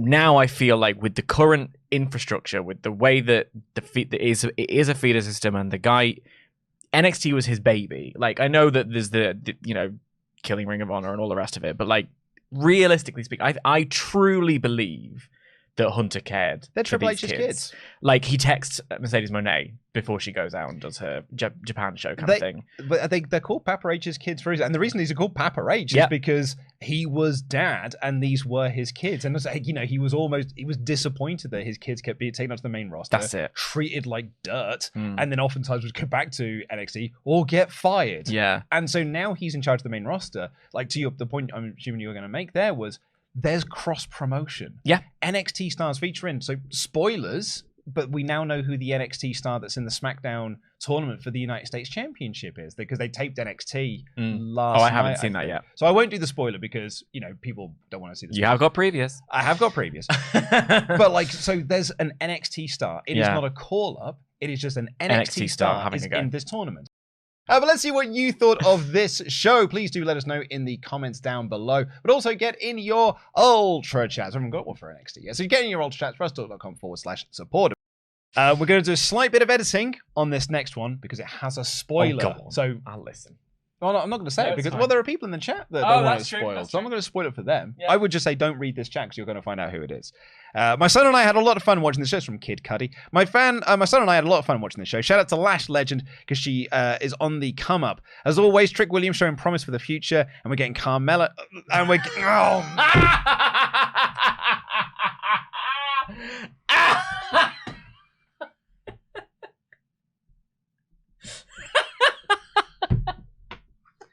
well, that's going in the best of.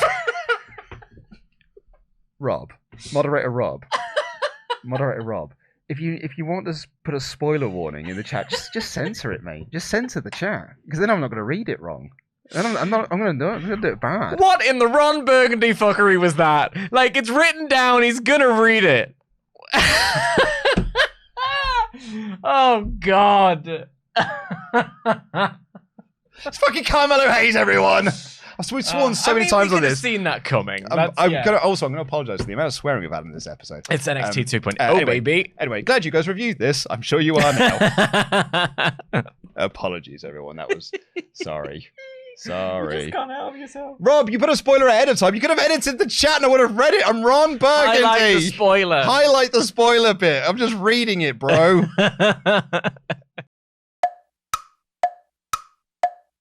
Those are your Hall of Fame shout-outs for the 11th of December, 2023. Thank you to Rob, who has now marked the spoiler in the previous Ultra Chats. A-level trolling. Well played. I very much appreciate that.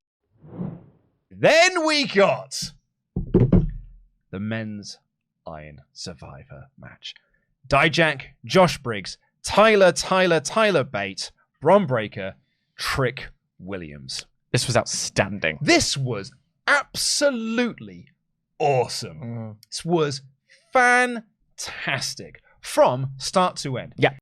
Tyler Bate is back to doing his big strong boy stuff from his independent work. So he came in there to do like, I'm going to lift everyone up because I'm the big strong boy. You love Tyler Bate. I absolutely love Tyler Bate. And I think I will forever hate WWE for sticking him in developmental for so many years. Like, you want to talk about someone who was ready at 19 and is now 27 and has accomplished diddly dick in WWE. Sweet FA is what they've done with that boy. Can I say two things that irritate me about Tyler Bate? Go for it. The first one is his insistence on wearing gear that makes him look a lot smaller than he is. You could talk about specifically the knee pads. It's more that he looks like he's just he looks like a child who's or a man who has just like accidentally been stripped down to his underwear and socks at all times, and it makes me uncomfortable. The first photo of him when he won the NXT UK Championship does look like he is nude, and because he's got boots that are shorter, it makes your legs look shorter. This is where I get sartorial and I start becoming the parody of myself that everyone thinks I am. But like, if you wear you should be wearing clothes that like enhance you and that fit right. It's all about tailoring, and that's not to say that you always need to look slim or whatever. You just wear the clothes that fit you properly. And these, they don't fit. And then the hair, which is sort of like here but then longer here, it makes him look like a hobbit running around the ring. And he doesn't. I don't think of Tyler Bate like that. He has got the same problem that Cody Rhodes had during his first WWE run. Yeah. And it's all in the knee pads. Yeah. Not wearing knee pads makes your legs look skinnier than they it does. Because Cody Rhodes used to look like he had proper skinny legs during his early WWE stuff.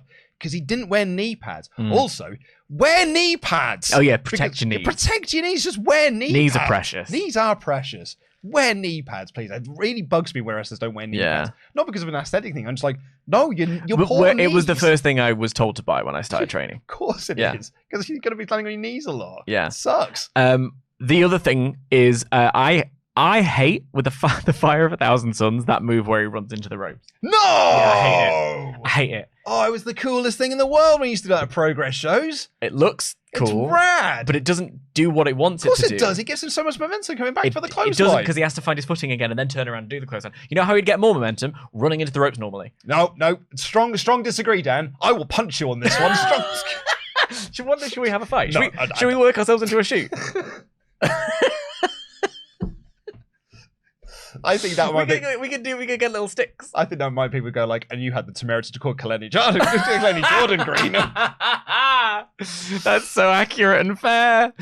No, I find it irritates me. It's a personal and pointless gripe because otherwise Tyler Bate is so good. Can we, Mod Brother, are you watching? Can we get a poll? Can someone start a poll? Is that move good? Because I think it's awesome.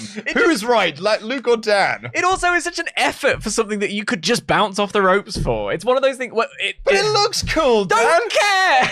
It's why does Okada spin before hitting the Rainmaker? Momentum, and it's looks the equivalent cool. of when Charlotte Flair does that like little the front flip in order to do, and then she has to get because she's like 12 foot tall. She has to get herself all the way back up to her feet before she hits someone, and by all the momentum's gone. I can't believe the poll's already arrived. Like, God works quick, Mod Mother works harder. I swear to God. Anywho. We also have a result of the poll. Is Tyler Bates' move good? Yes, 78 and 21% are wrong. Well, I'm glad I'm not alone at the very least. So you are wrong. I'm Ollie Davis. I'm joined by Luke Owen. DAD, welcome to the AEW Dynamite Review podcast on the WrestleTalk Podcast channel. This episode's sponsor is Luke Owen's birthday! Yay! Happy birthday to Luke! Happy birthday to Luke! Happy birthday, dear Luke! Happy birthday to you! Someone bring the present. Did the present come? No. Okay. I wasn't aware that was a Where's the presents? Where are all the presents? There was one present, but it's okay. It's We'll okay. give it Well, to no, you this upstairs. is lovely. Thank you all so much. You are the president. This is delightful. Thank you all so much. Right. Make a wish. Oh.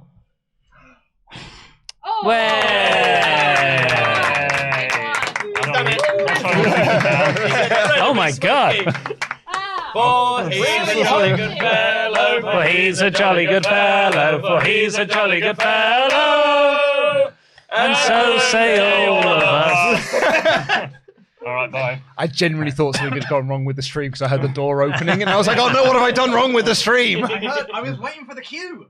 Yeah. I couldn't get it. I couldn't hear it through the door. Well, Luke decided to add in, oh no, I've got to add in the video sponsor for the ad. A minute before we were meant to go live. And that's why I went over there. I was don't come in yet. Luke's faffing. Thanks, everyone. But Thank you. Please take the cupcakes. Yeah. I'll have that We're later. going to have it now. I'll have that later in the office. Thank you all It's so a lot of much. effort, but that's okay. Thank you. Is that from the new Tesco? Yeah, it is. Yeah, Oh. Brand new Tesco opened up. Yeah. I It's went got there earlier. a balloon arch outside. Oh, I went there earlier. It's terrible for vegetarians. We're going to have 2 sandwich options. Laurie's just lurking. Well, yeah, I was good. Laurie's making sure we don't set anything off. You didn't make it cold, did you? Because that will actually break all the aircon in the rest of the building. If you change the temperature of the aircon, it breaks all the aircon. Did you? Oh no, that will honestly break everything. No, that's why I keep getting messages about why is the We aircon can't not have working? this admin meeting. We're live. We need to talk about Dynamite. Thanks, Laurie. Happy birthday. Thank you very much, mate. That was very, very sweet. It really means a lot. Thank you. But yeah, well, the actual sponsor is our own. That's our book, yeah. Go buy our book. Go buy the book. Link for it's in the video description down below, and it's being spammed by our moderating team as well. We've got a competition for this book as well, which we'll get to a little bit later on. I believe when you blew out those candles, what you wished for is record sales for the book. So please. Well, I can't say that out loud, for otherwise Luke's, it won't come true. Let me assume that's what it was. Please, for Luke's birthday this year, by the book. Pete's just It's left what them. he would want. He's just left the candles here. Were they on the... There was some on the cake, but he's just brought, I don't know if he brought extra ones just in case. Okay. I had a great time with this show. And I had a great time chatting with you there and with Dan as well. Aw, and with Merry Ollie Christmas, Davis. bud. Merry Christmas, bud. This is our last Raw episode of 2023. So we'd like to thank you all for watching us this year. I will be back on Thursday, though, with the Dynamite review. So I'll be able to say, like, my proper thank you all and you know, happy holidays and all that sort of stuff then. But I for now, won't be. Dan, Don't- you won't be. So is there any Christmas messages, any holiday messages you'd like to send out? No. Just have a nice time. Be good to yourselves and each other. Spread joy and also gravy.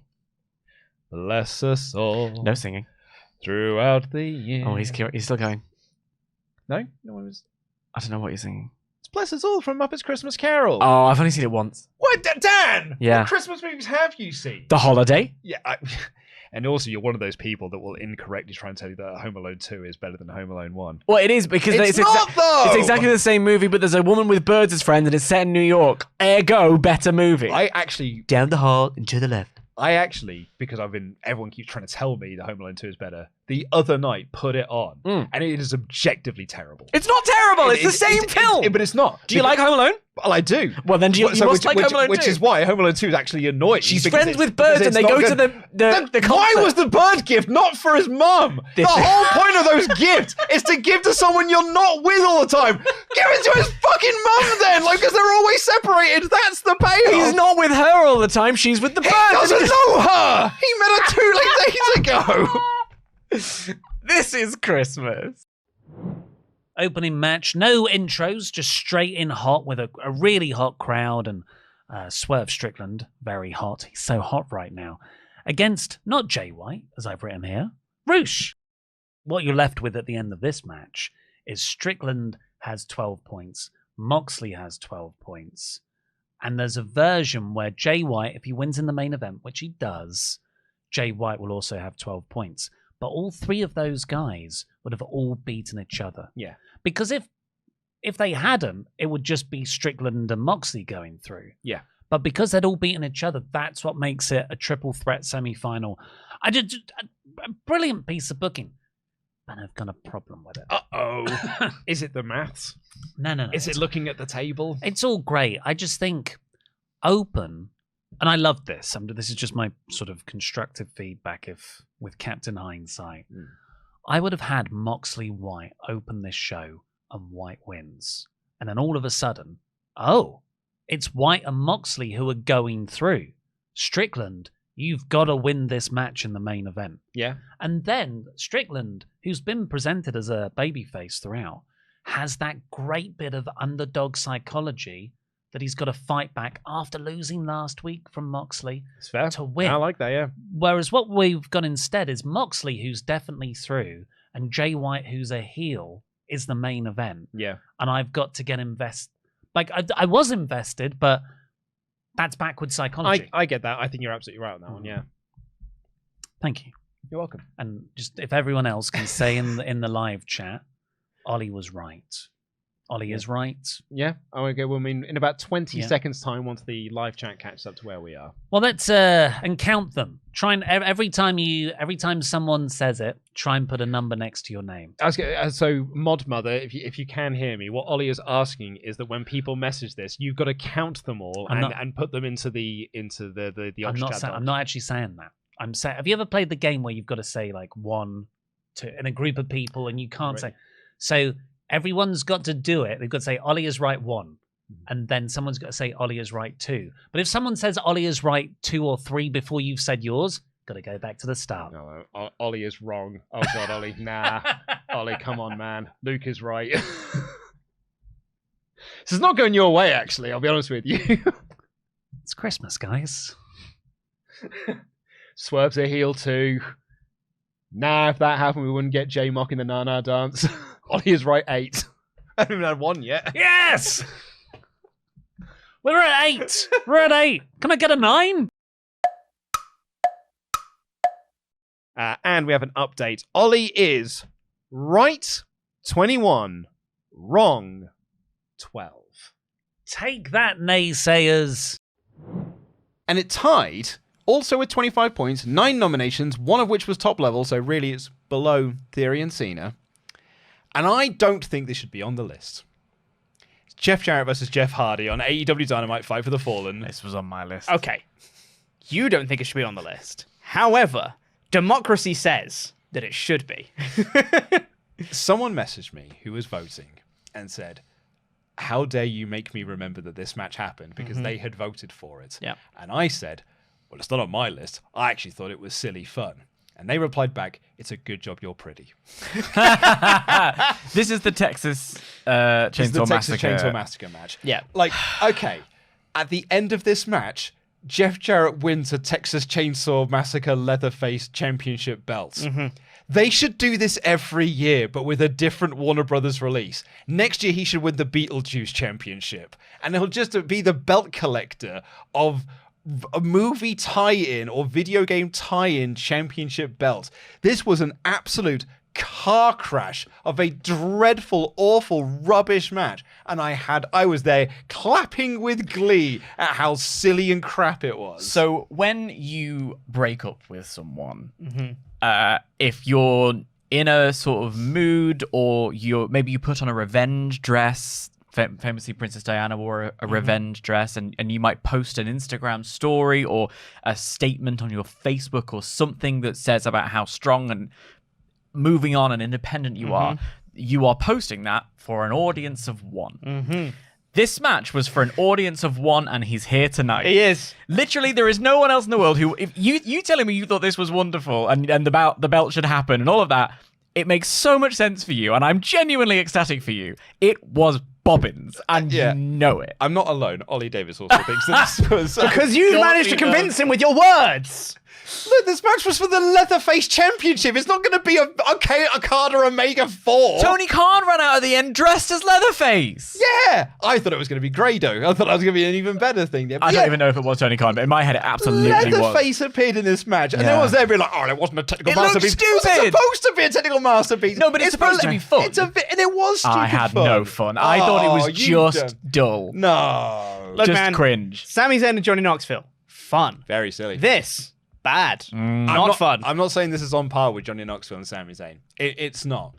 But when I look at this, and this was a silly comedy match to promote a video game that no one played. It's not even AEW's best silly comedy match to promote a video game that no one played. Yeah, that's true. Yeah, the other one was way better. There it is. The other one had Kota Ibushi on a bike. That one is fun. This one isn't. This was an absolute car crash, and I had a great time with it. You just enjoy bad wrestling. Yeah, this was bad. Exactly. That's why it's on the list, because it's bad wrestling. I forgot. He loves bad wrestling. It's his favorite thing. That's his favorite thing. But Roman and Jay, I would argue, was worse than this, because that was trying to be... stakes. That's stakes. That's got the world title above it. This has got a silly Leatherface Championship belt. But they were taking it You very keep seriously. saying that like it's going to make it better. Which is why it should have been 9th. Look, product placement is very bad in a lot of wrestling companies. Sure is. Not many Very of them bad do in it full well. stop. No. I'd argue they bad. didn't do it well. This is really bad, Luke. Yeah. Really bad product placement and product promotion and all that. I don't disagree, Pete. Yeah. It shouldn't be 3rd. Or technically 4th. Whatever. I'm trying to think of what the equivalent for me would be, and it would be a Made in Manhattan match and J-Lo comes out at the end. And even then I'd be like, I don't love it. You have such a niche enjoyment of things, and we should all be more Luke Owen sometimes. Yes, I we feel should. Like. But what was actually our number 3, our 3rd worst match of the year, this is where this should be. This should be at number 3. 25 points, 8 nominations, 2 of which were top level. Adam Cole versus Chris Jericho from AEW Double or Nothing. That was bobbins. Now this is bad, but this is not Jeff Jarrett versus Jeff Hardy, because that's a silly, goofy comedy match. Let's move on from that, Luke. Let me check the comments, Luke. They're telling you to get over it. Yeah.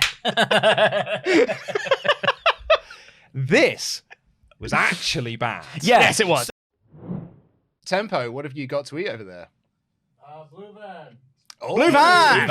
Oh. Blue van moment right here. Put the graphic on screen. Dom also had a burger from the Blue Van earlier. Oh God. Bold choices. Yeah, he said, I'm going to feel it tomorrow. And I said, you're going to feel it in a couple of hours. Tom is also a man who currently thinks he has like bowel cancer. Yeah, is yeah. what he was telling me as well. And it's like, you've eaten a blue van. That is why you think you have bowel cancer. Yeah. Just so we're clear as well, Blue Van is a place. He hasn't eaten a Blue Van. It's a place where you can go and buy food. Yeah. Where the chef cooks in his own sweat as it drops onto the griddle. It's great. One order at a time. One order at a time. Yeah. It's the slowest method of getting lunch. Yeah, do you want halloumi? It's going to be fried in bacon. And chicken from yesterday. Would you like the vegetarian option? Whatever else. Tough shit. It's tastier than the normal vegetarian option.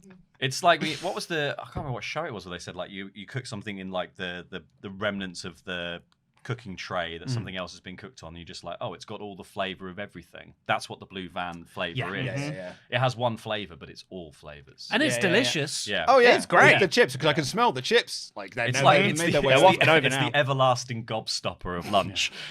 There's just a trade-off. Because you will have a bad time on the toilet. Yeah. I was watching as we all were, the semi-finals of MasterChef The Professionals last night. Obviously, it's going on. Way to date this episode, Luke. And they went to this restaurant in Denmark that's called Alchemy, where you have an option of 50 meals, but they're not meals. They are, what was it they called them again? They are... It's like the punchline of the whole thing. Impressions. Nice. Yeah, there were 50 impressions for you to order. I'll have a golem, please. Yeah. Richard Nixon. And like it basically is like every meal has a story. And one of them was this fish dish. It's cod, but it's done with cod jaw. Because he was trying to like cook with things that people like people waste cod jaw. God, what a waste. Sure, yeah, what a waste. Like it's cod jaw that's served with this cheese on top of it and edible plastic. What? So I get it, so because you too can be a sea turtle. Yeah. It's a comment on the pollution in the seas. That's it, yeah. That's what you want when you're hungry. Yeah. And it was like, when he said, when you put it in your mouth, it will feel like you're eating a plastic bag, which will be unpleasant. But it does taste nice. And I was like, that's what you want when you've paid. And I looked it up, £800. £800? Yeah, so you got more money than sense. To be fair, that'll be for a whole tasting menu. That won't just be for one dish. So that's pretty good value. Oh, wow. Multiple plastics. Organic plastic. That'll be sustainably sourced plastic. I'd say as well, you could you could tell everybody's character here when you said impressions. All of us went, oh, and Ollie went, nice. Oh. Whereabouts in Denmark? Well, one of the impressions that you can get is called, I think it was called like the trapped chicken. And it is a chicken leg that has had like all of the flesh taken out of it and like a mousse poured back into it. So you're like holding an actual chicken leg with the meat on the end that's like then dipped in like a sort of meat corn dog. Yeah. And then sort of you basically just hold the chicken leg and it's served to you in a cage. So you have to free the chicken from the cage. Saw. And it's given it's an escape room and the prize is chicken. Do you want to play a game? Hello, Daniel. You look hungry. And because you're doing it in like an auditorium thing, and like around you, there's just lots of like videos of chickens trapped in cages. What, like on your? How many people are in this auditorium? It's like so everyone's having it at the same time. Everyone's having it at the same time. Right. Yeah. Okay. I thought it was like the Hunger Games. Everyone just watches you eat. Yeah. Did you say it was like the menu? Yeah, I honestly, so much like the menu. When they first went there, I turned to my wife and I was like, "This has got strong the menu vibes. Like this has got big the menu energy." And when it comes to the menu, Ollie has huge Nicholas Hoult vibes. Oh yeah, I'll be all over that. And particularly so one of the amuse bouches that they were served, like a palate cleanser, was a digital photo of you that you then like scrape with like dipping chips and all off. of your crimes. And it was basically Jerusalem artichoke. But like, I don't want that. We but call they were them like, fartichokes in our house. Yeah, like Greg, you know, he's in there. I was like, oh, I'm eating off myself here. I taste delicious. And I was like, this is the menu. Like, this is... Greg Wallace in that environment. But Monica Galletti refused to eat the chicken dish. It upset her too much, and it made so it made a bad impression. It did make a bad impression, and then I turned to my wife. I was like, "What a waste of the chicken." Yeah. The socio message straight over Luke's head there. Yeah. But it is, the whole point is like we shouldn't be like, you know, wasting food and wasting meat and stuff. Yeah. No. Well, these ones he That's did a say different impression. these ones roamed free. And then we killed them. Then we killed them. Then we pulled all of the meat off their bones. We smashed that meat up, and then we moosed it back onto their bones. with cheese. Respectfully. Do you think they do like Groupons or anything just to get the? Because 800 is a bit steep. I'm just saying, but it does seem Christmas seem party interesting. next year. Yeah. We'll go to Copenhagen and have some impressions. Everyone's so hungry at the end of it. That would be the Christmas special next a lot year. of Is us eating that? Yeah, it'd be great. Yeah, we could sell tickets. It's already an auditorium. Yeah. It was like at the end of it, my wife was like, "I'd never want to go." No, but it does look like quite an experience. Mm. So, and I But was not like, all experiences are good. "What's a bad experience, Pete?" One that's not good. Oh, okay. I'm with you. Saw. Yeah, Saw was a bad experience. it is an experience, yes. All things are experiences. Around London, I keep seeing posters for Saw, the experience. And I'm like, who wants this? Yeah. Who wants to go? An Has anyone escape room seen with Saw? added danger. Yeah. Have you seen the most recent Saw? No. Saw X. Have you seen it? You know, it's got like the posters have the tubes on the eyes. Yeah. What did you think that was? What, light tubes? Like, what is the punishment? Oh, there's a Yeah, rat like- goes through there. I thought rat. Oh, I just thought it had light tubes stuck in their eyes. I was like, No. I've seen CZW. No, I thought. What did you think? Yeah, I thought it was something stuck in their eyes as well. It's not. It's a device that sucks your eyeballs out. Oh, cool. Is that one of the impressions? Someone. There's just someone. The chefs were given the task of like creating a meal that could be seen as an impression for this, and they were given things like pig's esophagus. Oh, nice. To cook with. So you just whack that on a plate, didn't you? So you just put, do a foam or something. Well, she did do a cheese and onion foam in the middle of it, see. and then deep fried it so it was a croquette. Yeah. What you Splash do? some sauce. What you do? You get a kazoo. You put a kazoo in one end of the esophagus, and you put a foam in the other end, and then you ask them to squeeze it and hope it makes the kazoo go. Yeah. I think it's great. And then just eat whatever's left Yeah, off the and eat kazoo. whatever's yeah. And Who it cares? The kazoo becomes your cares if spoon. they eat or not, Luke? It doesn't matter at Everyone that point. can- anyone can doesn't do matter. this. Yeah. Well, meanwhile, they're chewing on a ruler. I don't, What's the story behind the dish? Because every dish needed a story. Sorry, every impression needed a story. Every impression needed a story. I guess this was about the sort of squealing masses and how we just eat whatever's put in front of us, and we're told to by like big food corp, and no one's eating pig esophaguses, even though they're delicious, because most restaurants aren't serving it. That's good. Yeah, that's good. And also kazoos are cool. Yeah. I think you should program the kazoo to put out a different voice, like a noise. Yeah. So no matter what you push into it, it says like, I don't know. Well, and it's recorded by your mother. Whatever. Yeah. Well, like... Crying pig. Oh no. Is that what a crying pig sounds like? I guess so. No, it would That's a squeal, happy wouldn't it? pig. Yeah. Much better. No, that's a sad. That's a sad pig. pig. Yeah. You were doing your pigs all wrong, Andy. Yeah. I was doing my mum. Whoa. Clip that out of context. Right, that's the general chit chat portion. Done with, I suppose. Back with a song. Not quite, because obviously it's Christmas. Yep. It's Christmas time. So, cheers. Christmas. I didn't even cheers. It's fine. Pete. Christmas. Oh, he's in the spirit now. What's top of your Christmas list this year? Top of my Christmas list, peace and quiet. It's a couple of days off. Yeah. I don't know. Nothing really. Yeah. I've got A everything. fridge freezer? I've got everything. I've got that. Do you know what? I've got that freezer now, actually. It turned up. Did it? So, yeah. When did it turn up? Yeah, it's off. Months ago. Months ago. January. Suckers. I've been using that as an excuse to stay at home so much, you big idiots. I don't even freeze food. What are you going to do with all those Ristorante pizzas, though? Oh, well, you know. See anything in my Eat freezer? them immediately, Yeah. like I normally do. The only thing that's in your freezer is a Ristorante pizza. That's an exaggeration, but they take up a lot of space. More space than Anna's comfortable with. How many are there? There's about 4 on standby at any given time. Why? I just... Are they like a They're late night usually thing, or are on they just offer. like They are do you need them Ollie's... for a snack, or do you need them for like when Ollie's alone? Ollie's alone. Yeah. Yeah, they're my lonely food. Lonely So man. did you have one of them last night? Because you were lonely no, last night. No, I didn't. No. What did you have? I just one of the meals I bought, like a microwave meal. A couple of impressions, yeah. The impressions were loneliness. The only reason I wanted Sullivan here is because I've got a quiz that is specifically written for Ollie, Sullivan, and Dave to do. Oh.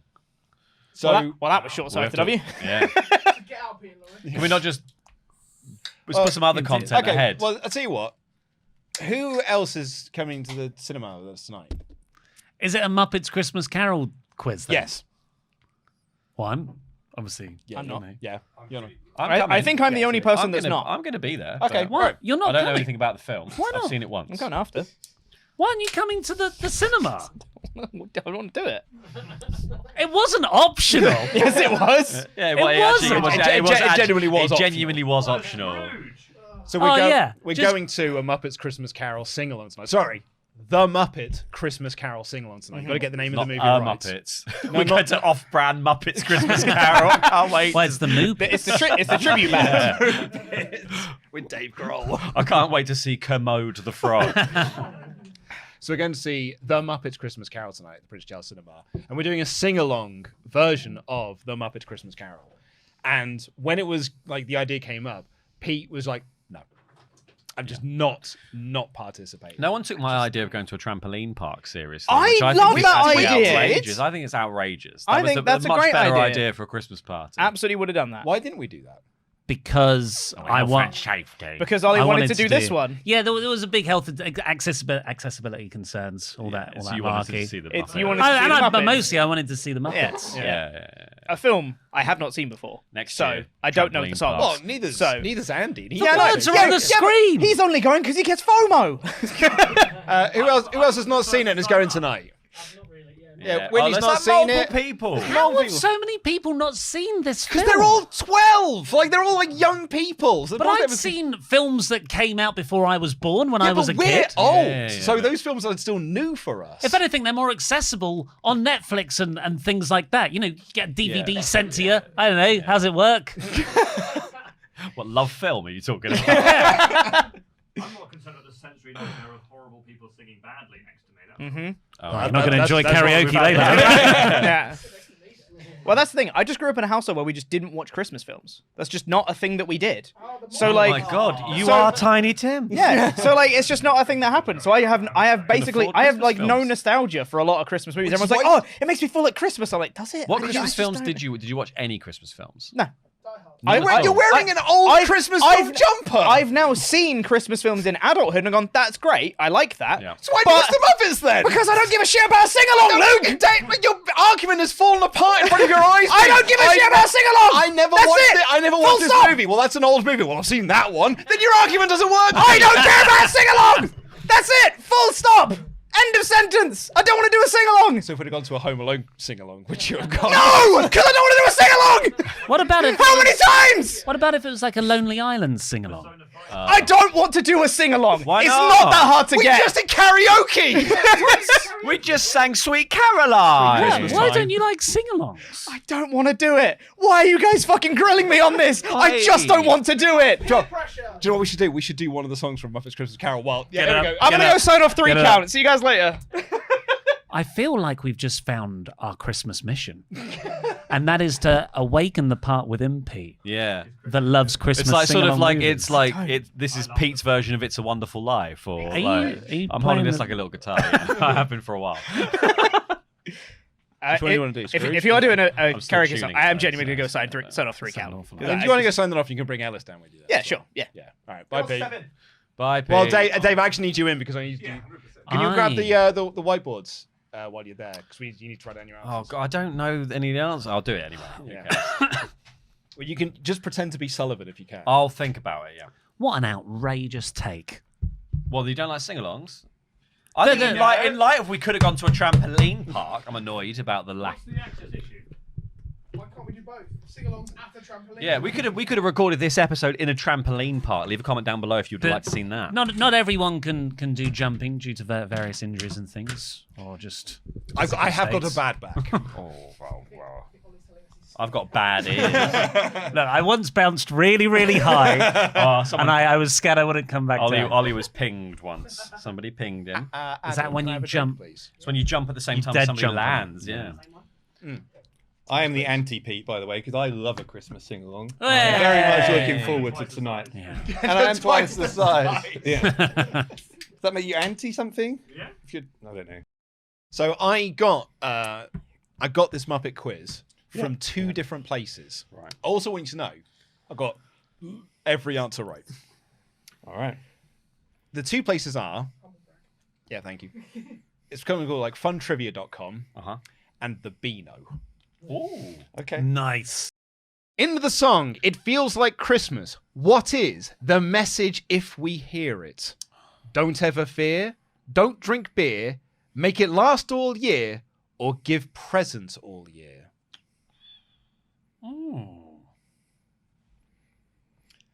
God, this quiz is easy.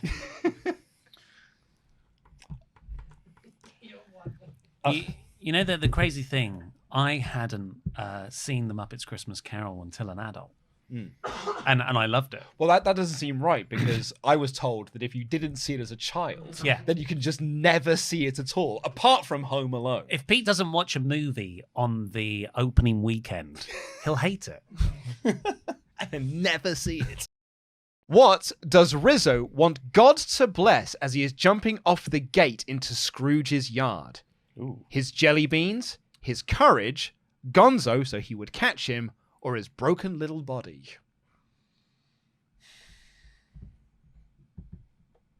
It's a good question. That's a good question. It's a good question, that one. I mean, I know the answer, but Can you do Rizzo's voice? Just Can I do Rizzo's voice? Rizzo's a harder one to do. Can you do Gonzo's voice? Not really. Gonzo's not one of my better ones. No. I'm more of a Kermit man. Give us some Kermit. Next question, Kermit, please. Yeah, oh yes. Yeah. Next Read question, the next Kermit. question All right, as okay, Kermit. hold on, because he's getting to rise. Yeah. Hey, welcome to the Muppet Show. There's only one more sleep till Christmas. Where did Gonzo, a.k.a. Charles Dickens, get the score on his wrist? Rizzo bit him, he fell off his scooter, he fell down the stairs, he fell off his bicycle. actually really impressive. That was impressive. That was actually really good. It's got to, I have to use that as my end though. There's only one more sleep till Christmas. I don't know the answer to this though. I wasn't actually taking in the options. Yeah, actually, nor was I. Can you ask the question normally? Can you just do it normally? Yeah. Where did Gonzo, aka Charles Dickens, get the scar on his wrist? Rizzo bit him, he fell off his scooter, he fell down the stairs, or he fell off his bicycle. Yeah. That was good as well. Somebody has seen this film too much. I watched a lot of Just so we know, when we go to the sing-along, you can do this on the non-singing bits as well. Every now and again, you know, like... oh, particularly like, and Tiny Tim, who did not die! Spoiler. Fun thing about that is a lot of people think that is the Disneyfication. Even though the Muppets weren't bought by Disney at this point, it was distributed by Disney. People think that's the Disneyfication of it. That Tiny Tim did not die and they had to spell out. That's in the original text. Yeah. And not is capitalized. So he's just emphasizing the original text. He did not die. Yeah. So will people be talking along as well? People No, will say that's bad form. People will say lines like that. Like this is my and by 10th year people doing you this. mean me. You. Yeah. But I will. I've told this story quite a few times. Luke invited a bunch of people to see Muppets Christmas Carol a couple of years ago, and no one showed up but me and my partner. So it was just me, Anna, and Luke. Mm-hmm. And just before it started, Luke turned to us and went, "By the way, I do all the voices." And I thought, "Oh no, what am I in for?" And it was magical.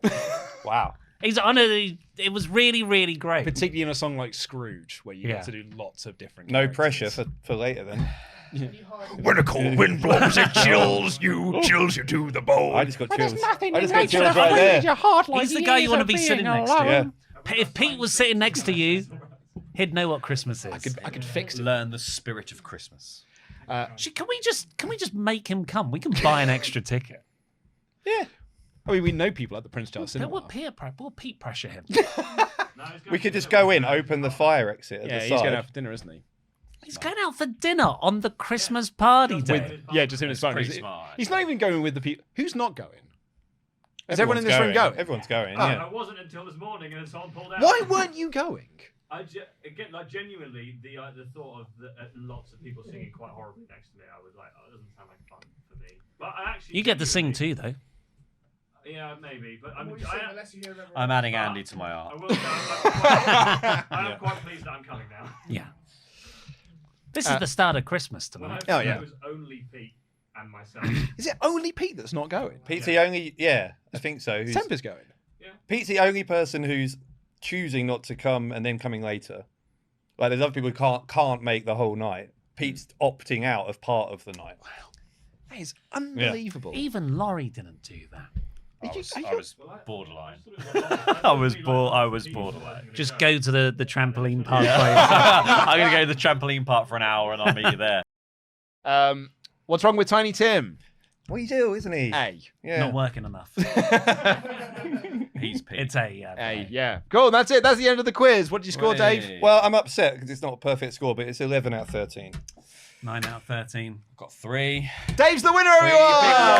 Yes. Dave wins Christmas. Yeah, I think I drew the best picture. I drew Pete says, "I hate Christmas. I'm a miserable little shit." I didn't actually say this earlier, but that quiz was for £100. So Dave wins £100. £100. Oh, I would have fucking tried. Yes. But it's not what you wanted. You just wanted joy and cheer this Christmas. Oh, yeah. Oh, I'll take money. I didn't know we were talking in take the money. I could spread a lot of joy and cheer for £100. I could get so much peace and quiet for £100. Sounds like a threat. Do you want to do another bit of karaoke just to round us off? Yes. Okay. Can I leave? Surely from the Muppets. Well, it's good. We could do it from the Muppets. Yeah. Oh, yeah, if we're doing the Muppets. If we're doing it from the Muppets, I'll leave. Okay.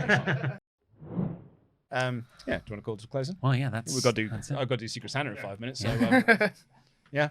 Right. So we want to come round. We'll come round. We'll all wave Come goodbye. on, everyone. Come on. I think Tempest is just watching baseball upstairs. He's well about Refreshing the news feed. Come on. Right. You will say 3, 2, 1. Merry Christmas. Okay. 3, 2, 1. Merry Christmas!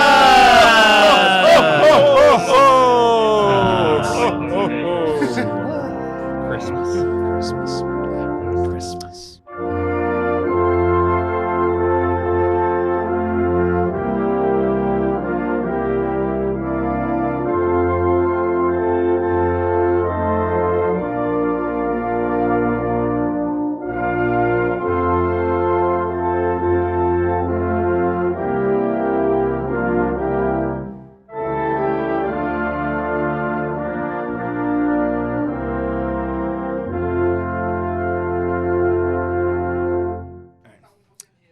Merry Christmas, everyone.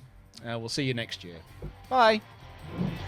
The game is called Like a Dragon Gaiden, the Man Who Erased His Name. Street Fight. But this match was just called Like a Dragon Gaiden, Street Fight.